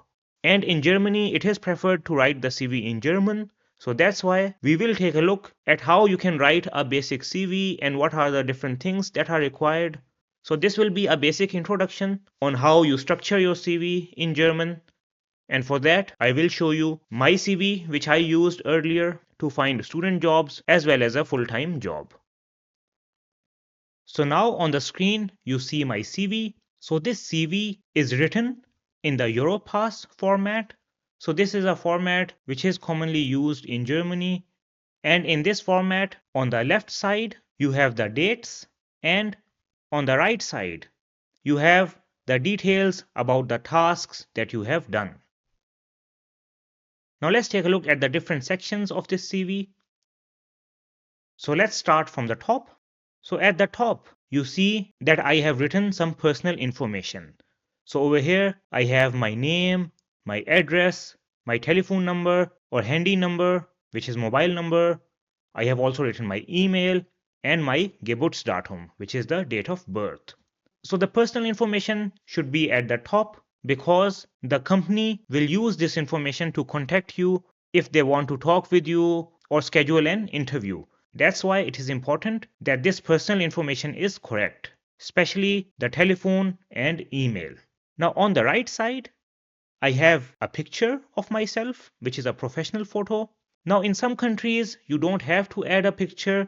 However, in Germany, it is better to add a picture in the CV. So whenever you create a CV, you should add a picture of yourself so that the other person who is taking a look at your CV can get some idea of the person who is applying. So these were some personal details that I have written at the top. Now the next section that we have in the CV is Berufserfahrung, which means work experience. So here I have listed the experience that I have. So it is mostly student jobs or internships. So I have the most recent one at the top. So in the first line, I have written the position and company details. So what was my position and for which company I was working. So the position over here is Projektarbeit. So this was a project work at the company IAV in Berlin. And after that, I have written what my tasks were in this position. And on the left side, I have given the time period when I was in this job or when I was doing this job. So this was from March 2018 till June 2019. After that, I have written the job position which I had before this Projektarbeit, and that was Work Student bei der Sharp-Reflections GmbH in Kaiserslautern, Deutschland. So Werkstudent means working student. So this is a job which you do when you are still studying or are a student, and you can work maximum 20 hours per week as a student.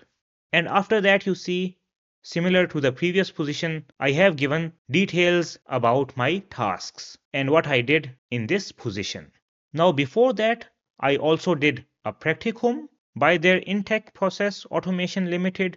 This was in Lahore, Pakistan, and practicum in English means internship. So this was an internship, and you see that this was from September 2015 till December 2015, so around 4 months. So if you have any internship experience, then you can also add it over here. So this is how I have mentioned my work experience which I have. Now let's go to the next section, which is Studium or studies. Now some people on their CV put the education section before the work experience section. But I think if you have work experience, it is better to put it first because that would help you the most in getting a job. So let's go back to the Studium section. So in this section, I have given details about my education. Now at the top, I have written MSc Nutzfahrzeugtechnik, which means Commercial Vehicle Technology. So this was my master's degree. And in the next line, I have written TU Kaiserslautern, Deutschland. So this is the name of the university from where I did my master's. And after that, I have written Masterarbeit. So here I have given the topic of my master thesis on which I worked. And similar to the work experience part on the left, I have written from when till when I did my master's. So I did it from October 2016 till June 2019. Now after that, I have also mentioned Deutschkurs, Niveau A1 und A2. So this was the German course for A1 and A2 level, which I did. Now it is up to you whether you want to write this or not, but I just wrote it to show that I did a German course and I can speak German. And after that, I have written from where I did my German course. And after that, I have written Bachelorstudium in Mechatronik, which was my bachelor's degree. And over here, I have also mentioned the topic of my bachelor thesis.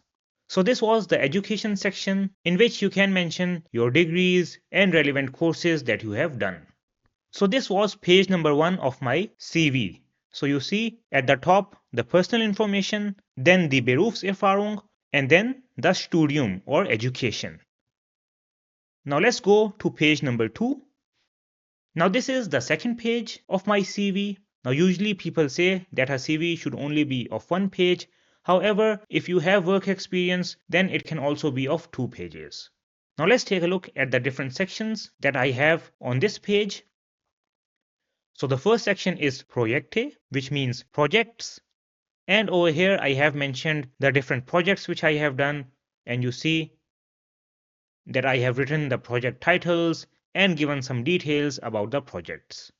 And both of these were university projects which I did at TU Kaiserslautern. So this is also a tip from my side that if you don't have much work experience, then you can write some different projects which you did to show that you have some experience for the job which you are applying for.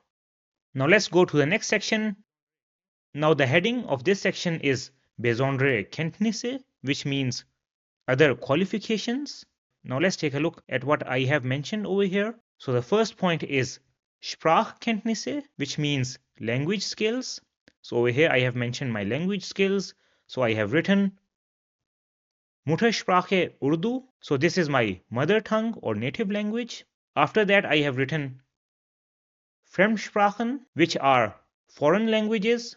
So over here, I have written English fließend. So my English is fluent. And in the next line, I have written Deutsch sehr gute Kenntnisse. German, very good knowledge.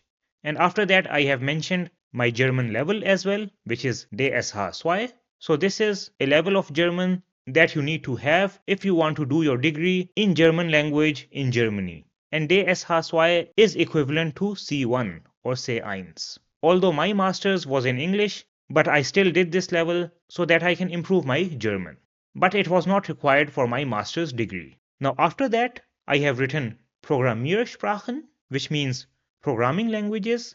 Now since I was applying for programming jobs, that's why I mentioned what were the different programming languages I knew. So I have written Python, Shell, and C++. Now in the next section, I have written Allgemeine Software, which means general or basic software. And over here you see I have written MS Office, Adobe Photoshop, and Corel Draw. And after that, I have mentioned Technische Fähigkeiten, which are my technical skills. And over here I have written different softwares which I know related to programming, which can be relevant to the job. And then in the last part, I have written Führerschein, Klasse B. So this means that I also have a driving license. And this is important to mention on your CV because there are many jobs which require you to have a driving license or Führerschein. That's why if you have a Führerschein, then you should mention it. However, if you don't have a Führerschein, then you can leave it. So this is how you can write a CV in German. And there are other ways that you can write a CV as well. But I found this format very useful for myself, and that's why I created the CV in this Europass format. But at the end, it is up to you. You can create your CV in any format that you like. The important thing is that you explain what you have done and only include the things that are relevant to the job position. And doing this will increase your chances of getting an interview call. Now I have also added the CV, which you can download from the link in the description below. So you can take a look at it. If you want, you can also do changes in it and use it for your own job applications. So this was how you can write a CV in German. And with this, we come to the end of chapter number 9. So I hope that the concepts that we have learned in this chapter will help you not only to improve your grammar, but also to find a job in Germany. So this was chapter number 9 of the German A2 course. Now let's go to chapter number 10, in which we will start by learning the concept of genitive case in German. So what will we learn in this lesson? So we will start by first of all taking a look at what is the genitive case in German. Then we will see when to use the genitive case. After that, we will take a look at the different articles in genitive. Then I will give you different examples of how genitive is used in a sentence. And I will also give you some examples which you might have seen in daily life. And then at the end, in the helpful tips section, I will tell you how you can identify genitive in a sentence. So what is the genitive case? So genitive is one of the 4 cases that we have in German language. These are Nominativ, Accusativ, Dativ, and Genitiv. And these different cases are used to identify the context in which a noun is used in a sentence. And we have already learned that the nominative refers to the subject, the accusative refers to the object, and the dative refers to the indirect object. So we have covered the nominative, accusative, and dative cases in quite detail in the A1 course as well as the earlier chapters of the A2 course. And in this lesson, our focus will be on the genitive case. So let's start by taking a look at when do we use the genitive case. So the genitive case is used to show possession or belonging and after specific prepositions such as während, wegen, trotz, and so on. But we will not take a look at the different prepositions in genitive in A2 because this is a B1 concept and we will do this later in the B1 course. So in this lesson, our focus will be on how we can use genitive to show possession or belonging, which is also the main use of genitive. Now, if you remember, in the A1 course, we learned that we can show possession or belonging with the possessive article. For example, we have the sentence, Das ist sein Auto. That is his car. Now, in this sentence, sein is the possessive article, which means his and shows possession.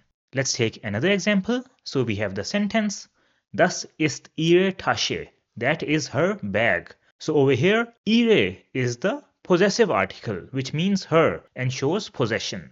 Let's take one more example. So we have the sentence, Das sind seine Spielzeuge, which can be translated as those are its toys. So over here you see that seine is the possessive article. However, there is one problem in all of these sentences, and that is that when we use these sentences alone, then we don't know who is being referred or who is being talked about over here.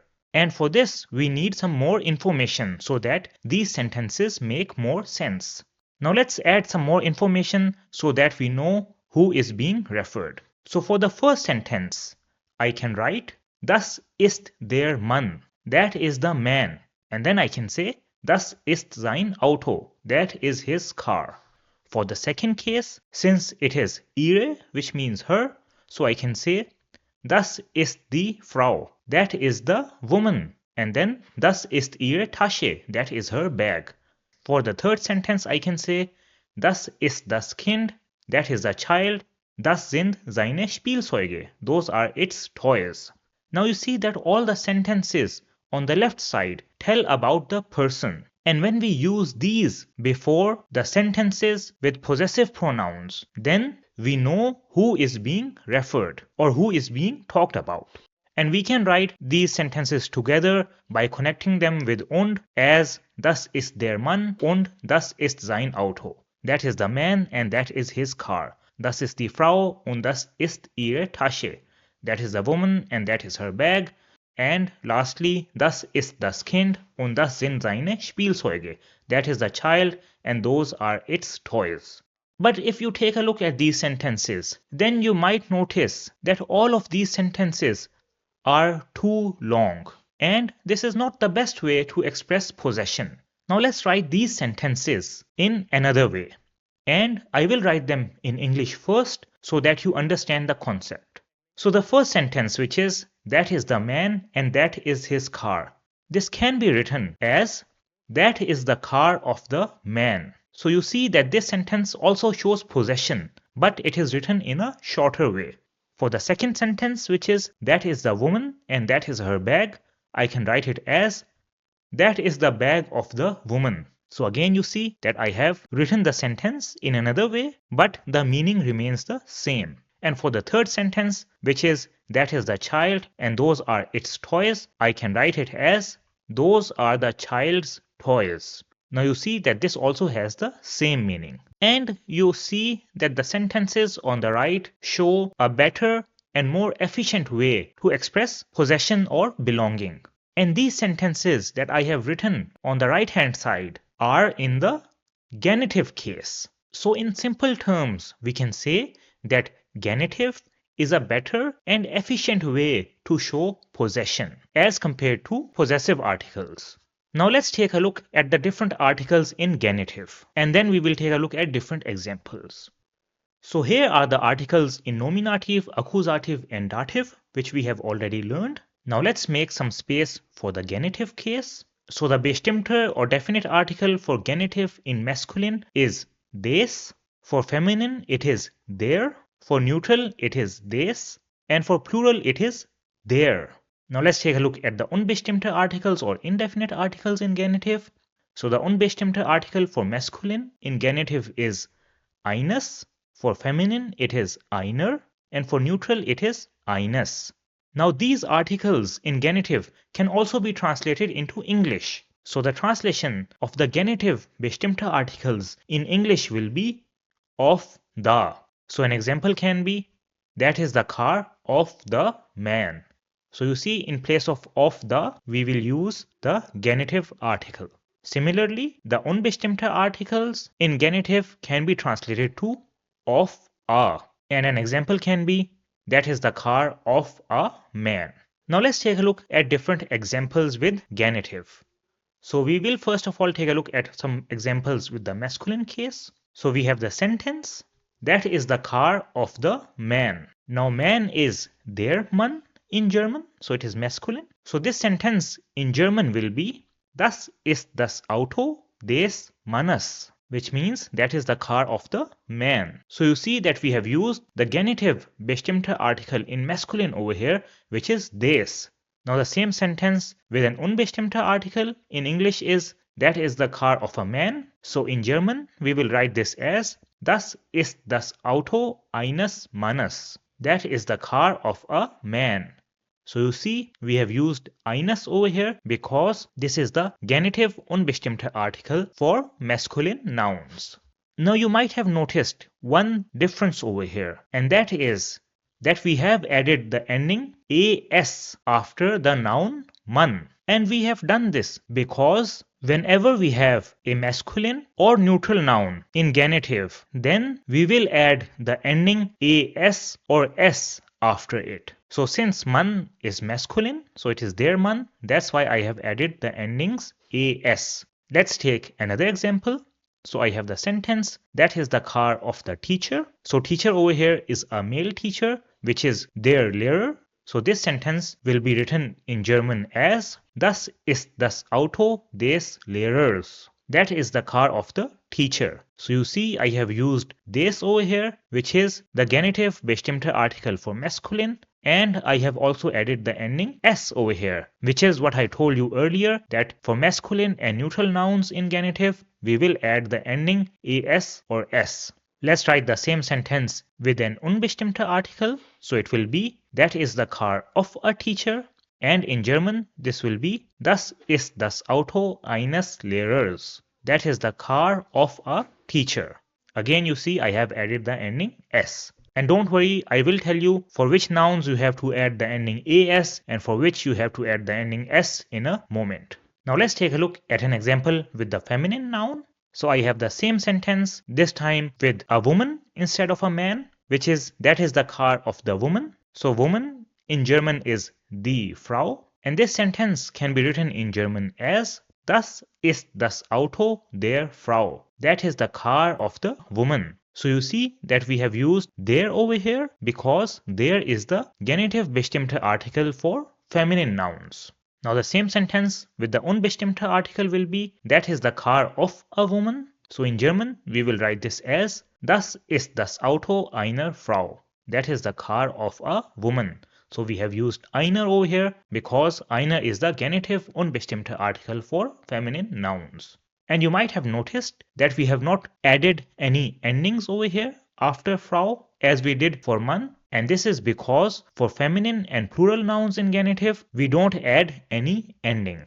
Now let's take a look at an example with the neutral case. So again, we have the same sentence, but this time with a child, because child is das Kind, so it is neutral in German. So we can write this sentence in German with the genitive case as, das ist das Auto des Kindes. That is the car of the child. And with the unbestimmte article, the sentence will be, that is the car of a child. And in German, with the genitive case, we will write it as, das ist das Auto eines Kindes. That is the car of a child. And we have used des and eines over here because these are the genitive, bestimmte and unbestimmte articles for neutral nouns. And you see that we have added the ending as after the noun Kind over here as well. Now let's take a look at an example with the plural case. So in this case, we don't have any unbestimmte article. So a sentence with the bestimmte article will be, that is the car of the guests. And guests is plural, so it is die Gäste in German. So the sentence with the genitive case will be written as, das ist das Auto der Gäste. That is the car of the guests. So you see that we have used der over here, which is the genitive bestimmte article for plural nouns. And again, we don't have any ending after Gäste over here because, as I said earlier, for feminine and plural nouns in genitive, we don't have any ending. So here are all the different examples that we saw right now. And as I said earlier, that in case of masculine nouns in genitive, we have the ending as or s. In case of feminine nouns, we don't have any ending. In case of neutral nouns, we also have the ending as or s. And in case of plural, we don't have any ending. Now I know that you have the question in your mind that when do we use the ending as we saw in the example, das ist das Auto des Mannes, and when do we use the ending s as we saw in the example, das ist das Auto des Lehrers. So let me tell you when do we use as and when do we use s. So the ending as is used after nouns which have only one syllable, whereas the ending s is used after nouns with more than one syllable.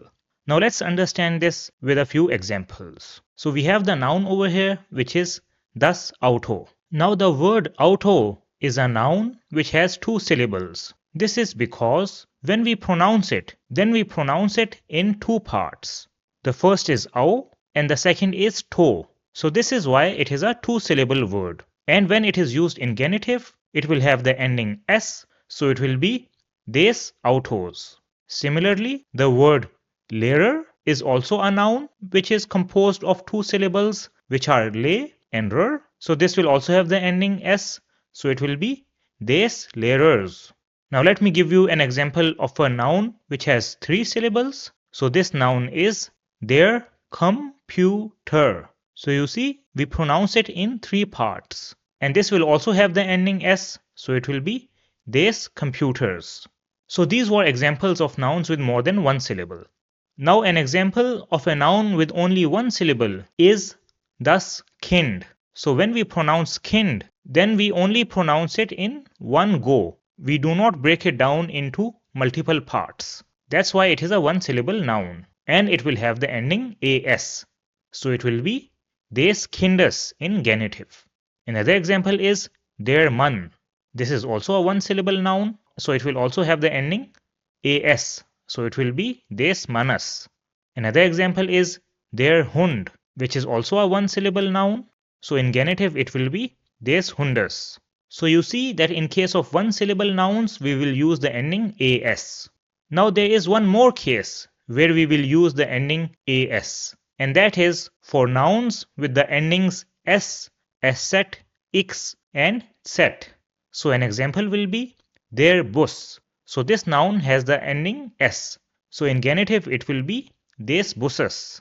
Another example is der Fuss, which has the ending s set. So this will be des Fusses in genitive. Now one thing to remember over here is that these rules which I have given you are general rules which work in most of the cases. However, you must keep in mind that there can be exceptions which do not follow these rules. So those you have to then memorize. So these were the different noun endings in genitive. Now let's take a look at some more examples with genitive, and we will first of all take a look at a few examples with masculine nouns. So an example sentence with a masculine noun in genitive can be Der Vater des Mannes ist alt. The father of the man is old. So you see that we have used des over here, which is the genitive bestimmte article for masculine, because Mann is der Mann. And you see that how the article des shows the belonging of the father to the man in this sentence.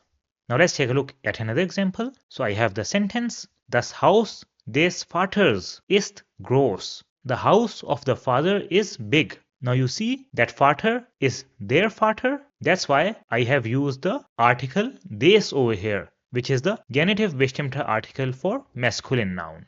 And also you see that the article des shows the belonging or possession of the house to the father. Let's take a look at a few examples with feminine nouns. So I have the sentence, Das Handy der Frau ist teuer. The mobile of the woman is expensive. And we know that Frau is die Frau. That's why we have used the article der over here, which is the genitive bestimmte article for feminine nouns. And you see that by using the genitive case over here, we show that the mobile belongs to the woman. Now another example can be, Die Meinung der Lehrerin ist wichtig. The opinion of the female teacher is important. And we know that Lehrerin is die Lehrerin in German, so it is a feminine noun. That's why we have used der over here. And you see from this example that we can also show possession or belonging of non-physical objects such as Meinung, which is opinion, using genitive as well. Now let's take a look at a few examples with neutral nouns. So I have the sentence, Die Farbe des Autos ist rot. The color of the car is red. And since Auto is das Auto, that's why we have used des over here. And the ending s because Auto is a two-syllable noun. Let's take another example. So I have the sentence, Die Klimaanlage des Hauses ist kaputt. The air conditioning of the house is broken. And house is das Haus, that's why we have used des.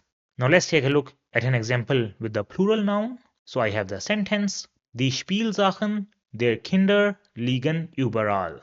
The toys of the children are everywhere. And we know that Kinder is die Kinder, that's why we have used der over here, which is the genitive bestimmter article for plural case. And this shows that the toys belong to the children. Now let's take a look at a few examples from daily life. And I am sure that you will find these very interesting. Now there is a very popular Netflix series which is called Money Heist. So it is a Spanish series, but in English it is called Money Heist. Now do you know what this series is called in German? So in German, this series is called Haus des Geldes, which can be translated to House of Money. And you see that they have used the genitive over here, which is des. This is because Geld is das Geld. So it is neutral, and we know that the genitive bestimmter article for neutral is des. And they have also added the ending as because Geld is a one-syllable noun. Another very famous film that you might know is The Lord of the Rings. So this is the title in English, and the title for The Lord of the Rings in German is Der Herr der Ringe. So you see that they have again used the genitive over here, which is der, and this is because Ringe is die Ringe, so it is a plural. So you will see the genitive in daily life in different commercials, taglines, and movie titles. So if you know the concept of genitive, then you will have no problem in understanding what the title of a movie or series means when you see it in German. So these were different examples with the genitive case. Now let me give you another way on how you can translate a genitive sentence in English. So we have the sentence, Das ist das Auto des Mannes.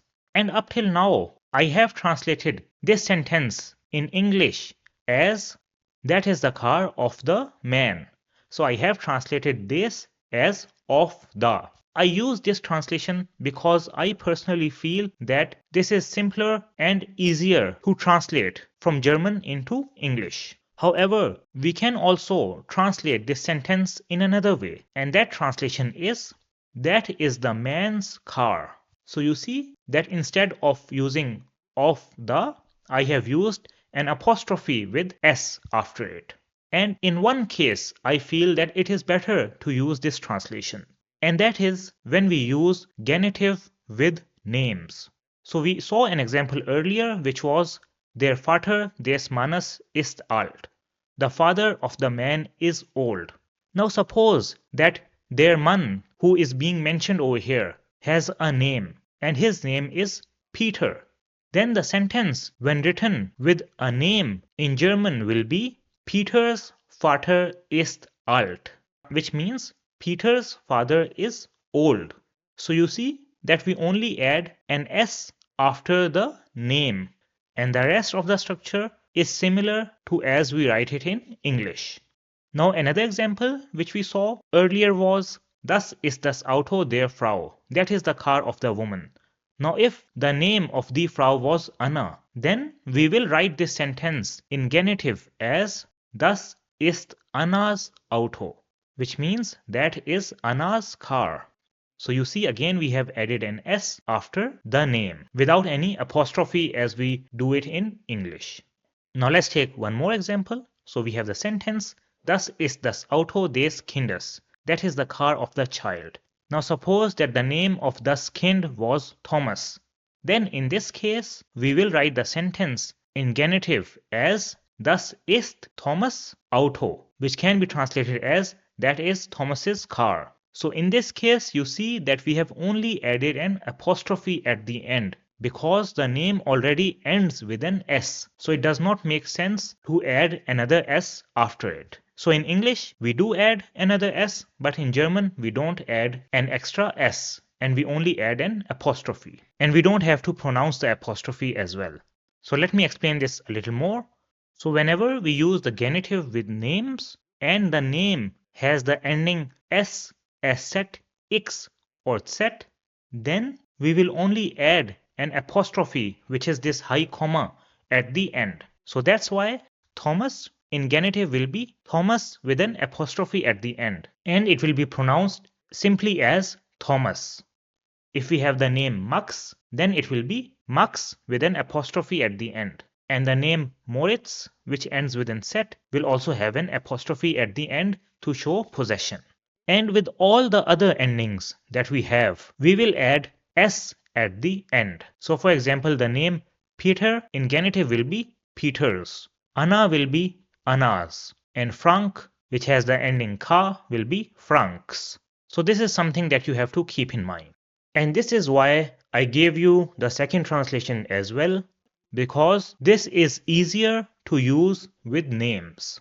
However, at the end, it is your choice. Whichever translation you find easier, you can use it, as both have the same meaning. Now let's see what kind of questions can we answer with genitive. So as we learned earlier, that the genitive is used to show possession or belonging. And the genitive answers the question of whose, which is an English word. So for example, if somebody asks the question, whose car is that?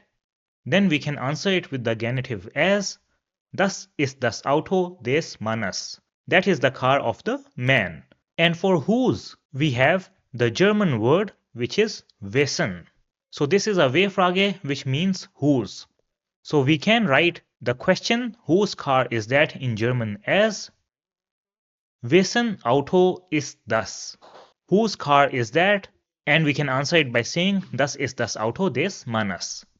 Let's take another example with the W-Frage wessen.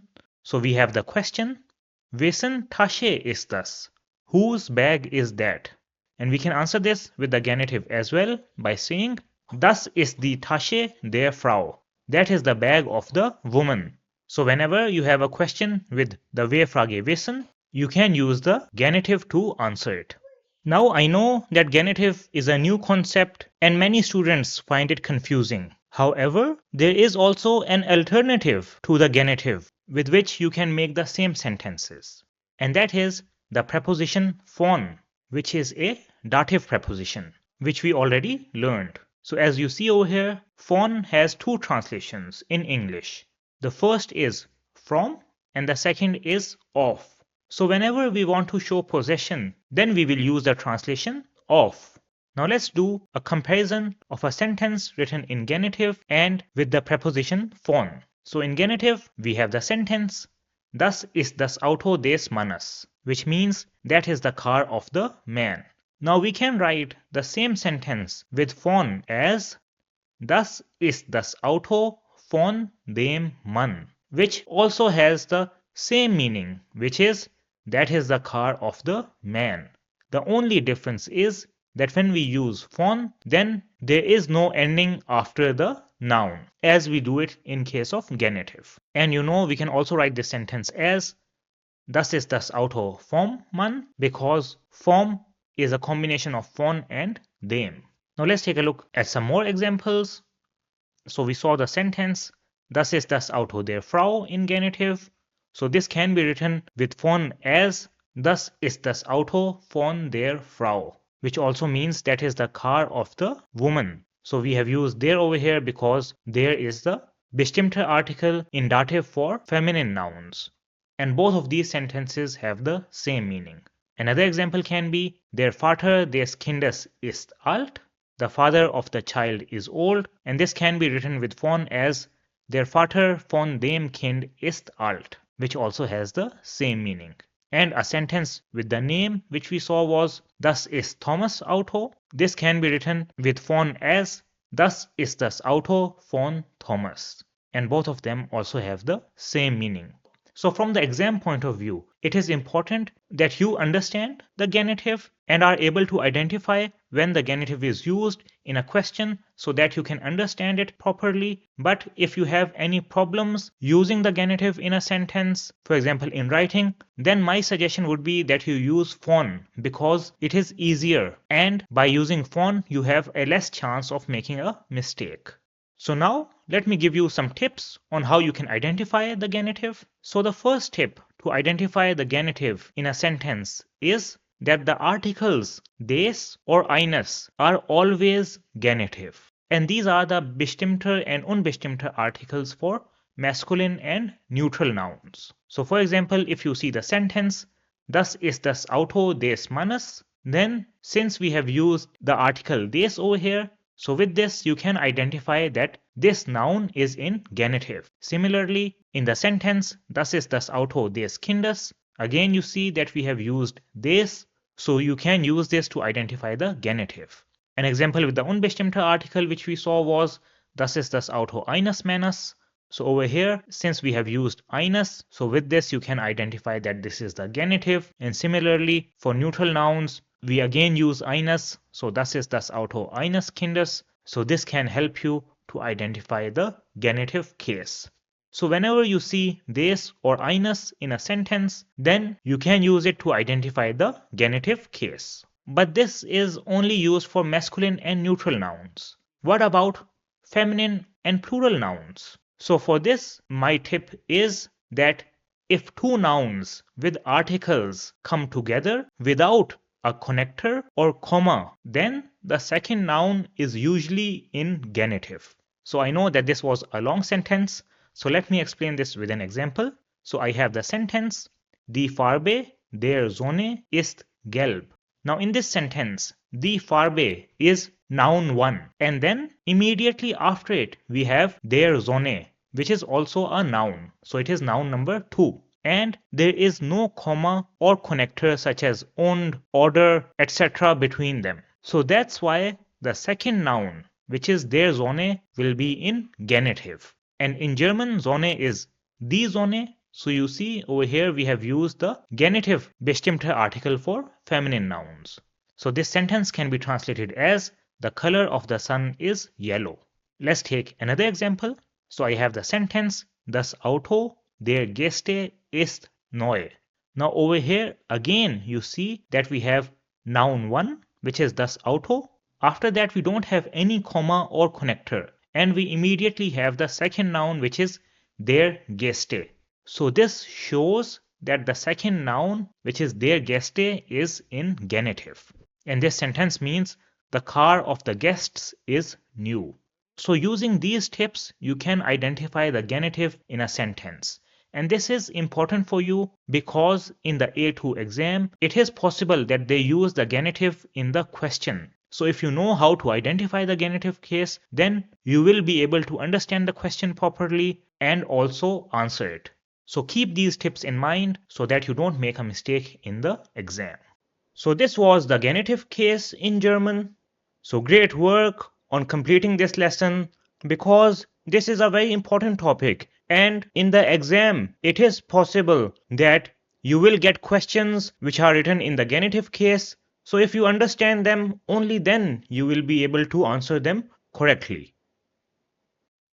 Now let's go to the practical German section of chapter number 10, in which we will learn a very important topic, and that is das Auto und die Autoteile, the car and the car parts.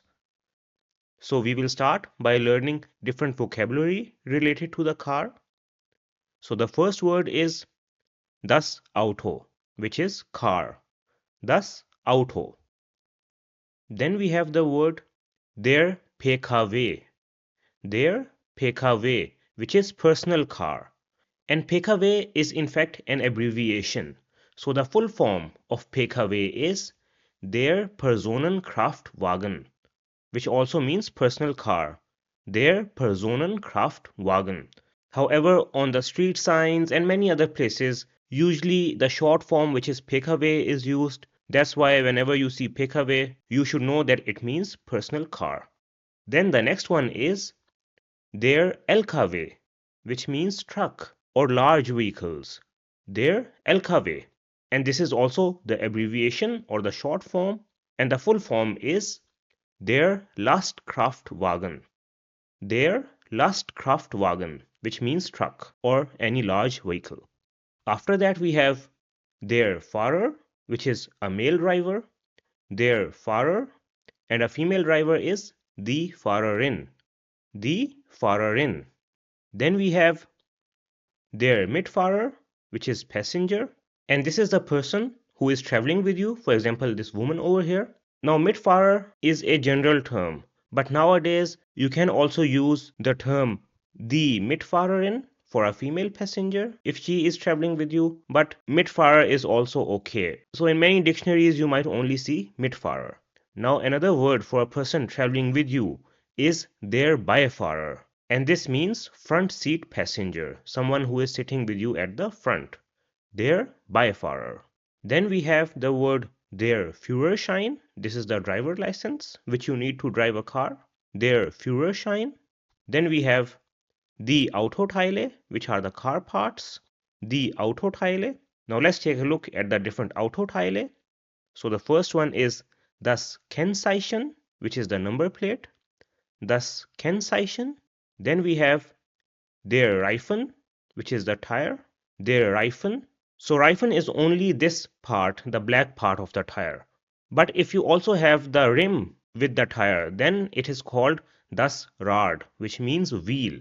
Das Rad. And das Rad is the singular.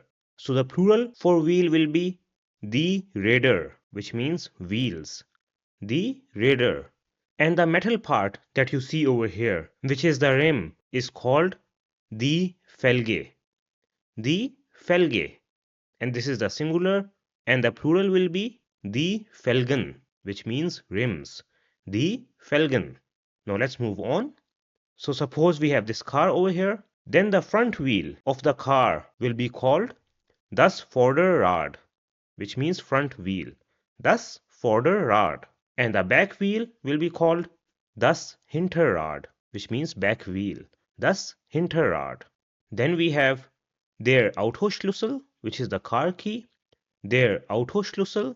The next word is die Autotür, which is the car door, which you see over here. Die Autotür. And on the Autotür, we have der Türgriff, which is the door handle. So these are these parts that you see over here, with which you can open the door. Der Türgriff. Then we have der Sitz, which is seat. Der Sitz. The next word is der Sicherheitsgurt, which means seat belt.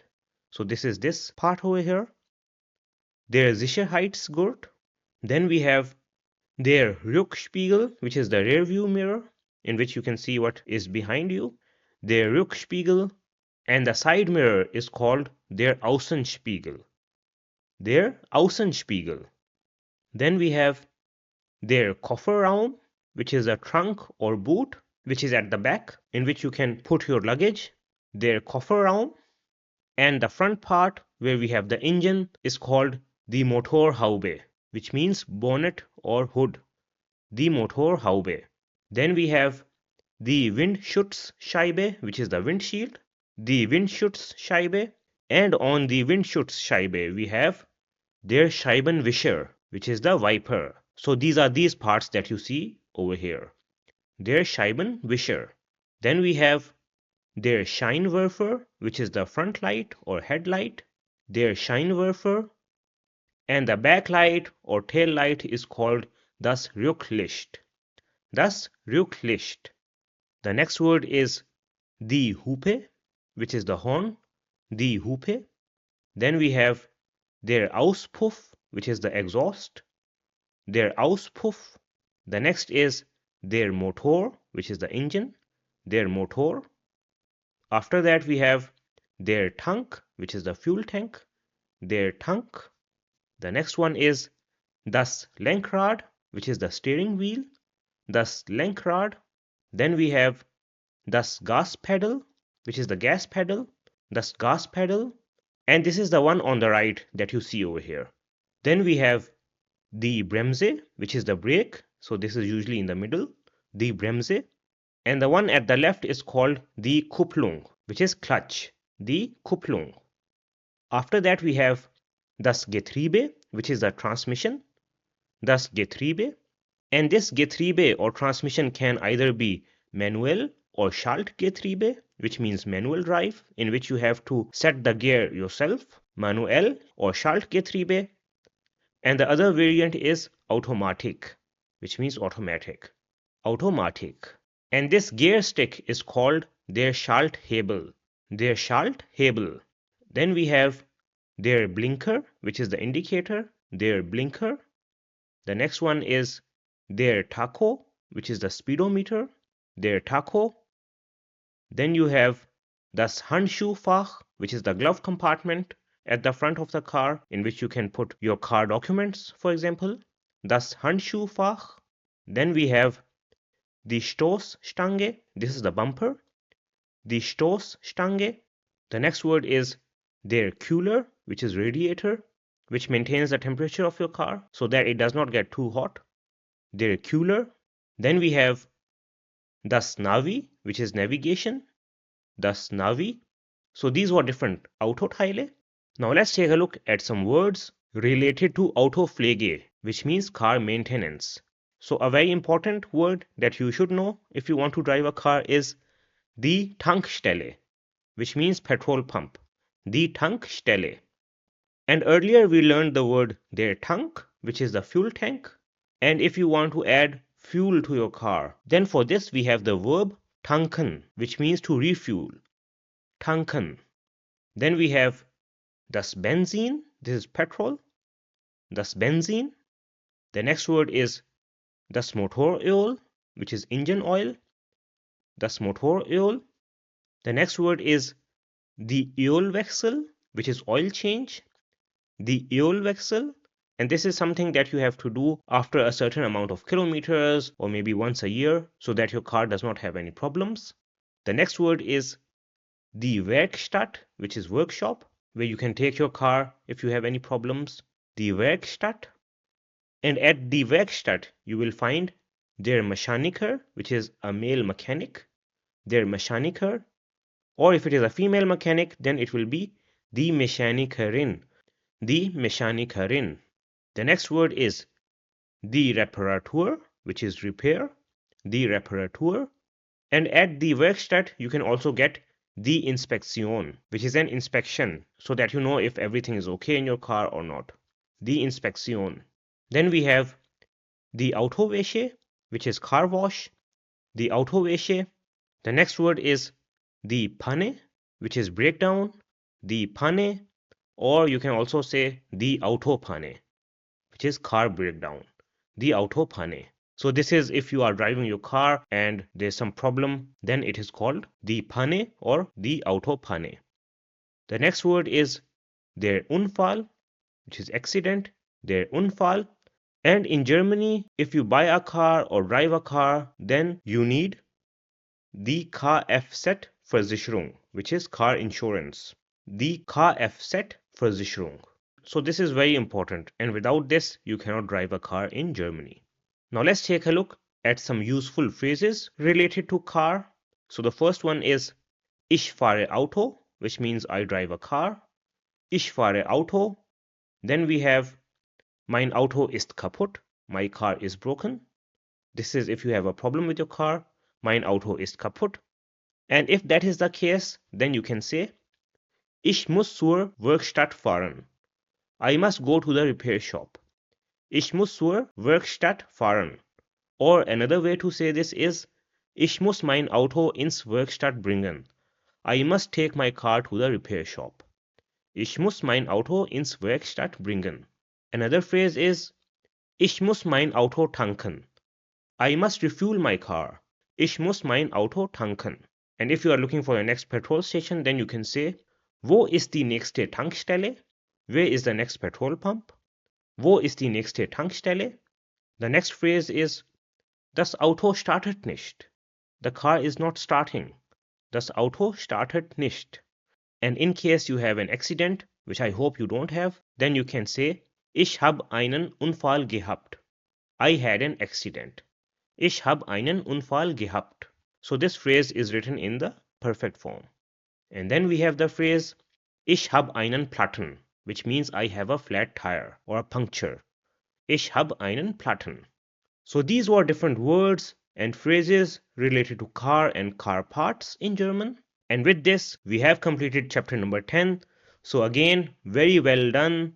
You are doing a fantastic job and have already completed 10 chapters of the A2 course. And I am sure that with each chapter, you would be seeing the improvement in your German language because you are learning new concepts along with phrases and vocabulary which you will be using in your daily life. And knowing these things will help you understand, write, and also speak German confidently. So this was chapter number 10 of the German A2 course. Now let's go to chapter number 11, in which we will start by learning a very important grammar concept of A2, which is relative pronouns and sentences. So we will start by first of all understanding what is a relative Satz, which is a relative sentence, and what are relative pronomen or relative pronouns. After that, we will take a look at the relative pronomen in nominative, accusative, dative, and genitive. So we will see how we use relative pronomen in all of these cases. And we will do this by taking a look at a lot of different examples. And along with these examples, we will also do a recap of basic concepts, which we learned earlier. Because if you know these concepts, then it will be easier for you to use the relative pronouns correctly. So what is a relative Satz and relative pronomen? So to understand this, let's take a look at an example. So we have this person who is playing football. So we can describe this by saying, that is the man, he plays football. Now these are two sentences. And we see that the second sentence, which is he plays football, gives us more information about the man. Now when you read these sentences, then you see that the flow is not smooth and it sounds broken. And this is because these are two separate sentences. Now we can write these two sentences in another way, which is, that is the man who plays football. Now this sentence is more smooth and has a better flow because this is one sentence. And there's also a difference that in the first example, we used the personal pronoun he to refer to the man in the first sentence, whereas in the second sentence, we have used who to refer to the man. And this who is a relative pronoun. And you see that it connects the two sentences. And in the second sentence, you also see that the second part, which is who plays football, also gives us more information about the man. So both sentences have the same meaning, but they are written differently. And this part of the sentence, which contains the relative pronoun, is called the relative Satz. Now let's take a look at another example. So we have the sentence, that is Anna, she works at Siemens. Now you see over here the second sentence also gives us more information about Anna, but this example also has the same problem that it is not smooth and sounds broken because we have two different sentences. Now if we combine them using a relative pronoun, then the sentence will be, that is Anna who works at Siemens. And you see this also has a smooth and better flow. And over here again, who is the relative pronoun which connects both of the sentences, and the part of the sentence which contains the relative pronoun is the relative Satz. Now let's take one last example. So we have the sentence, that is the car, it is very fast. Now if we want to write this with a relative pronoun, then it will be, that is the car which is very fast. Now in this sentence, since we are talking about a thing, that's why which is the relative pronoun. And the part of the sentence which contains which is also the relative Satz. So we see that a relative Satz is a sentence which gives more detail about a person or thing which has been mentioned in the first part. and relative pronomen or relative pronouns are used to connect two sentences. So in the examples earlier, we saw that the relative pronomen in English are who, which is used for people, and which or that, which is used for things or animals. So this was the basic concept of relative Satz and relative pronomen. Now let's take a look at relative pronomen in German. So in German, the relative pronomen depend upon the gender of the noun in relative Satz. So if the noun is masculine, then the relative pronoun will be der. For feminine, it will be die. For neutral, it will be das. And for plural, it will be die. And these are the relative pronouns in nominative. So this means that these will be used with the subject of the relative Satz.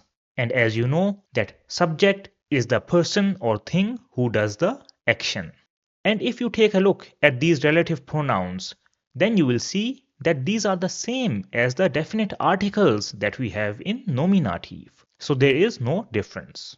Now let's see how we can use these relative pronouns in sentences with some examples. So we have the example, das ist der Mann, spielt Fußball. That is the man, he plays football. So this is the same example that we saw earlier, but this time in German. Now we can combine them together to form the sentence, das ist der Mann, der Fußball spielt, which means that is the man who plays football. Now in this sentence, you see that der is the relative pronoun. And why have we used der? Because it refers to der Mann. And as you see over here, that Mann is masculine. So that's why we have used the relative pronoun der. And this part of the sentence is the relative Satz because it contains the relative pronoun. So we can also say that a relative Satz gives more detail about a person or thing in the Hauptsatz because the first part of the sentence is the Hauptsatz. And one more important point when you use relative pronouns or relative Satz in German is that you have to add a comma between the Hauptsatz and the relative Satz. So this is very important. In English, we usually don't use this comma. Now one more thing that you might have seen over here is that in the sentence spielt Fußball, the verb is at the second position. However, when this sentence is written as a relative Satz, then the verb goes to the last position. So you see that spielt, which is the verb, has gone to the end of the sentence. So we can say that a relative Satz is a type of Nebensatz. Because in a relative Satz, the second position verb goes to the end. Even if it is a normal verb, modal verb, or helping verb, if the verb comes at second position, it will go to the end. And this is similar to the other connectors that we have already learned. So let's just quickly take a look at the other connectors in A2. So we have the connectors in which the verb at second position goes to the end, and these are also called Nebensatz connectors. And here are the different Nebensatz connectors which we learned in the earlier chapters. And on the right side, we have the connector in which the verb position does not change, and this is only one, which is then in A2. So now we can also add relative Satz to the list of the connectors in which the verb at second position goes to the end. So we have a total of 11 connectors in A2. Now this overview is important for the exam because if you know what happens to the verb when you use a connector, then you will be able to make correct sentences. Now let's take a look at some more examples with relative pronouns in nominative. So for understanding, let's take the same example, but this time with a feminine noun. So I can say, das ist die Frau, die Fußball spielt.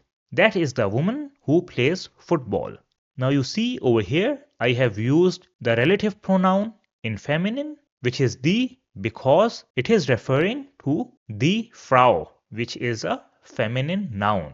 Now the same example with a neutral noun will be, das ist das Kind, das Fußball spielt. That is the child who plays football. Now you see that Kind is neutral and it is the one being referred in the relative Satz. That's why I have used das over here. And an example with a plural noun will be, Das sind die Kinder, die Fußball spielen. Those are the children who play football. And you see, I have used die over here because it is referring to die Kinder, which is a plural. And you see that in all of these examples, the verb in the relative Satz goes to the last position. So I hope that now it is clear for you how the relative pronoun is used for different genders. Now let's take some more examples. So I have the sentence, das ist der Tisch, der teuer ist. That is the table which is expensive. Now you see that Tisch is der Tisch. That's why I have used der as the relative pronoun. An example for the feminine case will be, das ist die Nachbarin, die im dritten Stock wohnt. That is the neighbor or female neighbor who lives on the third floor. Now you see that Nachbarin is feminine. That's why I have used die over here. Then we have the example, das ist das Auto, das sehr schnell ist. That is the car which is very fast. And Auto, as you see, is das Auto. That's why we have used the relative pronoun das in the relative Satz. And an example for the plural case will be, das sind die Studenten, die in Deutschland studieren. Those are the students who study in Germany or who are studying in Germany. So you see, we have used the relative pronoun die over here because it is referring to die Studenten, which is a plural. Now let's take another example. So we have the sentence, das ist das Auto, das Thomas fährt. That is the car which Thomas drives. Now over here, we have again used the relative pronoun das because it is referring to das Auto, which is a neutral. However, an important point over here is that this is not the relative pronoun das in nominative. Rather, this is the relative pronoun das in accusative. This is because in the relative Satz, Auto is the object or in accusative case. So when you write the sentence, then there is no difference because the relative pronoun for neutral in accusative is the same. But before we take a look at some more examples, let's do a recap on how we can find the subject and object in a sentence. So we have already done this in A1 and at the start of the A2 course, but I will do it again over here just so that you can refresh your concepts and because we will be needing it to understand when to use which case in the relative Satz. So let's first take a look at how we can find the subject in a sentence. So if you want to find the subject, then you should ask the question who followed by the verb, and this will give you the subject. So in the example that we have above, we see that fährt is the verb in the relative Satz, which means drives in English. So I can replace the verb with drives over here. So the question becomes who drives? And the answer to this is Thomas. So Thomas will be our subject because he is the one who is performing the action of driving. Now let's take a look at how we can find the object or accusative. So for this, you will ask the question, what does? Then you will add the subject and then you will add the verb. And this will give you the object. Now in the example above, we already know that the subject is Thomas and the verb is drive. So the question becomes, what does Thomas drive? And the answer is das Auto. So Auto is our object or the accusative case. There is also another way in which you can find the object, and that is by asking the question, what is being? And then you add the verb in past tense. So the past tense of drive will be driven. So what is being driven? And the answer is das Auto. So this is how you can find the object in a sentence. And now when we take a look at this example again, then we understand why we have used das in the accusative case. And this is important because the relative pronoun for masculine in accusative is den. So you see that this is different. For feminine, it is the same, so it is die. For neutral, we already saw that it is das. And for plural, it is also the same, which is die. And if you take a look at these relative pronouns, then you will see that these are also the same as definite articles in accusative. Now let's take a look at some examples with relative pronouns in accusative. Let's take an example for the masculine case. So an example can be, das ist der Film, den wir schauen. That is the film which we are watching. Now you see over here we have used the relative pronoun den because it is referring to the film, which is a masculine. And since it is an object in the relative Satz, that's why we have used the relative pronoun in Akkusativ. An example for the feminine case can be, das ist die Tasche, die sie gekauft hat. That is the bag which she bought. So again, you see that since we are referring to die Tasche, that's why we have used the feminine relative pronoun over here. And you see that in this example, the relative Satz is written in the perfect form. That's why we have the helping verb, which is hat, at the last position. Let's take an example with the plural case. So we have the sentence, das sind die Bücher, die ich für meine Prüfung brauche. Those are the books which I need for my exam. And over here you see that the relative pronoun die is referring to the books. Now one important point over here is that when you take a look at this example, then you see that in the relative Satz we have used the accusative because film is the object. However, if you take a look at the Hauptsatz, then you will see that in the Hauptsatz we have used the nominative case, which is their film. And this is because in the Hauptsatz, film is the subject. So remember that for relative pronouns, only focus on the relative Satz. So if a thing is an object in the relative Satz, then you will use the relative pronoun in accusative. And if it is a subject, then you will use the relative pronoun in nominative. Now we know that one use of accusative is with the object of the relative Satz, which we have already seen. But we also use the accusative case after accusative prepositions. And these prepositions are durch, für, gegen, ohne, entlang, and bis. So whenever we have these prepositions in the relative Satz, then we will also use the accusative case. So let's take a few examples with accusative prepositions. So we have the example over here. Das ist der Mann, für den ich arbeite. That is the man for whom I work. And you see that over here I have used den because I have used the preposition für, which is an accusative preposition. And you see that in the relative Satz, the preposition comes before the relative pronoun. So we have für and then we have the relative pronoun den. Let's take an example for the feminine case. So I have the sentence, das ist die Mannschaft, gegen die wir spielen. That is the team against which we are playing. So die Mannschaft means team, and you will commonly hear the word die Fußballmannschaft, which means the football team. And you see that over here we have used the relative pronoun die because it is referring to a feminine noun. And this is in accusative because we have used the preposition gegen before it. An example for the neutral case will be, das ist das Buch, ohne das ich nicht lernen kann. That is the book without which I cannot learn. So again you see that the preposition comes first and then we have the relative pronoun. And in this sentence, an example for the plural case will be, das sind die Kinder, für die ich Geschenke kaufe. Those are the children for whom I am buying the gifts. So you see that since we have für, which is an accusative preposition, that's why we have used the relative pronoun die to refer to the Kinder.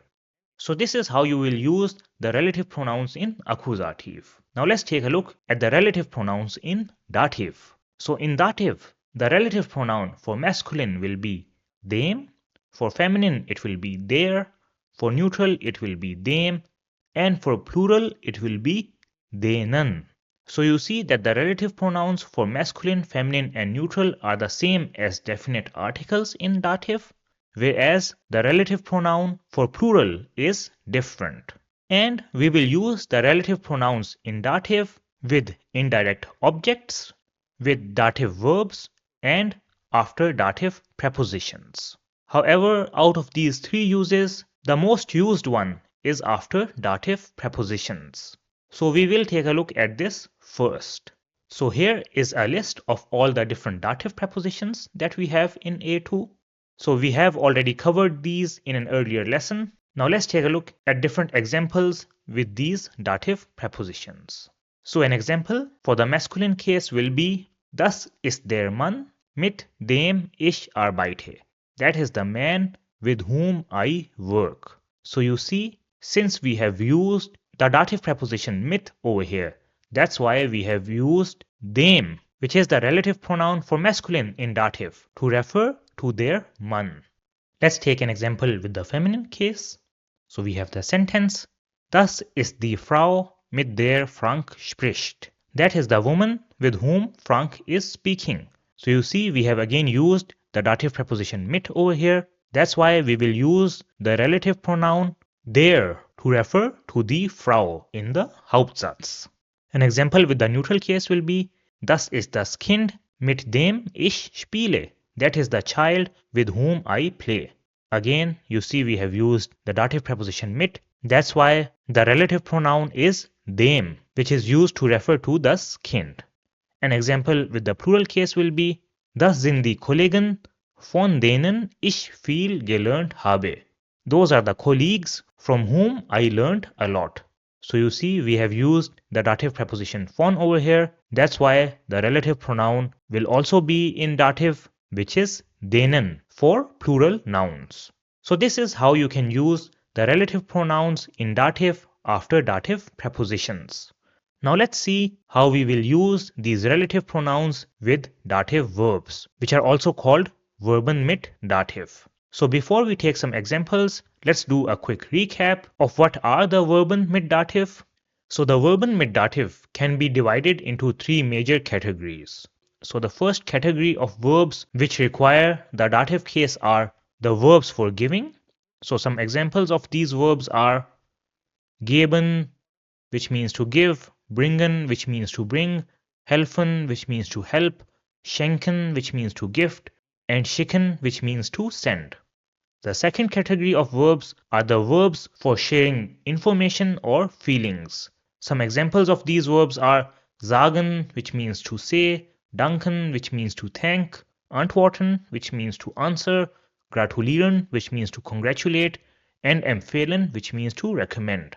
And the third category of verbs are verbs showing belonging or relationship between people and things. So some examples of these verbs are gehören, which means to belong, passen, which means to suit or fit, gleichen, which means to resemble, and fehlen, which means to be missing. So with these verbs, we will use the dative case. Now let's take some examples with these dative verbs. So an example for the masculine case will be, Das ist der Mann, dem ich helfe. That is the man who I am helping. Now you see over here we have used the verb helfen, which is a dative verb. That's why we have used the relative pronoun dem to refer to their Mann. An example for the feminine case will be, Das ist die Frau, der ich antworte. That is the woman who I am answering. Again you see we have used the verb antworten, which is a dative verb. That's why we have used the relative pronoun der over here. An example for the neutral case will be, Das ist das Kind, dem das Spielzeug gehört. That is the child to whom the toy belongs. So over here you see we have used the verb gehören, which is a dative verb and shows belonging. That's why we have used the relative pronoun dem to refer to das Kind. An example for the plural case will be, Das sind die Kinder, denen die Geschichte gefällt. Those are the children who like the story. Again, gefallen is a dative verb. That's why we have used the relative pronoun in plural over here. So this is how you can use relative pronouns with dative verbs. Now let's take a look at the last use, which is with indirect objects. But before that, let's do a recap of what is an indirect object. So to understand this, let's take an example. So we have Peter over here and we have his friend Thomas, and we also have a table. So suppose that Peter buys this table for Thomas. Then we can describe this situation by saying Peter buys Thomas a table.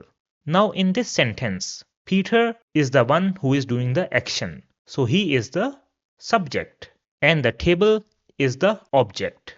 But what is Thomas? So Thomas is the one who benefits from the action because he is the one who got the table. So that's why Thomas is the indirect object. Let's take another example. So I have the sentence, I give the child a book. Now in this sentence, I am the subject and book is the object. And the child is the one who benefits from the action because he or she is the one who receives the book. That's why in this sentence, the child is the indirect object or in dative case. Now let me give you some tips on how to identify the indirect object or dative. The first tip is the one that we already saw, and that is the person who benefits from the action is dative. The second tip is that living beings are usually dative. So normally persons are dative. It is possible that a non-living thing can be dative, but it is not very common. And the third tip is that if you have two objects in a sentence, then the person is usually dative and the thing is usually accusative. So this was a quick recap on how to identify the indirect object or dative in a sentence. And this recap was important because if you identify the indirect object or dative, then you will be able to use the correct relative pronouns in the relative Satz. Now let's take a look at different examples with indirect objects. So we have the sentence, Das ist der Mann, dem ich ein Buch gebe. That is the man whom I give a book. Now you see that in the relative Satz, Mann is the indirect object because he is the one who is getting the book. That's why we have used the relative pronoun dem over here. An example with the feminine noun will be, Das ist die Frau, der ich einen Brief schreibe. That is the woman whom I am writing a letter. So since woman is the one who is receiving the letter, so she is the indirect object, or in dative case, that's why we have used der over here. An example with the neutral case will be, Das ist das Kind, dem ich eine Schokolade kaufe. That is the child who I buy a chocolate. Again, you see that das Kind is the indirect object in the relative Satz. That's why we have used dem. And an example with the plural case will be, Das sind die Kinder, denen ich eine Geschichte erzähle. Those are the children who I tell a story. So you see that in this relative Satz, the Kinder are in dative. That's why we have used the relative pronoun denen. So this is how you can use the relative pronouns for dative. Now we have already seen different examples with accusative prepositions and dative prepositions. However, there is another type of prepositions, which are Wechsel prepositions. And these are prepositions with which we use the accusative case when there is movement, and we use the dative case when there is no movement. So here are the different Wechsel prepositions that we have in German, and we have already done these in an earlier lesson. Now let's see how we will use these Wechsel prepositions in relative sentences. So let's take an example for the masculine case first. So suppose we have this park and there is this person who goes inside the park. So I can describe this with a relative Satz as, Das ist der Park, in den ich gehe. That is the park in which I am going. Now since there was movement happening over here, that's why we use the accusative relative pronoun over here, which is den to refer to the park. Now suppose there is another person who is just sitting inside the park, so there is no movement happening, then I will describe this by saying, Das ist der Park, in dem ich sitze. That is the park in which I am sitting. So you see, we have used the dative relative pronoun over here, dem, to refer to their park, because there was no movement happening. Let's take an example with the feminine case. So we have this wall over here, and we have this person who hangs this picture on the wall. So we can describe this by saying, Das ist die Wand, an die ich das Bild hänge. That is the wall on which I hang the picture. So you see, we have used the accusative relative pronoun over here to refer to the Wand because there was a change of location and there was movement. Now if the picture is already hanging on the wall, then we can describe this by saying, Das ist die Wand, an der das Bild hängt. That is the wall on which the picture is hanging. Now this sentence describes the location and there is no movement happening. That's why we have used the relative pronoun there. Let's take an example with the neutral case. So suppose we have this sofa and there is this person who also has a book and he places this book on the sofa. So there was a change of location and also there was movement. So we can describe this by saying, Das ist das Sofa, auf das ich das Buch lege. That is the sofa on which I place the book. So you see that we have used the relative pronoun das in accusative over here after the preposition auf because there was movement which happened. And that's why we also use the verb legen over here, which means to place or to put. Now if we just want to say that the book was lying on the sofa, then we can do this by saying Das ist das Sofa, auf dem das Buch liegt. That is the sofa on which the book is lying. So you see, this time after the preposition auf, we have used the dative case, which is dem to refer to the sofa because we are only describing the location and there is no movement happening. And that's why we have also used the verb liegen, which means to be located or lie. Let's take an example with the plural case. So suppose we have these two chairs and this person places the children on the two chairs. So this can be described in accusative by saying, Das sind die Stühle, auf die ich die Kinder setze. Those are the chairs on which I sit the children. So again you see we have used the relative pronoun in accusative over here after the preposition auf because there was movement happening.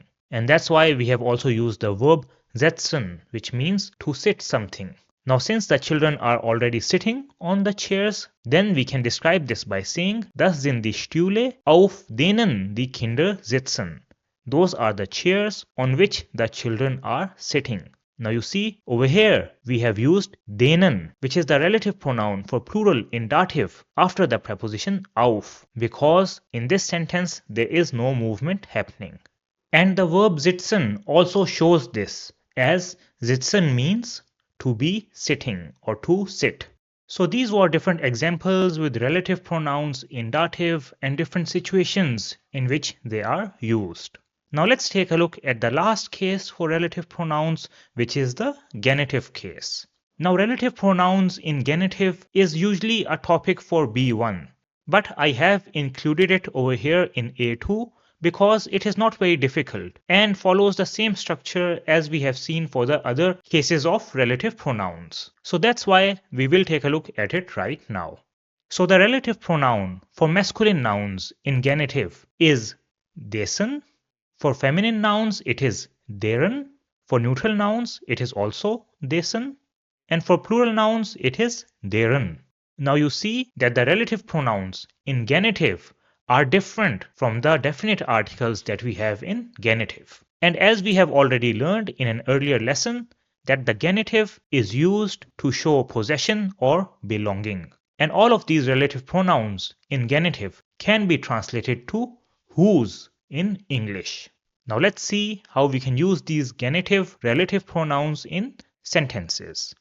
So we have an example over here. Das ist der Mann, dessen Haus groß ist. That is the man whose house is big. Now you see that the house belongs to the man. That's why we have used the relative pronoun in genitive, which is dessen, to refer to the man. Let's take an example with the feminine noun. So we have the sentence, Das ist die Frau, deren Tochter in Berlin wohnt.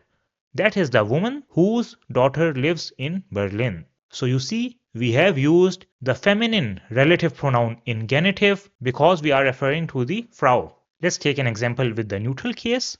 So we have the sentence, Das ist das Kind, dessen Mutter Lehrerin ist. That is the child whose mother is a teacher. Now since the Mutter belongs to das Kind, that's why we have used the relative pronoun dessen over here to show belonging. And an example for the plural case will be, Das sind die Eltern, deren Sohn Fußball spielt. Those are the parents whose son plays football. And you see that the relative pronoun deren over here refers to the Eltern. So you see that using the genitive relative pronoun is not so difficult, and it is simply used in place of whose. So if you have a relative sentence in English which contains whose or which shows possession or belonging, then you can use the relative pronouns in genitive. So these are the different relative pronouns that we have in German, and you see that only the relative pronouns in genitive and the relative pronoun for plural in dative is different. The rest are the same as the definite articles that we have in nominative, accusative and dative. And as we saw in different examples, that whenever we use a relative Satz, then the verb at second position goes to the end. That's why I added it to the table over here, so that you have an idea of which connectors shift the verb at second position to the last position. And this table is very important for the exam, so that's why I would suggest that you should take a screenshot of this slide over here so that you can recap it or take a look at it before the exam. And with this, we have completed the topic of relative Satz and relative pronomen in German. I know that this was a lot of content that we have covered, but you guys have done an amazing job, and I am sure that now you will have no problem with relative sentences and pronouns, because we have covered all the different use cases and situations in which relative sentences and pronouns are used. So this was the topic of relative pronouns and relative sentences. Now let's go to the practical German section of chapter number 11, in which we will start with the topic of Filme und Serien, which means films and TV series. So the first word related to film and TV series is der Film, which means film. So it is the same in English and German. Der Film. Then we have die Serie, which is series or TV series. Die Serie. And every Serie has die Folge, which is an episode. Die Folge. Then we have der Schauspieler, which is an actor, a male actor. Der Schauspieler. And if it is a female, then she is called die Schauspielerin, which is actress. Die Schauspielerin. Then we have der Regisseur, which is a director. Der Regisseur. And if it is a female director, then she will be called die Regisseurin. Die Regisseurin. After that we have das Kino, which is cinema, das Kino. The next word is der Zuschauer, which is viewer, der Zuschauer. So this is the singular, and the plural will be die Zuschauer, which means viewers, die Zuschauer. After that we have the word die Szene, which means scene in a film or a TV series, die Szene. And before a film or TV series comes out, you have their trailer, in which they show you what to expect in the film or the TV series. Their trailer. Then we have the Handlung, which is the plot. This gives a rough idea of what the film is about. The Handlung. After that we have der Anfang, which is the start. Der Anfang. And the end is called das Ende. Das Ende. After that we have das Genre, and this tells us what is the type of film or TV series. Das Genre. Now let's take a look at the different genres. So the first one is die Komödie, which is comedy, die Komödie. Then we have der action film, which is an action film, der action film. The next one is der Liebesfilm, which is a romantic film, der Liebesfilm. After that we have der horror film, which is a scary film or horror film, der Horrorfilm. And the next one is der Dokumentarfilm, which is a documentary, der Dokumentarfilm. And another category or genre which is much loved by children is der Animationsfilm, which means animated film, der Animationsfilm. And it is also called der Trickfilm, der Trickfilm. So this was different vocabulary related to Filme und Serien. Now let's see how we can describe a film, which is einen Film beschreiben. And for this, I have taken a very famous film which we will describe together, and that is the film Titanic. So I think you might know this film. Now, if we want to describe this film, then we can start by giving a few details about the film. So we can start by saying, Mein Lieblingsfilm ist Titanic. My favorite film is Titanic. Mein Lieblingsfilm ist Titanic. Then we can tell about the genre of the film. So I can say, ist ein Liebesfilm. It is a romantic film. Ist ein Liebesfilm. Then we can also tell who was the director of the film. So I can say, der Film wurde vom Regisseur James Cameron gedreht. The film was directed by director James Cameron. Der Film wurde vom Regisseur James Cameron gedreht. Now gedreht is the participle zwei form of the verb drehen, which means to direct. And this sentence, as you see, is written in passive because we have used the verb werden in preteritum over here, which is wurde. After that, we can tell about the plot of the film. So what is it about?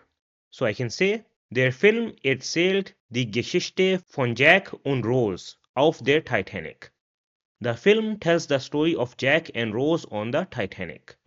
Der Film erzählt die Geschichte von Jack und Rose auf der Titanic. Now erzählen is a verb which means to tell and die Geschichte means story. Die Geschichte. Then we can give some details about the story. So you can do this in 3 to 4 sentences. So I can say, Jack ist arm, Rose ist reich, aber sie verlieben sich trotzdem. Jack is poor, Rose is rich, but they still love each other. Jack ist arm, Rose ist reich, aber sie verlieben sich trotzdem. So trotzdem means still or in spite of. So for them it does not matter that Jack is arm and Rose ist reich. Then I can say, in der Nacht stößt das Schiff gegen einen Eisberg. At night the ship hits an iceberg. In der Nacht stößt das Schiff gegen einen Eisberg. So stößt is the third person singular conjugation of the verb stoßen, which means to bump or to hit. Then we can say, die Titanic sinkt und viele Menschen sterben. The Titanic sinks and many people die. Die Titanic sinkt und viele Menschen sterben. And then to end this, I can say, am Ende stirbt Jack, aber Rose überlebt. At the end, Jack dies, but Rose survives. Am Ende stirbt Jack, aber Rose überlebt. So überleben means to survive. And stirbt is the third person singular conjugation of sterben, which means to die. And then you should also give a review of the film. What did you think of the film or how did you find the film? So I can write, ich finde den Film sehr emotional und traurig, aber auch sehr schön. I find the film very emotional and sad, but also very beautiful. Ich finde den Film sehr emotional und traurig, aber auch sehr schön. Then I can also say, die Musik ist wunderschön, besonders das Lied My Heart Will Go On. The music is wonderful, especially the song My Heart Will Go On. Die Musik ist wunderschön, besonders das Lied My Heart Will Go On. And at the end I can say, der Film zeigt, wie stark Liebe sein kann, auch in einer tragischen Situation. The film shows how powerful love can be also in a tragic situation. Der Film zeigt, wie stark Liebe sein kann, auch in einer tragischen Situation. So this is how you can describe a film. And you can follow the same pattern for any other film which you want to describe. And with this, we have completed the topic of films and series. Now let's go to the second topic of the practical German section of chapter number 11, which is Produkte und Erfindungen, which means products and inventions. So let's take a look at different vocabulary related to Produkte und Erfindungen. So the first word is die Erfindung, which means invention. So invention is something that you create, which was not available before. Die Erfindung. Then we have the word der Erfinder, which means inventor. So this is a male inventor, der Erfinder. And if it is a female inventor, then it will be die Erfinderin, which means female inventor, die Erfinderin. After that we have das Patent, which means patent, thus patent. So this is needed to register your invention so that nobody else can copy your idea. After that we have thus product, which is a product, thus product. The next word is die Produktion, which means production, die Produktion. After that we have the verb herstellen, which means to manufacture or produce, herstellen. And another verb which has the same meaning is produzieren, produzieren, which also means to manufacture or produce. After that we have the verb entwickeln, which means to develop, entwickeln. The next one is entdecken, which means to discover. So the difference between Erfindung and entdecken is that entdecken is used when you find something which was already there, whereas invention or Erfindung is when you create something which was not there. The next word is die Fabrik, which is factory, die Fabrik. And another word for factory is das Werk, which means factory or plant, das Werk. Then we have the word die Industrie, which is industry, die Industrie. The next word is das Material, which means material that you need to create a product, das Material. The next word is die Maschine, which means machine, die Maschine. After that we have das Gerät. So this is a general term which can be used for any type of device or appliance, das Gerät. Then we have the word das Werkzeug, which means tool, das Werkzeug, and the plural is die Werkzeuge, which means tools, die Werkzeuge. After that we have the word die Technik, which means technology, die Technik. Now let's take a look at a few bekannte Erfindungen, which means famous inventions. So the first one is das Automobil, which means automobile or car, das Automobil. Then we have das Fahrrad, which means bicycle, das Fahrrad. The next one is das Flugzeug, which means airplane, das Flugzeug. Then another famous invention is das Telefon, which means telephone, das Telefon. Then we have das Handy, which is mobile phone, das Handy. The next one is die Glühbirne, which means light bulb, die Glühbirne. After that we have das Radio, which means radio, das Radio. Then we have das Fernsehen, which means TV, das Fernsehen. Another famous invention is their computer, which means computer, their computer. The next one is das Aspirin, which means aspirin. So these are painkiller tablets that you take whenever you have headache or pain, das Aspirin. Then we have their Kaffee filter, which means coffee filter, their Kaffee filter. Now let's take a look at some useful phrases.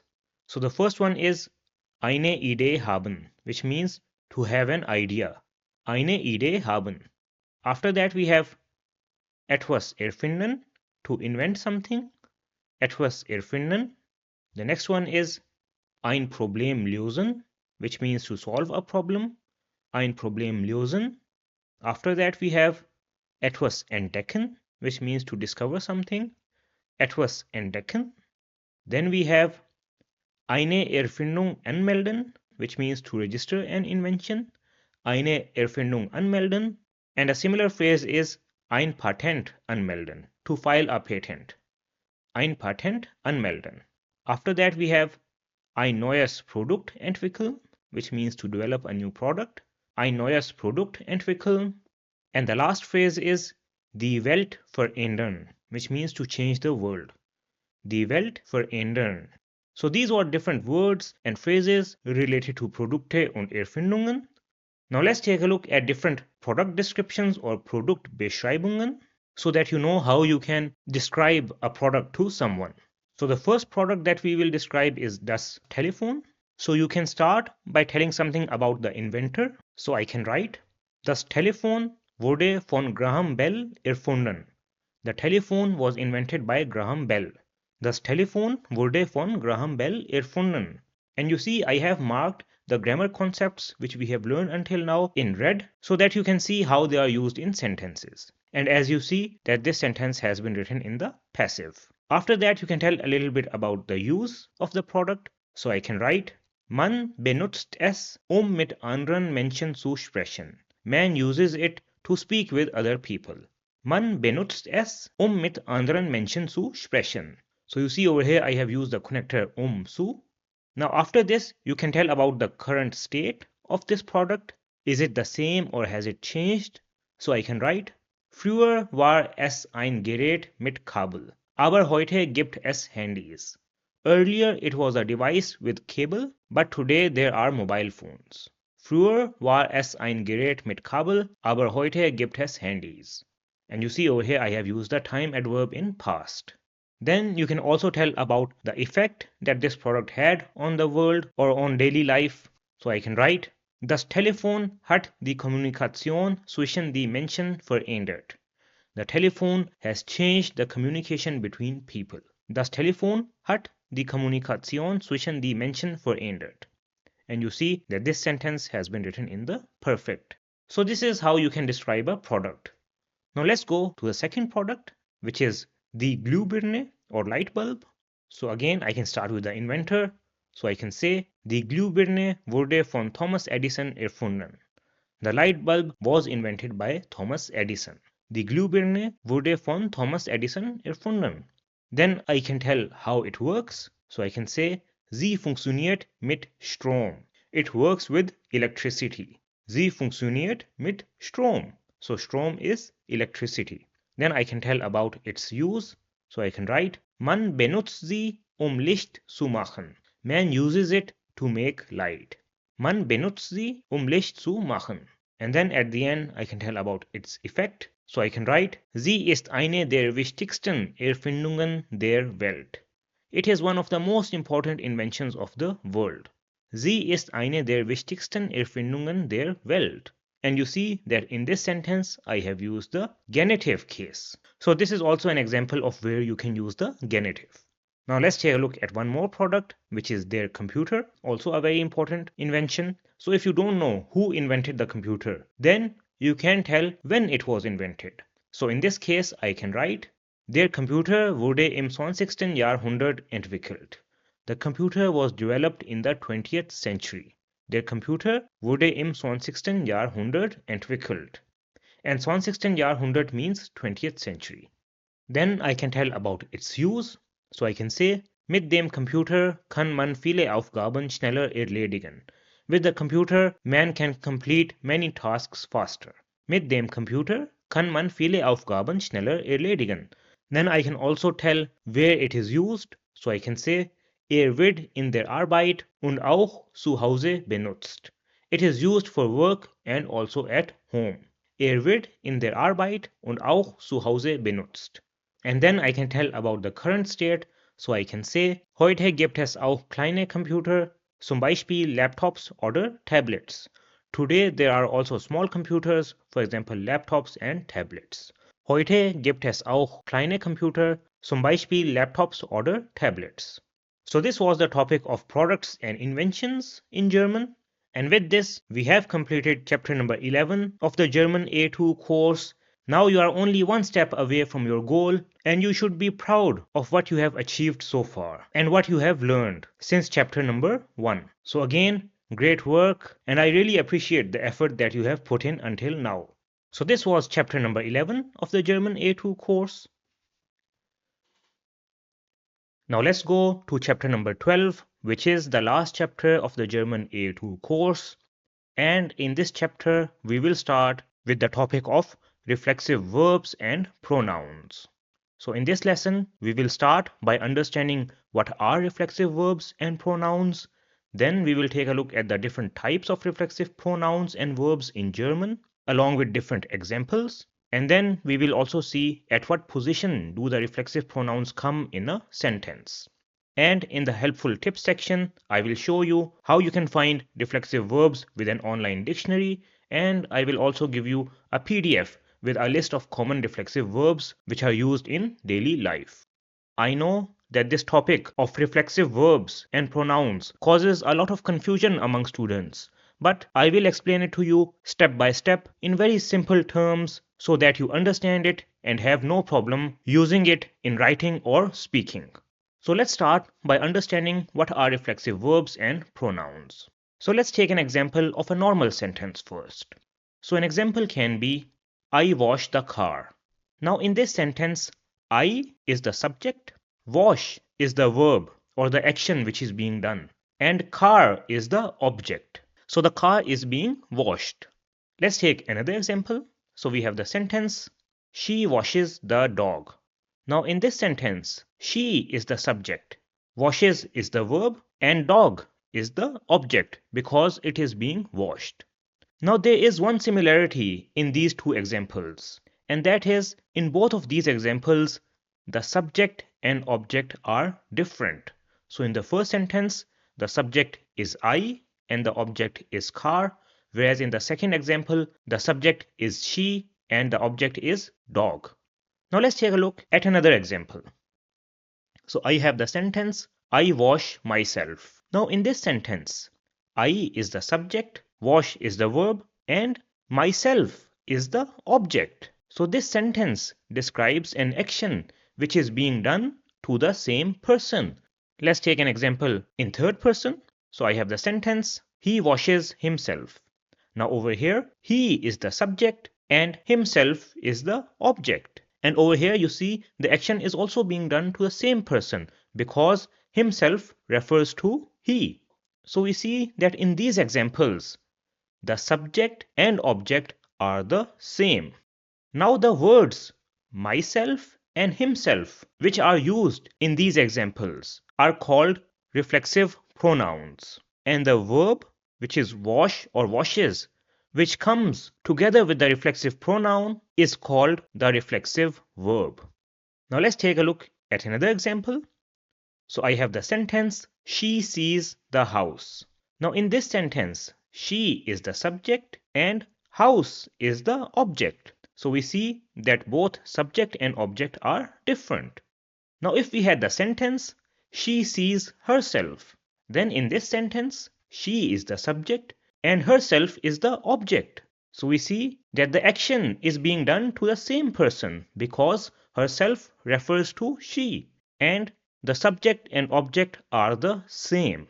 So in this sentence, herself will be the reflexive pronoun and sees will be the reflexive verb which comes with the reflexive pronoun. So let's do a side-by-side comparison of both the cases.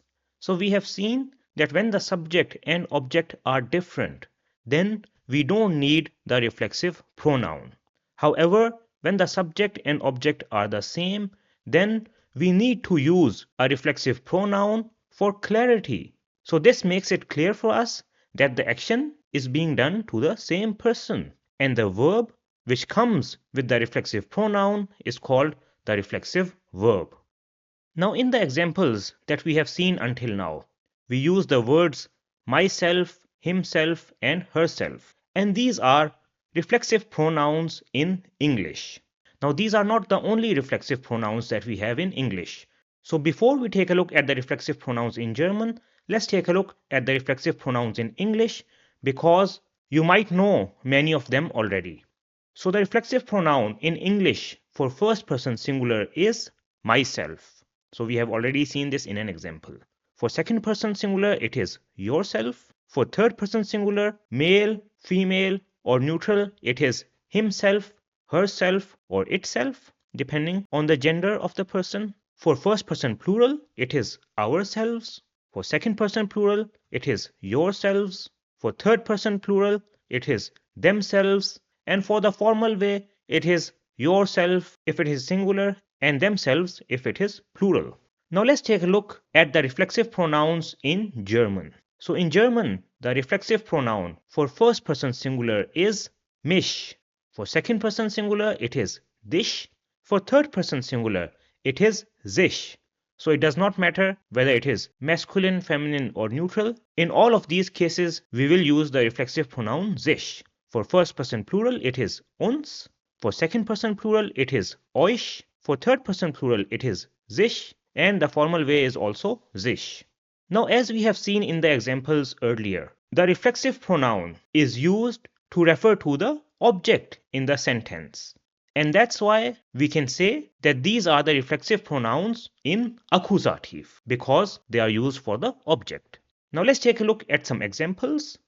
Let's take an example with the first person singular, which is mich. So we have the sentence, Ich wasche mich. I wash myself. So this is the same example from earlier. And you see, in this sentence, we have used the reflexive pronoun mich in place of myself, which refers to the subject, which is ich. Now let's take examples with other personal pronouns as well. So for second person singular, we can write this sentence as Du wäschst dich, which means you wash yourself. Du wäschst sich.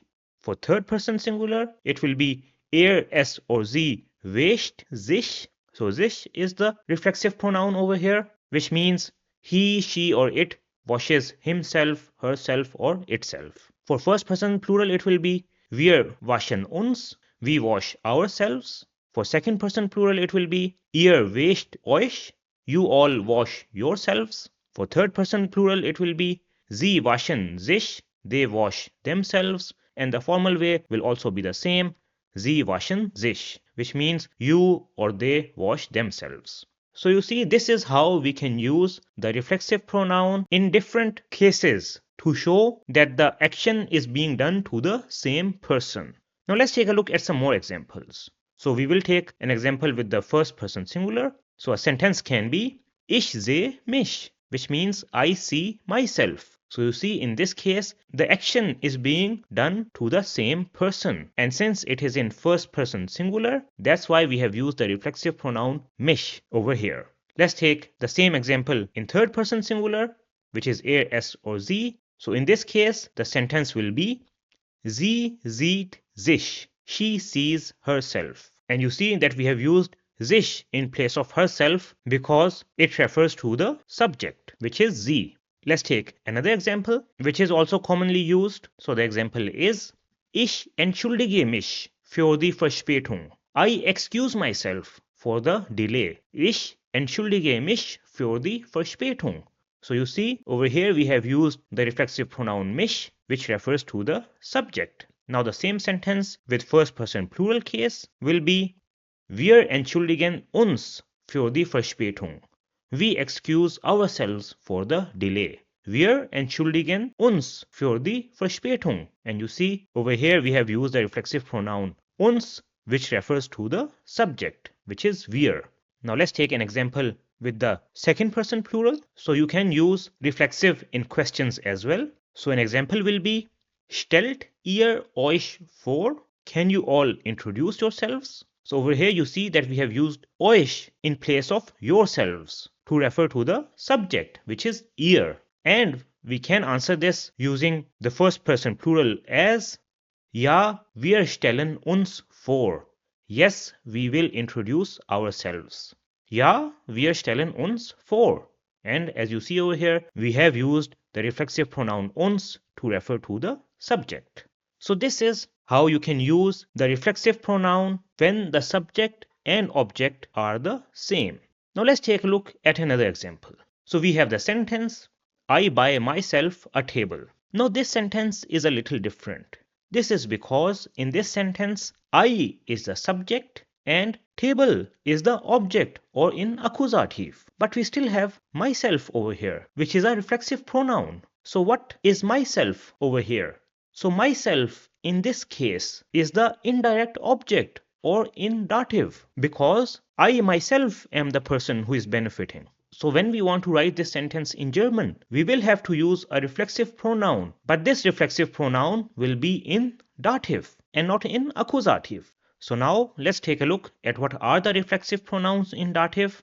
So for this, I have first of all written this sentence in German over here. So in this case, ich is the subject and einen Tisch is the object or in accusative. Now what will be the reflexive pronoun for first person singular, which I can write in place of myself? So the first person singular reflexive pronoun in dative is mir. So I can write mir over here. So the sentence will be Ich kaufe mir einen Tisch. So mir is the reflexive pronoun in dative which refers to the subject. And we have used this Because in this sentence, we already have another object, and it is a subject and indirect object which are the same. Let's take a look at another example. So we have the sentence, Ich nehme mir Zeit, which means I take time for myself. Ich nehme mir Zeit. Now in this sentence, we already have an object, which is Zeit. So that's why we have used the reflexive pronoun in dative, which is mir, to refer to the subject. Now let's take a look at the reflexive pronoun for the other cases. So in case of second person singular, which is du, the reflexive pronoun in dative is dir. For third person singular, which is er sc, the reflexive pronoun is sich, so it is the same as accusative. For first person plural, it is uns, so also the same as accusative. For second person plural, it is also euch. And for the third person plural and formal way, it is sich, so also the same as accusative. Now the reflexive pronouns in dative are commonly used with body parts. So let's take an example. So suppose that I am washing my hands. So hands are a body part. So then I will describe this in German by saying Ich wasche mir die Hände. I wash my hands. Ich wasche mir die Hände. So in this sentence, you will use the reflexive pronoun in dative. Now if you write the sentence as Ich wasche meine Hände, then this will be incorrect. Because whenever you are doing an action to a part of your body, then you will use the reflexive pronoun in dative and not a possessive pronoun. So in this example, you see that we have used the reflexive pronoun in dative. However, if we are referring to ourselves, as we saw in the example, Ich wasche mich, which is I wash myself, then in this case, we use the reflexive pronoun in accusative, because in this sentence, there was no extra object. Now let's take an example with the third person singular case. So suppose there is this person who is cleaning his teeth. So teeth are also a body part. So in this case, we will write putzt sich die Zähne. He brushes his teeth. Putzt sich die Zähne. Now in this case, it does not make a big difference because the reflexive pronoun for third person singular in accusative and dative are the same. Let's take an example with the second person singular. So a sentence can be Du schneidest dir die Nägel. You cut your nails. Du schneidest dir die Nägel. So you see over here we have used the reflexive pronoun in dative for second person singular. Now another verb which usually requires the reflexive pronoun in dative is the verb anziehen, which means to wear, and this is a separable verb, and this is usually used with clothes. So an example with anziehen can be Ich ziehe mir die Mütze an. I wear the hat. So in this case, the object is die Mütze, which is the hat, and since the same person is wearing the hat, that's why we use the reflexive pronoun in dative. Another example with anziehen will be Ich ziehe mir die Jacke an. I wear the jacket. Ich ziehe mir die Jacke an.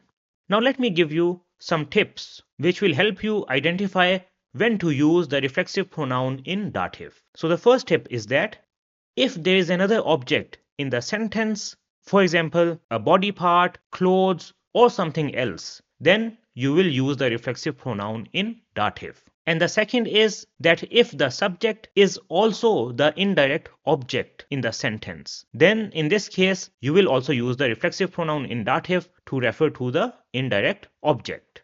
In most of the other cases, you will use the reflexive pronouns in accusative. Now, if you take a look at the conjugations of reflexive pronouns in accusative and dative, then you see that for the cases of third person singular, first person plural, second person plural, third person plural, and formal way, they are the same in accusative and dative. And they are only different for first person singular and second person singular. So it is not very difficult to memorize these forms. So here is an overview of all the reflexive pronouns in accusative and dative along with their translations. You can take a screenshot of this slide for your future reference so that you can take a look at it whenever you want. Now let's take a look at what position do the reflexive pronouns come in a sentence. So for the position of reflexive pronouns in a sentence, you have to remember two rules. The first rule is that the reflexive pronoun usually comes after the subject. So I have written usually over here because this is true for majority of the cases. The second rule is that the reflexive pronoun is placed as close to the subject as possible. Now let me explain these rules to you with a few examples. So suppose that we have the sentence Ich setze auf den Stuhl mich, which can be translated as I sit myself on the chair. Now in this sentence, ich is the subject and mich, as you know, is the reflexive pronoun. And if we take a look at this sentence, then we see that rule number 1 has been followed, that the reflexive pronoun comes after the subject. However, rule number 2 is not followed because the reflexive pronoun is not close to the subject. It is at the end. That's why this sentence will be incorrect. Now if I write this sentence as Ich setze mich auf den Stuhl. Now in this sentence you see that the subject is at position number 1. Then we have the verb at position number 2 because as we learned in A1 that in a normal sentence the verb always comes at position number 2. So this is correct. And immediately after it at position number 3 we have the reflexive pronoun. So in this case rule number 1 has been followed, that the reflexive pronoun is after the subject, and rule number 2 is also followed, that is the reflexive pronoun is placed as close to the subject as possible. Now we cannot place it at position 2 because over there the verb will come. That's why we placed it at position 3. So this sentence is correct. Let's take a look at another example. So we have the sentence Heute setze ich mich auf den Stuhl. Today I sit myself on the chair, or I sit on the chair. So in this case at position number 2 we have the verb, then at position number 3 we have the subject, and then at position number 4 we have the reflexive pronoun. So this is also correct because it follows both the rules, that the reflexive pronoun comes after the subject and it is placed as close to the subject as possible.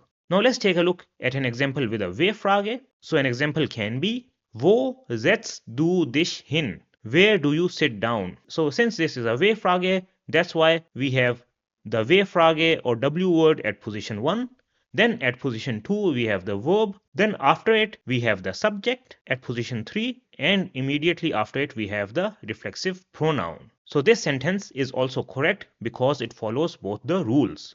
Now let's take an example with a Ja-Nein-Frage. So we have the sentence Setzt du dich hin? Will you sit down? So in case of Ja-Nein-Fragen, we know that the verb comes at position number 1. Then immediately after it we have the subject at position 2, and at position 3 we have the reflexive pronoun. So this question is also correct because it follows both the rules. Now let's take an example where the reflexive pronoun comes in the Nebensatz. So we have the sentence Ich sehe, dass du dich auf den Stuhl setzt. I see that you sit yourself on the chair. Now if we take a look at the Nebensatz, then we see that over here at position number 2 we have the subject and the verb goes to the end because we have used a Nebensatz connector, which is thus, and we see that the reflexive pronoun comes at position number 3. So this sentence is also correct because it follows both the rules. That is, the reflexive pronoun comes after the subject and it is placed as close to the subject as possible. Now let's take a look at another example. So we have the sentence Heute setzt sich auf den Stuhl. Today he sits himself on the chair. Now in this sentence, rule number 1 is not followed because the reflexive pronoun comes before the subject. So sich comes before the subject er. So that's why this sentence will be incorrect. Now let's take a look at another example. So we have the sentence Heute setzt sich Thomas auf den Stuhl. Today Thomas sits himself on the chair. Now in this sentence we have the verb at position 2, then we have the reflexive pronoun at position 3, and the subject, which is Thomas, comes at position 4. So in this sentence rule number 1 is also not followed, but this sentence is correct. This is because there is an exception to rule 1, and that exception is that the reflexive pronoun can come before names only and not personal pronouns. So you see that in this sentence we have the name of the subject, which is Thomas. That's why only in this case you can add the reflexive pronoun before the subject. However, my personal suggestion for you will be that you should use the reflexive pronoun after the subject, because when you do this, then you have less chance of mistake. Now let's take a look at the different types of reflexive verben that we have in German. However, before we go to the types, let's take a look at an example that we saw earlier, that was Ich wasche das Auto. I wash the car. Now in this sentence, wasche acts as a normal verb because the subject and object are different. Now if I use the same verb in another sentence, which is Ich wasche mich, which means I wash myself, then in this case, wasche will act as a reflexive verb because the subject and object are the same, and we already know that a verb which comes with a reflexive pronoun is called a reflexive verb. So these are the first type of reflexive verbs that we have in German. So these are verbs which are reflexive only when subject and object are the same. If the subject and object are different, then the verb will act as a normal verb. And we have already covered this type of reflexive verbs in this lesson. Now there is a second type of reflexive verbs, and these are verbs which are always reflexive and are always used with a reflexive pronoun. So let's take a look at these always reflexive verbs in detail. Now some examples of these type of verbs are sich freuen, which means to be happy, sich interessieren, which means to be interested, sich beeilen, which means to hurry, sich konzentrieren, which means to concentrate, sich beschweren, which means to complain, and so on. Now you see that all of these verbs are written with the reflexive pronoun sich, and this is how you will find them in the dictionary as well, because this helps to identify whether a verb is reflexive or not. So any verb which has sich before it will be a reflexive verb. Now let's take a look at how these reflexive verbs are used in sentences. So let's start with the reflexive verb sich freuen, which means to be happy. Now a common sentence which we have already seen with sich freuen is Ich freue mich, which means I am happy. Ich freue mich. So you see, since this is in first person, that's why we have used the reflexive pronoun mich. Now an example with the third person singular will be freut sich. He is happy.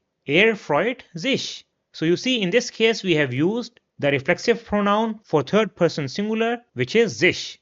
Now another example can be Ich freue mich auf das Wochenende. I am happy for the weekend, or I am looking forward to the weekend.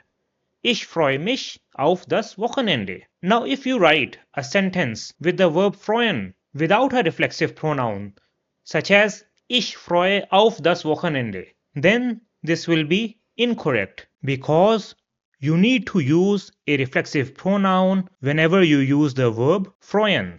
So this is important to keep in mind. Now let's take a look at the next reflexive verb, which is sich interessieren, which means to be interested. So I have the example, Ich interessiere mich für Fußball, which in English can be translated as I am interested in football. Ich interessiere mich für Fußball. Now you see over here, we have also used a reflexive pronoun which is mich with the verb interessieren. Now another important point over here is that in German, we always use the preposition für with the reflexive verb interessieren, whereas in English, we use the preposition in. So this is a small difference between German and English which you have to keep in mind. Let's take a look at another example. So we have the sentence, Sie interessieren sich für Musik. They are interested in music. So over here you also see that we have used the reflexive pronoun for third person plural with the verb interessieren. And over here you also see that we have used the preposition für in German. Let's take a look at the next reflexive verb, which is sich beschweren, which means to complain. So an example with sich beschweren can be beschwert sich über das Essen. He complains about the food. Beschwert sich über das Essen. Another example can be Ich möchte mich über das Hotel beschweren. I would like to complain about the hotel. Ich möchte mich über das Hotel beschweren. Now you see, in this case, we have used a modal verb. That's why the verb has gone to the end.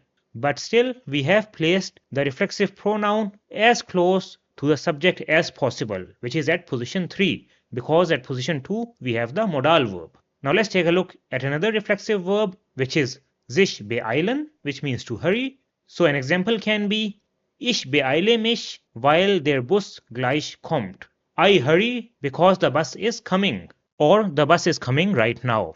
Ich beeile mich, weil der Bus gleich kommt. Now we can write this sentence with modal verb, so it will be Ich muss mich beeilen, weil der Bus gleich kommt. I must hurry because the bus is coming.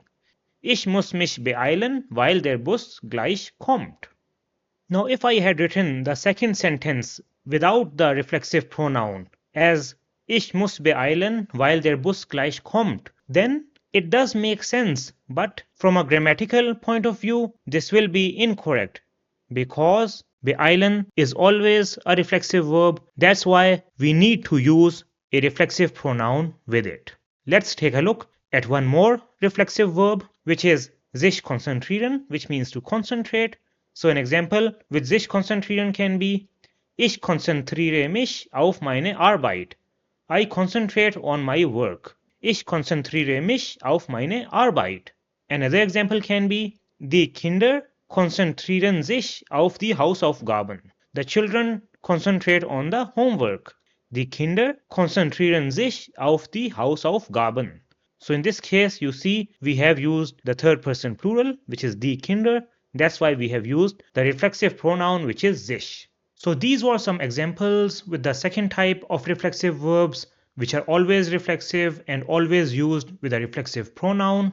And unfortunately, you will have to memorize them because there is no specific rule with which you can identify them. So these were the main types of reflexive verbs in German. So if you know them, then that is enough. Now let me show you how you can find reflexive verbs with an online dictionary. And for this, I will use the online dictionary Lingui, and you can access this online dictionary on lingui.com or use their mobile app. So let's go to lingui.com and see how we can find reflexive verbs online. So here I am on the lingui.com website, and in the search bar, I can search for any word or verb that I want. So let's take the verb freuen. So when I press enter, then you see it gives me the verb sich freuen. So it has added the reflexive pronoun sich before freuen. And with this, you will know that this is a reflexive verb. And one more point over here is that it has also written accusative. So this means that with freuen, you will use the reflexive pronoun in accusative. And it has also given us some different examples over here. So you see, wir freuen uns, we are pleased, wir würden uns freuen, which means we would appreciate, and sich über etwas freuen, which means be pleased with. Now let's take a look at another example of a reflexive verb. So I will take the reflexive verb konzentrieren. So over here you also see that it has written sich before konzentrieren, which means that this is also a reflexive verb. And it has also written accusative over here, which means that when we use konzentrieren, then the reflexive pronoun will be in accusative. And it has given us some more examples over here. For example, sich auf jemanden or etwas konzentrieren, which means focus on somebody or something, sich neu konzentrieren, which means refocus, and so on. So this is how you can use the online dictionary lingui.com to find reflexive verbs and also take a look at some examples of how they are used in sentences. Now an important point about reflexive verbs that you have to keep in mind is that some reflexive verbs come with a fixed preposition, and we already saw this on lingui.com when we saw some examples. So for example, with the verb freuen, we saw the examples sich über etwas freuen and sich auf etwas freuen. Now in the first example, which is sich über etwas freuen, über is a preposition which can be used with the verb freuen. Similarly, in the second example, we see that we can also use freuen with the preposition auf. Now another example of a reflexive verb is treffen. So when you search this on Lingui, you will see the example sich mit jemandem treffen. Now in this example, mit is a preposition. So you have to use treffen with mit. And another example that we saw was sich auf jemanden or etwas konzentrieren. Now in this example, auf is the preposition. So this means that you have to use the reflexive verb konzentrieren with the preposition auf. Now let's take a look at a few examples where we use these prepositions with the reflexive verbs.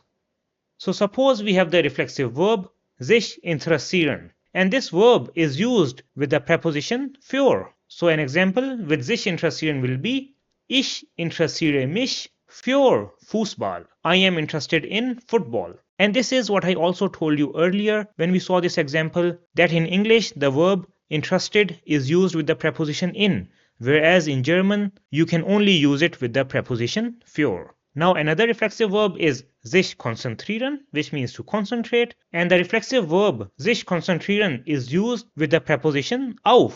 So an example can be konzentriert sich auf die Arbeit. He concentrates on the work. Konzentriert sich auf die Arbeit.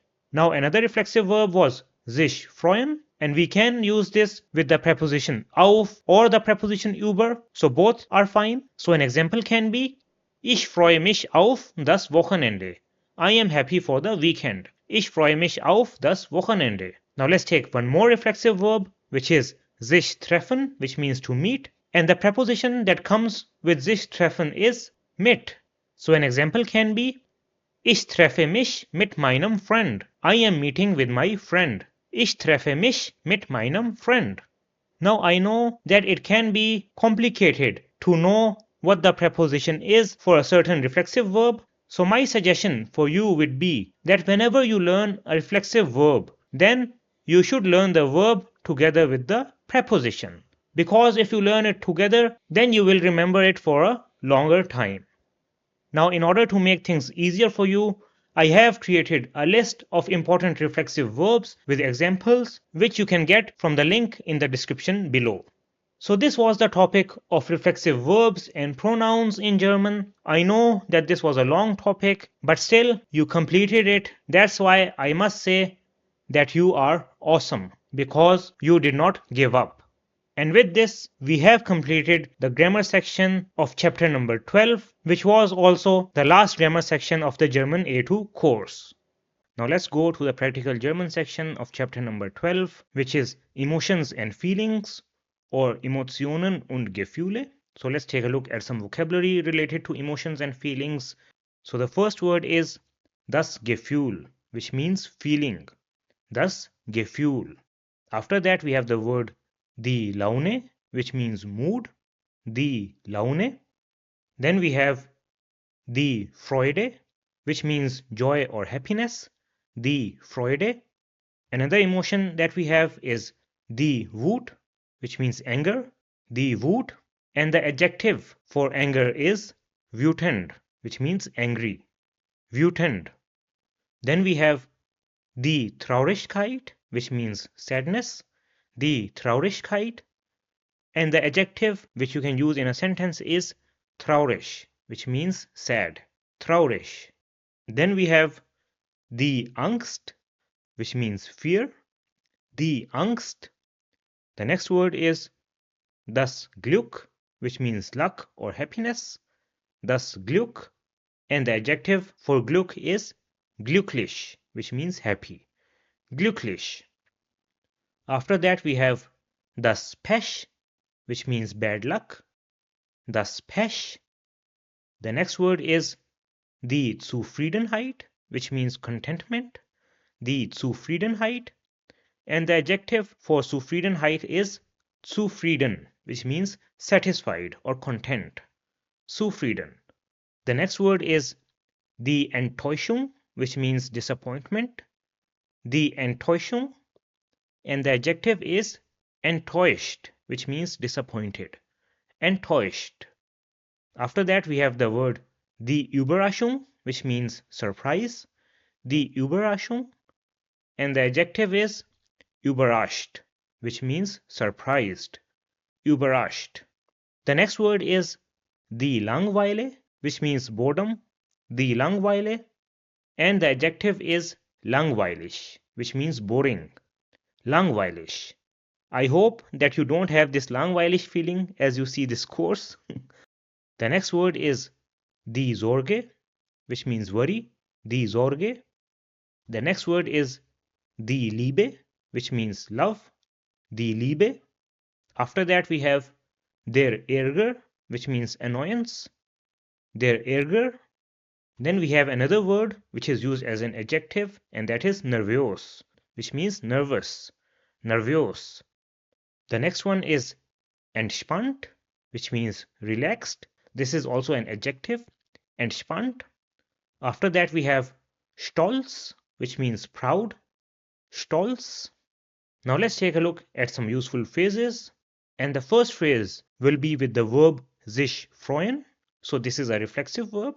And the phrase is Ich freue mich sehr. I am very happy. Ich freue mich sehr. Then we have the reflexive verb sich ärgern. And this is also always used in reflexive. So a sentence with sich ärgern can be Der Chef ärgert sich über den Fehler. The boss is annoyed about the mistake. Der Chef ärgert sich über den Fehler. Now let's take another phrase with the verb traurig sein. So I can say Heute bin ich traurig, weil, and then I can give any reason that I want. Today I am sad because. So you see that traurig is usually used with sein. Heute bin ich traurig, weil. Then we have the next emotion, which is überrascht, and it is used with the verb sein. So I can say Sie ist überrascht über das Geschenk. She is surprised about the gift. Sie ist überrascht über das Geschenk. After that we have zufrieden, and it is also used with the verb sein. So I can say Ich bin zufrieden mit meiner Arbeit. I am satisfied or content with my work. Ich bin zufrieden mit meiner Arbeit. Then we have the emotion or feeling of Stolz, and it is used with the verb haben. So I can use it in a sentence or phrase as Ich habe Stolz auf dich. I am proud of you. Ich habe Stolz auf dich. The next one is Angst haben. So an example with this can be Ich habe Angst vor Hunden. I have fear of dogs. Ich habe Angst vor Hunden. After that we have glücklich machen, which means to make happy. So I can say Du machst mich glücklich. You make me happy. Du machst mich glücklich. And then we have Laune haben, and this can be used in two ways. So the first is that I can say Ich habe gute Laune. I am in a good mood, or I have a good mood. And this is the positive way. And the negative way can be hat schlechte Laune. He is in a bad mood. Hat schlechte Laune. Then another phrase that you will hear commonly is keine Sorge, which means no worries or don't worry. Keine Sorge. So these were different words and phrases related to emotions and feelings in German. And with this, we come to the end of chapter number 12. And I want to give you the good news, and that is that you have completed the A2 course. So herzlichen Glückwunsch from my side. I am very proud of you that you have completed this course. I know that there was a lot of content and a lot of new concepts that I introduced in this course, but you have made it this far, so you should be very happy with your achievement. And by completing this course, you should learn one more thing, and that is that you should never doubt yourself. So if you tried in the past and were not able to learn German, or thought to yourself that German is too hard, I will never be able to learn it, then let me tell you one thing. You have come so far. You have now completed the A2 course, and by doing this, you have done more than many other people. So just believe in yourself and continue to work on improving yourself, taking small steps. And one day you will be fluent in German and achieve all your goals that you have dreamt of. So again, herzlichen Glückwunsch and congratulations from my side on completing the A2 course. Now at the end, I would like to thank you for investing your time and watching the complete A2 course. I really appreciate it. Now as a next step, I would suggest that you take a look at the A2 exam preparation series, in which I have made videos on the different parts of the Goethe A2 exam. And if you have an exam coming up, I wish you all the best. Thanks again, take care, and we will see each other in the next video.